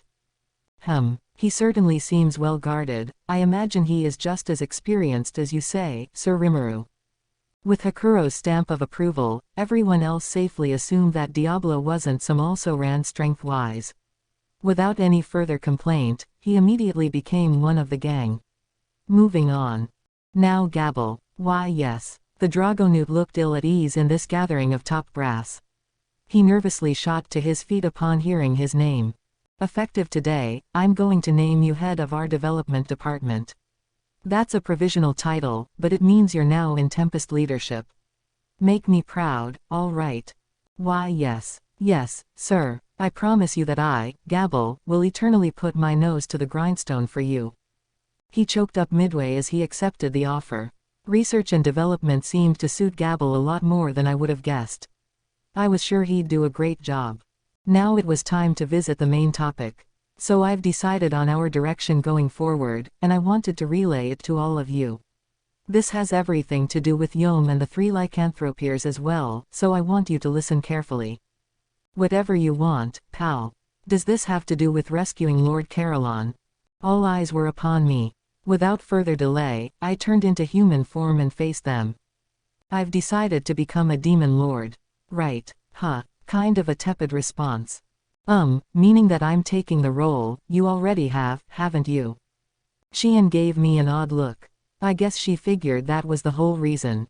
She was alive now. And yeah, I was a true demon lord in terms of my rank or whatever, but I don't mean that. I mean, I'm going to declare to the world that I'm a demon lord, too. Oh, meaning that you're going to challenge the other demon lords at their own game, Sir Rimuru. Hakuro was kind enough to say it for me. Right, exactly. And not, the other demon lords exactly. I'm gunning straight for Clayman. Yom, Majoran, Gruchith, and the three lycanthropiers nodded their earnest approval. I see, said Benimaru, boldly smiling. Seizing a seat at the demon lord's table for yourself, then.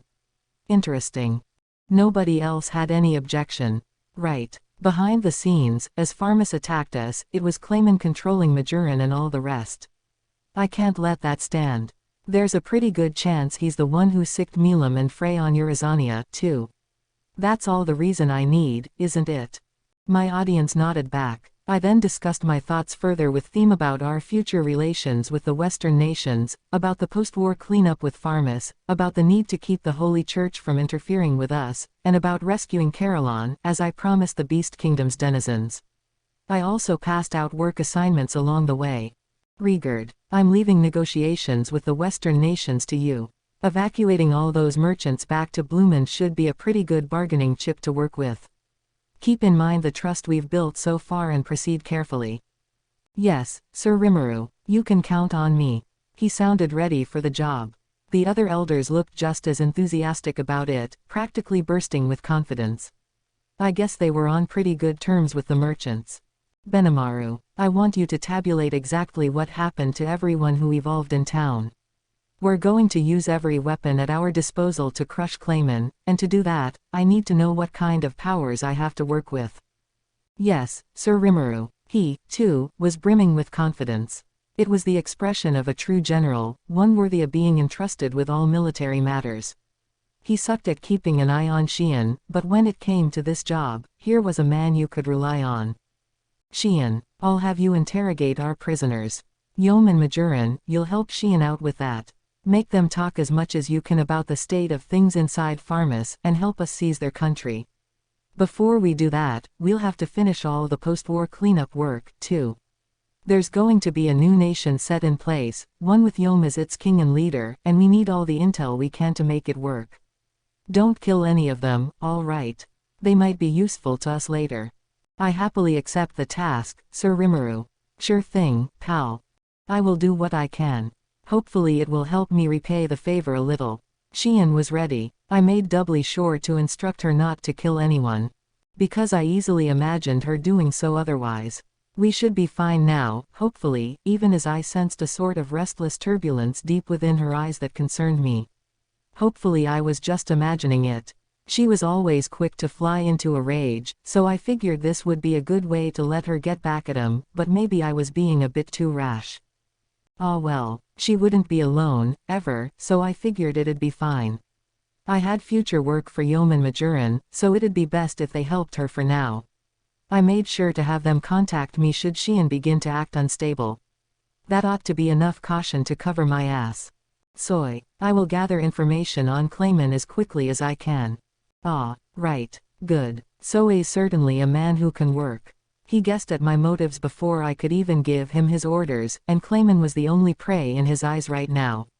Scary dude. Glad I could rely on him, and before I could finish the thought, all 5 members of our espionage team had disappeared, already carrying out their duties. Once he was back, I was sure we'd have another strategic conference to carry out. As for the others, now, as I've said, I'm going to crush Clayman. I'd like the 3 lycanthropiers to help me with this if possible. I would expect nothing else, O great leader of Jura. Just say the word. We're running on your orders for now. We are all of the same mind. We lycanthropes reward trust with trust, we repay our favors with our lives. We trust you, and you have given us a favor we could never repay. Now allow us to stake our lives on paying you back. All right, well, here's the order. I want you to rest up, recharge yourselves, and prepare for the decisive duel. Yes, Sir Rimuru. All 3 of them kneeled and acknowledged that they were under my orders. That'd be a huge boost to our war power, not to mention some extra provisions to use against Clayman. That was a relief. Good. So, I want everyone else to evaluate the damage to our town and repair it. We also need some living quarters set up for the lycanthropes, help them maintain a decent quality of life while they're here. And keep up your security patrols to make sure we don't have any fights or trouble. Everyone nodded their agreement. That marked the end of this salvo of orders. Excellent. Now we'll just wait for Soe's report before we hold another conference. Until then, I want all of you to figure out the main issues with the work you're assigned and put together a plan we can execute against them. Yes, sir. The audience stood up and saluted me. I nodded and gave them a little smile, putting on my mask as I sat down. Get to it. Every one of them immediately sprang into action. The only ones left in the room were Diablo, Shuna, and me. Xian griped a bit about being the real secretary and all that, but luckily for me, she put the orders I gave her first. She lectured Diablo a bit on what the job of secretary entailed, but he was perfectly safe in ignoring all of that. Already he was eagerly nodding and giving thoughtful looks at what I said, so maybe that made Xian get all stuck up with him. If I hadn't stopped her, she might still be yapping at him now. I had given her 3 prisoners to interrogate. She had to take that job seriously or else it'd be pointless. It wasn't an interrogation so much as torture at Xian's hands, truthfully speaking. I had given permission for her to deal any kind of mental anguish she could think of, as long as physical pain wasn't involved. The victims I resurrected were allowed to join in, too, and I was sure they'd be more than eager to make them sing like canaries. The anger swirling within me had largely calmed now that they were all back. It meant I had no real drive to kill that seedy-looking old man and the guy from the Western Holy Church. The main perpetrator already had his heart broken by Diablo, besides. I couldn't forgive them, but I no longer had much interest in laying my hands on them. Depending on how things went, it might be better to let the King of Pharmus and the Archbishop live so we could more effectively use them. As long as Xian didn't kill them, then, I was prepared to give tacit approval to whatever she did. If someone hits you, you gotta hit back. Hit back, put the fear of God in them, and make sure they never make the same mistake again. Xian was the perfect person to handle this, and once she extracted the info we needed, I was sure she'd give them a hearty meal using Master Chef to make sure it tasted just the way she wanted. While Xian played the role of interrogator, I had other business to take care of. First, I had to study how this world handled post-war cleanup. I wanted to at least consider things like what they did with POWs, as well as the other conventional wisdom surrounding warfare around here.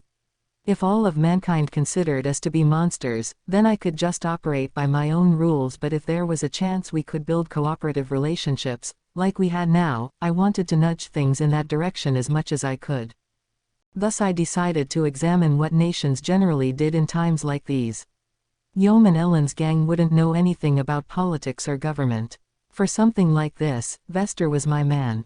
Soon, there was a knock on the door, followed by Diablo bringing the former dwarven minister into my chamber. "I hear you called for me, sir," he asked when he set eyes upon me. "And let me say, I am so glad to see you safe after all these calamities that befell us." Yeah, that ain't the half of it. Not that they were over yet, either. I decided to cut straight to the point. "You said it. But I wanted to ask you, how do human countries around here wage war against each other?" "Ah, you are curious about Pharmus, then. That is a rather thorny issue to deal with." Vester then began discussing the rules of war with me. First off, Western nations' countries that were members of the so-called Council of the West generally didn't fight one another. Even if they did, it'd have to involve formal declarations of war and a litany of strict rules. Failure to adhere to those would put the full weight of the Council against you, meaning every other nation in that western region, pretty much. What about nations not involved with the Council, though? Assorted scenarios could play out in that case, but basically, the Council never got involved no matter who won or lost. If one side engaged in behavior that was cruel and inhumane beyond reason, however, it would certainly torpedo that nation's reputation within the Council. Just because rules didn't apply to the other side, that didn't mean you could do whatever you wanted. Trying to navigate the boundaries of this seemed like a big headache to me. On the other hand, though, if you were invaded by another nation, that was a different story. You had the right to request rescue support from the council, and that was one major reason why the council had so many small kingdoms represented among its ranks. Larger nations, such as the Dwarven Kingdom and the Eastern Empire, full name, Nazca Namrium Ulmeria United Eastern Empire, naturally weren't involved with the council. Get stormed by one of those outfits, and the council was ready to handle that with a unified front, but if you're the one storming them, the council was totally hands-off. You might even get kicked out of the council for needlessly riling a superpower like that. Having it laid out for me like that, it sounded like the council's sort of United Nations-like presence in this world was based pretty heavily around the idea of weaker nations helping one another out. Considering the ever-present threat of monsters, I suppose, people there had learned that wars among mankind were pointless. Now I had some level of understanding to work with. Within that framework, the Kingdom of Farmus had staged a single-handed invasion of Tempest. Was this a holy war, involving the full will of the Western Holy Church? That was a thornier question. That's exactly the issue, Vester advised. If Farmus had won or at least forced a stalemate, the Holy Church could have driven a litany of other nations to join the battle. The way things are now, though. Yeah, it took one slime to wipe out the entirety of Farmus's military force. We're talking literally 3 survivors. It had to be one of the biggest routs in all of history. Plus, they invaded a country with ties to Blumend. Was it really worth picking a fight with a nation like ours? Beating us wouldn't earn them anything, it wouldn't make anyone move from one side to the other. And winning was a pretty big long shot from the start. So, I said, if the Holy Church abandons Farmus, is it safe to say no other human nation will be willing to stage a military operation against us? The Dwarven Kingdom isn't part of the council, but they do keep up on their internal goings-on. From my perspective, I would not expect any moves from them at all. Well, maybe we're in a better situation than I thought. He. I see. Perhaps a show of force would be advisable against the Western nations. Hang on, Diablo, I have my own thoughts about that. My pardons. Nah, I think I'm gonna ask you to make Farmus capitulate to us. Oh, I would be glad to take that duty. I nodded at him as I thought this over. Once we had Veldora resurrected, the Western nations and the Church would be essentially bound and gagged. We could use that opportunity to prove we weren't their enemy. Farmus was probably going to get cut out of the council before long, besides. Report. I believe matters will proceed in the way you predict. Good. With Raphael, Lord of Wisdom and all that backing me up, it had to be a sure thing. Now, how were prisoners of war handled in this world? Unfortunately, even Vester didn't have much to offer. Wars just weren't that common, and POWs were generally exchanged for other prisoners, for money, or for other rights and privileges. The idea of a nation taking a rival's supreme leader prisoner was practically unheard of. Such a talentless king would quickly lose the faith of his people, no doubt, so I'd be surprised if anyone accused us of regicide or some other dirty deed like that. I suppose we could say that he died in battle, but it'd be much better to give him back alive, I think. All right, thanks for the advice. I'm glad you're here for us, Vester. Oh, no, it's nothing that impressive, he replied, visibly blushing.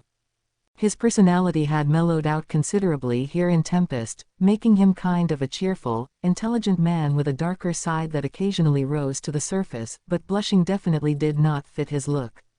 There's nothing cute about a middle-aged guy acting all bashful. Ah, I almost forgot, is it all right if I report on these events to King Gazel? Sure, no problem. Tell him to give me some feedback if he has any. Even if we tried to hide it, they'd find out in a flash. Better to just give him the whole, unvarnished truth. Very well, I will be off, then. He was still blushing when he took his leave. Then something clicked in my mind. Wait a second, what if he wasn't being bashful at all? What if he was just that, charmed by me? I did have my mask off. Wait, no way. Assorted concerning scenarios flashed through my mind. I'd just have to hope none of them came to fruition. The moment Vester left the chamber. Report. Analysis and assessment of unlimited imprisonment is complete. Well, perfect. Thanks, Raphael. Let's go outside and get Veldora out of there pronto. I've got some business to take care of, so I'll be gone for a bit. I don't need anyone to accompany me. Shuna, show Diablo around town for me. Very well. Take care. Thank you for your consideration, Sir Rimuru. No prob. See you later. Before long, I was deep inside the sealed cavith, very place where Veldora was being held, a region one didn't even let Gabble and his army come near. Unleashing the dragon in the middle of town was likely to cause some, consternation, so I went down here instead. Besides, even when sealed, the area around him was so dense with magicules that people couldn't even come near the place. For me, though, it was easy. It used to take several minutes to pin down the coordinates for spatial motion, but now it required no more than a passing thought to wrap it up. In an instant, the 2 points in space were connected, and a hole opened up before me. One hop was all it took to reach my destination. Okay, let's review where we're at right now. I've evolved into a demon lord, and my skills have changed quite a bit as a result. Essentially, all those skills, spatial motion included, have been brought together under the same umbrella called Raphael, Lord of Wisdom, making them all much easier to use. The ultimate skills Raphael's powers involved, quoting from him, were Mind Accelerate, Analyze and Assess, Parallel Computation, Cast Cancel, All of Creation, Combine, Disassemble, and Ability Adjust. The unique skill Deviant, an old memento from Shizu, was gone, now integrated into Raphael's own abilities. Maybe that was why he was a lot more talkative than my old partner. Incorrect. That is unrelated. So it wasn't just my imagination, this time. And that must mean, but let's not pursue this right now. By the way, Mind Accelerate lets me extend my rate of thinking by up to 1,000,000 times. It's a little hard to picture that with words alone, but crank it up, and it feels like time stopped for you. Thanks to all these skills, I could now trigger multiple magics at the same time, with no more than a fraction of a second's delay between them. It was virtually incomparable with the Great Sage. The ultimate skill Belzebuth, meanwhile, encompassed predation, stomach, mimicry, isolate, rot, soul consume, and food chain. Soul consume was a new power for me. Merciless, a power I thought could come in pretty handy, was subsumed into the other SA pity, but it was still active within soul consume. I still needed to break my target's heart before I could take their soul, but it was pretty handy in practice anyway. Another interesting thing was that receive and provide had merged into food chain. It set up this entire skill tree of sorts to tap into, with myself at the very peak. Monsters below me could provide their strength to back me up, and I could divert some of my own strength down to them. It was ridiculous, and even now, it was doing its thing, granting me access to the skills the town's monsters picked up in their evolution. I was letting Raphael take care of all that for me. That rounded out my skill set, and even I was shocked at how superpowered it was. There's no way I could take full advantage of this stuff. Raphael himself was subject to food chain, too, placing him in the midst of an ability adjust. If these skills were gonna change all the time, why bother remembering them? But enough about me. Let's turn our attention to Veldora. This has been a long time coming, hasn't it? Nearly 2 years, in fact. But I was finally ready to keep my promise. I still needed to find a vessel of some kind for the guy, but I had a feeling one skill or another would take care of that for me. I'm bustin' you outta there, Veldora. Then I placed the order with Raphael. The moment I did, a virtual tempest of magicules swirled around within my stomach. If I hadn't evolved Belzebuth, I'm not sure the stomach would have been able to take the strain. It felt like a near-overwhelming gale had burst out of nowhere. I, the great and venerable Veldora, have returned. Venerable. Dude, is this some new way of talking you developed while you were in here? Hey, I said, trying to keep things light. Long time no see, how you doin'? You seem to be treating this great resurrection of mine rather flippantly. But it came more quickly than I expected. I had anticipated a while longer. Yeah, I'll bet. Analyzing the unlimited imprisonment took a hell of a lot of time in itself. The way I was doing it, I'd probably need another 100 years or so, I'd guess. But then my great sage kind of evolved on me, so. Evolved. No wonder, then. Even my unique skill investigator told me to expect another century or so. All I could do was send the information I gleaned from the inside to your sage, but the flow of data vastly accelerated itself out of nowhere, so I was wondering what was afoot. A skill evolving, though. What happened there? I answered the question as best I could. I became a demon lord, my unique skill became an ultimate skill, the sage became Raphael, and I'm one lean, mean, analyzing machine now. Ah, I see. And you've become a demon lord in the span of under 2 years. An awakened demon lord is not some imposter pushover. Even I would have problems against such a foe. By awakened, I assumed he meant a true demon lord. When a potential seed goes through the harvest festival, that apparently awakens them, not that it really matters to me at this point. Yeah, well, what can I say, huh? I was always kind of like a genius, wasn't I? Even back then, no regular dude would be reborn as a slime, after all. I kept on naming people, too, and that made me evolve really quickly. I mean, really, it was easy. You've taken far too many risks, you fool. No wonder I noticed my magical energy being taken from me when I wasn't paying attention. Whenever you lacked the energy to carry out your ridiculous naming sprees, you took what you needed automatically from me. Of all the foolish things. It was such a blow to my analysis performance that I feared it would extend my imprisonment. But your evolution saved us this time, then. Never did I ever anticipate anything of the sort. Huh. So I survived all those epic naming sessions mainly because of Veldora. I mean, I did think it was kind of weird, pulling off all these evolutions at what seemed like a minimum of risk. Definitely gotta knock off the naming jags in the future. Hell, no wonder the demon lords didn't immediately set out to build a vast army for themselves. Now it made sense. But what's done is done. Let's just call it all part of the plan, huh? I bet you didn't. Well, I planned it that way the whole time. Did you receive any gift from my evolution, by the way? The world language said something about everyone in my spiritual genealogy getting something. We should have been connected that way, too. But instead, I felt an audible huh. From my thought communication. Veldora fell silent for a bit. Then, so this is an evolved skill. My unique skill investigator has become the ultimate skill Faust, Lord of Investigation. The power to reach the ultimate truth, the final goal of my boundless research. He sounded pretty excited about it, dancing around a bit in the cave. I dunno, maybe he's the type who's slow on the uptake. His teacher probably would have written, "too inattentive," on his report card. But whatever. Oh, that's great. A lot easier to evolve than you thought, huh? You fool, came the exasperated reply. Not even I was aware of such phenomena. It is not a lot easier than I thought. No, I suppose not. True demon lords were a rarity, after all, and I suppose it wasn't such a common thing.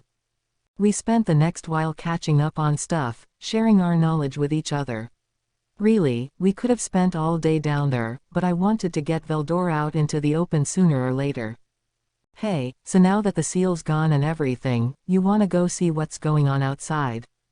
Ah, yes. But what will we do about a vessel to serve as my physical body? I think we can find a way to make that happen, but there's something I want you to promise me, all right?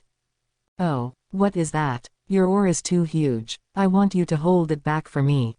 We have human beings in town now, as well as a variety of weaker monsters. If you show up in resurrected form over there, it's gonna wreck everything, won't it?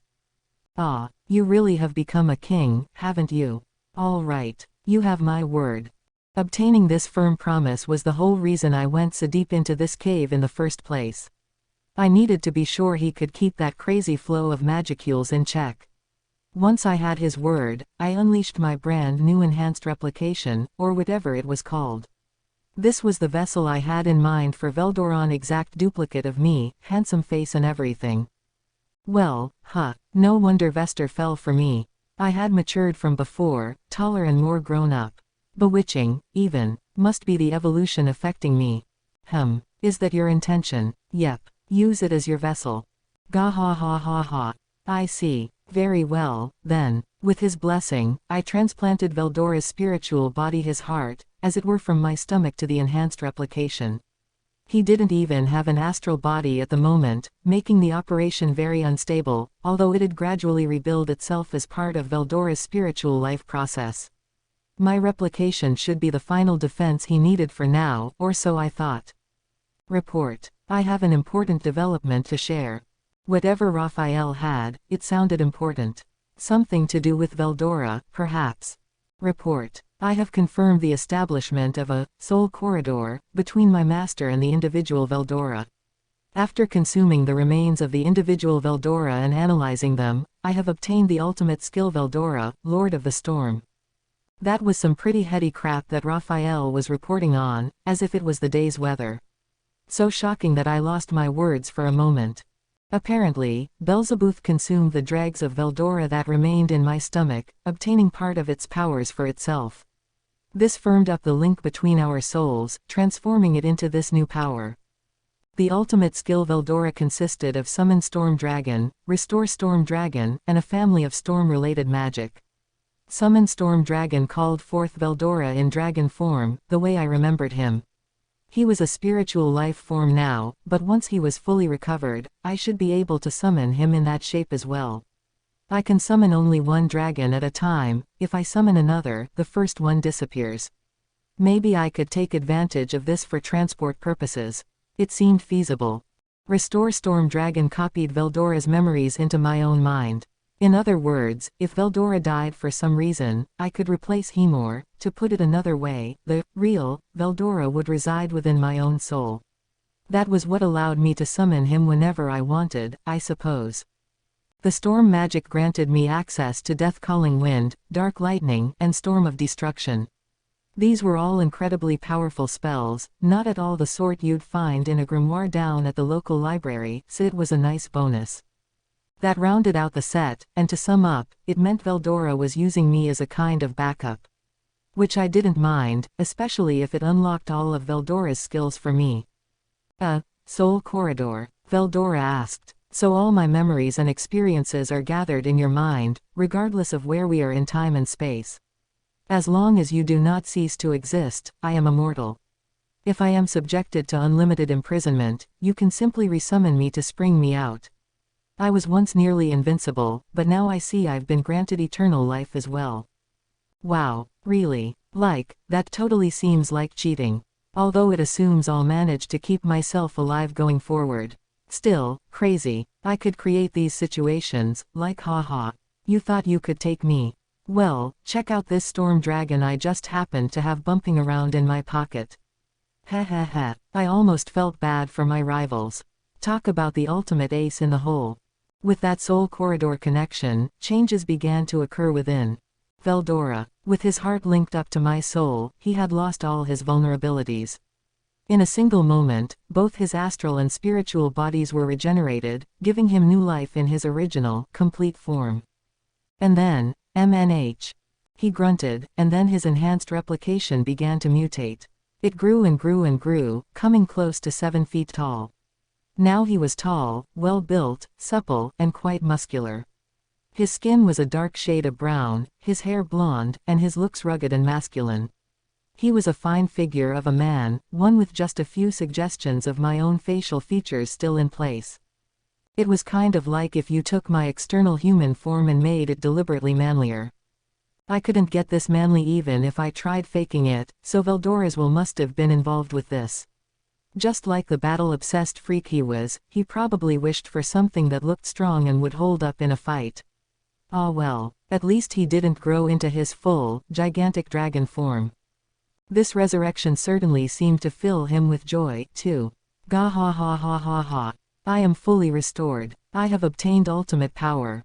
Anyone who defies me shall be slain. Hang on a sec. That's weird, isn't it? He's starting to sound like a villain here. And where have I heard that line before? Wait, that's gotta be a famous line from the boss character in a manga I used to love. Dude, why do you know that line? Gah ha ha ha ha.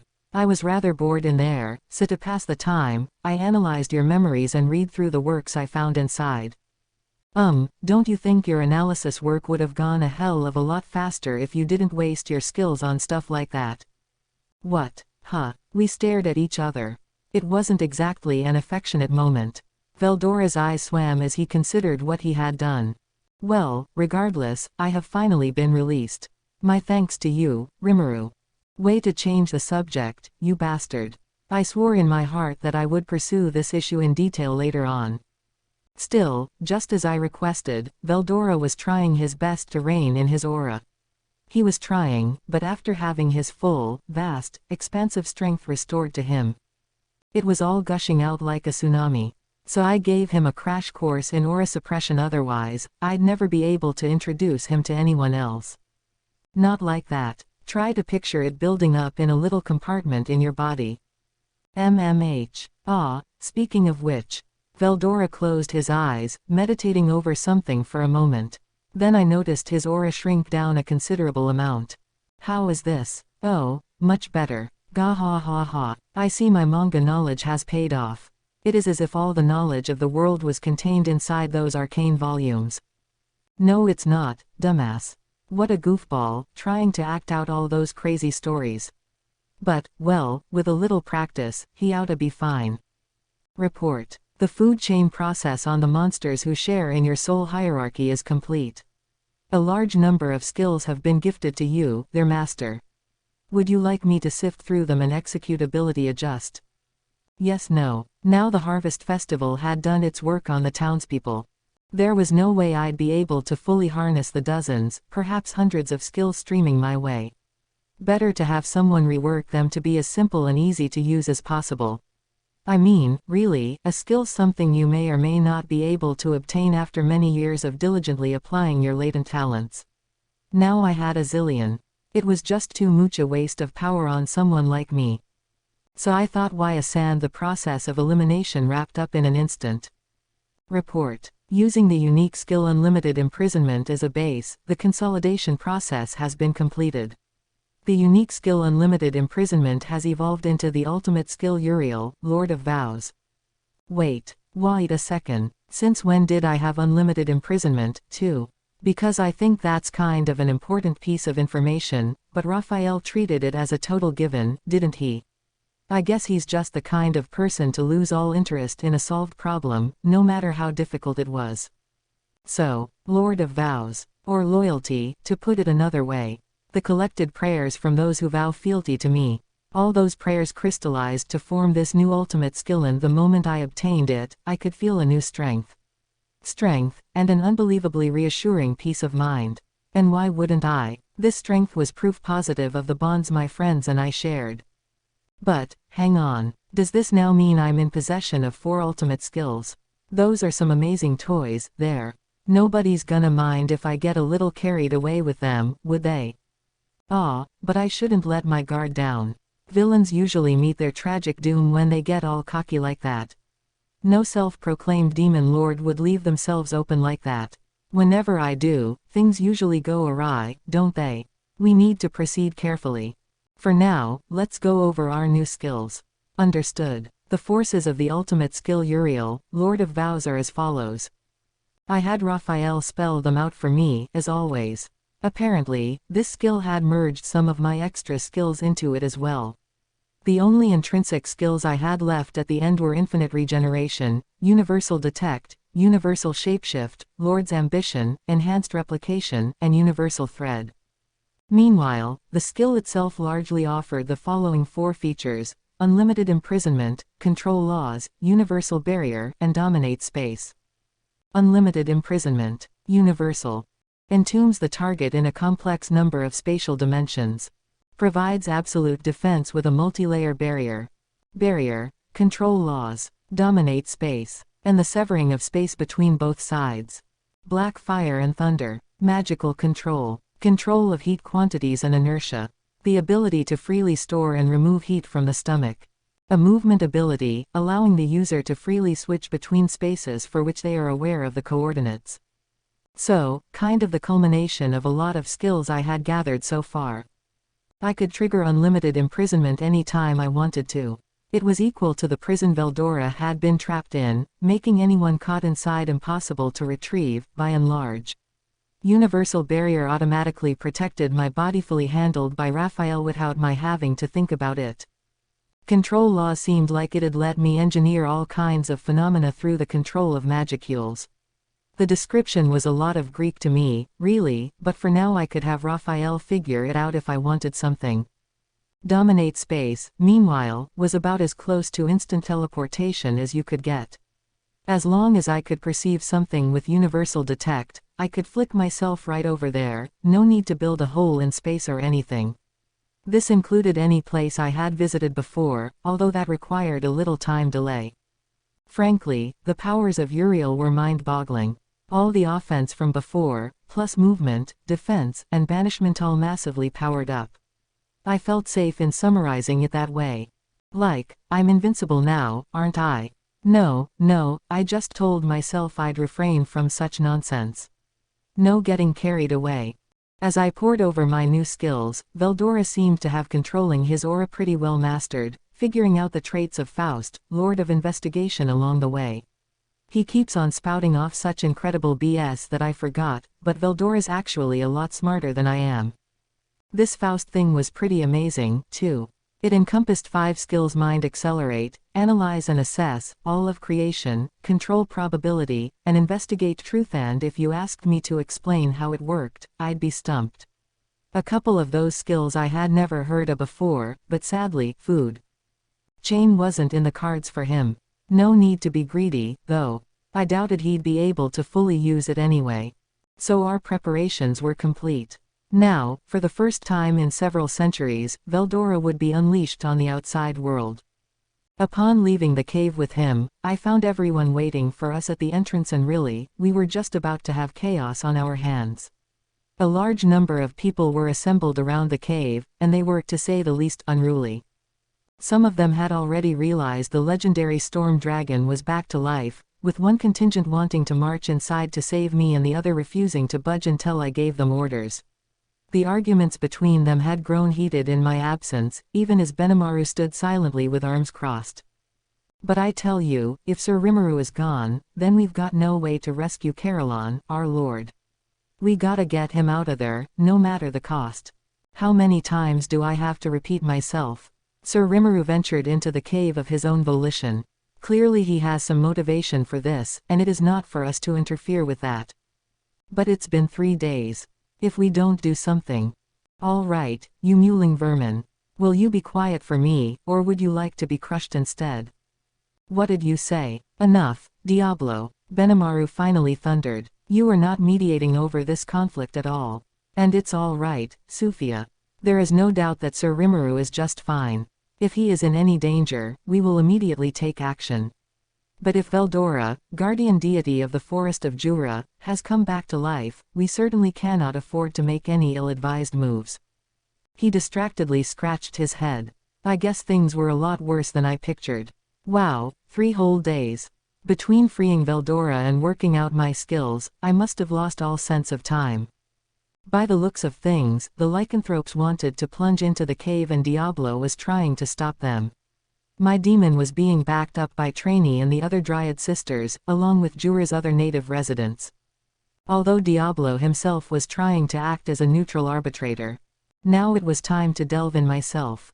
This whole quarrel was my and Veldora's fault anyway, so. Hey, guys, sorry if I made you all worry. Sir Rimuru. This led to yet more gasps and shouts as Rigard sprinted up to me. Ah, Sir Rimuru, you're safe. We were so worried. We received word from the sealed cave that Veldora the Storm Dragon's presence revived itself without warning. Are you all right? We heard you had ventured into the cave. I gave the concerned-looking Rigard a smile and a nod to show I was fine. All this, Sufia, Phobio, and all the other lycanthropes, I guess I put a lot of undue concern on you. Sorry, I should have explained myself better. And no, Sir Rimuru. As long as you're safe, it's fine. I was so worried, but, indeed, it is fine. So what happened to the Storm Dragon? The 3 lycanthropiers seemed greatly relieved. Given how I was the key to rescuing Caroline, I'm sure my absence must have freaked them out mightily. Veldora, meanwhile, must not have liked the Sir being omitted from his epithet, because he scowled back at them. I grinned, patted his shoulder, and told him to calm down before I addressed the crowd. That is exactly what I came here to show you all. But before that, allow me to introduce. I then pushed Veldora, the handsome young man standing next to me, toward the forefront. This is lil old Veldora in the flesh. He's kinda shy, but make nice with him, all right. The entire region of town fell into silence. Everyone's eyes landed on Veldora, nobody daring to say a word. In the midst of this. Wait a moment. Enough of that nonsense. I am not in the least bit shy. I just had so few people reach my domain while they were still breathing, up to now. It was delivered in a peeved, dissatisfied voice, but it was more than enough to plunge the scene right back into chaos. The dryads were the first to recover. They all kneeled before Veldora, trainee included, and bowed their heads. "Oh Sir Veldora, guardian of the forest, how it fills us with joy from the heart to see you alive and well again. Gah ha ha ha. The dryads, haven't seen you in ages. Well done managing my forest for me. Oh, we hardly deserve your praise. It is still nowhere near enough of a task to repay the favor you showed us, taking us in after we were separated from our spirit queen. Ah, don't worry about it. So I guess you and Rimuru are working together. I intend to be just as obliged to him going forward, so keep up the good work." Whoa, what's he mean, just as obliged? We're gonna have a talk about that later on, to be sure. I had a feeling I'd be taking care of a lazy, useless bum unless I stepped up and did something about it. "Why yes, certainly, but, if I may," piped up Dorith, youngest of the dryads, recovering from her paralysis just in time to take the words from Trainee's mouth. "Sir Veldora, what kind of relationship do you have with Sir Rimuru?" I could tell everyone was straining their ears to hear the answer. They were intensely curious about it. I could practically hear them holding their breath. "Ah, that, you'd like to know. Don't give me that, crap, man. What's the point of acting all high and mighty here?"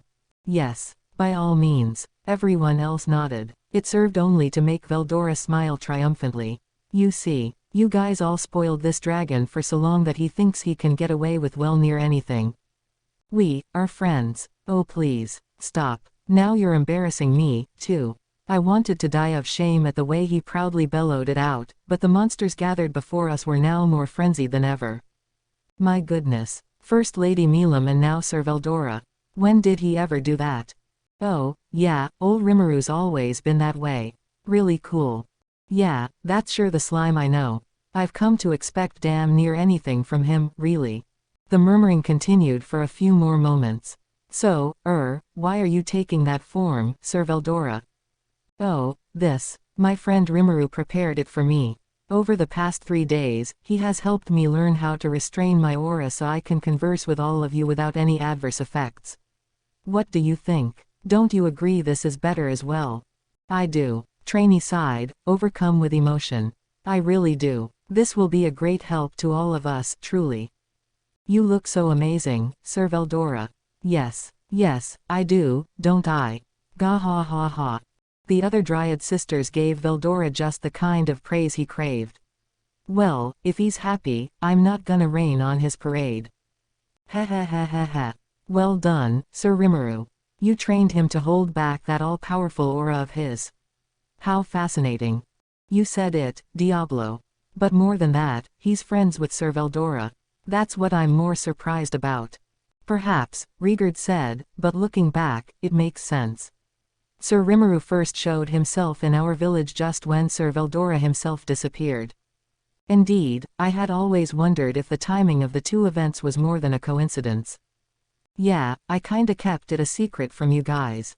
I thought at the time it'd take a century or so to free Veldora, and if word got out, there was no telling who'd take that as a signal to attack us. Ah, I see. My explanation seemed convincing enough to the Mond in the end. Veldora became a member of our town far more easily than I'd guessed. Just then, Soy appeared before me via spatial motion. I guess that was my gift to him. Sir Rimuru, I have returned to report on Clayman's activity. Before he could continue, he realized that he was surrounded by the 3 lycanthropiers and nearly every VIP in the Land of Tempest.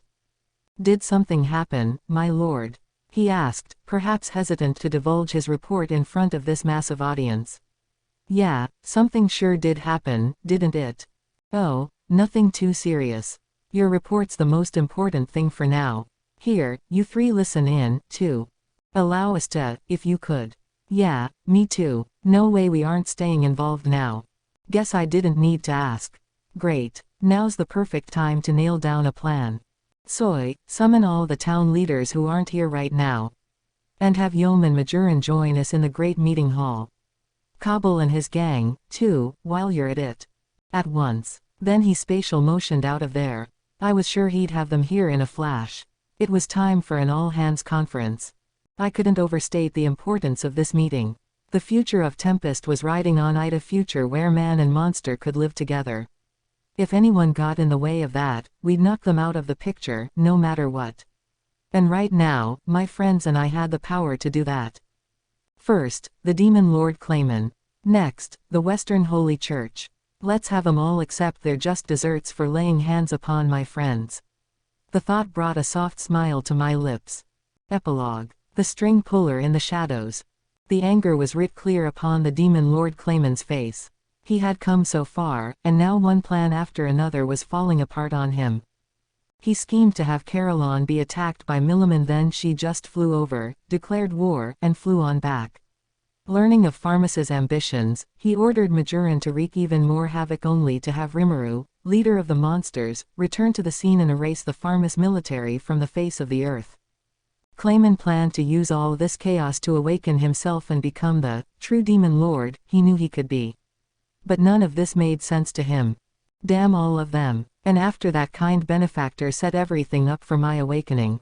The frustration made him grind his teeth. But his efforts weren't a complete failure. Majoran, one of his pawns, had been killed by Rimuru, and he could always use that as a pretext to declare war. That was the original plan, and Majoran was always meant as a sacrifice toward that end.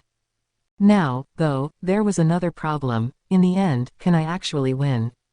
That was a serious issue.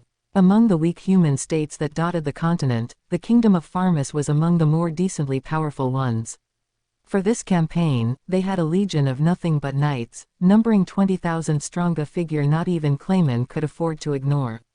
And it took just one magic-born, one Rimuru, to slay them all. The unbelievable news left the Demon Lord in a daze for a few moments. Even worse, Pirone's little finger of the 5 fingers that formed Clayman's closest, most faithful confidant Shad died in the midst of an espionage operation. Unlike Majoran, the ring finger, Pirone had been eminently useful when it came to infiltrating deep into human society. How annoying this is. Of all the coincidences, the nuclear cannon strike that demon deflected, landing a direct hit on my own agent. The unexpected loss of a vital pawn in his strategy irked him. But the next ebullient dispatch he received made all the dark clouds in his mind evaporate away. The Demon Lord Milam had dispatched Caroline, putting an end to the beast kingdom of Eurazania. Now, finally, Clayman had something to rejoice about.